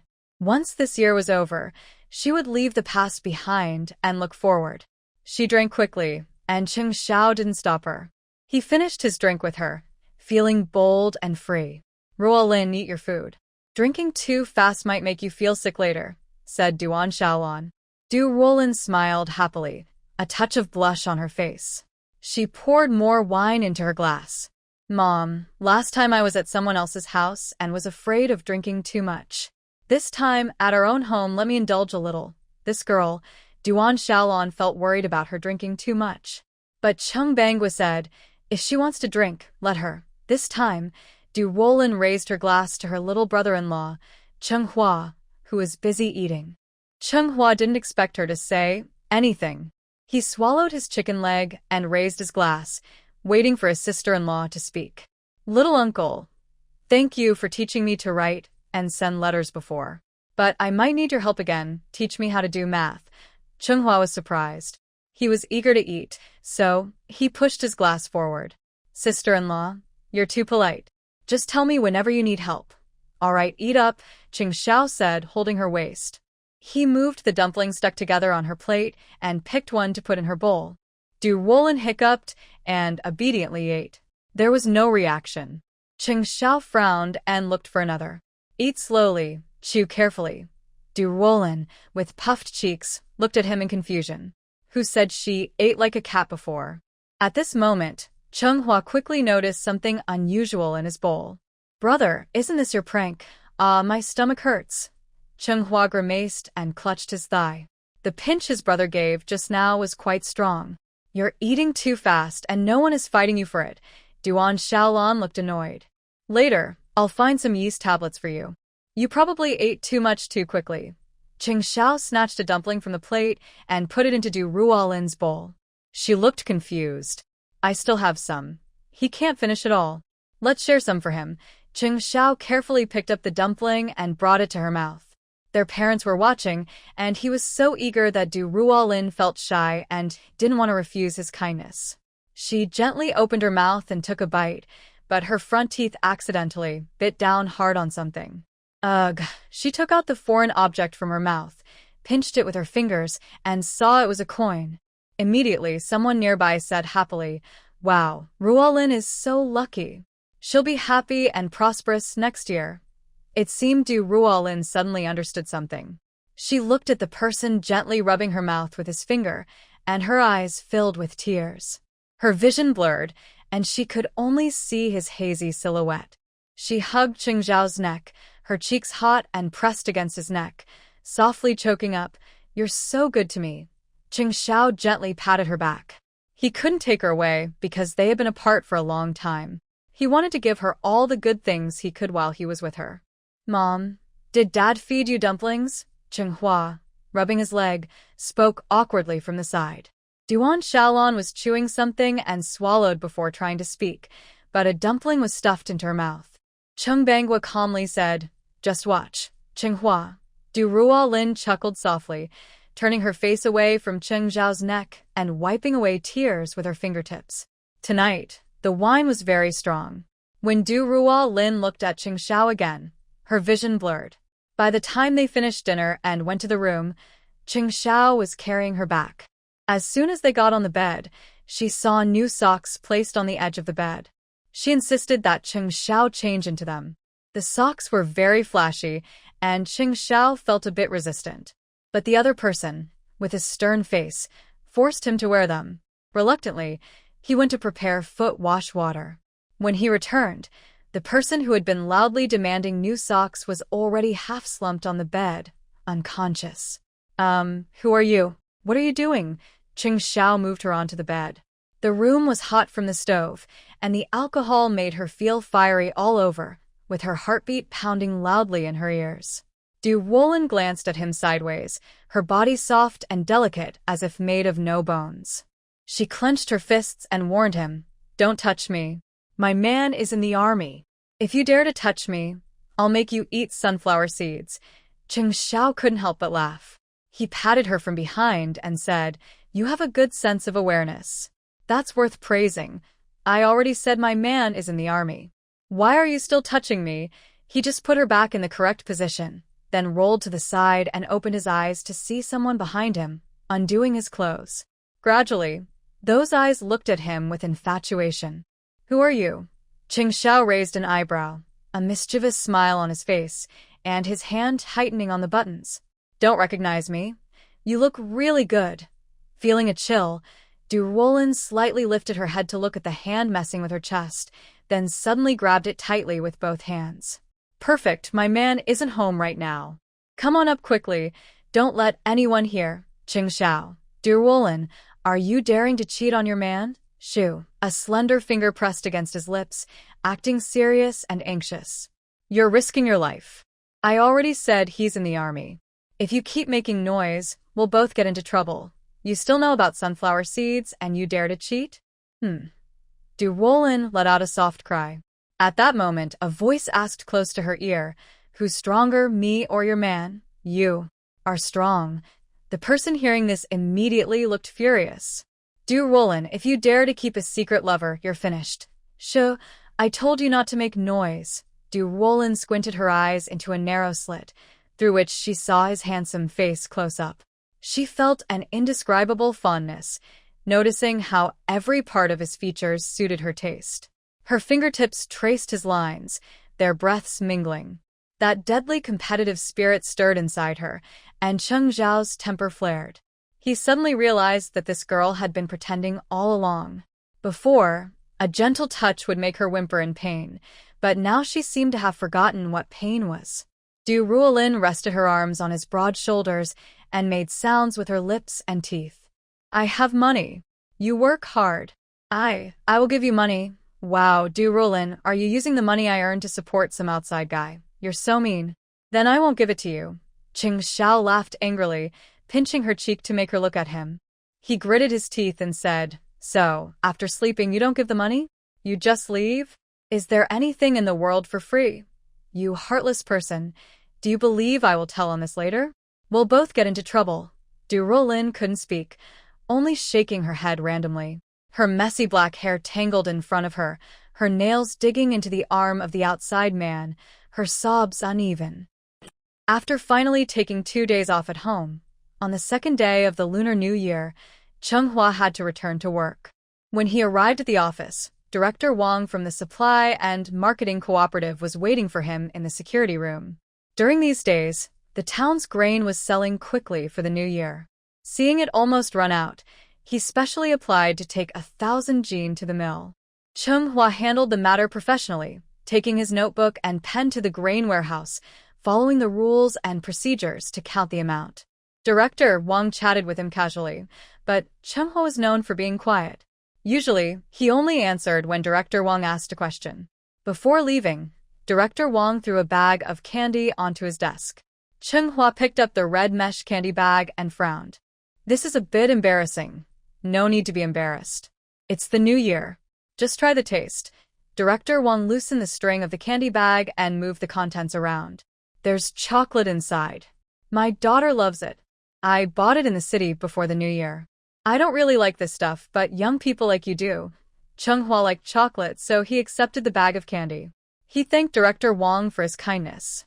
But after signing, Director Wong didn't seem to want to leave.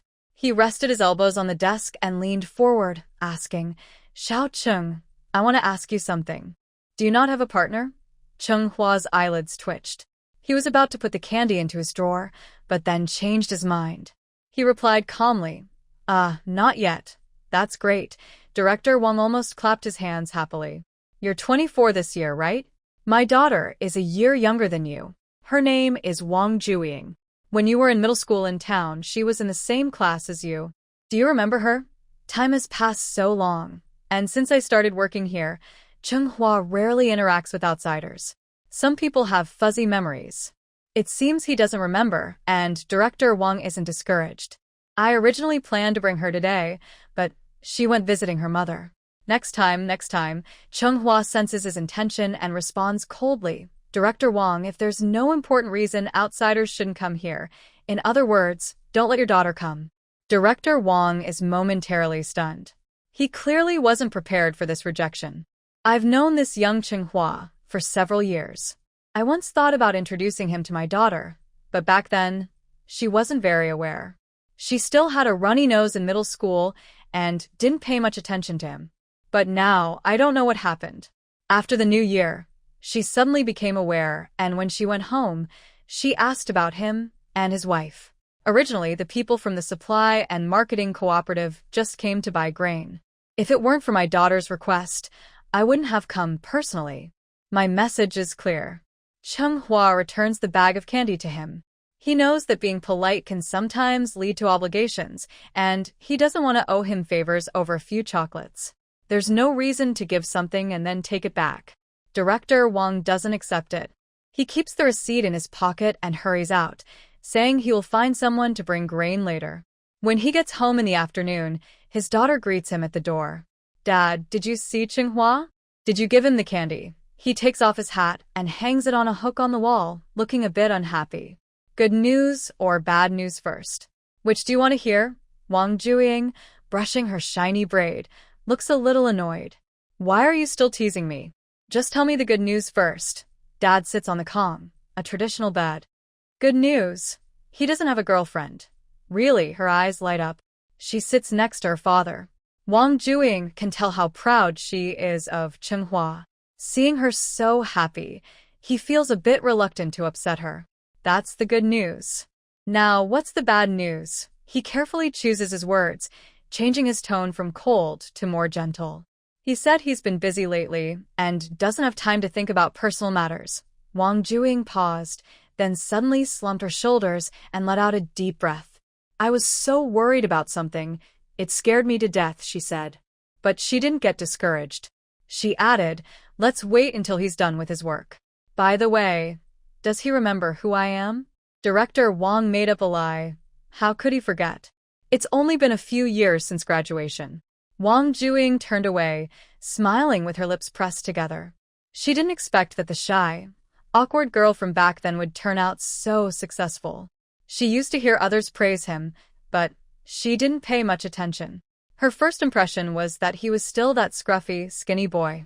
But on New Year's Day, when she went to help at the supply and marketing cooperative, she happened to see him shopping. That first glance of surprise still stayed in her memory. She couldn't believe he was the same boy from school. Anyway, she felt confident about her marriage prospects with him. Not only because of their old friendship, but also because their families were well matched. Her father was the director at the cooperative, and her mother was a Chinese teacher at the middle school. Both worked for the government. With these conditions, they were among the best in Pingshan town. Plus, she was not bad-looking. As long as Chung Hua was a sensible person, he wouldn't refuse this marriage.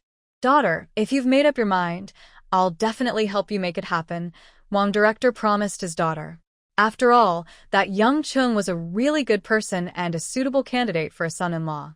Wong Juing's smile grew wider, and she nodded gently. Why are you still buying candy? Ruolin asked Chung Xiao beside her. He carefully selected various flavors of fruit candies and asked the shopkeeper to pack them in a red net bag. Chung Xiao explained, there's someone I haven't given wedding candies to yet. Last time I left the army, she was studying abroad, and we didn't meet. I want to give her a gift this time. Thanks to her help with the wedding report last time, I need to thank her in person, he said seriously. Seeing how earnest he was, Ruolin casually asked, is she a male or female comrade? Xiao paused for a moment, then thought about his normal friendship with Fong Moli, like comrades in the revolution. There was nothing inappropriate about it. He confidently admitted, she's a girl. After saying that, he paid attention to his little wife's expression. Oh, she's a girl, not a female comrade. She just gave a soft O, appearing calmer than expected. Ruolin said, that's something you should thank them for. She went to the next counter where fabric was displayed. The same few pieces were there, all worn out and not very attractive. At home, she still had a few good pieces of cloth. Unlike the common polyester fabric now, these were pure cotton, soft and gentle, suitable for women's use without irritating the skin. Ruolin thought that those pieces would make nice handkerchiefs. She had this idea a long time ago, but she rarely went out, and making so many handkerchiefs seemed unnecessary since one was enough for her family. Inspired, Ruolin decided that after she got home, her first task would be to open the cabinet, take out all the treasured fabric pieces, and sort them by pattern on the Kong, a traditional heated bed. She asked Xiao, which one do you think looks better? Xiao stroked his chin and thought for a moment, then pointed at the yellowish flowered fabric. This one. Ruolin picked out that piece and put it back into the bag where she kept the fabric scraps. Xiao.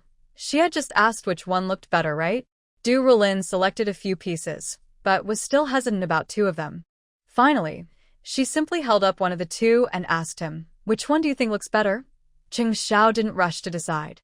Instead, he asked again, are you sure you're asking which one I like better? Ruolin frowned and said, can't you understand what I'm saying? I understand, but I'm not sure if you mean the literal meaning or something else. Xiao replied recklessly.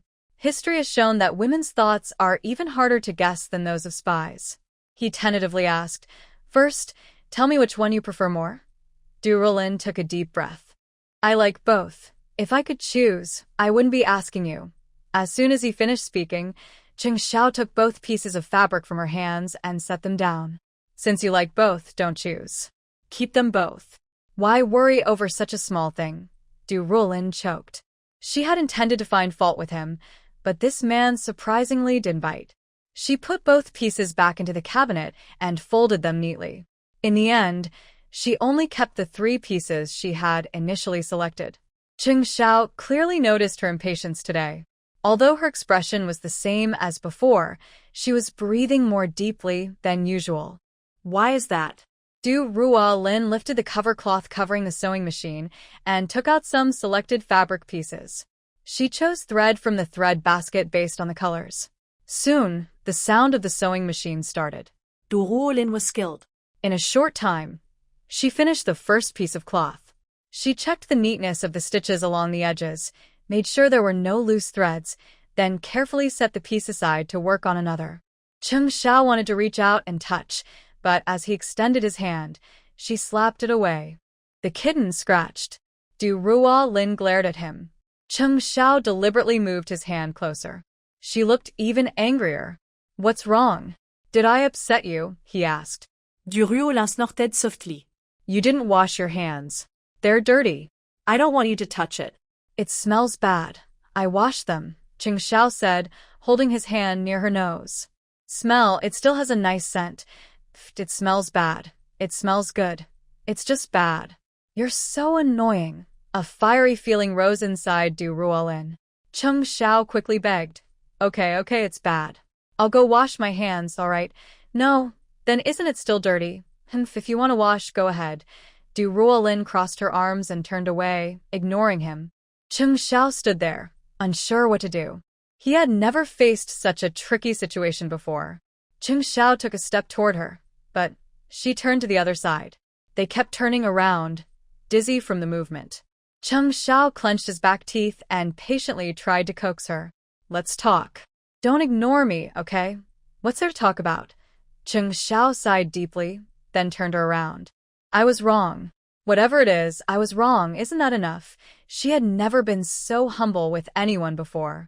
Others would have hit him 10 times by now. Ruolin's hands were held tightly by him, unable to break free. His big, strong hand was warm and a little uncomfortable. She frowned and turned her face away, deliberately speaking back. "You're not wrong." "How could you be wrong?" "Then tell me what I did wrong, and how can I fix it?" Ruolin shot him a sharp look. "If you leave, I'll be fine." "Really?" "Yes." "All right, then just bear with me for one more night. I'll leave tomorrow morning." Hearing those words, Ruolin's heart felt like it was pricked by tiny needles. Her mood was all over the place, like a spilled bottle of perfume. Unpleasant and confusing. This man is really annoying.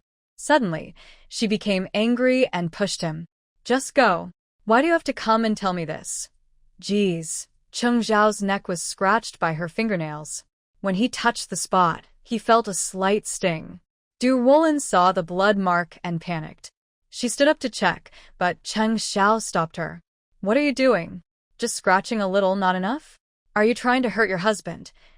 Cheng Xiao walked confidently to the mirror, tilted his head to look at the mark on his neck.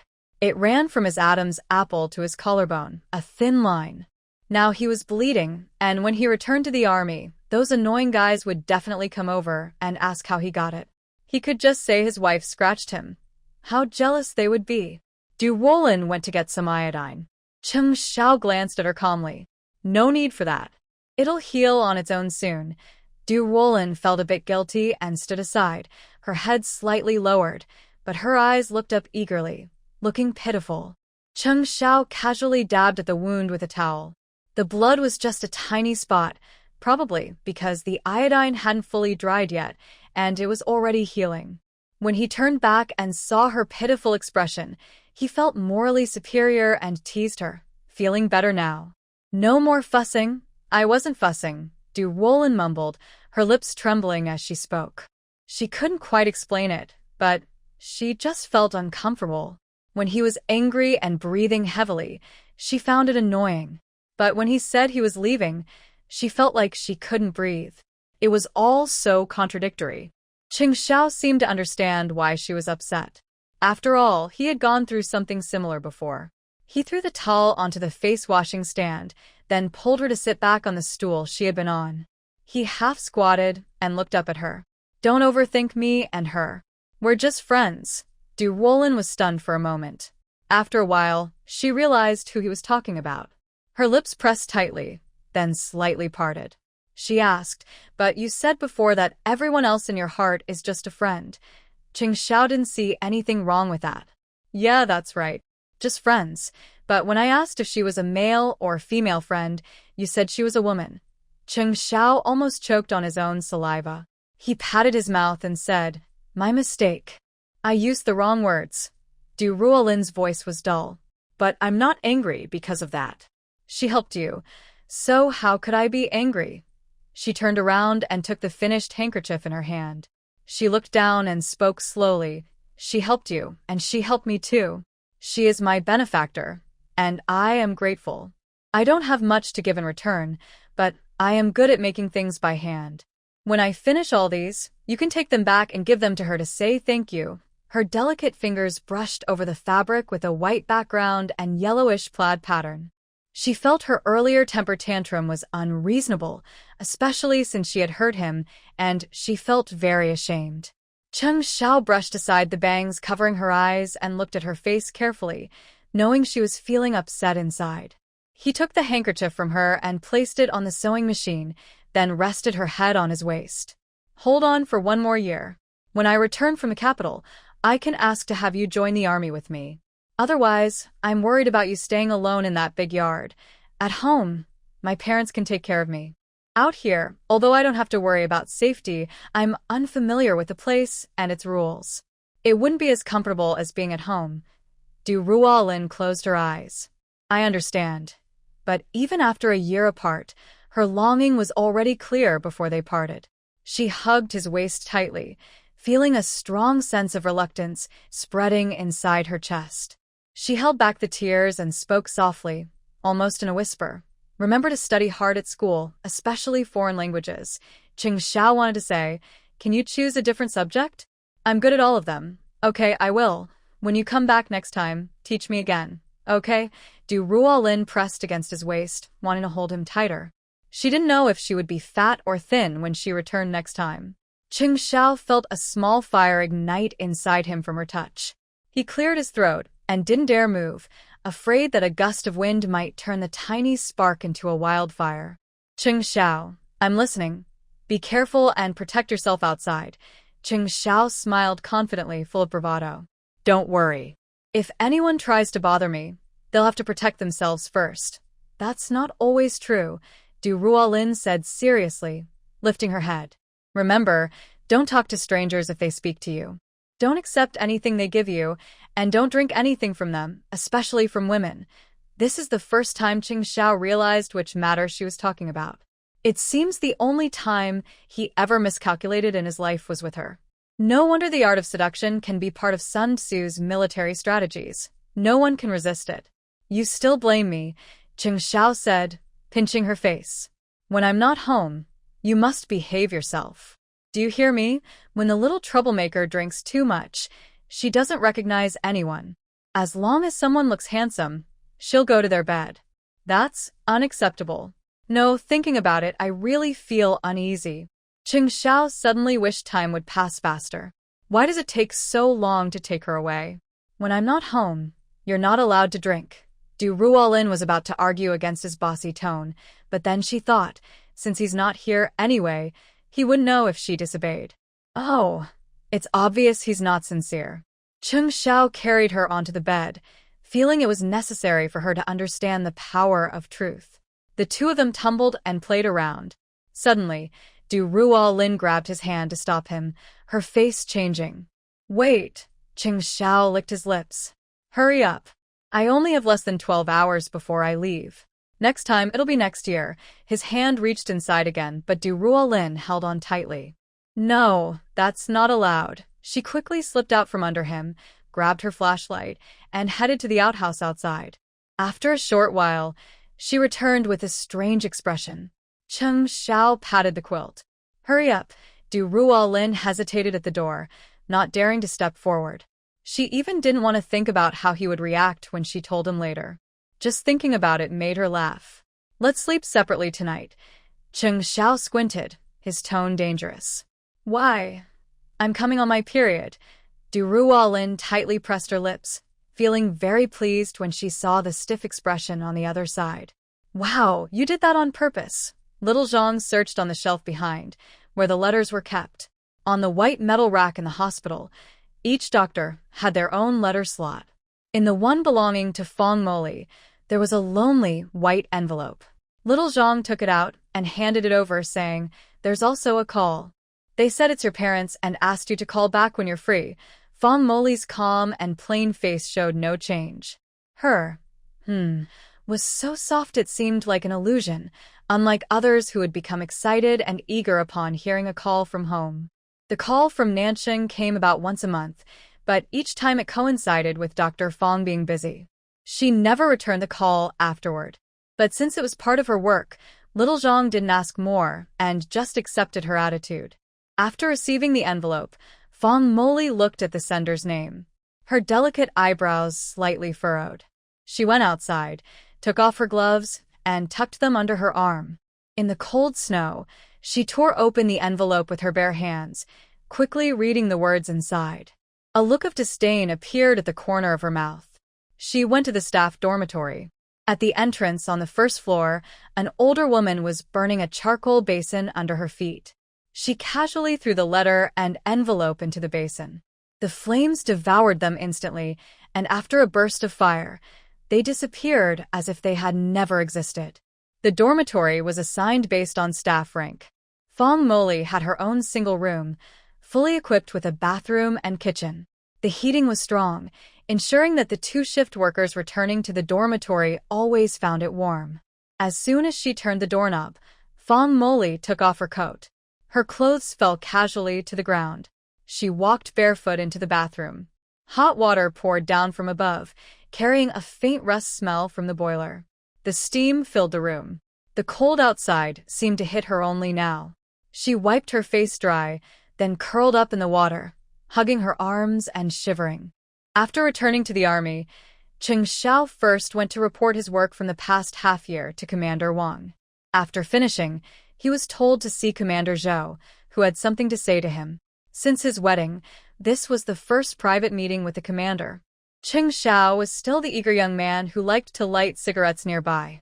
Commander Zhou sat on a black leather sofa, holding a cigarette between his fingers. Smoke slowly blurred his face. When asked about Cheng Xiao's studies in the capital city, his serious expression sometimes softened. Someone praised him a few words, but it was hard to tell if Cheng Xiao's perception was mistaken. He seemed to sense some regret and distance in the words. Some things appear unchanged, but they can never return to how they used to be. Cheng Xiao is open-minded. Life has endless possibilities. If he gets stuck or becomes overly cautious because of one thing, his future will truly be limited to the present. After leaving the headquarters, Cheng Xiao glanced at his watch, thinking about work. He politely declined several friends' invitations to eat together and headed toward the military hospital. He wore a military green coat that just reached his thighs. The man naturally exudes a strong presence. His coat was unbuttoned, revealing a handsome face carved like a sculpture, with thick eyebrows and deep eyes. He stood upright in the snow outside the hospital, and his striking appearance drew many passers-by to look twice. When acquaintances passed by, they would say a few words like, "Commander Chung has returned from visiting family? Yes, just yesterday. Why not go inside in this cold weather? It's fine. Standing here is good exercise." Some observant people noticed, "Commander Chung is probably waiting for someone, right?" Cheng Xiao nodded. At that moment, he saw Fong Moli, who was carrying a black shoulder bag, coming out of the hospital. He waved to her. "Dr. Fong." Cheng Xiao. Fong Moli was surprised he had returned and also surprised that he came to find her now. She adjusted her bag strap and walked toward him. "When did you come back?" "Yesterday." Cheng Xiao's nose was a little red. He wanted to reach into his pocket to get something he had told his wife to give her, but he hesitated. If he took it out here and someone saw, it would be hard to explain. So he retracted his hand. Fong Moli noticed his hesitation and suggested casually, "There's a copper hot pot at the state-run restaurant outside. Want to eat something together?" "Sure, I'll treat." Fong Moli walked beside him, her eyes casually glancing at a small red mark on his neck. She smiled slightly. "Did your little wife scratch you?" Cheng Xiao reacted briefly, touching the spot with his fingertips. "Yeah, we were just joking around." His smile revealed a hidden sense of satisfaction. It was clear he enjoyed this marriage very much. Fong Moli let out a breath of relief. She remembered that she only realized he was married after hearing about it later. That was also the reason he was so restless during the hospital injections that time. He has always been more rebellious than her. But luckily, the final result was good. They arrived at the state-run restaurant. Cheng Xiao opened the door, and Fong Moli walked inside past the heavy windproof curtain. It was dinner time after work during the New Year holiday, so the restaurant was very lively. They sat at a small table by the window and ordered the standard hot pot with pickled vegetables, lamb, and fresh crown daisy greens. Green vegetables are rare in this season, and the restaurant limits purchases, but Cheng Xiao and Fong Moli's official positions allowed each of them to buy one portion. Fong Moli took off her coat and draped it over the chair. As soon as she sat down, she saw the person across from her hand over two items. The red bag was not surprising. This is how they usually give lucky candies. Fong Moli immediately understood and finally relaxed her cold expression a little. "You're only giving it to me now? It's a bit late, isn't it?" "There's no choice. When I came back last time, you weren't here. How could I give the lucky candies meant for Dr. Fong to someone else?" Cheng Xiao handed her a folded handkerchief, saying, "This was specially made for you by my wife. She chose the fabric carefully. It's her favorite. She stayed up all night making it. She wanted to thank you in person. She made this for me." Fong Moli instinctively held her breath and looked at the handkerchief in his hand, folded into small squares, with 3 light, plain colors neatly arranged. "Yes, here you go." Cheng Xiao was worried the oil on the table might stain the handkerchief, which his wife worked hard on. If she found out he was careless with it, she would definitely scold him. So he kept holding it. Fong Moli, feeling a bit flattered, paused with her hand in midair. When she took it, Her ears turned slightly red unconsciously. The fabric of the handkerchief was soft, with neat, tight stitches, and it carried a faint, subtle fragrance. The scent drifted into her nose, showing that its maker was a delicate and gentle person. She could also feel the kindness from the person across from her, which made her a little uncomfortable. "You're being too polite." "I just did a small favor." Xiao, having completed his task, relaxed and smiled. "It's a small favor for you, but a great opportunity for us. She asked me to thank you first." "It's her wish, and it's also mine." She composed herself, calming her messy expression, and gently took a sip of water from her cup, trying to steady her mood. Meanwhile, the few tissues in her other hand were clenched tightly. Halfway through the meal, Fong Moli suddenly said something that surprised Xiao. "I want to move somewhere else." Xiao carefully picked up the slices of lamb floating in the boiling pot, looking serious. "Why?" As soon as he spoke, it seemed he understood something and said confidently, "They came to find you again." "Yes." Fong Moli bit off a piece of the long chive, her tone cold. "Like a useless bandage, they've been bothering me closely. If I don't go back soon, they'll contact my boss directly." "Haha. If your brother has a chance, I'd definitely teach him a lesson," Xiao said disdainfully. "And if I could talk to the boss directly, they wouldn't keep giving you ultimatums." "It's all just show, no need to be afraid," Fong Moli admitted. "It's not that I'm afraid, I just find it annoying. But you've lived in Pingcheng for so many years. Are you willing to leave?" Xiao kindly advised her. "Avoiding isn't the answer. When you get to a new place and they find you again, will you keep running away?" Fong Moli sighed deeply, feeling a bit powerless. After a moment, her tone softened a little and she said, "Actually, I want to continue my studies. The hospital is facing a rating review, and my level probably won't improve much. It's just hard to find a school." Xiao wiped his mouth thoughtfully and asked, "Have you made up your mind?" "What?" Fong Moli looked up, not sure what he meant. "Moving to a new city or furthering your education?" She hesitated, finding both options difficult. She casually chose one. "The latter." "Okay," Xiao said firmly. "This is on me. Consider it a favor." "Are you joking with me?" Fong Moli's cold mask finally showed a crack. She looked at him across the table, her heart suddenly pounding. She suddenly realized that he rarely made promises lightly. When he did, he would do his best to keep them. "I said it's just a small favor. You don't need to go to great lengths for me. I can handle my own affairs. It's not a big deal. I can only try first and can't guarantee success." Xiao took a sip of water, looking calm and confident, more self-assured than his words suggested. If he remembered correctly, Zwa had mentioned that her grandmother was a retired official from the Beijing Health Commission and a former professor at Beijing Medical University, with many students under her guidance. Securing a further study opportunity related to medicine shouldn't be difficult for her. Moreover, once Fong Moli's superiors become officials from Beijing, there would be no need to worry about her family being used as leverage. The chance to continue studying was rare, and Fong Moli felt deeply moved, her eyes flickering with emotion. She leaned back slightly, her shoulders drooping, trying to keep her tone calm. If it doesn't work, don't force it. She still wasn't used to others helping her and was worried about causing trouble. "Yes, I understand." Suddenly, Xiao sat upright, picked up his chopsticks, and continued to dip lamb into his bowl. His tone returned to his usual relaxed and carefree manner. "Until there's progress, you should stay here at the hospital. They wouldn't dare come to the military district. If they do, just call me and let me know. I'll have my people surround them. I know how to handle revolutions."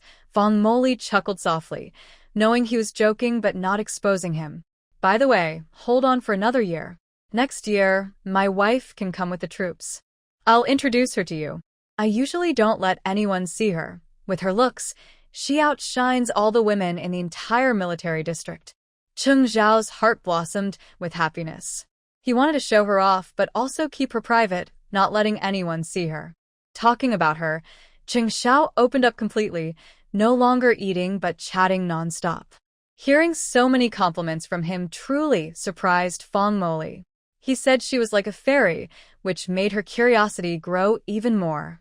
She looked at the few handkerchiefs in her open bag, her lips forming a gentle smile, and nodded softly. Okay, I'll wait for her to come. Achoo, Ruolin sneezed twice in a row, her nose turning red. She immediately thought of someone cursing her and kept muttering. Someone was definitely scolding her behind her back. On the bed table, there was a draft paper with math problems her brother-in-law had given her last night, half of which she had just finished writing. Counting on fingers for numbers under 10 is easy, but above 10, you need to use toes too. Luckily, Xiao isn't at home, or she would be teased again. That person should already be at the army camp now. Ruolin rests her chin on her hand, looking out the window at the heavy snow falling. The distant mountain peaks are covered in snow, blending the sky and land into one color. Is it snowing in the city too? She quietly drifts into thought. After a while, she looks down at the math problem on the paper and feels a headache coming on. Suddenly, she has a bright idea.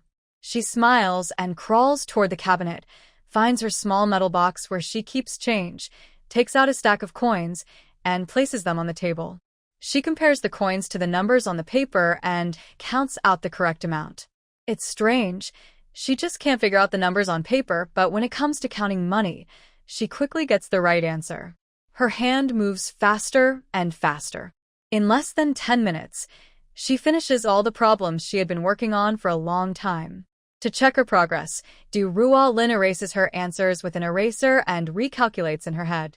This time, she is much faster, even though she remembered some of the answers from before. She feels satisfied and puts the paper away, then goes outside to start a fire and cook. Her grandfather and grandmother have gone out visiting. Since she hasn't gone out herself and feels tired, she stays home.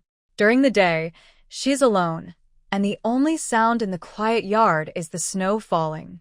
She squats by the stove, watching the orange-red flames. Sometimes, sparks fly from the burning wood, adding some warmth and liveliness to the room. She buries her face in her arms, feeling more lonely as time passes. After Xiao left, her withdrawal symptoms seem stronger than before. She feels all sorts of discomforts, and every corner of the house seems to remind her of him.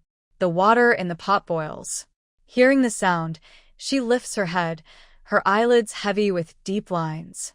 She gets up, takes some flour, and drops it into the water. She cooks 2 eggs in the shell, then holds her bowl and goes back to her room. When she finishes work in the evening, Chung remembers that his parents told him earlier that they went out visiting today. Because of the heavy snow, they might not come back until late. His sister-in-law isn't feeling well, so he shouldn't ask her to cook. He should eat out and then go home.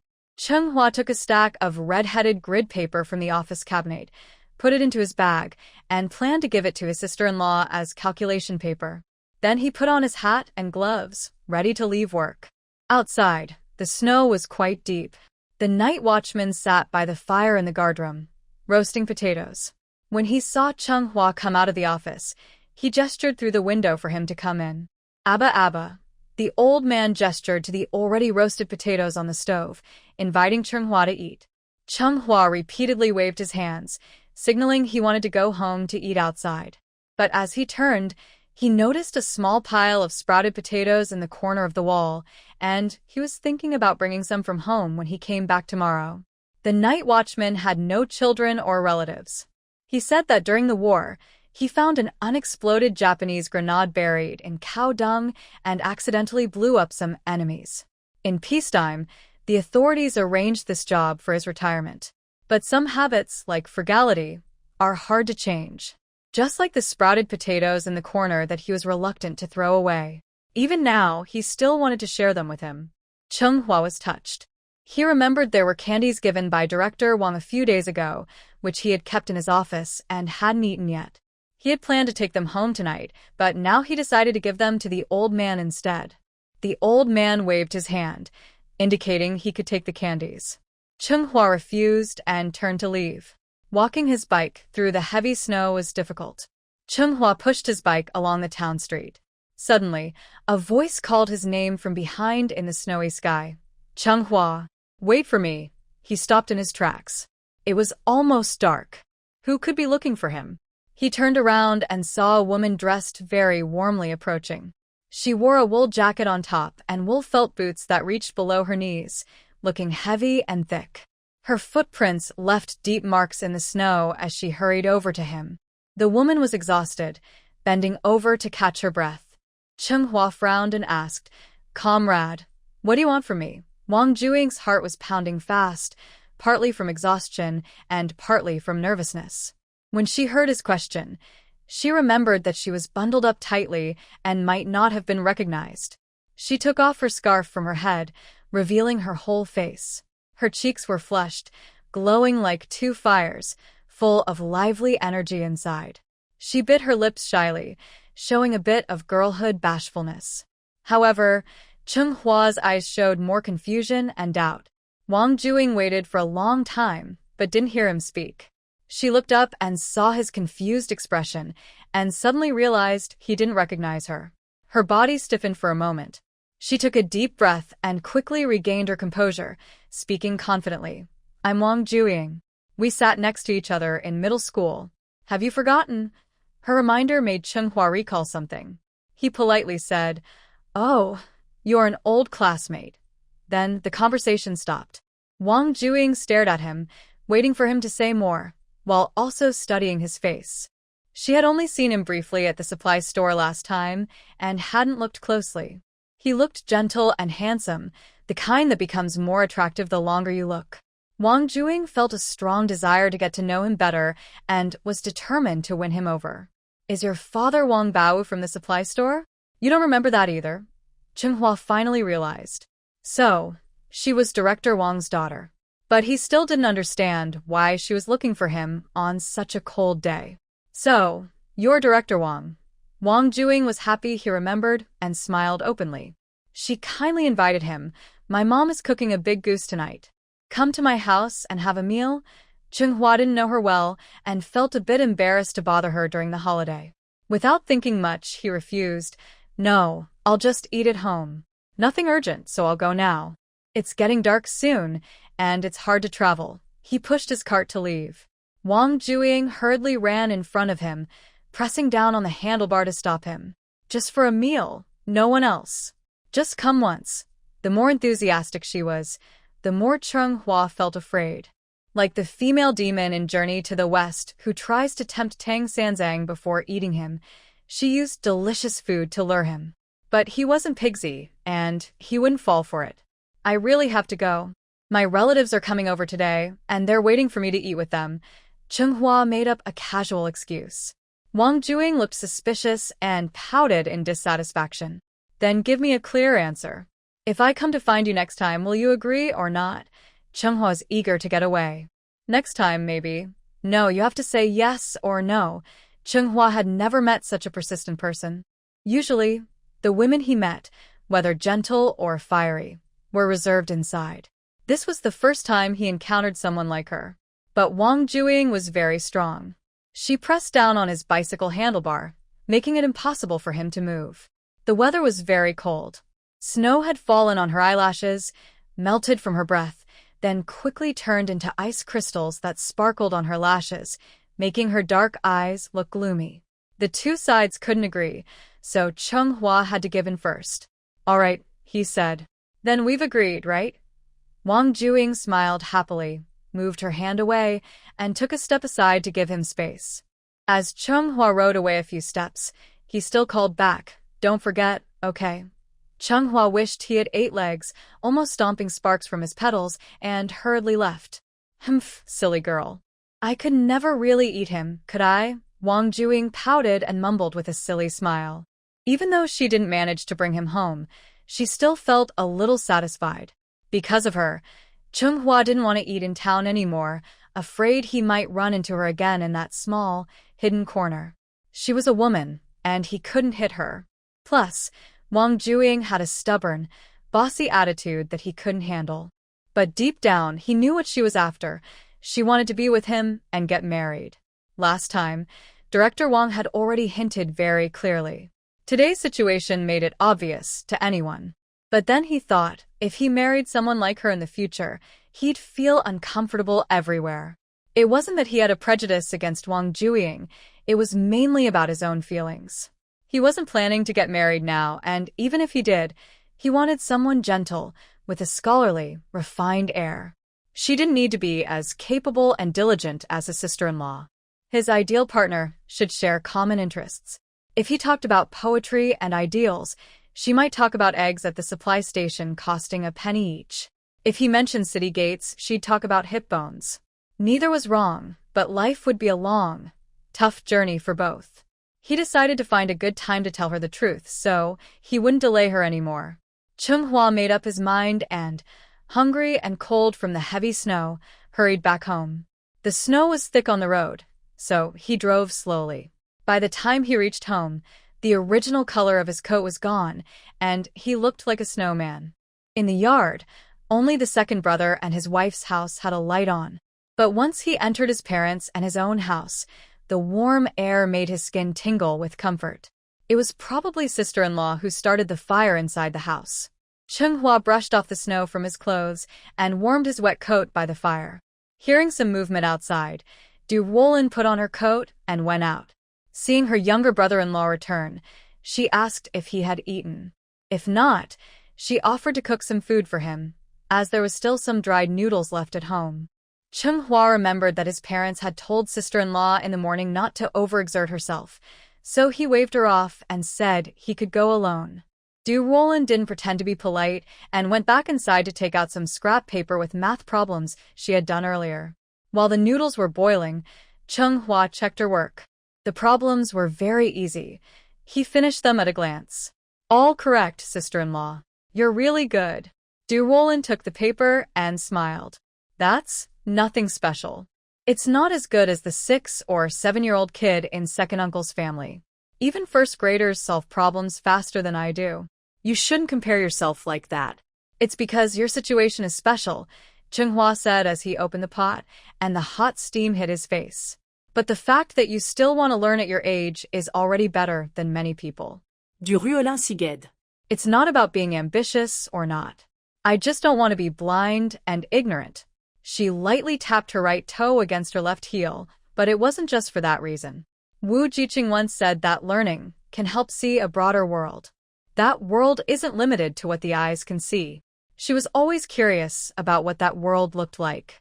Also, Chung Zhao's rank in the army should be quite high, probably a leader. She didn't understand those things, but she felt that if she ever followed her husband to the army and others found out she was illiterate, she would feel embarrassed and anxious. Her pride often flared up unexpectedly and strongly. Sister-in-law, if you get good at addition and subtraction within 10, I'll give you some harder problems tonight. Okay, she agreed. After saying that, Ruolin went back to her in-law's east room, turned on the lamp, and set the table. She waited for her younger brother-in-law to finish eating and then give her some problems to solve, so she could learn here. Around 7 p.m., she heard some movement outside. Chung sat on the edge of the Kong and got up to look. In the yard, 2 dark shadows appeared. His parents were bringing the ox cart back. Oh my, why is the snow so heavy today? Even more than the snow before the new year. Duan Shaolan untied her scarf, and heat radiated around her head. When she saw papers and pens spread out on the table, she immediately understood that the 2 of them were studying. Ruolin, are you feeling better? Ruolin replied that she was much better.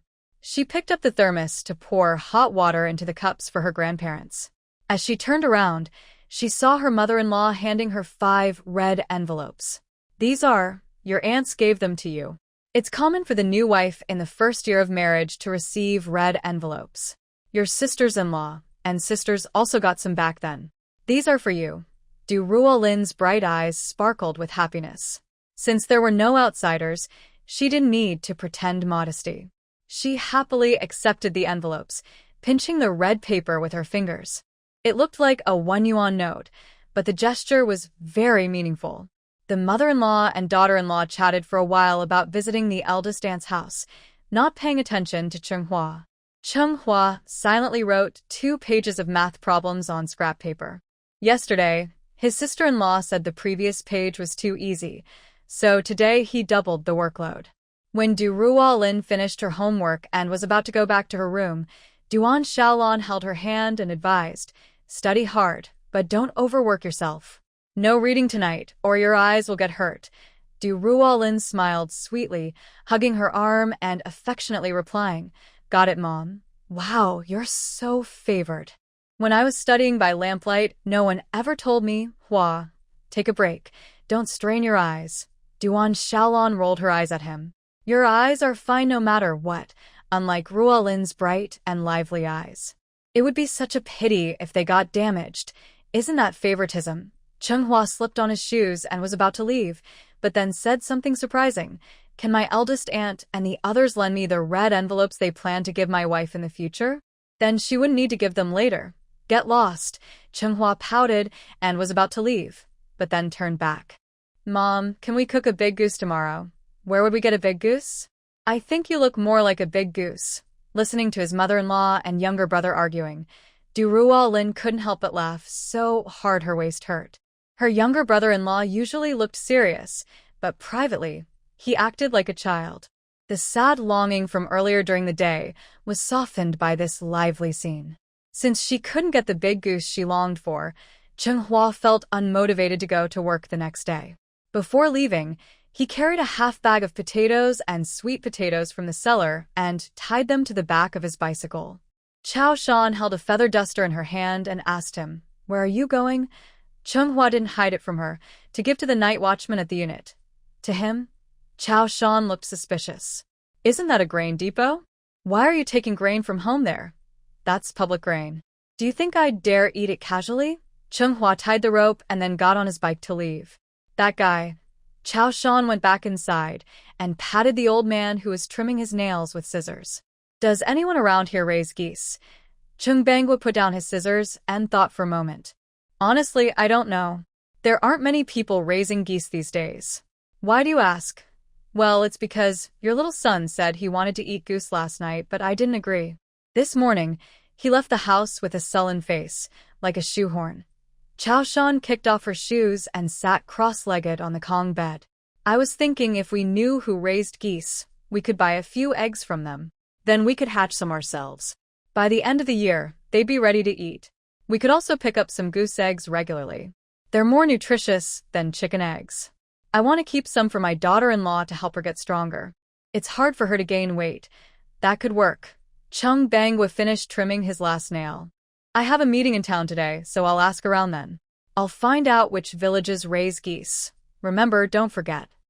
"Ching Xiao, you're back." Zwa was half lying on the bed, legs crossed, and his eyes lit up when he saw the person entering. He threw his book aside and almost went to hug him. "Your enthusiasm makes me a little scared," Ching Xiao said, avoiding him with a look of annoyance. He went to his wardrobe and put down his luggage. "If you didn't come back soon, I'd be worried to death." Ching Xiao looked at him strangely. "Why are you so worried?" Zwa sat back on the bed. "Do you remember a few days ago when we caught those two thieves? Afterward, those two women somehow got my information and sent a banner to my house. They also sent a thank you letter to my unit. Our whole family was so happy, especially my grandpa. I told you, it's not just my credit. It's thanks to you. They even said they want to invite you to my house for the 15th day of the lunar month to thank you properly." Ching Xiao was stunned for a moment and almost laughed out loud.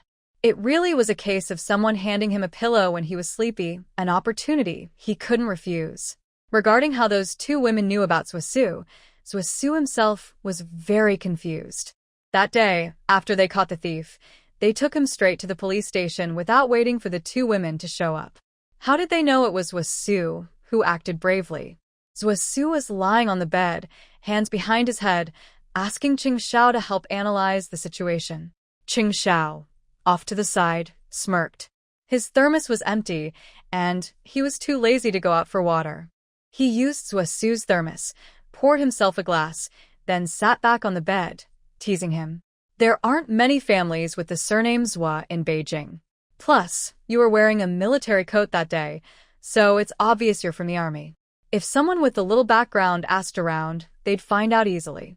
Or maybe your big Zwa is just too famous.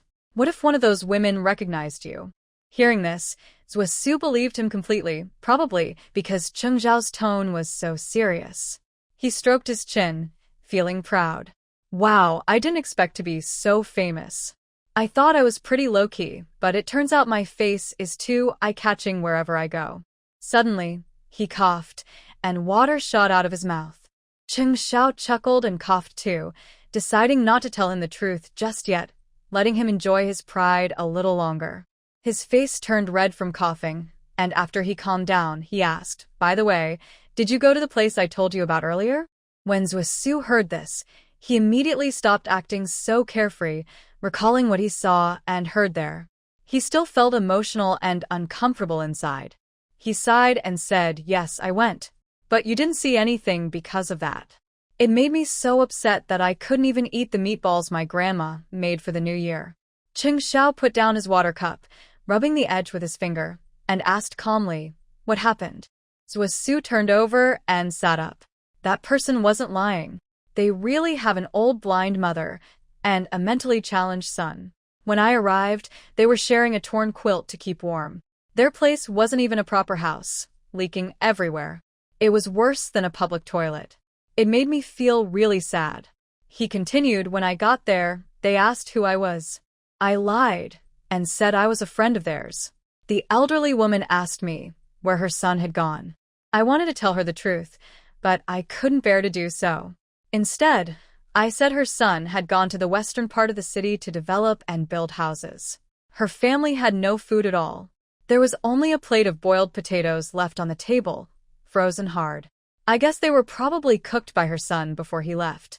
As Su spoke more, he became more emotional, his eyes turning red. Later, I heard that the boy wasn't even the man's biological son.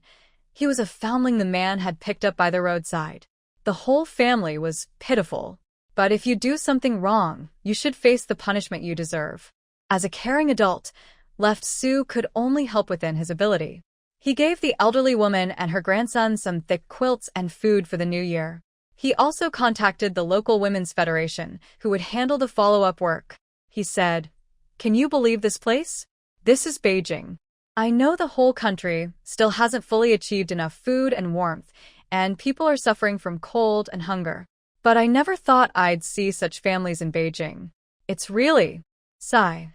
Xiao listened without sighing like him. Instead, he looked relaxed and smiled, as if he had expected Su to react this way. "It seems you've gained a lot this year. Yes, the road of revolution is long and hard, but we must keep our original intentions.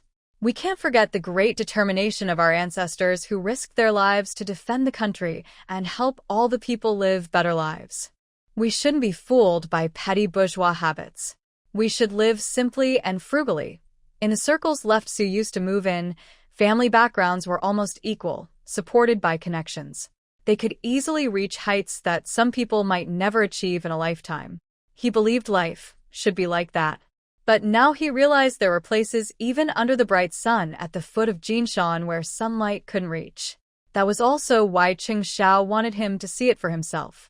Unlike Xiao, who was destined for a military or political career, Su had always been close to the common people. Not being in touch with ordinary folks was not good for him. This playful, carefree young master, after experiencing life among the lower classes firsthand, felt he had grown a lot. On the morning of the 14th day of the first lunar month, Chung wore his son's military coat and took a bullock cart to the town for a meeting. This was the first production cooperative meeting in Pingshan town after the new year. Every village secretary was present, including Lu Xiangqian from Xishan village. When they met, they greeted each other as usual, just like old friends, with no sign of past disagreements. During the meeting, Chung sat to the left of the former village secretary of Qiujian village, whose surname was Li. Chung shared a cigarette his son brought back for the new year. Li saw the pattern on the cigarette box, knew it was a rare item, and took it carefully without smoking, tucking it behind his ear. Chung paused, then generously offered another cigarette, this time taking out a match to light it. Li licked his white cigarette and lit it with the match Chung handed him.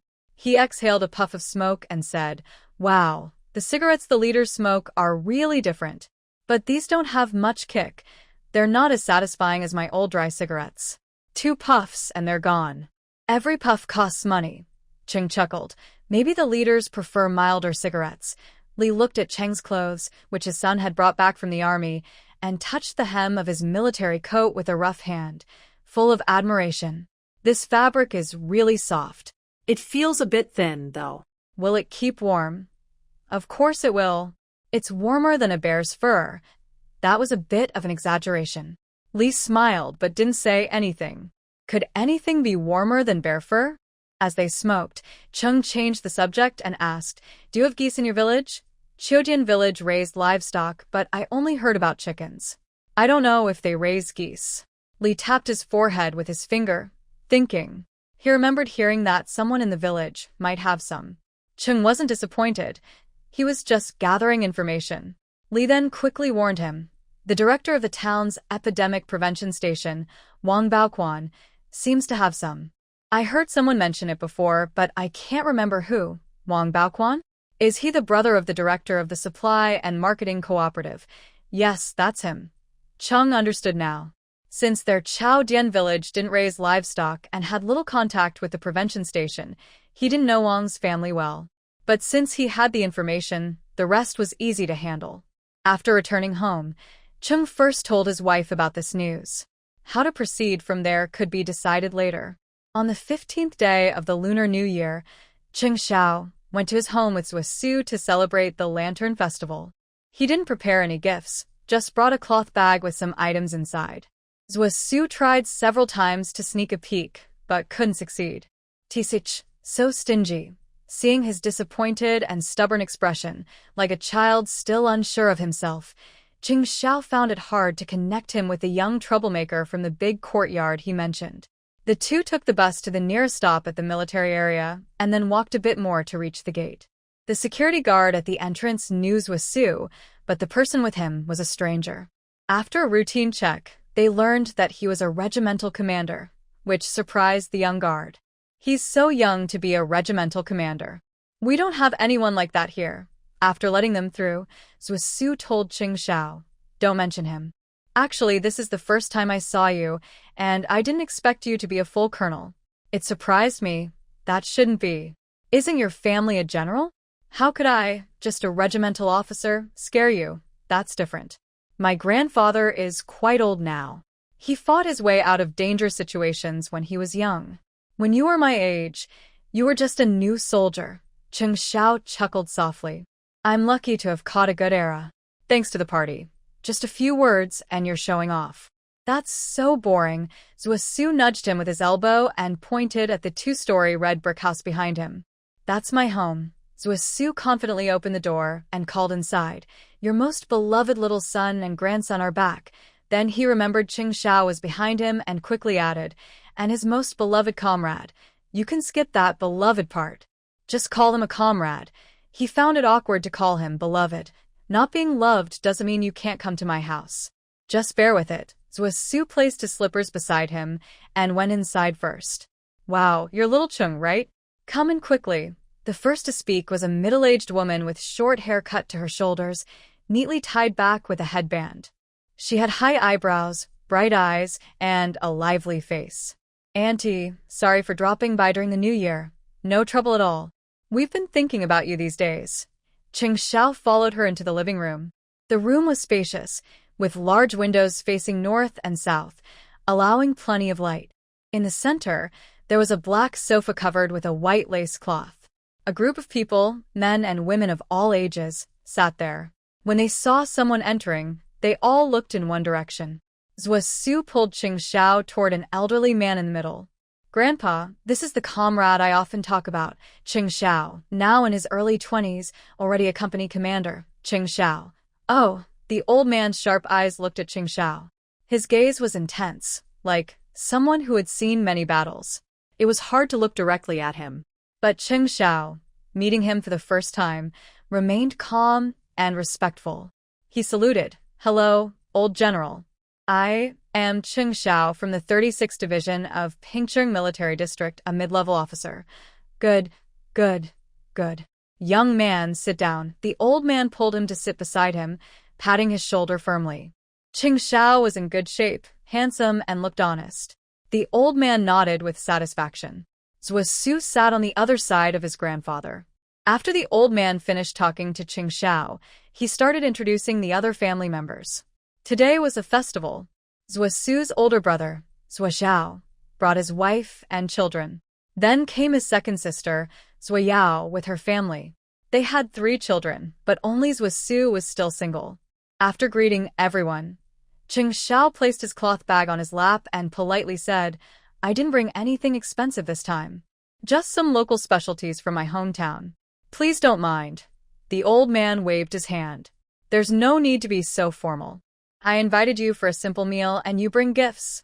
"Yes, Xiao Cheng just come to visit." "Why bring anything?" Mu Qingyun, Zwa Su's grandmother, adjusted her glasses and agreed. "I brought these for my parents. Some local flavors to help Grandpa, Grandma, and the others stay healthy," Cheng Xiao explained, carefully taking out the items from his bag.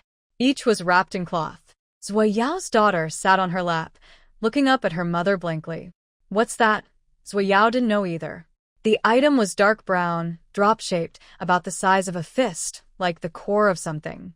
Zwa Su's father, Commander Zwa, who was experienced, asked Jing Xiao, "Tiger or bear?" "Bear." Jing Xiao honestly said, "Tigers are rare and live deep in the mountains, so they rarely appear.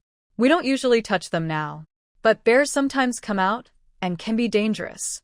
When caught, we report to the local forestry department.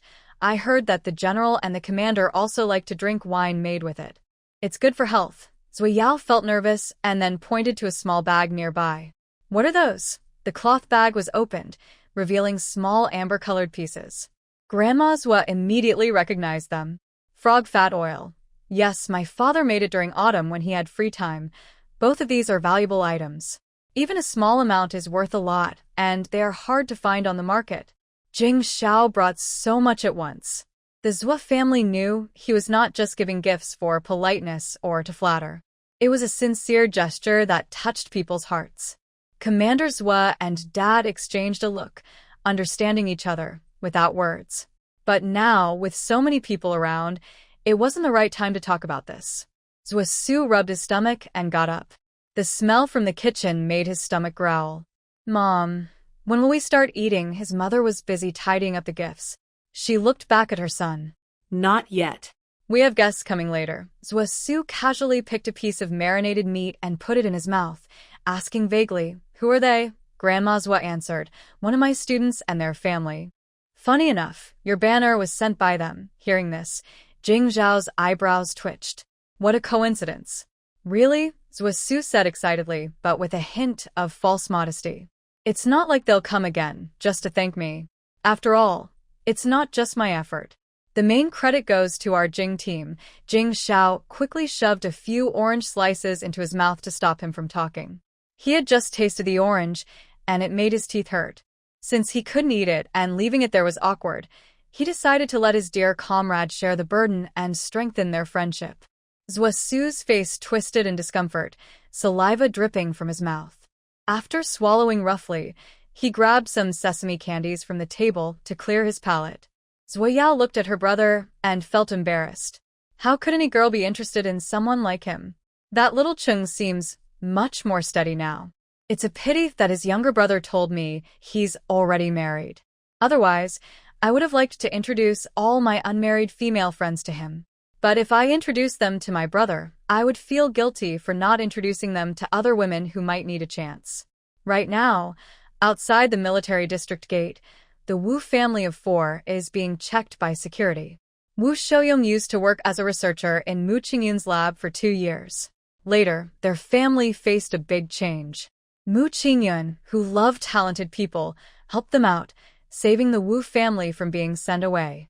They have always remembered this kindness. Wu Shouyong is holding 2 mesh bags, one with cigarettes and tea, the other with fruit.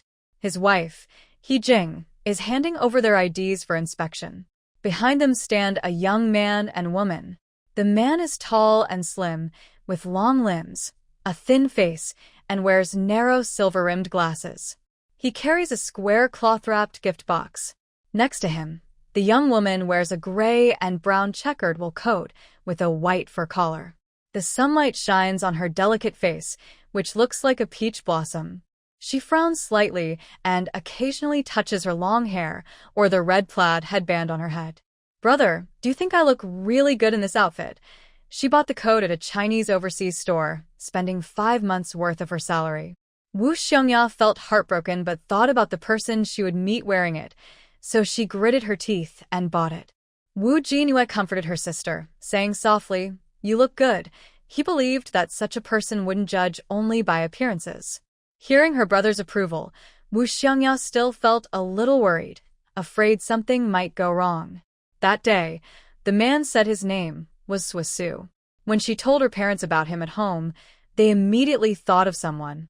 It was a coincidence. There aren't many people named Zwa in Beijing, but Wu Xiaoyong knew one. He remembered his teacher mentioning a grandson named Suer. Sometimes, fate is wonderful and mysterious. When Wu Xiaoyong received the teacher's invitation, he subtly asked around and learned that Swasu was single and had no partner. Older people are clever, and this time, more than just the Wu family was interested. Today was supposed to be a family visit, but it was really a matchmaking meeting. A family followed a young soldier from the security team all the way to the front door of Commander Zwa's house. Before knocking, Wu Xiongya was so nervous she couldn't stop taking deep breaths. The person's face was still fresh in her mind, and the lingering heartbeat made her fingers numb. Knock, knock, knock. As soon as they heard the knocking, Grandma Zwa reacted first. "It must be my student's family arriving." She went to open the door herself. Cheng Xiao was talking with Old Master Zwa and Commander Zwa. When he heard the guests had arrived but couldn't see Swasu, he wondered where he had gone. "Teacher, Happy New Year." "Professor Mu, Happy New Year." "Come in quickly." Mu Qingyun warmly invited the family inside. Her gaze fell on the young girl, observing her carefully. She looked like a flower, with a smile as bright as the morning sun, making a good impression. "Professor Mu, I heard you like snacks. These are the first batch from Fang's High this morning. Please try and see if they are good." Wu Xiangyao blushed as she handed over the snack box her brother had just carried for her. Mu Qingyun smiled warmly and politely thanked her. When they entered the living room, Wu Xiangya immediately saw a young man sitting on the sofa, looking over at them. Her heart fluttered. Sure enough, it was him. While she was observing Swasu, he was also watching the family as they entered. He also saw the beautiful young woman, and though he couldn't guarantee how long this lovely misunderstanding would last, he didn't think it was a big deal. Cheng Xiao didn't pay much attention to it. He wasn't very interested in this family. After glancing over their faces, he casually looked away. Seeing his cold reaction, Wu Xiangya felt like she had been splashed with cold water. She clenched her dress and followed her parents to greet the Zwas. Cheng Xiao sat beside Old Master Zwa. When the family spoke with the old man, he couldn't help but be included in their view. When he dared not meet the old man's eyes directly, he glanced toward him, never feeling awkward. Old Master Zwa looked at the young man from Wu's family and called him over. "Young man, what's your name?" "Old General. My name is Wu Jinhua." Hearing those 3 words, Cheng Xiao, pretending to peel an apple beside him, almost cut his finger. He suddenly looked up, his deep black eyes meeting Wu Jinhua's gaze. The coldness in his eyes made Wu Jinhua hard to ignore. He could feel that the other person seemed to hold some hostility toward him. But today was their first meeting. Cheng Xiao's gaze was straightforward and openly fixed on Wu Jinhua's face, then moved up to his chest, then down to his waist. TSK, is that all? Not very good-looking, not very impressive. Look at that small build. It feels like he could punch him to death 8 times. This world is really small. Out of over 1 billion people in the country, they happen to meet enemies. Wu Xiangya had been watching his actions. Seeing him keep staring at his brother, she was a bit confused. "I heard you were wrongly accused back then, but now that you're back, forget about that time. People should look forward." Wu Jinhua lowered his eyes, hiding his emotions. "The old general is right. Now that you're back, where are you working?" "Currently interning at Jing Medical, just starting clinical practice." "So he's a doctor." Honestly, Cheng Xiao had a good impression of the medical profession, but that didn't mean he would look up to anyone just because of it. He was naturally incompatible with Wu's family, so being a doctor didn't make him think more highly of him. "Girl, what's your name?" Wu Xiangya stepped forward shyly, but her demeanor remained graceful. She smiled sweetly and said, "Hello, old general. My name is Wu Xiangya." When she said her name, her eyes involuntarily looked at his reaction. He was cutting a peeled apple into small pieces and handing them to the elderly beside him, and to the other side, the commander of the left. The rest he placed back on the plate. He didn't look at her even once. A wave of disappointment rose uncontrollably in her heart. "I heard that little Wu girl is working now," Mu Qingyan asked. Wu Xiangya nodded. "Yes, I am responsible for archival work at the library in Jing. No wonder I see you full of scholarly air. That's a good position." "The girl is lucky." Mu Qingyan handed her an orange. Wu Xiangya smiled and took it, then secretly glanced at the person across from her. She guessed that his personality was probably quite cold. After struggling internally for a long time, Wu Xiangya decided to take the initiative and speak to him first. "Actually, I've always wanted to thank you personally. The last incident happened suddenly, and it was the first time I experienced something like that. When you left, I didn't react right away." As he spoke, Wu Xiangya suddenly stood up and quickly bowed to the person across the room. "Comrades with Su, thank you. Who am I thanking? Who am I thanking?" Zwa Su just came out of the bathroom, shaking water from his hands, looking confused at the few extra people in the room. "You took too long in the bathroom," his mother muttered quietly behind him, pushing him gently toward the others. Zwa Su walked over and looked at Wu Xiangya, exchanging a surprised glance. Chung Xiao stood up and sat Zwa Su down. "This comrade just thanked you for helping her recover her wallet last time." "Oh, I see what this is about," Zwa Su said casually, waving his hand. "It's nothing. As a member of the People's Liberation Army, protecting the people is my duty." This confused everyone from the Wu family. Wu Xiangya's eyes flickered with surprise as she looked at the two young men, finally stopping at the standing one. She pointed at him in disbelief. "You're not." Cheng Xiao interrupted her, speaking coldly. "You must have misunderstood. This is Zwa Su." "I am not." But that day, clearly, Wu Xiangya stopped herself before finishing her sentence. Now, all the banners and thank you letters pointed to the person who had acted bravely that day as Zwa Su. If she now said she had mistaken him, it would be a joke for the Zwa family, almost like a slap in the face. In a flash, Wu Xiangya realized the key point of the situation.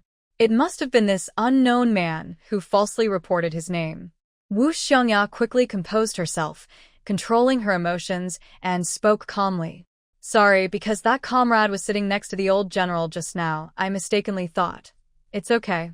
It's normal to mistake someone when you haven't been introduced," Yao Zwa said smoothly from the side. Now that everyone knew who Zwa Su really was, Wu Xiangya had to repeat her thanks to the right person. Zwa Su waved cheerfully, full of pride. "It's nothing. But I have a question. How did you know it was me?" This was also something the Zwa family wondered about. Everyone in the room was watching the young girl speak. Wu Xiangya took a deep breath and slowly said, "After they left, I went to the police station. The officer on duty there told me this." "Oh, I see." Zwa Su slapped his forehead. He had forgotten about this detail. At that time, he was asked to leave the name of the person who reported the case, in case there were updates later. Since Chung Xiao was going back home for the new year, he only left his own name. But Wu Xiangya quickly adjusted her attitude. She knew she had mistaken the person, but it didn't matter. No matter what his name was, as long as he was still in front of her, there was still a chance. She turned to the young man and asked eagerly, "Sir, you were also there at the time. Do you know his name?" This time, with so many people around, she thought they wouldn't make up a false name again. Before Cheng Xiao could speak, Zwa Su answered for him. "His name is Cheng Xiao. Actually, the person who really helped you get your wallet back was him, Cheng Xiao." Wu Xiangya carefully repeated the name, and her mind recalled his agile figure and quick skills that day. Truly, his name suited him. All right. Today is a festival at our home.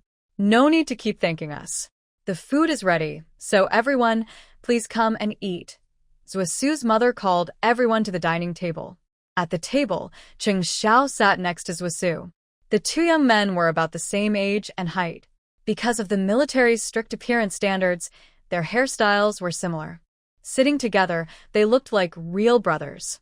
However, Cheng Zhao's features were sharper and more intense, giving him a wild and bold look, while Zwa Su looked more sunny and open, with a constant smile on his face. After a few rounds of casual chatting, the conversation turned back to Zwa Su and Cheng Xiao. They heard that both of them were studying at the National Defense University. The university has very strict entry and exit rules. Only students and staff from the school are allowed inside. It is a place that nurtures many great people, and those who study there have bright futures. Zwa Su kept praising Cheng Xiao, talking about his achievements more than his own. His family could see that the relationship between Zwa Su and Cheng Xiao was very close. At that moment, Zwa Su's mother asked, "Xiao Cheng, where is your hometown?" Cheng Xiao put down his chopsticks and subtly glanced at Wu Jinyu across from him. He answered softly, "It's a village near Pingcheng." Upon hearing the words, Pingcheng, Wu Jinyu's body visibly stiffened, and even Wu Shiyong instinctively looked toward his son. Zwa Yao also showed interest and asked, "Is your family also from your hometown?" "What? Family?" Wu Xiongya suddenly looked up, his heart breaking into pieces. He had already been married. Cheng Xiao smiled openly and nodded, "From a nearby village." For some reason, when he said this, Wu Jinyu's chest suddenly ached, and a person he shouldn't have been thinking about flashed through his mind. Last year, after he returned, he tried to contact her, but his parents believed that past matters, especially those related to Pingcheng, should stay in the past and not be brought up again. As for his idea of bringing her here and marrying her, his parents were firmly against it. Absolutely impossible. The letters he sent also went unanswered, and gradually, he gave up on the idea. This one sentence made both siblings feel sad at the same time. Zwa Yao was curious about what kind of woman Cheng Zhao's family member was, someone who could make this young officer so devoted. Based on her past experience, she thought she must be a kind and capable woman from the countryside. However, Cheng Xiao simply smiled and brushed it off, saying something that made the women present sigh in admiration. "If possible, I wish she didn't have to be so capable and kind." Her past experiences have shaped her current personality. Since she's still in the countryside, she probably can't change that anytime soon. But if she's happy, then I have nothing more to say. As long as she's happy, everything is fine. Oh my, this tomato is sprinkled with sugar, isn't it? It makes my teeth feel sour, Zwa Su sourly commented. He always talks about his little wife like that in the dorm. I really can't stand it. Why does he bring it up at my house too? Zwa's eldest sister-in-law chuckled softly. Captain Chung and his family are close. If my younger brother is jealous, he should also settle down and start a family. After saying that, she cast a flirtatious glance toward Wu Xiongya. But Zwa Su was always slow to catch on. He just pouted, annoyed that the topic had shifted back to him looking for a partner. After observing for a while, Mu Qingyan understood. The two kids exchanged few glances, indicating they probably didn't see eye to eye. Oh well, some things just can't be forced. She changed the subject and asked Wu Xiuyong, "I heard after the new year you will lead a new research team?" Wu Xiuyong replied, "Yes, but we are still recruiting team members. As you know, the recent chaos has just settled. Many people have been sent to different places. Some haven't returned to Beijing yet. It's hard to find enough staff right now." This comment caught Cheng Zhao's attention. He knew Mu Qingyan was involved in medical research, so her students were likely working in that field too. The project needs people, but he didn't know what kind of project it was. If it was a national project, it might be a good opportunity for Jasmine. Yes, such things can't be rushed. I'll keep an eye out for suitable candidates, Cheng Xiao said. Wu Xiuyong raised a glass to his respected teacher. Then I'll trouble you again. After they finished their drinks and set down their cups, Cheng Xiao had an idea. He also raised his glass and offered it to Wu Xiuyong. Uncle Wu, I hope you don't mind if I call you that. Wu Xiuyong was surprised and quickly raised his cup. He made sure to keep it lower than the other's cup. He had just learned that the serious-looking officer was a regiment leader, and years of experience had made him more cautious, especially as a scholar used to academic work. Of course I don't mind. Commander Chung, you're too polite. Cheng Xiao smiled slightly. His thin lips looked a bit moist, making him seem less cold and distant, more friendly. I'm just a rough guy, and don't understand much about research. But I heard Uncle Wu mention the difficulty in finding research staff. I happen to know someone and would like to recommend her. Hearing that there was someone in that field, Wu Xiaoyong was happy to listen carefully. She graduated from a military health school years ago, then followed the team from Gannan Military Region to Pingcheng Army Hospital. She is now a surgical attending doctor. She's about 26 this year. When he heard she only graduated from a health school, Wu Xiaoyong felt a bit disappointed. But when he learned she was promoted to attending doctor at such a young age, he looked at her with more respect. Still, since this was his first team project after returning to the research institute, he had to be careful in choosing team members. Sitting on the other side, Wu Xiangya was already very happy because Cheng Xiao took the initiative to talk to their family. The topic he brought up could also help his father, so he immediately spoke to advise his father. Being a team member to help is also okay, Dad. Don't you think so, Xiangya? This is Dad's work, Wu Jinyue quietly reminded him. The atmosphere at the dinner table fell into a brief silence. This isn't the only way. If it doesn't work, he can try another. Since they were still at the Zwa family's dinner table, Cheng Xiao quickly made a friendly comment. I was just joking. Uncle Wu, don't take it to heart. Let me toast you. Zwa Su's mother immediately joined in. Yes, today is a holiday. Let's put work aside for now. Eat your food quickly. Xiao Su, don't just eat by yourself. Help Xiao Chung with a chicken drumstick. Yes. Originally, Zwa Su was about to pick up a chicken drumstick for himself, but he turned it around and placed it steadily into Cheng Xiao's bowl. Wu Xiangya was a bit upset because her brother publicly embarrassed her. She kicked his leg under the table. Wu Jinyue sighed helplessly. His sister was still too well protected. As for that Captain Chung, he was tactful and thoughtful, quite different from the rough soldiers Wu Jinyue had imagined. He reached for the shrimp on the nearby plate. Just as he picked it up, someone across the table also reached out with chopsticks, aiming for the shrimp's head. The person had a gentle smile on their face, but Wu Jinyue felt that the smile didn't reach their eyes. He gave up and reached for a chicken piece on the next plate. But the same pair of chopsticks reached out again and picked the same chicken piece. Cheng Xiao smiled. What a coincidence. Looks like Dr. Wu and I have similar tastes. He then carefully placed the chicken piece back into his bowl. Wu Jinyue, well-mannered and with a scholarly pride, didn't get angry no matter what the other person's purpose was. He just felt a bit confused inside. Zwa Su leaned close to Cheng Xiao and asked, Didn't you say before you didn't like sweet things? Cheng Xiao threw the chicken piece into his mouth and said ambiguously, I've changed my taste. Besides, isn't it more delicious when you snatch it? Zwa Su paused, his gaze falling on the chicken drumstick he had just reached for, but hadn't yet taken. He used his chopsticks to grab it again. Taking a bite, he found the skin sticky and the meat firm. Cheng Xiao was right. Things that are snatched tend to taste better. After lunch, Zwa Shuxing excitedly took Cheng Xiao to his secret base. It was actually a small storage room in the attic, filled with various guns, including some rare, outdated models. For a moment, Cheng Xiao almost thought he had entered a weapons warehouse. He casually picked up a gun, chambered a round, aimed at an imaginary enemy, squinting his eyes as he focused on the imagined target. Zwa Su closed the door and asked, Did that kid upset you? Cheng Xiao pretended not to hear and asked, Who? Stop pretending. The one named Wu. Cheng Xiao smiled, put down the gun, and leisurely looked at the other collectibles. I could tell as soon as he came in. The way you looked at him was like he stole your secret hideout and you found out. Get lost. Do I look like I talk that way? Do you think I'd let him steal my hideout? This is my home. Where would I tell you to go? Zwa Su refused to give up. Come on, tell me. If he really upset you, I'll help you deal with him. Cheng Xiao snorted dismissively. No need. I'm not that petty. Zwa Su sized him up, and the only words in his eyes were, hard to say.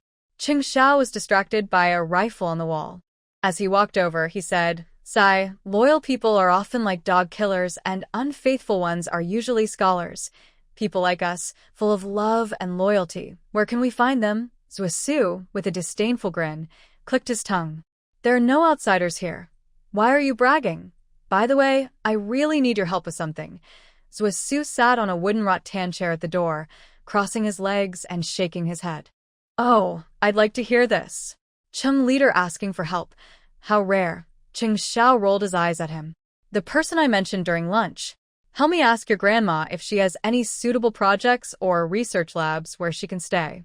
Just for further study, hearing him mention that person again, Zwa couldn't help but be curious. Who is that person to you? Why are you so concerned? Just a friend. Just as he finished speaking, there was a knock on the door. Zwa signaled for him to be quiet. Xiao, what are you guys doing? Come down quickly. Comrade Wu is about to perform a piano solo for everyone. Zwa looked uninterested. I don't like listening to piano music. I don't understand it anyway. TSK, you're the host. How can you leave the guests downstairs like that? Excitingly, don't make me say it a second time. Left Sue's mother rolled her eyes and left. Cheng Xiao put down his gun, ready to go down, but Zwa held him back. Are you really going to listen to the piano? Just now, your mother was right. It's not good for us to go alone. Zwa snorted, but he agreed and reluctantly followed him downstairs.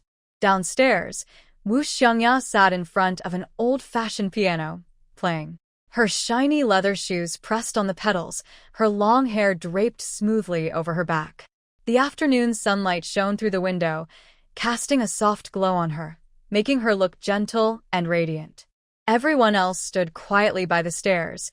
Even the mischievous children stopped and listened carefully.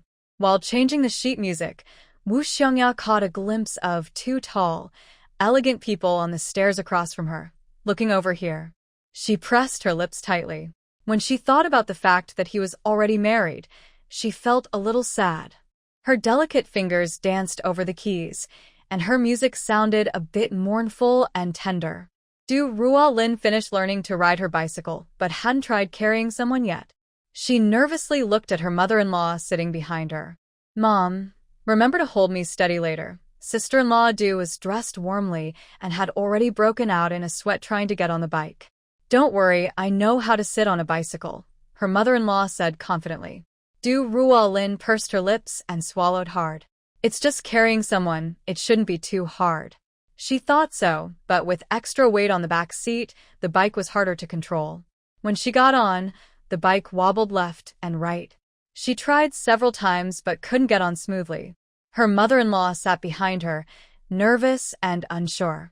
Maybe we should call your dad to bring the ox cart and take us, she suggested. Just as she finished speaking, Ruolin managed to get on the bike. But losing her balance, the front of the bike jerked sharply. Scaring sister-in-law she quickly held her daughter-in-law's waist, but luckily, Ruolin steadied the bike, and neither of them fell. Phew, that was really close. Ruolin sighed in relief halfway to town. Now that she had succeeded once, she felt less nervous. They rode to the supply and marketing cooperative in town. Today, mother and daughter-in-law were just trying their luck, asking about Director Wong and whether his brother's family raised geese. Today, the woman in charge of weighing grain at the supply and marketing cooperative took a day off. Juing came to replace her for the day. When she saw the two people entering the door, her eyes lit up. She took the initiative to walk over and called out, Annie Chung. Duan Shaolan looked at the girl, feeling she seemed familiar, but couldn't quite place her. Girl, are you calling me? Yes. Juing nodded eagerly, her face slightly red from excitement. I used to go to school with your family's Chenghua, sitting at the same desk.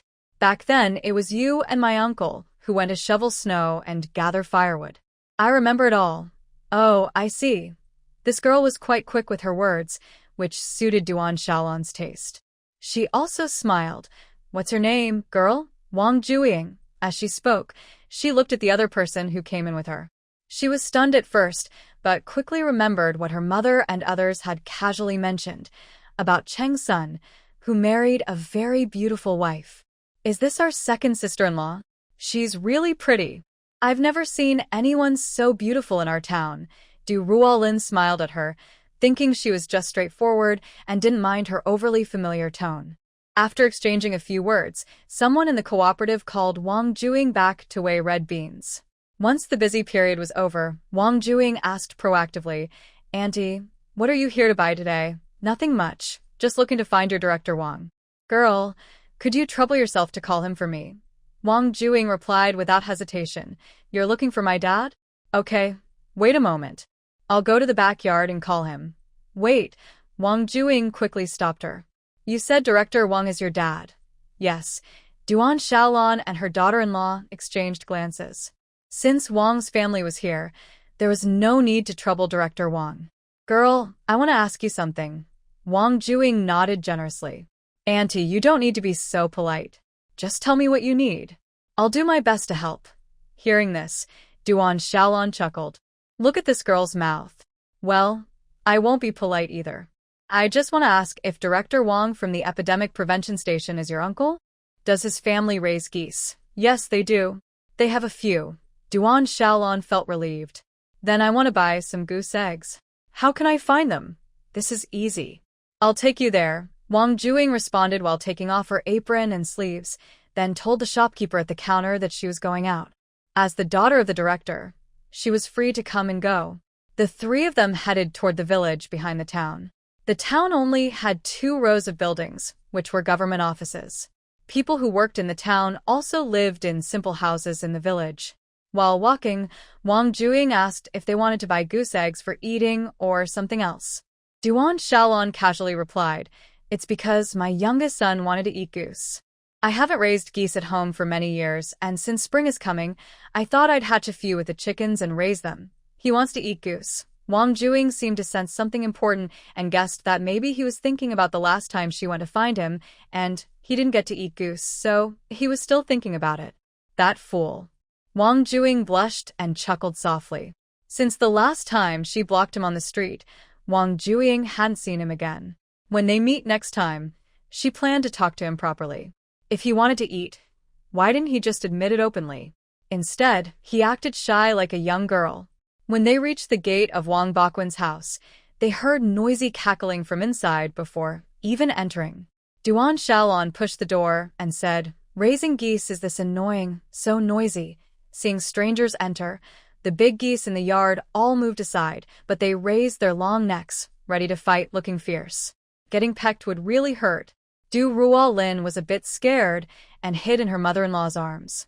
Wong Juing angrily grabbed a stick propped at the door and chased away the aggressive geese. Duan Shaolan held her daughter-in-law's hand tightly, protecting her, and said, But raising geese has its good side too. They can guard the house. Hearing the noise outside, Wong Bakwin's wife, Sun Hong, came out. Juing, you're here? Second aunt, this is my Aunt Cheng. She wants to buy some goose eggs. When Sun Hong heard it was a buyer, she immediately greeted her with a smile and invited her inside. Just this morning, I found 3 eggs. With the ones I saved before, I have over 20 now. Duan Shaolan said, Old sisters as long as they hatch. Don't worry, they all will. Sun Hong led them to the opposite Kong bed platform, lifted the cotton nest in the middle of the bed, revealing a few goose eggs inside. Our family, and also Juing's family, all use this kind, as long as they can hatch. Duan Shaolan looked at the basket of eggs and asked, Can all these be sold? Sun Hong nodded with a subtle smile. 1 goose egg is worth 3 chicken eggs. Many people think it's too expensive, so she didn't expect to sell them all. How much for each? 1.5 cents. Ruolin was surprised. Goose eggs seemed to be as valuable as gold. Wong Juing went over, hugged her second aunt's arm, and begged, Second aunt, I told you. She's my other aunt. We're all family. Please make it a little cheaper. Finally, Sun Hong couldn't refuse her anymore. She gritted her teeth and agreed. All right, if all can be sold, then 1.33 cents. Less than that really can't work. 2 cents is still money. Thank you, old sister, and Juing. Duan Shaolan took off her gloves to reach into her pocket. Ruolin said she would pay, but the mother-in-law and daughter-in-law both insisted on paying, even tugging at each other. Sun Hong watched this scene with wide eyes. Duan Ruolin couldn't win against her mother-in-law, so she gave up and stood to the side, responsible for handling the eggs. Second sister-in-law, I see you came by bicycle. Be careful when you go back later, Wong Juing warned. One hand handed over the eggs, the other paid the money. It was clear this family was generous and willing to spend. Sun Hong thought that maybe she would become a regular customer in the future. Even if not, making good connections and staying in touch would be good. After counting the money, She packed up to go cook, inviting the mother-in-law and daughter-in-law to stay and eat lunch. Duan Shaolan carefully wrapped the basket of eggs with a cloth, tying it tightly, then held it in her arms. "No, old sister, there's still a lot of work at home. When we meet again later, we'll continue then," Sun Hong warmly urged. "Just a quick meal, it won't take long." No. "Thank you, Auntie." In the blink of an eye, Ruolin went outside to get the bike. Wong Juing accompanied Duan Shaolan in the yard, saying goodbye to Sun Hong. "The eggs are too precious and heavy." Ruolin glanced at the bicycle, hanging the basket on the handlebar to prevent the eggs from bouncing out. Duan Shaolan said she could hold it. When she got into the car, she asked the young girl named Juing to hold the egg basket first.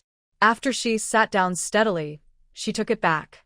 Seeing how the second sister-in-law from the Chung family wobbled onto the car, Wang Juing was a bit worried. "Second sister-in-law, take it slow. There's a hole ahead." Ruolin wiped the sweat from her forehead and turned to Wang Juing. "It's okay, I just came this way earlier." Duan Shaolan also waved casually at Sun Hong and Wang Juing. "You two go back inside." Thanks to the morning experience, Ruolin was much quicker getting into the car this time.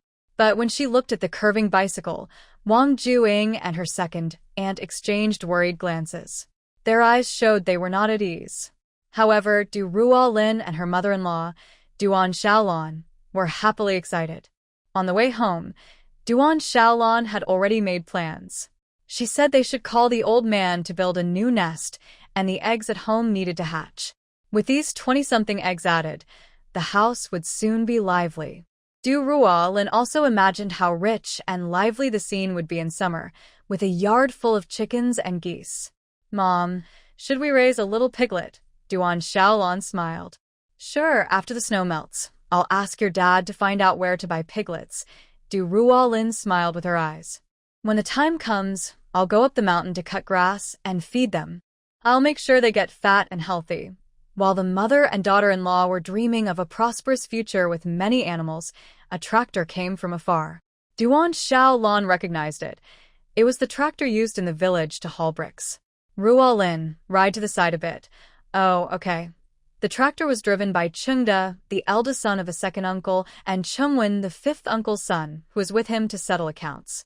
They saw the two people on the bicycle from afar and greeted them as they got closer. "Going to town, Annie?" "Yes, going to buy some." Before they finished speaking, Cheng and Chengwen were startled by what they saw. They reacted quickly. Cheng immediately pulled the handbrake, and Chengwen jumped off the tractor. Ruolin felt a dizzy spell, as if the world was spinning, and snow was pouring into her body from all sides. When she finally reacted, she tried to struggle and get up, but the bicycle pressed down on her, making her unable to move. "Grandma, second sister-in-law." Chengwen first jumped into the snow pit to move the bicycle that was pressing down on the two of them. Both sides were fields, and after the snow fell in winter, they hadn't been cleared, so the snow was up to their calves. "How can you still ride into the ditch like this?" While speaking, Cheng helped the elderly lady to her feet. Ruolin was still dazed after being helped up, brushing away the snow in front of her face hurriedly, and she was so anxious, she kept patting her thighs. "Oh." Ruolin, hearing her mother-in-law calling her, Ruolin forced her mouth open slightly. Snow got into her mouth, making her teeth chitter from the cold. "Mom, I'm fine." She supported Chengwen to stand up, then shook her head to clear her foggy mind. Duan Shaolan checked her thoroughly from top to bottom. Seeing she was truly okay, she finally relaxed a little. "You really scared me to death. What if you had fallen badly?" "Mom, luckily you're fine." Ruolin hugged her mother-in-law tightly, still very frightened. Cheng picked up a bag from the snow pit and handed it to Duan Shaolan. "Auntie, don't forget your things." Ruolin looked at the bag, her head buzzing. This is the end. Duan Shaolan also froze for a moment, then sat down heavily on the ground. She untied the cloth wrapping the bag and checked inside. Luckily, the cloth was tightly wrapped at the time, so the eggs didn't have much space to collide. Plus, the eggshells were hard, and with Duan Shaolan's body acting as a cushion, only a few shells on the edges were slightly broken. Fortunately, the loss wasn't big. Otherwise, all their effort today would have been wasted. Duan Shaolan sighed in relief, feeling a chill run down her back. She then realized she was soaked in sweat.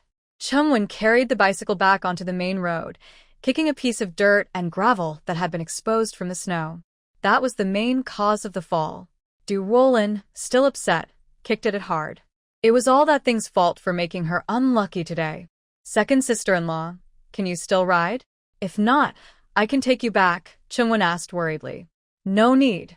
It's not far from the village, I can walk back, Ruolin replied. Now she didn't dare to ask her mother-in-law to get in the car anymore.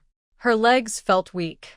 She looked at the pile of bricks and asked Chung, where are you guys going to deliver these? Chung said, to Xiangyang town next door. They're building new houses there, and they need a lot of bricks. Today we're bringing 3 loads. This is the second one. Chengda and Chung both felt a bit uneasy and repeatedly confirmed that everything was fine. They received nodding responses from the mother-in-law and daughter-in-law, indicating they were okay. Duan Shaolan brushed snow off her butt. Luckily, it was winter, and the snow was thick, so falling didn't hurt. After they left, the mother-in-law and daughter-in-law looked back on what just happened and couldn't help but smile at each other. Duan Shaolan's smile was so bright that her eyes teared up. Ruolin's face turned red. In the past, she had flipped her car while practicing driving, but no one saw. Today, she was embarrassed in front of others with her mother-in-law. Duan Shaolan joked, I think this is all because of the youngest son. He's such a greedy kid. He wanted to eat goose again, and it caused a lot of trouble for his mother. When she mentioned Chenghua, Ruolin remembered the girl she saw today, Wong Juing, who was said to be Chenghua's classmate. Coincidentally, Duan Shaolan also thought of her and asked, what do you think of that girl today? Ruolin understood what her mother-in-law meant and gave an honest answer. She's generous, friendly, and seems sincere. I don't think she has any bad intentions. Exactly. I think so too. Duan Shaolan had an idea. She remembered that Wang Juing and the youngest son used to be classmates, so they probably had some feelings for each other. Plus, the girl was really nice. If they could get together in the future, she and her daughter-in-law could get along well with her.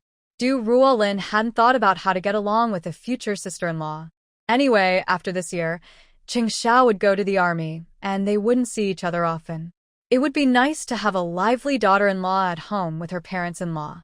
Chenghua didn't expect that just because he casually mentioned something that day, the family would go to great lengths to bring back a goose for him, although it was a young, unhatched one. At dinner that night, Shaolan cracked open some eggs and steamed a big bowl of egg custard. Mom, where did you and my sister-in-law buy these eggs? Duan Shaolan held a spoon and served the egg custard one by one. By the way, I know someone who knows her. She said she was your former classmate, Wang Juing. She bought the eggs at her uncle's house. Cough, cough. Food got stuck in Chenghua's throat. He turned red from coughing and pushed the bowl of egg custard away, feeling hot. Why did you find her?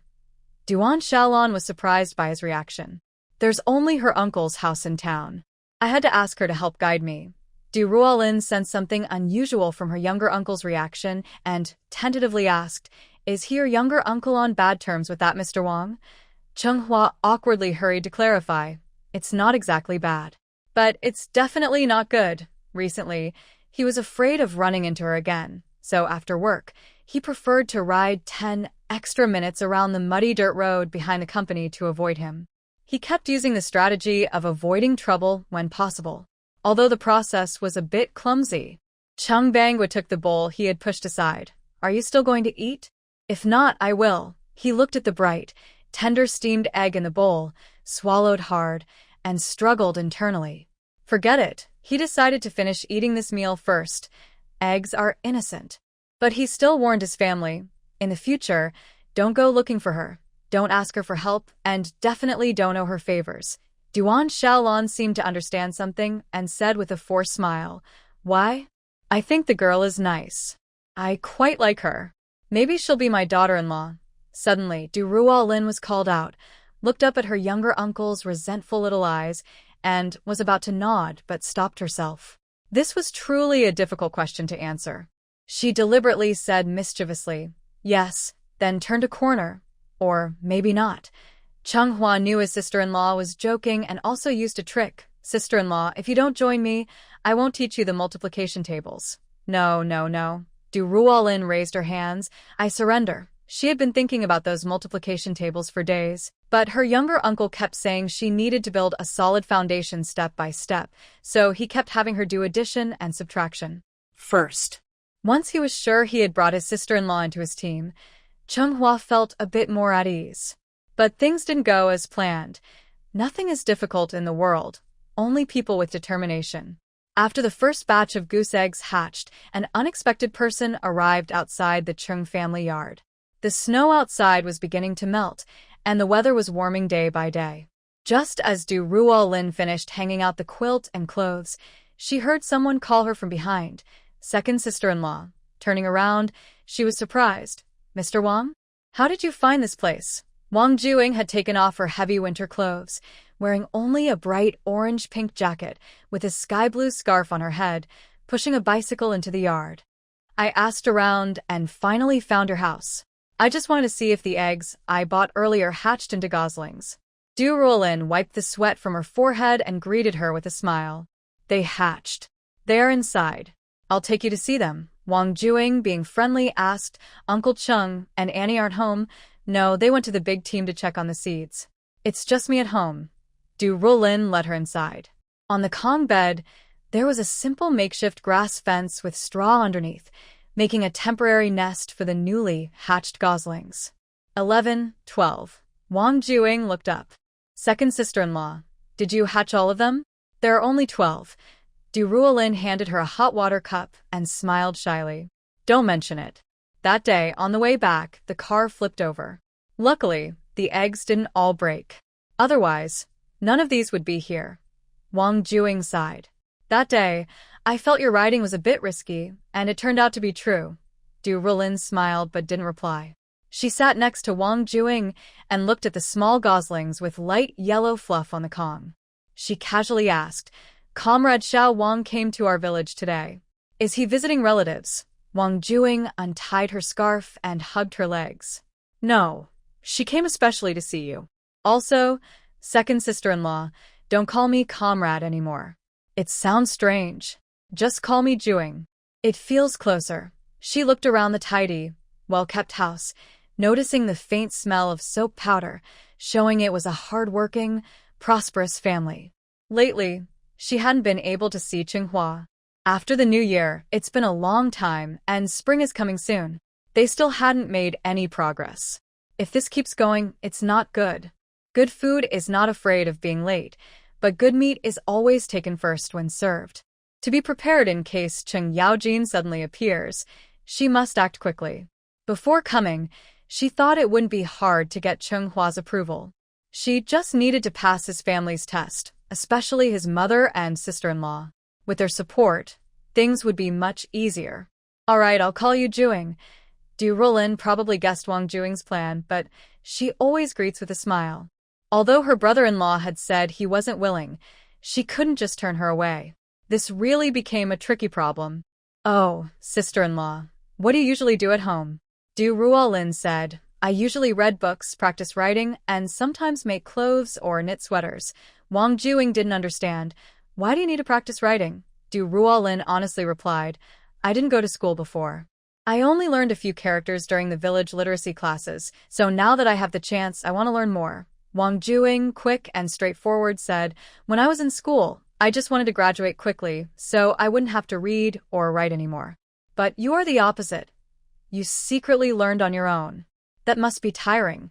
This comment left Ruolin unsure how to respond, but at that moment, she seemed to realize that some people are simply not meant to be close.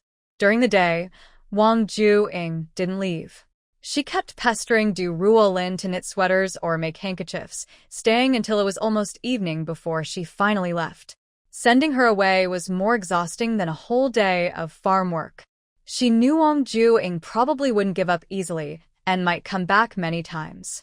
She simply didn't have the free time to deal with all this, so she decided to wait until her brother-in-law returned in the evening to talk to him about it. Whether they could find a partner was their own decision. She didn't want to bother others with unrelated matters. When Wong Juing returned in the evening, she first went to buy 3 jean of yarn before the supply and marketing cooperative closed. Seeing her happy face, the shopkeeper asked, "Did something good happen?"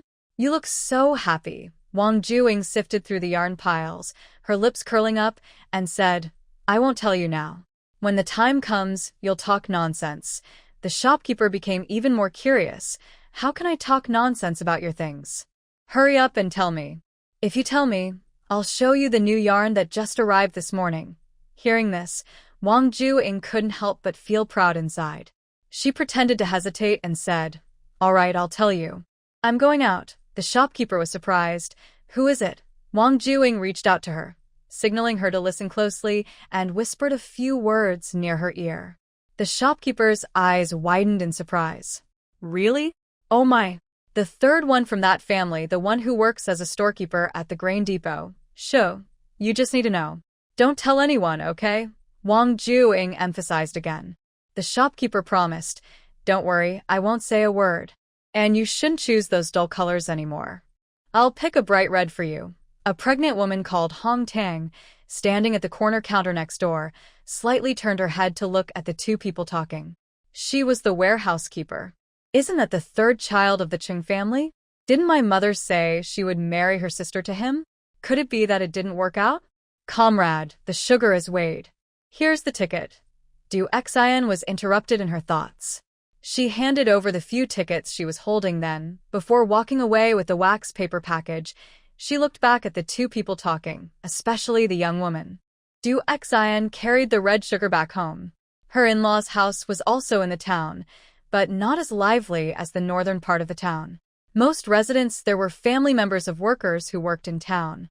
The southern part of the town was near mountains and farmland, divided by a clear water river into the north and south parts. As soon as she entered the yard, she met her sister-in-law Yujing, who was coming out to fetch water. Her eyes briefly glanced at the red sugar in Du Xian's hand, then she deliberately splashed water on the wall with a look of resentment. A few drops splashed onto Du Xian's pants. "Big sister-in-law, watch out," Du Xian called out in annoyance. "Water has no eyes. Don't you know to dodge?" After saying that, Yujing rolled her eyes and went inside. Du Xian was about to get angry, but suddenly her stomach cramped. She immediately became nervous, clutching her belly, swallowing the pain back down. She was already used to Yujing's teasing. She married into the Chun family, which had two brothers, Chen Xian and Chen Jin. Du Xian was the second daughter-in-law. They also had a 15-year-old younger sister-in-law, Chen Ping. The Chen family men were carpenters, and their family was quite well off. They had saved enough to build a 4-room tiled house. Her husband, Chen Jin, was very kind to her. Since they married, they had never argued. During her pregnancy, he often rubbed her legs and feet, and she was well taken care of. By rights, she should be satisfied with this life, but nothing is perfect. All her unhappiness came from her mother-in-law and sister-in-law. Yujing had married into the family a few years earlier. She had 2 daughters, and the old lady's hopes for a grandson ended in disappointment. Because of this, she often resented her eldest daughter-in-law. Also, since Du Xian was pregnant, all her hopes seemed to be placed on her belly. Du Xian was born weak, and it was hard for her to carry the pregnancy. When she was still very early, she had spotting several times. Later, they didn't let her go outside to work, and she stayed on the bed every day. Only after 5 months, when the baby was almost stable, did they allow her to move around outside. The whole family treated her like a precious treasure, even more than the 2 young granddaughters. This made Yujing jealous and resentful. Now it's almost August. The brown sugar has run out, so she decided to go out and buy some, as staying at home was too boring. She walked into the room with a gloomy face, didn't take off her clothes or shoes, and just sat on the bed. Soon, Chen Jin, who was working outside, came back. Seeing her like that, he asked worriedly, "What's wrong? Did someone upset you?" Du Xian shot a quick look at the room across from her. "Who do you think?" Chen Jin's face tightened. He knew who she was talking about, but he didn't want to argue with his sister-in-law over it. He went over and took off her shoes. Seeing the wet marks from the snow on the shoes, he frowned. "Did you go out?" "Yes, to buy some brown sugar," Du Xian replied, patting her belongings. Chen Jin looked honest and simple, with a square chin. He wasn't sneaky or mean. He said carefully, "The snow just melted, and during the day, the roads are full of water. At night, it freezes into ice. Your belly is heavy now. If you go out alone and slip on the ice, what will you do?" Du Xian felt her anger rising. She pushed his shoulder and said, "I haven't gone out in months. Am I sold to your family, or what? Like a pig kept in a pen, only eating and giving birth, with no freedom at all." Chin was worried she might get too upset, so he quickly tried to comfort her. "Look, you're getting anxious again." I didn't mean it that way. "I just mean it's unsafe for you to go out alone. You can wait for me to come back, and I'll go with you, okay?" Du Xian turned her face away, her eyes red with anger. "Wait for me? By the time you come back, the supply and marketing cooperative will be closed." Chin hurriedly said, "Next time, when I don't go out to work, I'll find a day to go with you to the cooperative, all right?" Hearing his humble plea, Du Xian's anger slowly subsided. But she didn't immediately agree or refuse. Instead, she said, "I miss my mother and my sister." Chin froze when he heard this, but Du Xian kept her head down and spoke to herself, not noticing his reaction. "The last time I saw my mother was when I first got pregnant. It's been several months, and they haven't even come to see me during the new year. I miss them. Chin, maybe on a clear day, you could take me back to my parents' house." Chin stood up and sat on the other side of the Kong, a traditional bed. He was thinking about Du Xian, who would give birth in 2 months. At this important time, he decided not to tell her about her father-in-law's family yet. "Chin, did you hear what I said?" Seeing him distracted and lost in thought, Du Xian raised her voice in annoyance. Chin tends to stumble over words when he lies, so it's better to agree first and talk about going or not going later. "Okay, when the weather gets warmer, I'll take you back." Du Xian pouted. "That's more like it." She handed him a bag of brown sugar. "Go help me make a cup of brown sugar water." In the evening, Chung came home from work and brought back a letter from second brother, sent that month. Since Ruolin learned to read, they no longer asked Chung to read their letters. Ruolin wiped her hands on her clothes to dry them before taking the envelope. Then, remembering something, she called her little brother-in-law. "Little uncle, come with me for a moment." Chung was pulled by her sleeve into the yard, away from his parents' house under the eaves of the window. "What's wrong?" "Second sister-in-law." Ruolin looked at him with a subtle expression. "Do you know who came to our house today?" Chung was confused. He had just finished a day's work and didn't know anything about it. "Wong Juing." Ruolin said these 3 words. "Your classmate, she came to our house." She, Chung stammered. "What is she here for?" "To infiltrate the enemy, confuse them, and when they relax their guard, wipe them out in one go." Chung was focused on the wrong thing and looked surprised. "Second sister-in-law, you know military strategy too? Learned it from your second brother." Ruolin was also distracted but hadn't had time to be proud before she realized. "Now I'm talking about your problem." Chung put away his smile and became serious again. "What did she come here to do?" "Just knitting sweaters and making handkerchiefs, asking about your situation and our family situation. Though these are minor matters, the main point is that because she delayed a day here, I haven't written a single word today." Chung touched his nose. "Next time she comes, sister-in-law, you should lock the front door." "Nonsense. I can't just turn someone away without reason." Ruolin said again. "I haven't told my parents about her coming today. You know, if mother finds out that a girl traveled so far just to visit us and flatter us, she might get too happy and agree to your things without thinking. Then what will you do?" "That's something her mother might do." Just thinking about Chung made her shiver. After dinner, Ruolin couldn't wait to go back inside and open the letter Xiao sent back. When she tore open the envelope and felt the thickness of the paper, her heart sank uncontrollably. Usually, it took 2 or 3 pages to finish a letter. Why was this one so thin?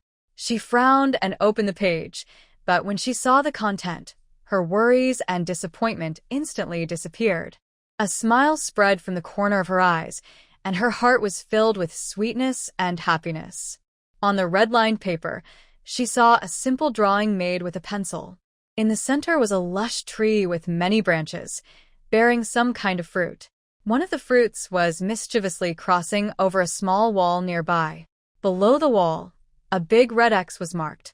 What made Ruolin laugh was a little figure in the lower right corner of the paper, glaring fiercely at the tree, with a circle above his head containing a smiling, pigtail-wearing little person. What was he trying to imply? Was he warning her not to stray outside the bounds? But the way he drew the apricot looked more like an apple. Ruolin could imagine the mischievous intent behind this drawing. Did he think a simple picture could scare her? She took out a stack of letters from her drawer and sharpened her pencil with a small knife. In return, she planned to draw a reply in the same style as his drawing. She had never painted before, so her attempts at copying were not very good. One damaged sheet of paper after another was thrown onto the table.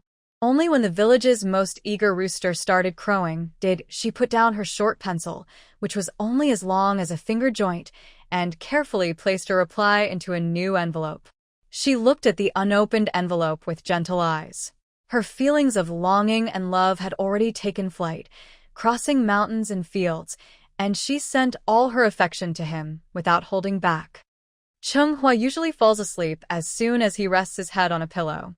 In his life, he had only experienced 2 nights of insomnia. One was the night he received his high school diploma. The other was tonight. He didn't expect Wong Juing to be so persistent to target his family. His sister-in-law was right today. If this issue isn't resolved soon, she might come to their house again, make his mother happy, and then, when he's not home, promise them marriage. Although in today's society arranged marriages are shameful, he couldn't possibly send his mother to the police over this. He felt frustrated and turned over again. He knew he had to settle this today. He would go to talk to her. In the morning, Duan Shaolan was squatting in the yard brushing her teeth when suddenly, with a loud bang, the door opened behind her, startling her. She hurriedly got up, swallowing the foam from her toothpaste, which felt cold as it went down her throat. With foam all over her mouth and a fierce look, she glared at the culprit. "What are you up to so early? You almost scared your mother to death." Chung slung his bag over his shoulder. "What are you talking about so early in the morning?" Seeing him ready to ride his bike, dressed neatly, Duan Shaolan was stunned. When did this kid change his personality? He even got up earlier than her? As he was about to leave, she called out, "You haven't eaten breakfast yet."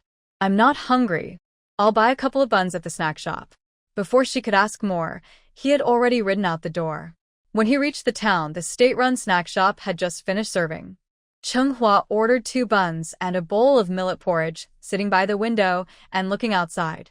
If they went to their village, this would be the main route. As long as she came today, she would definitely wait for him. Breakfast time has passed. The waiter at the snack shop looked unfriendly. "When I went to wipe Chenghua's table for the 7th time, I saw a figure riding a bike outside the window." He got up and chased after her. When the bike was already far away, he got on his own bike and followed. After leaving Pingshan town, Chenghua finally called out to stop her and pressed the bike bell a few times. Juing Wong. "Stop." I could faintly hear someone calling her from behind. Juing Wong used her foot to brake her bike. When she turned around and saw who was chasing her, she immediately smiled happily and pushed aside her messy bangs. "Aren't you going to work today?"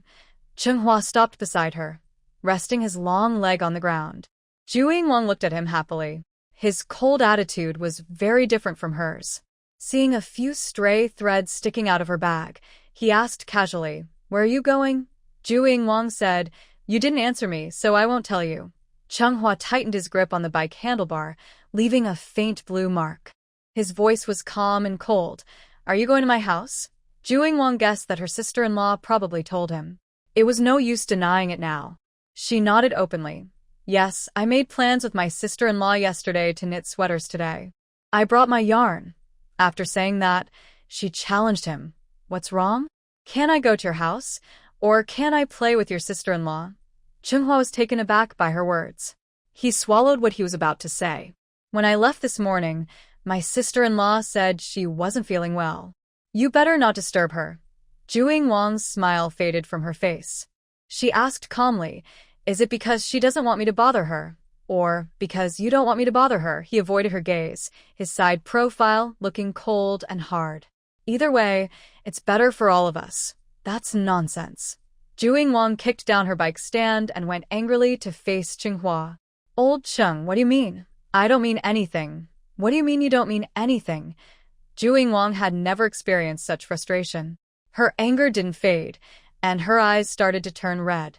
Just tell me directly that you don't want me to go to your house. Why beat around the bush? Can't we be straightforward about this? Are you acting like a man or not? Tsinghua chuckled softly. He pressed his chin with his tongue, quickly adjusted his mood, and was not provoked by her words. It's what you asked me to say directly, so I won't beat around the bush. Tsinghua looked at Wang Juing and said clearly, I don't want you to come to my house because it might cause trouble for my family. Do you understand?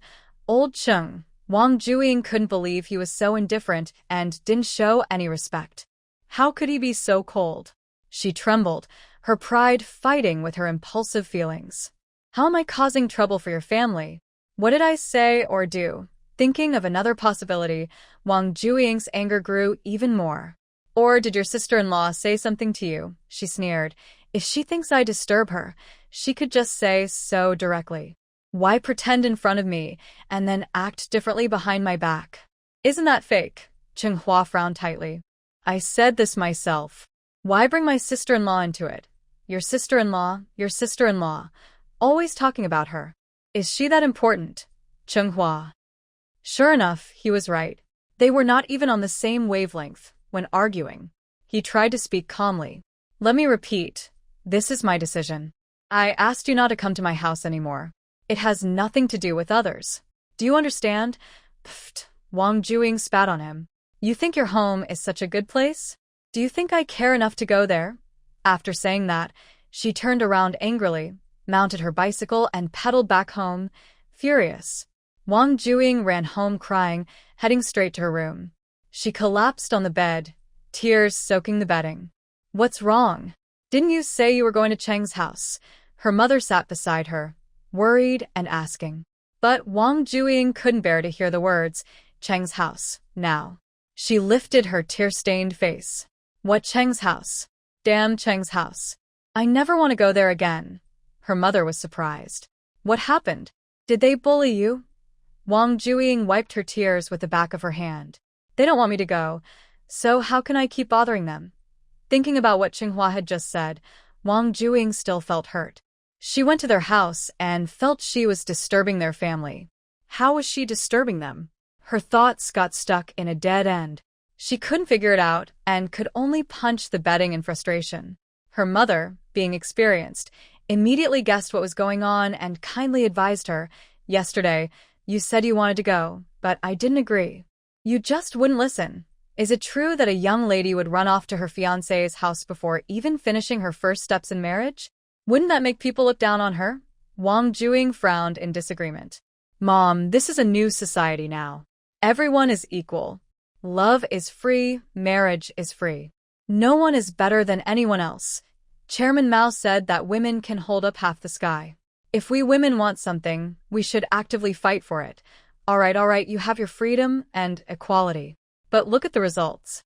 Didn't I tell you? They look down on you. Wang Juing raised her chin but couldn't find a single word to argue back. Could it be that she was wrong? She hesitantly asked, What should I do now? Just moments ago, she had said harsh words to Tsinghua. If she remembered correctly, she even spat at him before leaving. Now, he must hate her to death. Her mother was more open-minded. A good girl from a good family doesn't have to insist on him, but Wang Juing still didn't want to give up. Over the years, her family had arranged many matches, but none of them were like Tsinghua. Just looking at his clean face once made her feel full and satisfied. Now she was both regretful and anxious. She didn't listen to her mother's nagging at all, and finally started to get impatient, pushing her away. Let me be alone for a while. After the door closed, she leaned against it, letting the wave of regret wash over her. She bit her lip until it bled. Is she really going to give up like this? She didn't want to. After what happened that morning, Tsinghua only went to the office for a quick visit. He asked his supervisor to reschedule his leave for today, then bought a basin, towels, and soap at the supply store, and headed straight to the town's public bathhouse. He soaked in the bath for 2 hours until his fingers were wrinkled, feeling dizzy and exhausted. When he came out, he washed himself twice with soap. He usually stayed in the office and rarely did outdoor work. His skin was whiter than some women's, and because he was quite slim, Xiao often teased him as a young girl. He stood barefoot on the ground, wiping the fog off the small red plastic mirror on the wall with his hand. He has never seen such a wild woman before. She not only talks about bodily functions but also unexpectedly spits at him. Chung kept a calm face, using a towel to scrub himself vigorously. Although he had just put on thick clothes, he still felt dirty all over. It's a pity about that coat. It was made by his mother last year, and now it's ruined. He came out of the bathhouse at noon. He forced himself to endure the nausea, put on the dirty coat, and rode his bike home. As soon as he entered the yard, Duan Shaolan, sitting inside chatting with other women from the village, saw him through the window. Seeing him come back at this hour, she thought something was wrong and quickly got off the ground to check. "Third brother, why are you back?" Chung said nothing, took off his coat, and threw it into the laundry basin, only wearing a plain inner sweater. His face looked so downcast that it seemed like he was very upset. Shaolan was even more confused. "What happened?" Chung said. "Someone spat on me." Duan Shaolan immediately raised her voice, ready to argue. "Who is it? How dare they disrespect me? Tell your mother who it was, and I'll go give them a piece of my mind." Ruolin, hearing the noise, also came out of the house. Chung glanced at her, feeling upset that his sister-in-law had been wronged for no reason. She didn't even know who the person was, but Shaolan was already standing in the yard, cursing the other person's ancestors. At this moment, Ruolin probably guessed who the person was. It seemed her younger brother-in-law hadn't fared well over there. She comforted him. "It's nothing. It's just a piece of clothing. I also need to wash some clothes. I'll do it with mine later." Chung stopped her. "Sister-in-law, don't trouble yourself.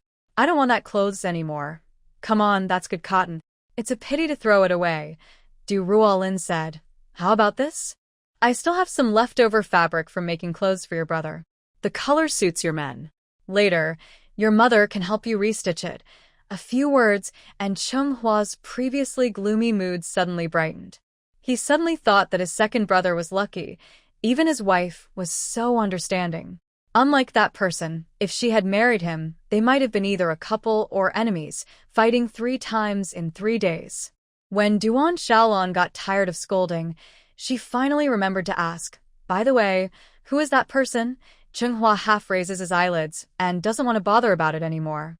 He just says, "Mom, stop trying to find someone for me to look at. I can't take it. Whenever I see a woman now, I get upset." Duan Shaolan pauses for a moment, then replies, "But I am also a woman. Just tell me you're upset because of me. Look at you. When did I say that about you?" "So, you mean my sister-in-law?" Duan Shaolan quickly responds. Ruolin, who is called out, doesn't get angry. Instead, she can't help but laugh, her fingers touching her lips. Chung feels a bit annoyed. "It's not you guys. Anyway, besides our family, I don't want to deal with any women outside. Don't try to find someone for me again.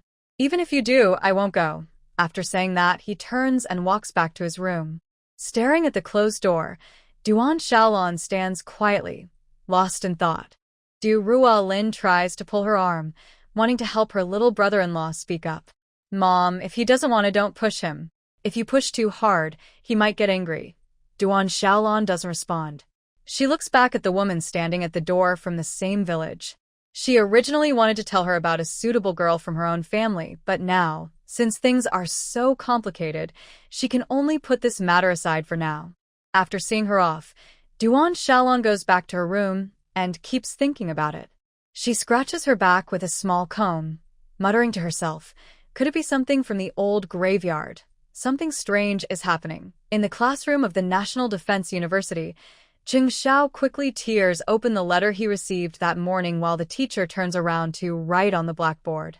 He secretly unfolds the letter and presses it under his book. His desk mate, Zwa notices and nudges his leg under the desk. When Cheng Xiao looks over, Zwa has a serious face and nods toward the podium. They exchange glances. Is he crazy? He dares to slack off during class. Cheng Xiao blinks at him. Help me keep an eye on it. If he doesn't look at the letter, he will waste this class and won't be able to focus at all. Zwa sighs silently and gives in. After quickly glancing at the letter, Cheng Xiao was suddenly stunned. Then, a smile on his face could no longer be hidden. He clenched his fist, pretending to cough while covering his mouth. Cheng Xiao, the teacher on the stage, suddenly called out. Yes, Cheng Xiao immediately stood up, casually pressing the pages of his book onto the letter, moving smoothly and calmly. Zwa heart was in his throat. The teacher intentionally or unintentionally glanced at the book in his hand, then looked at the honest gaze of the boy and snorted coldly. Next class, you'll do a demonstration of the combat simulation. Yes. The bell for class ended. After the military green figure on the podium left the classroom, Zwa finally dared to breathe freely. Thinking about what just happened, he felt a wave of fear. You guys are crazy. Teacher Wei obviously noticed just now. He didn't call you out, so he must have let it go. Who is Teacher Wei? Deputy Secretary General of the Military Committee Office, with sharp eyes. What kind of tricky person can hide under his watch? Yet, Cheng Xiao dared to play tricks right under his nose. And the best part is, he wasn't punished. Cheng Xiao carefully folded the letter sent by his wife and tucked it into his chest pocket. He patted it and said, Teacher Wei is generous. He wouldn't bother with these small details. He looked at the gloomy sky outside and asked Zwa, do you have plans this afternoon? If not, come with me to the train station. Zwa leaned back in his chair, swinging his legs. Who are you picking up? The friend I mentioned last time, the one from Wu's research lab. Already here so soon? Zwa tucked his pen into his pocket. Then let's go. When they arrived at the train station, it was still early. Zwa was attracted by the signboard of a small shop selling braised dishes and insisted on going in for a bowl alone. Cheng Xiao told the cook behind the glass window, Don't add garlic sauce. Zwa said, That would be no soul. Add it. If you want it, add it yourself. I won't. Mainly because the smell after eating was too strong. Cheng Xiao couldn't stand it either. You really don't know how to eat, Zwa couldn't help but complain. Finally, when he got his bowl, he tried to sneak a spoonful into Cheng Xiao's bowl when he wasn't paying attention, but he failed. He put down his chopsticks and looked at his watch. It was about time to arrive at the station. Zwa hadn't finished eating and mumbled vaguely, No need to be in such a hurry. He's an adult. He shouldn't get lost, right? Cheng Xiao replied, That's not certain. After all, I was the one who invited him. If something happens, I can't avoid responsibility. At that moment, on the train platform, Fong Moli wore a beige coat, her long hair casually tied behind her head, with a few strands hanging over her forehead. She carried a square suitcase in her hand and had no other belongings. Her ID and money were in her coat pocket. Her simple outfit stood out among the other passengers. At the station entrance, she stood on the top step, clearly visible, in case Cheng Xiao couldn't find her later due to the crowd. Soon, two tall, straight figures in military green approached from afar. Cheng Xiao disliked the strong smell of garlic, while Zwa kept blowing warm air toward him. Stop being so picky. There's a saying, Eat meat, not garlic. The flavor is half gone. You wouldn't understand. Cheng Xiao smiled politely but with a hint of sarcasm. Yes, you understand everything. You're the smartest, Zwa. While they argued and teased each other, Cheng Xiao saw someone waving at him. Over there, Zwa looked through the crowd ahead, searching left and right. Where? Captain Chung, long time no see. A clear, bright female voice rang out. Zwa recognized who it belonged to. In the dark gray world, she made a striking impression with her elegant and simple appearance, and a faint, almost invisible fragrance drifted through the air before she arrived. Dr. Fong, you've worked hard on the way here. Fong Moli smiled slightly. It's okay. It's not a holiday, so there aren't many people on the train. She then looked at the young officer beside Cheng Xiao, whose honest and straightforward eyes were fixed on her. He was probably the classmate Cheng Xiao mentioned. Fong Moli nodded lightly at him. Hello. Cheng Xiao patted Zwa on the back and whispered, What are you doing? She's saying hello to you. Zwa turned around, about to speak, but suddenly remembered something.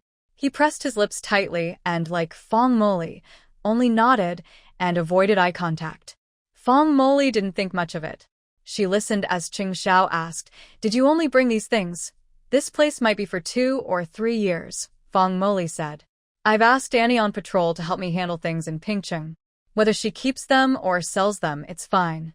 I don't like to carry too many things when I go out. It just becomes a burden and worries me." "Now I feel relaxed," Xiao nodded. "That's fine.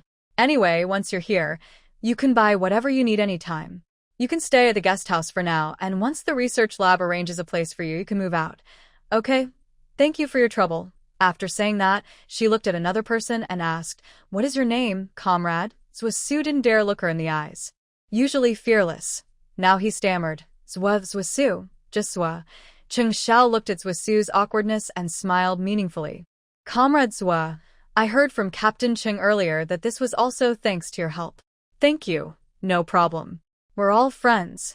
Fong Moli carried her luggage and walked ahead. Zwa, behind, covered his mouth and scolded Xiao. "Why didn't you say your friend is a woman?"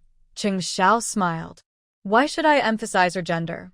Zwa glanced at her back and awkwardly said, "If I had known she was a woman, I wouldn't have eaten braised food at noon." "Oh, you care about that, huh?" "Didn't expect it." Xiao teased. "Aren't you usually indifferent? Whether she's a man or a woman, you just see her as a comrade." "That was before," Zwa stubbornly replied. In March, the capital city experienced a strong cold snap. There was still some unmelted snow in shaded areas, and the gloomy sky showed signs of rain. After sending Fong Moli to the nearest guest house to the research institute, Xiao and Zwa returned to school, as they had evening classes. Before leaving, Xiao gave her a phone number, his school's reception desk. "Just contact this number if you need anything. The reception will get in touch with me." "Okay." Fong Moli picked up the paper. "There probably isn't much I need help with now.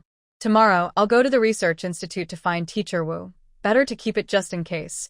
Xiao handed the pen back to Zwa, and the two of them didn't stay any longer.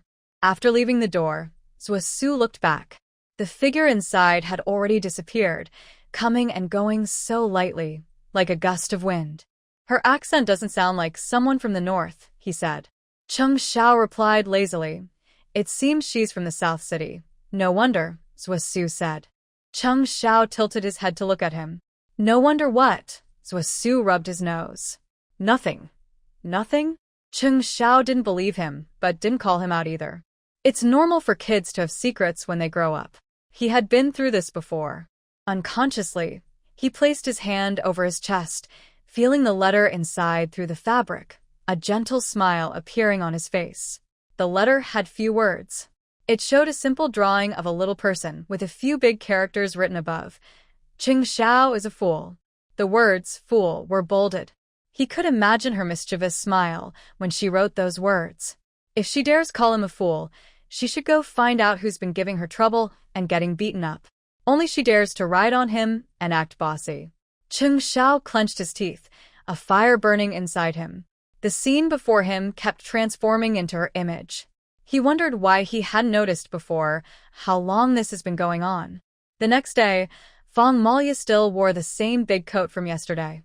She went out to ask the guards patrolling by the roadside about the location of the research institute, then started walking on her own.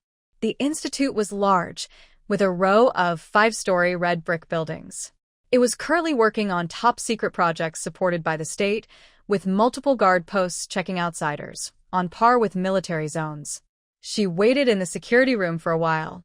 Soon, a young man in a light blue uniform and mask approached. When he saw her waiting, he paused, clearly surprised to see her. Just like Zwa yesterday, he hadn't expected she was a woman. "Hello, are you the doctor recommended by Commander Chung?" he asked. Fong Moli nodded. "Yes." Wu Jinhua asked the security guard beside him. "Have the ID checks been completed?" "Yes, they are." "Good," Wu Jinhua said, turning to head back. "Come with me." On the way, Wu Jinhua briefly asked about Fong Moli's background. She had only heard that she was a military doctor.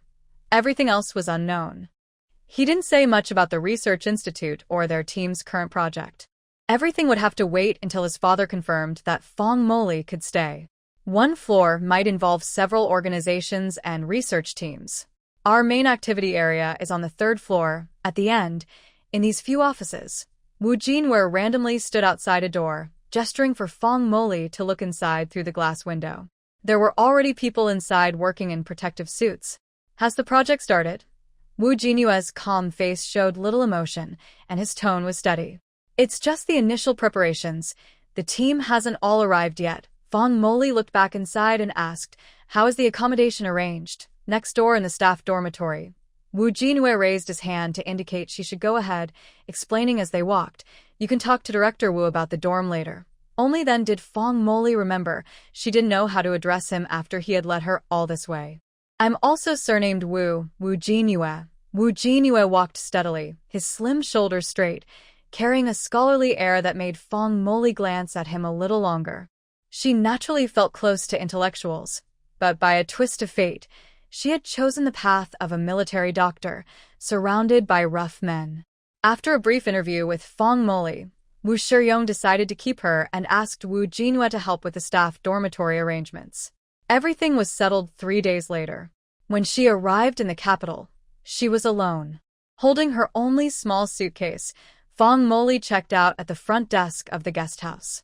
Just as she stepped outside the gate, a military jeep stopped at the entrance.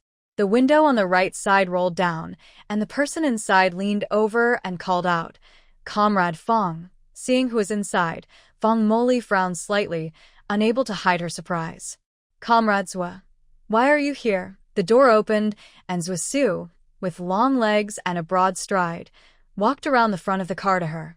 His eyebrows curved, and he wore a gentle smile, very different from the shy look when they first met. "I heard you moved to a new dorm today, so I came to see you off." Fong Moli clutched her bag strap, feeling a faint sense of distance and caution around her.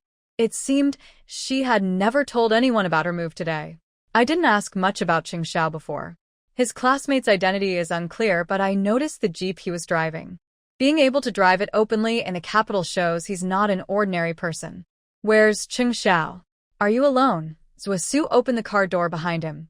"He was asked to stay after class by our teacher, so he asked me to come instead."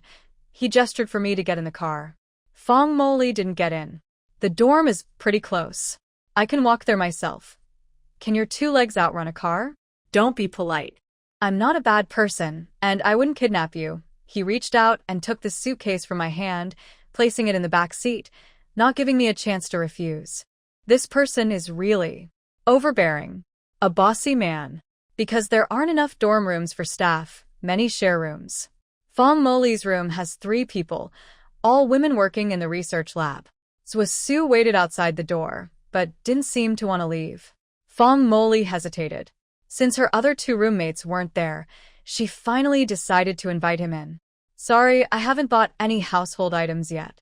Please use a bowl to drink water for now." Zwa Su smiled, took the bowl, and drank the water in one go. Then he washed the bowl in the kitchen and took out 2 apples from his bag to wash. He was busy in the kitchen, with a strong and tall figure. After this whole time, Fong Moli's impression of him was pretty good. He didn't seem interested in alcohol, money, or status, and he wasn't arrogant like children of big families. He was more cheerful and sincere, quite different from Xiao. Xiao tends to be too cautious and might fall into his own traps unexpectedly. But this man, on the other hand, seemed to lack a bit of cleverness. 1 month had passed since Du Xian and Chunjin asked to visit their hometown. But Chunjin was either busy or the rain made travel difficult, so he kept delaying. As her due date was just over a month away, her body felt heavier, and Du Xian became anxious and very sensitive emotionally. She couldn't sleep well at night, crying repeatedly. Finally, she wore Chunjin down and convinced him to go and see her mother-in-law. At that time, Shishan village was busy with manure spreading and land preparation, with the fertilizer fermenting, so they could start planting next month. The old, mottled door of the Du family was tightly shut. Chunjin got off his bike, leaned it against the wall, pushed open the door, and was greeted by a smell of decayed dust in the yard. "Brother-in-law, A voice came from behind, startling Chen. But when he saw who it was, his eyes widened with surprise even more. After looking carefully for a while, he uncertainly called out, "Fourth sister?" Duya's expression was calm. She slightly lowered her head and spoke softly, as if she was deliberately speaking in a hushed voice. "Brother-in-law, why are you here?" Chen swallowed and took a step back, feeling that she was giving off some strange vibe. "Your sister is about to give birth. I wanted to see her. I came to take her to town." Duya put down the basket she was holding. They all went out to work hauling manure. Chen nodded. "Yes, it's the busy farming season." "Fourth sister, didn't you go to work?" "I did. I was helping with drying grass and grinding corn in the big team, feeding the cattle and pigs." She didn't want to go hauling manure. Not only did she get calluses, but she also easily picked up bad smells. Feeding pigs and cattle was something Ruolin used to do, and now she was doing it. She fiddled with her fingers and asked Chen, "Brother-in-law, my mother and them can't leave. Can I go with you to see my sister?" Chen hesitated. He only followed his wife's instructions. Since she said it was about his mother, he decided to find her. "Maybe we should wait until they come back tonight," Duya calmly suggested. "Why don't you ask sister-in-law? If she agrees, then my mother and them can go. If she doesn't, there's nothing we can do." Chen was surprised. "Sister-in-law Lan Xiang?" "Yes, she's in charge now." Chen was speechless with shock. He didn't expect such a big change in his father-in-law's family in such a short time. It seemed to be influenced by the previous criticism they received. He asked Duya to take him to find Hu Lanxiang. After hearing the reason, Hu Lanxiang spat out the sunflower seed shells in her mouth and said, "Then let's go." Duya didn't show much happiness, but remained calm and composed. Before leaving, Hu Lanxiang counted out 20 eggs for Chen to take back for Du Xian to eat. She also advised Duya to spend more time with her sister and not to rush back. Since she is considered her sister, she still needs to attend the event. The two elders are not reliable anymore, so she has to help out and care more. After returning from her sister-in-law's house, Duya went home to pack a few clothes. The bright colors she used to wear are now hidden at the bottom of her box. She mostly wears gray and blue, which are cool colors. Wang Guiping helped her adjust the size of her clothes at the chest and waist, making them fit her style from before. Now, she often closes her eyes and sees Ruolin's face in her mind.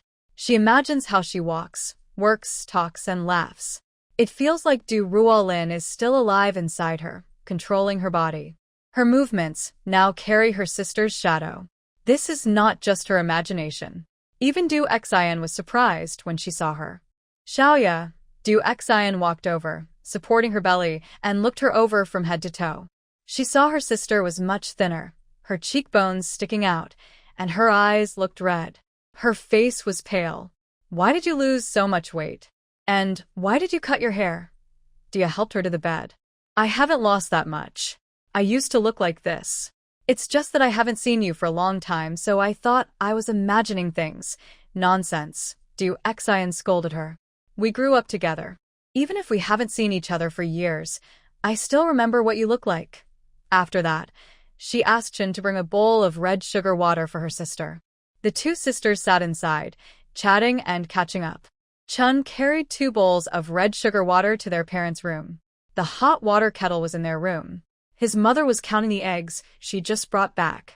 She was a bit upset because her in-laws only brought eggs, but she thought it was better than nothing, so she didn't complain. Juing, who was cooking, saw her younger brother-in-law take out 2 bowls of red sugar water. Her mother-in-law ignored it. Yesterday, her little girl had taken a small piece of red sugar and wanted to taste it, but her mother-in-law scolded her. Juing was annoyed by her mother-in-law's double standards. She threw the spoon she was stirring the cornmeal porridge with. With a loud bang, it startled the old lady at the door. "Things are already hard enough, and now you add another mouth to feed," Juing said sarcastically. The old lady, holding her waist, was not polite when she spoke to her daughter-in-law. "I'm not dead yet. Who's telling me what to do?" Juing, angry, retorted. "The family's money isn't just earned by the second son. Our eldest works hard every day, and now he's even lost his voice." "Huh," the old lady snorted coldly. "Our eldest has a hard life. It's a pity he's never had a proper partner. Juing was speechless, trembling with anger. Seeing her quiet, the old lady turned to leave, nostrils flaring, still muttering and criticizing as she went. The noise reached the second room. Du Yamei frowned. What's going on outside? Don't worry about it, Du Xian said casually. She took a sip of warm red sugar water and suddenly remembered something. She asked her sister, by the way, didn't Mother say she wanted to talk to you about someone? How did that go? Du Ya's eyes dimmed, her lashes hiding her hidden anger. She replied lightly, it didn't work out. Du Xian sighed, feeling it was no surprise, but worried her sister might be upset, so she didn't say more. But her careless words were overheard by Du Ya. Big sister, what do you mean by no luck? Realizing she had spoken wrongly, Du Xian tried to make an excuse, but couldn't find a good reason. She decided to tell the truth instead. That day, when she was buying things at the supply and marketing cooperative, she overheard the director's daughter say she was engaged to the third son of the Chung family, and they were about to get married. As soon as she finished speaking, Du Ya's hand shook, and the hot water in her bowl splashed onto her hand. She didn't seem to feel the pain. Her eyes lost focus, staring blankly at a spot on the ground. Why are you spilling the bowl? It's all over the place. Du Xian hurried to find a cloth to wipe her sister's hands, worried she might get burned and also feeling sad about the red sugar water. But Du couldn't drink anymore. She simply put the bowl on the bed's edge. A familiar feeling of chest tightness came over her. She covered her face with her hands, breathing heavily, blinking rapidly. Duxin was startled. Xiao, are you feeling unwell? Since her sister entered the room today, she had felt something was wrong. Now seeing her acting strangely, she felt anxious too. Dia only felt an indescribable sensation eating away at her flesh and blood, as if she was unwilling or something else. When did things start to go wrong? From the day her mother told her to consider marrying into the Chung family, or perhaps from the time they received Lu family's bride price to marry Du Ruolin to Lu Zhen's family, everything changed. In the end, it turned out that Du Ruolin married into that family, and their entire family was ruined because of the Lu family. Du Xian didn't know about Du Ruolin's situation. She only thought her sister was stubbornly interested in the third son of the Cheng family. She heard he was getting married and felt uncomfortable. She comforted her, saying, don't worry. Your brother-in-law goes to different villages for work. When he notices a good young man, I'll ask him to help introduce you, big sister. Dia impatiently waved her hand away. You don't understand. You really don't understand anything. What she wanted was everything that Du Ruolin currently had. At first, she thought her dissatisfaction was just because she was jealous of the Chung family's third son. But gradually, she realized her obsession with Du Ruolin was deeper than her feelings for him. Her only way to get close to Du Ruolin was now. If that path was blocked, she would truly be left behind forever, with no chance to catch up. She was unwilling. The midday sun was just right. Taking advantage of the good weather, Du Ruolin used a hoe to tidy up the vegetable garden. Most of the snow had melted, and some early spring vegetables needed planting. She cleared away the tangled weeds and turned the soil over. The 2 vegetable plots were quite large. As for what to plant, her mother-in-law had a plan. She leaned on her hoe, slightly out of breath, already imagining a garden full of fruits and vegetables, her eyes shining with excitement. Second aunt. A soft, sweet voice called out.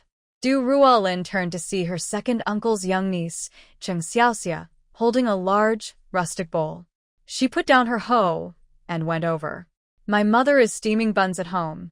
She asked me to bring this to you. Wow, that's so nice. Du Ruolin took the bowl. Inside were a few big buns made with mixed flour, and the top one had a small bite mark, clearly from a mischievous little mouse. She immediately understood which playful mouse had taken a bite. Her gaze fixed on the tiny oil stain at the corner of the mouse's mouth, and she smiled knowingly. Chung Xiaoxia saw her aunt's expression and knew she had been caught. She shyly twisted her body. Auntie, that's dirty. I'll eat it. Du Ruolin squatted down and shared the buns with her. They were filled with radish and vermicelli, probably made to use up last year's stored radishes from the cellar. After eating the steamed buns, The young girl casually rubbed oil on herself. Ruolin quickly grabbed her and carefully wiped her clean with a cloth. Second aunt, can I go see the little goose? Yes, Ruolin replied, just remembering to ask, where's your brother? Why didn't he come with you today? The girl broke free and happily ran into the house, saying, my brother went out to play with the donkey and the Iron Egg kids. He didn't take me. He's so stingy, humph. Her innocent words made Ruolin smile. Just as she was about to go inside, she heard loud noises and crying outside. The sounds made her heart tremble. She went out to see, and a few people were rushing over quickly. Leading the group was her father-in-law, almost jogging. Did something happen? As they got closer, Ruolin didn't have time to ask before her father-in-law went ahead into the house. Her mother-in-law followed quickly, looking very worried. What's wrong, mother? But before she finished speaking, she saw her second uncle carrying a small person who looked burned. When she looked closer, it was her grandson, Chung. She immediately covered her mouth. Ruolin, don't look, don't look. Duan Shaolan choked on her words, tears in her eyes. Even though it wasn't her own grandson, it felt like a big hole was torn in her heart. Recently, to rush to Yangtown for bricks, the brick kiln factory had been very busy. When people are busy, they often overlook small details. For example, today some young boys somehow snuck behind the kiln to play. While running and pushing, Chung fell onto some unextinguished charcoal outside, almost burning half his body.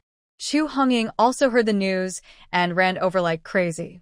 Seeing her son's terrible condition, she seemed struck by lightning, her body slumping to the ground, crying loudly, my son. A few women nearby tried to help her, but their strength was no match for her.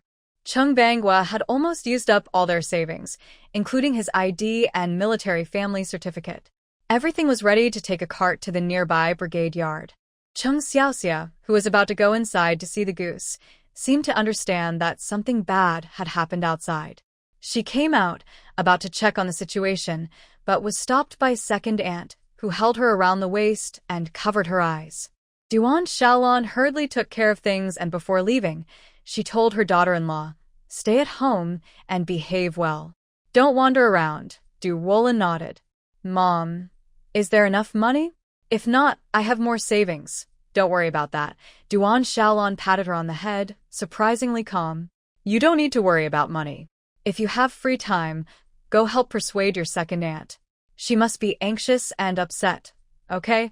Ruolin still felt uneasy. Mom, should I give you the passbook? If the money isn't enough, you can withdraw more in town.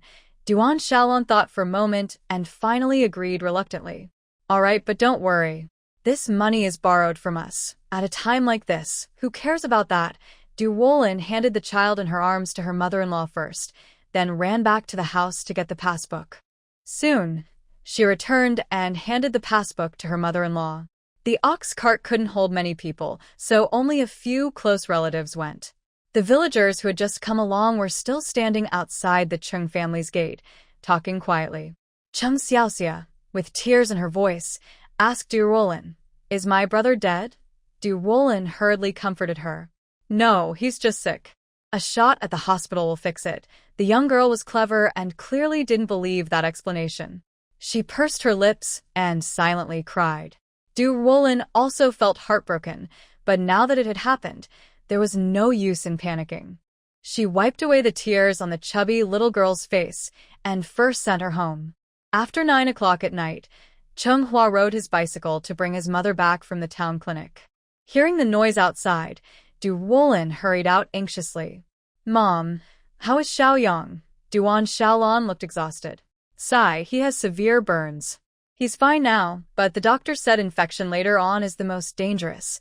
Her heart suddenly clenched, and Ruolin blurted out, what should we do? Chung Hua parked his bike and looked worried. The doctor said it's best to take him to the city hospital. The town clinic can only do basic wound care. Then let's go to the city, Ruolin said firmly. Duan Shaolan nodded. They had discussed this during the day, but tonight was too late, and there was no car to go to the city. She was about to go back inside when she suddenly remembered something. She took the passbook her daughter-in-law had given her at noon from her pocket and handed it back. Keep this. The original bank book was returned intact. Ruolin held it in her hand and asked, "Where is Dad?" "He's staying up all night in town with second uncle and the others," her father replied. Chung sighed heavily, his tone serious. "After all, the brick kiln is our family's main project. If something goes wrong, we bear the biggest responsibility. Dad can't leave, and if anything happens..." The yard suddenly fell silent. Ruolin's heart also felt heavy. She thought about the children who often sat happily by her legs, calling her second aunt, and she couldn't help but feel very sad for them. The wind picked up, making the window shutters creak loudly. She didn't know what time it was. In the dark, she turned over again. Although she was sleeping alone, she was used to having two pillows. She touched the cold pillow beside her, her eyes shimmering with tears. She missed him. The next day, Chung went to the town's commune to ask the leaders for permission to rent a bus from the town's passenger station to the city. Because of Chung Bangwa's good reputation and his second son's fame, the commune quickly agreed. Around 9 in the morning, a large group of Chung family members set off in the bus toward the city. Chung also took a few days off from work. Once they arrived at the city hospital, he needed to handle some paperwork, and it was better to have someone educated with him to avoid feeling nervous. Duan Shaolan also went along, mainly to handle the payments. The father-in-law, Chung stayed behind to oversee things. The brick kiln's production was at a critical stage, and he couldn't leave it. The contract with Xiangyang town was for 2 months, with at least 3 truckloads of bricks shipped daily. The project was nearing completion, and any mistake now could delay payments, which affected everyone's livelihood in the village. Chengda, the only person in the village who could drive a tractor, also couldn't leave. His son's serious accident made him work even harder, though he looked much older overnight, his heart heavy as if it was frying in oil. Ruolin had her own task. She could ride a bicycle and was responsible for waiting at the commune office for news from the people going to the city. Once she received a call confirming their safety, she would go back and inform her second uncle's family. The commune office wasn't very busy. She sat on a chair next to the phone, her hands resting on her lap, anxiously waiting. "Comrade, drink some water. Your lips are chapped," a colleague from the office said kindly. Ruolin took the water offered to her, smiled politely, and thanked her. The cup was about to reach her lips when the phone suddenly rang. She quickly stood up, but didn't dare to answer it herself, afraid it might not be Chenghua calling. The person who had just brought her water answered the phone, saying, "Hello, this is Pingshan Town Production Cooperative." After hearing the other side's message, she handed the receiver to Ruolin. Ruolin imitated the previous person and held the phone firmly to her ear, speaking loudly. "This is Ruolin." A noisy electrical sound came through, and Chenghua's voice was heard. "Second sister-in-law, it's me. How is Xiaoyang? What's his condition?" Chenghua looked around aimlessly, his tone very serious. "He has severe burns and is still in shock." Ruolin didn't know what shock was, but she could tell it was very serious. "Did the doctor say how to treat him?" "Right now, they will do surgery to treat the burns, then give antibiotics." Chenghua paused, took a deep breath, and spoke with difficulty. "Second sister-in-law, even if Xiaoyang is saved, those scars will stay with him for life, and the treatment costs are quite high." He didn't dare to say more, recalling how, in the doctor's office, after hearing the situation, Aunt Chu's breakdown, and the pessimistic attitude of Uncle Air and others about the treatment. This child was already on the verge of being abandoned by his family. Ruolin tightly held the phone, trying to comfort him. "Don't worry. Just tell me, roughly how much more money do we need?" Chenghua pressed his lips, controlling his trembling breath. "At least 5,000 yuan. 5,000. For people in the countryside who rely on land to make a living, that was practically a fortune." Ruolin twirled her fingers around the phone cord, thinking, then continued to soothe the other side as before. "We'll start treatment. I'll go back and discuss the money with Dad and my older brother. Yes, that's all for now. All right, take good care of Mom." After hanging up, Ruolin stared at the ground in thought for a moment, then asked the person on the line, "Comrade, can I make a call out?" "Yes, but you need to register first and write a note explaining who you're calling and why." That was no problem. Without hesitation, Ruolin took the pen and began writing quickly on the registration book and paper she was handed. Her handwriting has become less awkward than before. Although it is not yet perfect, it is neat enough to surpass many people's writing.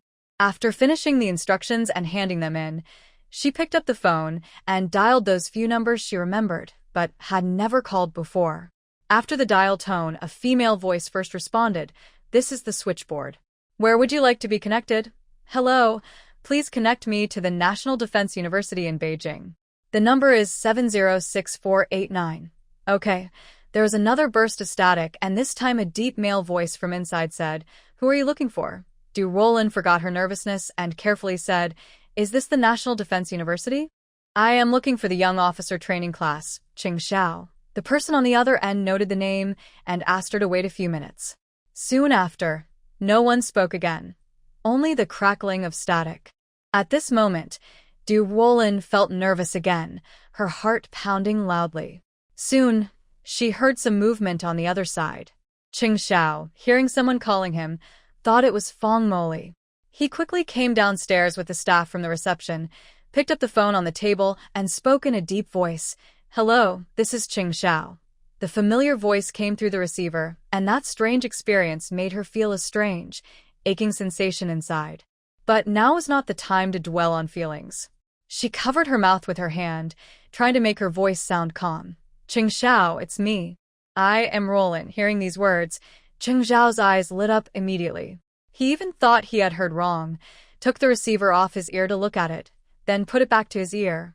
"Ruolin, are you okay? Why did you suddenly decide to call me?" Ruolin glanced at the people in the office and lowered her voice. Although the brick kiln is the village's asset, since Dad is the party secretary and took the lead in managing it, he can't avoid responsibility if an accident happens. If, in the end, delaying treatment causes Shaolan to have a serious problem, how will Dad and second uncle get along in the future? The bond between biological brothers is unbreakable, but what about others? "Yes, so, do you have any ideas?" Ruolin paused, feeling a bit difficult to speak, then asked, "If we need money for treatment, can we use our savings first? Do you agree?" Cheng Xiao was surprised for a moment, then a smile appeared on his face. "Since the money is in your hands, you can decide how to use it." Understanding his attitude, Ruolin relaxed a bit and joked, "That won't do. The money is earned hard by you, so I need to ask for your opinion. If I spend it all, and you come back to find your savings gone, you'll think I'm wasteful." Cheng Xiao chuckled and looked around before lowering his voice to the phone. "Then I'll work harder and earn more money, so no matter how you spend in the future, you won't run out." He started joking around. Ruolin's ears and neck turned red, and her previously gloomy mood was instantly brightened by his words. "All right, I don't have anything else to say. I'll hang up now. Wait a moment." Cheng Xiao called to stop her, his tone becoming serious. He sincerely said, "Wife, I'm really happy you called me today. Not just because I can hear your voice, but because you think of me when you face trouble. Rushing to solve everything doesn't fix the problem. You need to find ways to change your situation and environment. You're doing better at that than I imagined. Really, I admire you and am proud of you, but I also feel guilty. When I'm not with you, you have to face these things alone. That's my fault." Ruolin slightly lifted her chin, holding back tears in her eyes. It was the first time someone told her they were proud of her. Not only was she appreciated, but that person was also the one she liked most. The feeling of being completely fulfilled made her crave more. "Will our conversation be overheard by the switchboard?" Cheng Xiao chuckled. "They might hear it, but I'm just talking to my wife. It's not like I'm talking to someone else." Both sides remained silent. No one said the word, "Miss," but through the uneven breathing in the microphone, they revealed their longing without holding back. Although Ruolin was reluctant, she was still using the public phone, so it was not appropriate to speak privately in front of others. "Well, I really have to hang up now." The person on the other end replied softly, "Okay, goodbye." "Goodbye." She first put down the phone, feeling an empty space in her heart. The woman on the other side listened to the whole conversation. She twirled her pen and said to Ruolin, "You two really love each other." Ruolin picked up the scarf draped over her chair and smiled at her, not denying it. "Comrade, thank you for today. You can keep these candies." Without hesitation, Ruolin grabbed some candies from her bag before leaving and shared them with the woman, distributing the rest evenly on the desk. After leaving the commune, the weather was clear, and a gentle breeze blew away all worries. At home that evening, she and her father-in-law went to visit second uncle's house and shared the news that Chunghua had sent from the hospital earlier that day. When they heard that the treatment would cost at least 5,000 yuan, second uncle's wife suddenly couldn't bear it and collapsed onto the bed. Second sister-in-law Kai Yuxiu handed her a cloth to wipe her forehead. Chengde leaned against the cabinet, sitting on the bed, trembling as he held his cigarette. The sparks almost burned his fingers, but he was unaware. 5,000 yuan, he had never seen so much money in his life. But since it was his own son, and the first child in the family's grandchildren, even though the boy was a bit mischievous, he was sensible when he needed to be. He often massaged his back and legs after a long day of work. The happy memories now felt like sharp knives stabbing his heart.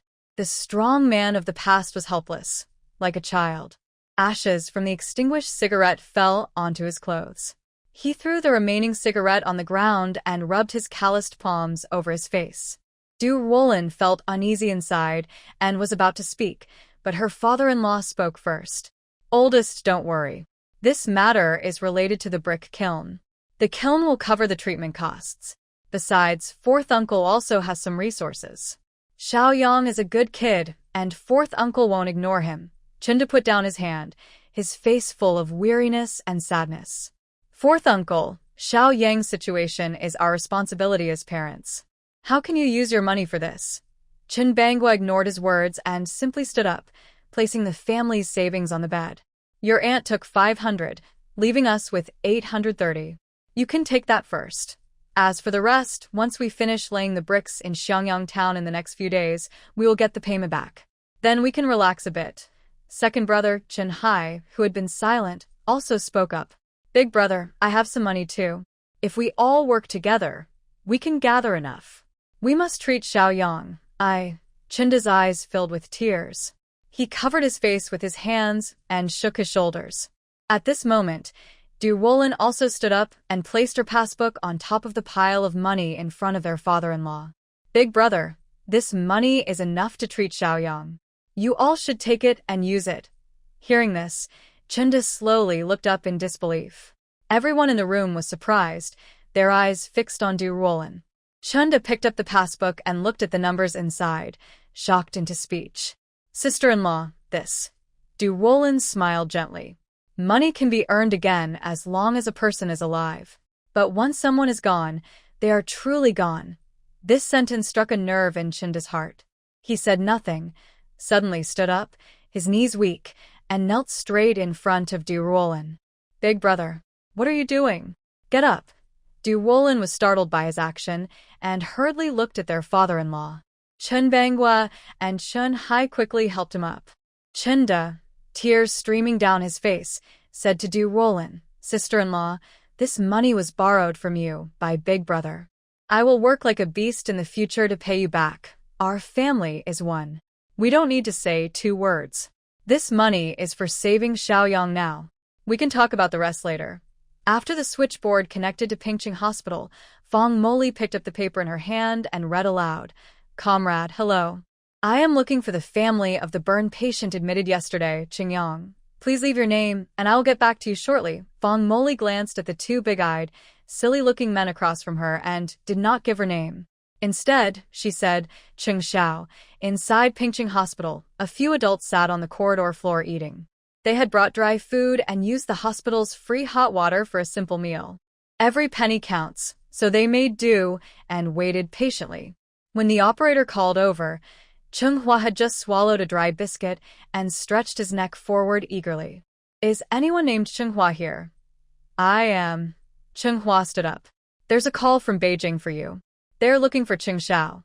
Everyone on the floor, hearing that the call was for Cheng Xiao, showed excited expressions. Second uncle looked a bit ashamed. Even Cheng Xiao has been disturbed. However, Duan Shaolan probably guessed how he knew, likely from his daughter-in-law. Hearing it was his second brother, Chunghua hurriedly followed the operator to the reception room. When the call was connected, he excitedly shouted, "Second brother, is that you?" On the other end, a clear, high-pitched male voice responded. Fong Moli waited until he finished speaking before she spoke. "Hello. Chung Hua's smile froze on his face, startled. He took down the receiver to look at it. Just as he was about to apologize and say he had dialed the wrong number, the other side spoke again. I am a friend of your brother. He asked me to inquire about your nephew's condition. After understanding the situation, Chung Hua suddenly realized and smiled, exhaling softly. Hello, comrade. May I ask your name? Fong Moli raised her eyebrows slightly. My surname is Fong, Comrade Fong. Yes, does the doctor have the patient's medical record here? If not, it's okay. Just describe his current condition to me roughly. The voice on the other end was gentle but firm, which unexpectedly made people trust her. Chung Hua didn't hesitate much. He held the receiver with his shoulder, reached into his pocket, and took out the medical record he carried with him, unfolding it. Comrade Fong, the medical record is with me. I will start reading. Okay, Fong Moli immediately picked up her pen, ready to take notes. Chung Xiao couldn't sit still and leaned in to look. Fong Moli wrote quickly, almost finishing her words before the person opposite had finished speaking. After she completed the last character, she roughly understood the patient's condition. Currently, the situation is indeed not optimistic. Seeing her serious expression, Chung Xiao also had a bad premonition and kept his jaw tight, without speaking. Fong Moli left her research room's phone number for Chung Hua. If there are any changes on your side, remember to call me immediately. It's more convenient for me to contact your brother from here. Chung Hua slowly tightened his grip on the phone and hesitated before asking, Comrade Fong, is my brother next to you? Yes, he is. Fong Moli handed the phone to Chung Xiao. Your brother is looking for you. After taking the call, the two brothers briefly exchanged words, then hung up.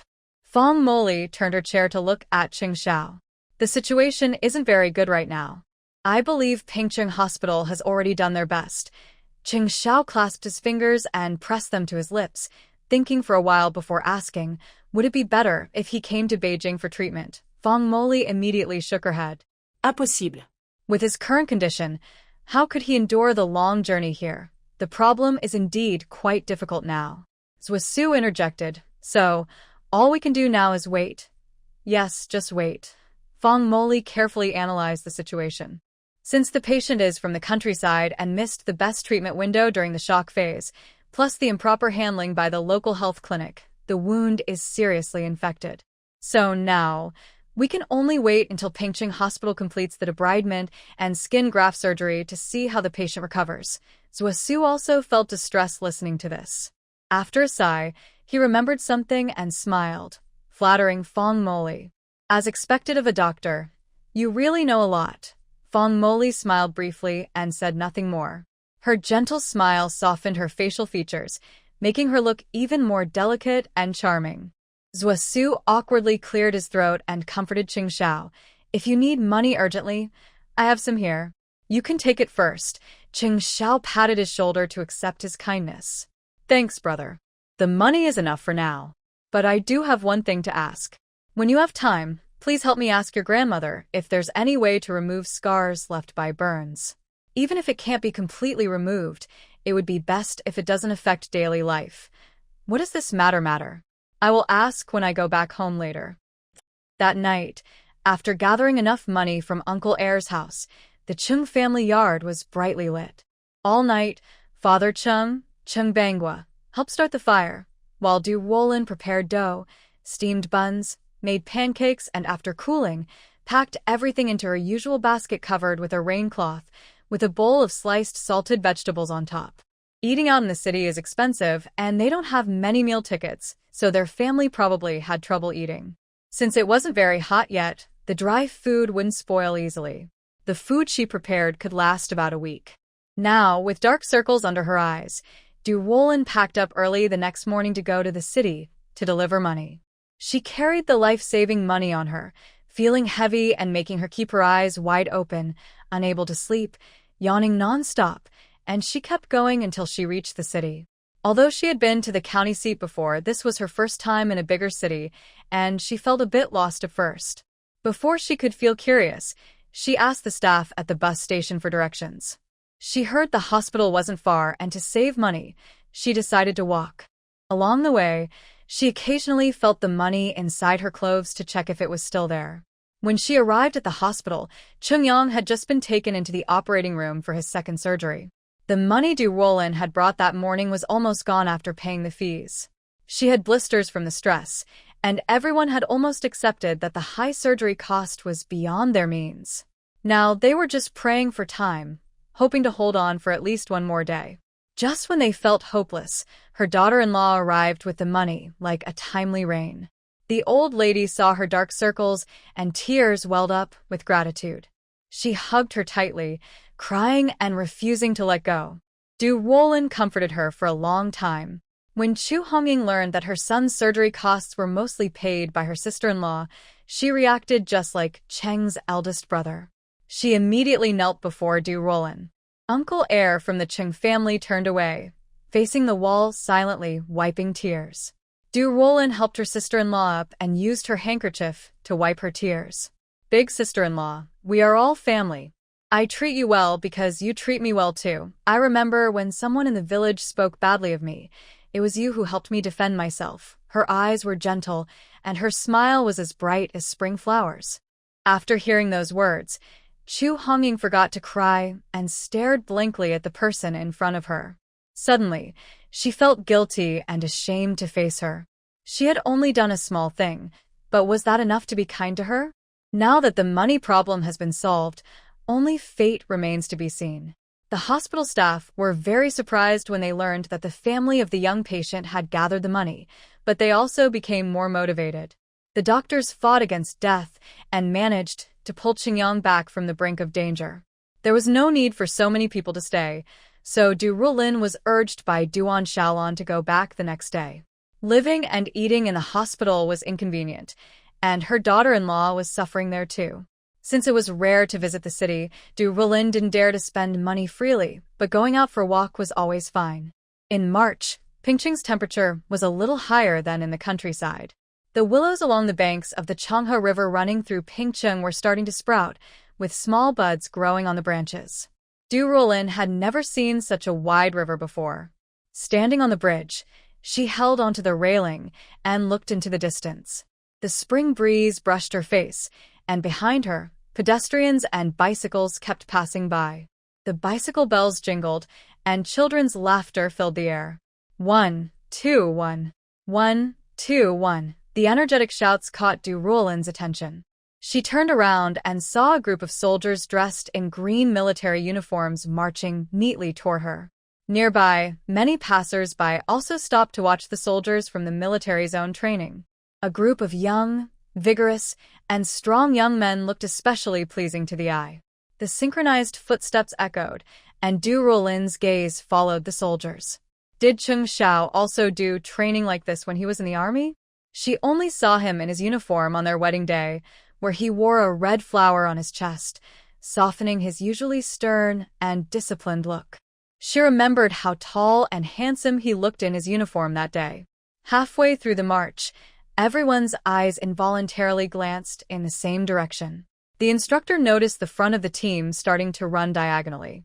He turned his head along their line of sight and saw a pair of clear, bright eyes. He immediately understood what the young soldiers were looking at. He turned back and shouted to the team, "What are you looking at? Do an extra lap." Ruolin pursed her lips and chuckled. The young soldiers inside looked quite small, with faces still fresh and inexperienced. I heard that they were often forced to train harder, but they dared not complain. I don't know if Xiao was also made to train like that back then.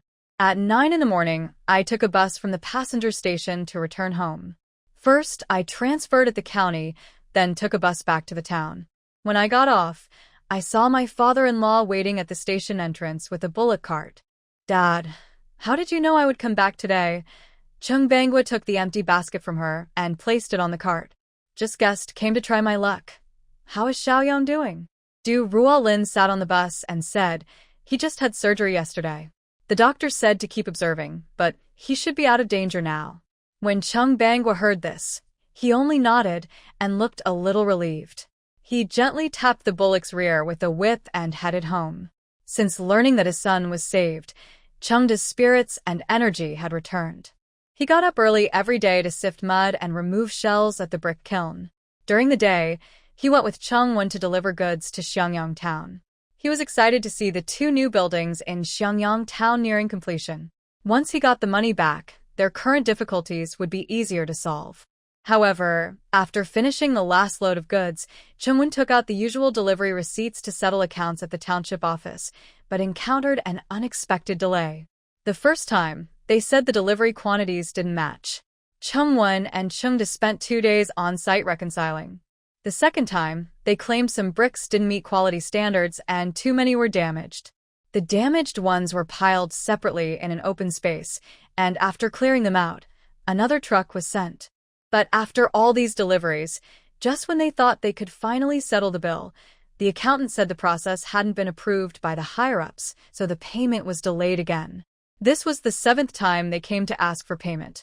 Chung held back his anger and tried to reason calmly. Comrade, the contract clearly states that payment is due after delivery. How can you go back on your word? Lu Yang, the accountant in charge from Xiangyang Town, sneered. The contract says that, yes, but it also states that if the supplier doesn't deliver on time, or if the quality affects the buyer's work, we have the right to raise objections. Changwen's eyes widened as he argued logically. Is it just because 1 truck was short that day? Did we make up for it the next day? Also, I asked the person responsible for supervision that day, and that afternoon, cement was used without bricks. I don't control these things. I just follow the rules. When they tell me what to do, I do it. Complaining to me won't help. Accountant Lu stood up to pour hot water, acting quite shameless. Everyone is just trying to make a living. Since the money hasn't been allocated to me, I can't make decisions on my own. You understand, right? Chung Hua was so angry he was trembling, fists clenched tightly at his sides. Then he asked, tell me, who is in charge above you? Who should I go to? Lu accountant chuckled at his arrogance. Who? The leader, the commune director. Chung Hua paused, clearly annoyed that he was being passed around. But he couldn't swallow his anger. Stubbornly, he said, if I need to find him, I will. He packed the documents on the table back into his bag and left the accountant's office. The wooden door slammed shut with a loud bang. He went up the stairs on the right side to the 2nd floor, standing in front of the director's office. After thinking for a long time, he finally curled his fingers and knocked on the door. Come in. Someone responded quickly from inside. Chung Hua pushed the door open. Director Geng from the Yangyang Town commune was sitting on a single sofa, smoking and blowing clouds. When he saw Chungwen come in, he smiled and warmly invited him to sit. Seeing Director Geng's reaction, Chungwen almost thought he was overreacting. He sat on the sofa next to Geng. The other handed him a cigarette, but Chungwen politely declined. He spoke calmly and directly. Director Geng, I'll be honest. I came today to ask when we will get our payment. Honestly, my little nephew had an accident at the brick kiln. He's in Pingsheng Hospital now, waiting for this money to save his life. Geng director flicked some ash on the ground, pretending to care. Oh, what happened? He only asked about that one part. Chungwen patiently explained. He was playing with other kids and accidentally fell onto a fire coal. How could he be so careless? Now he's in trouble. Chungwen nodded but quickly realized he had been diverted from his original question. He then asked Director Geng about the payment process I mentioned earlier. Director Geng looked confused and exhaled a puff of smoke. What about the payment? Chungwen hesitated but repeated, I just came from your accountant Lu. He said the process isn't finished yet.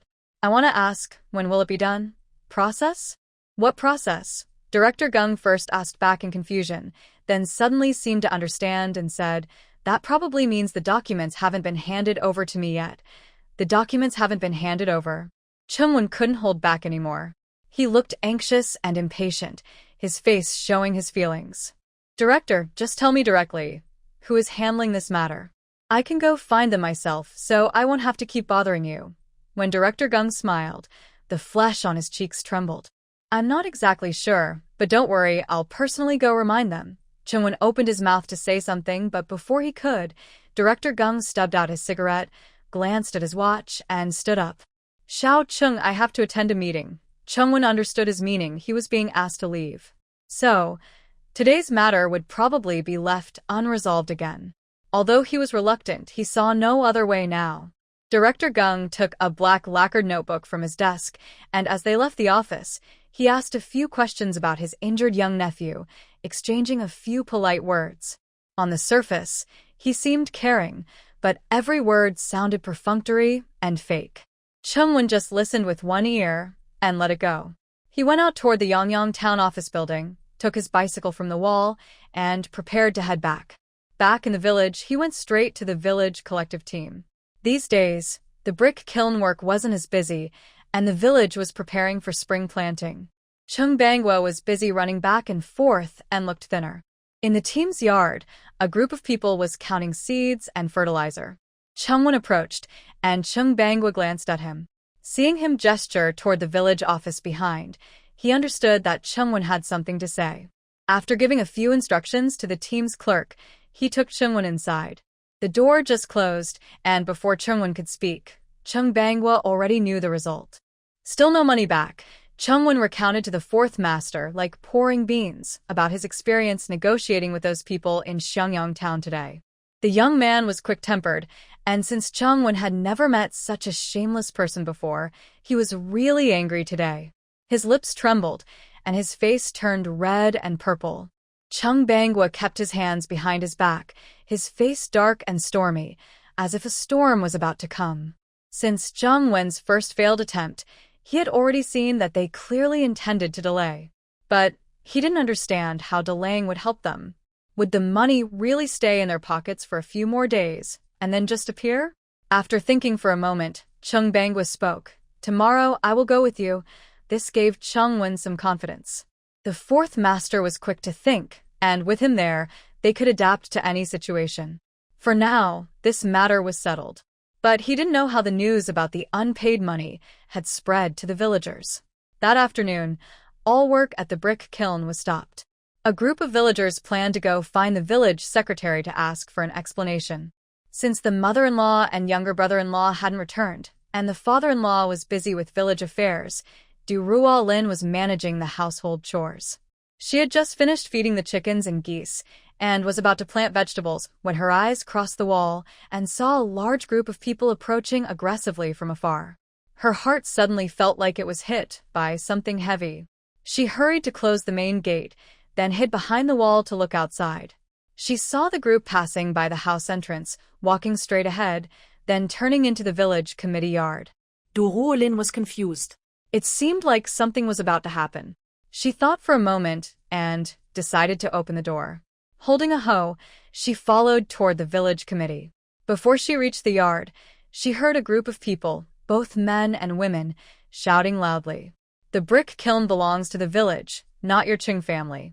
Now that something's happened, don't we all have the right to know? Yeah, can we get our money back? You should give us an explanation. God, we've been working early mornings and late nights for months, and we haven't seen a single cent. Was all that effort for nothing?" This business was set up by the village secretary. Now that there's a problem, we're not going to look elsewhere. We're coming straight for the secretary. Exactly. That everyone was talking loudly, criticizing Secretary Chung Bangwa. Chung Bangwa stood calmly in front of the crowd, with a peaceful face, as if he wasn't affected by their words. Next to him, the young village clerk was scared by the scene and stepped back behind Chung Bangwa, worried about getting hurt. Seeing his timid look, Chung Wen spat angrily and stepped forward to speak for his uncle. "Do you all understand? When we first built this brick kiln, everyone disagreed. But once it started making money, you all came running to join in. He forgave past grudges and kept you, even helping find business for the kiln. Yet, instead of being grateful, you criticize him. It's like your conscience has been taken away." A tall man in the crowd was unhappy. "That's different. The kiln was built in the village, using mud from here and firewood from the mountain. Everyone helped out. We're not getting rich without working for it. We just want a fair say." Isn't that enough? Chungwon wanted to say more, but Chung Bangwa stopped him. "Let them talk."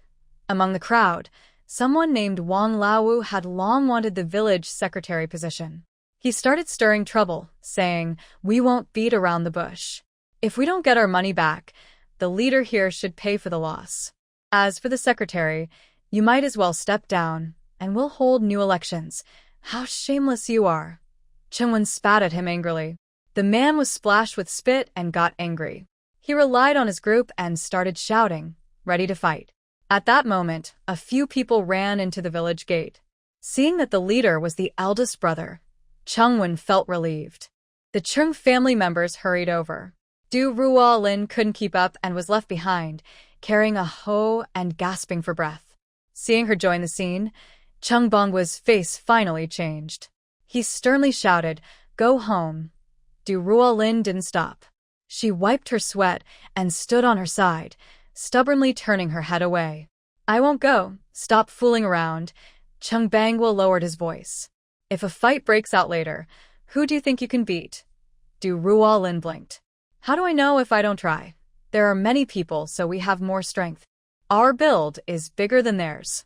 If a fight breaks out, we might not necessarily lose to them." Chung Hai looked ready to fight. "Yeah, Uncle Four, are we going to let these kids bully us? We can't let others laugh at us."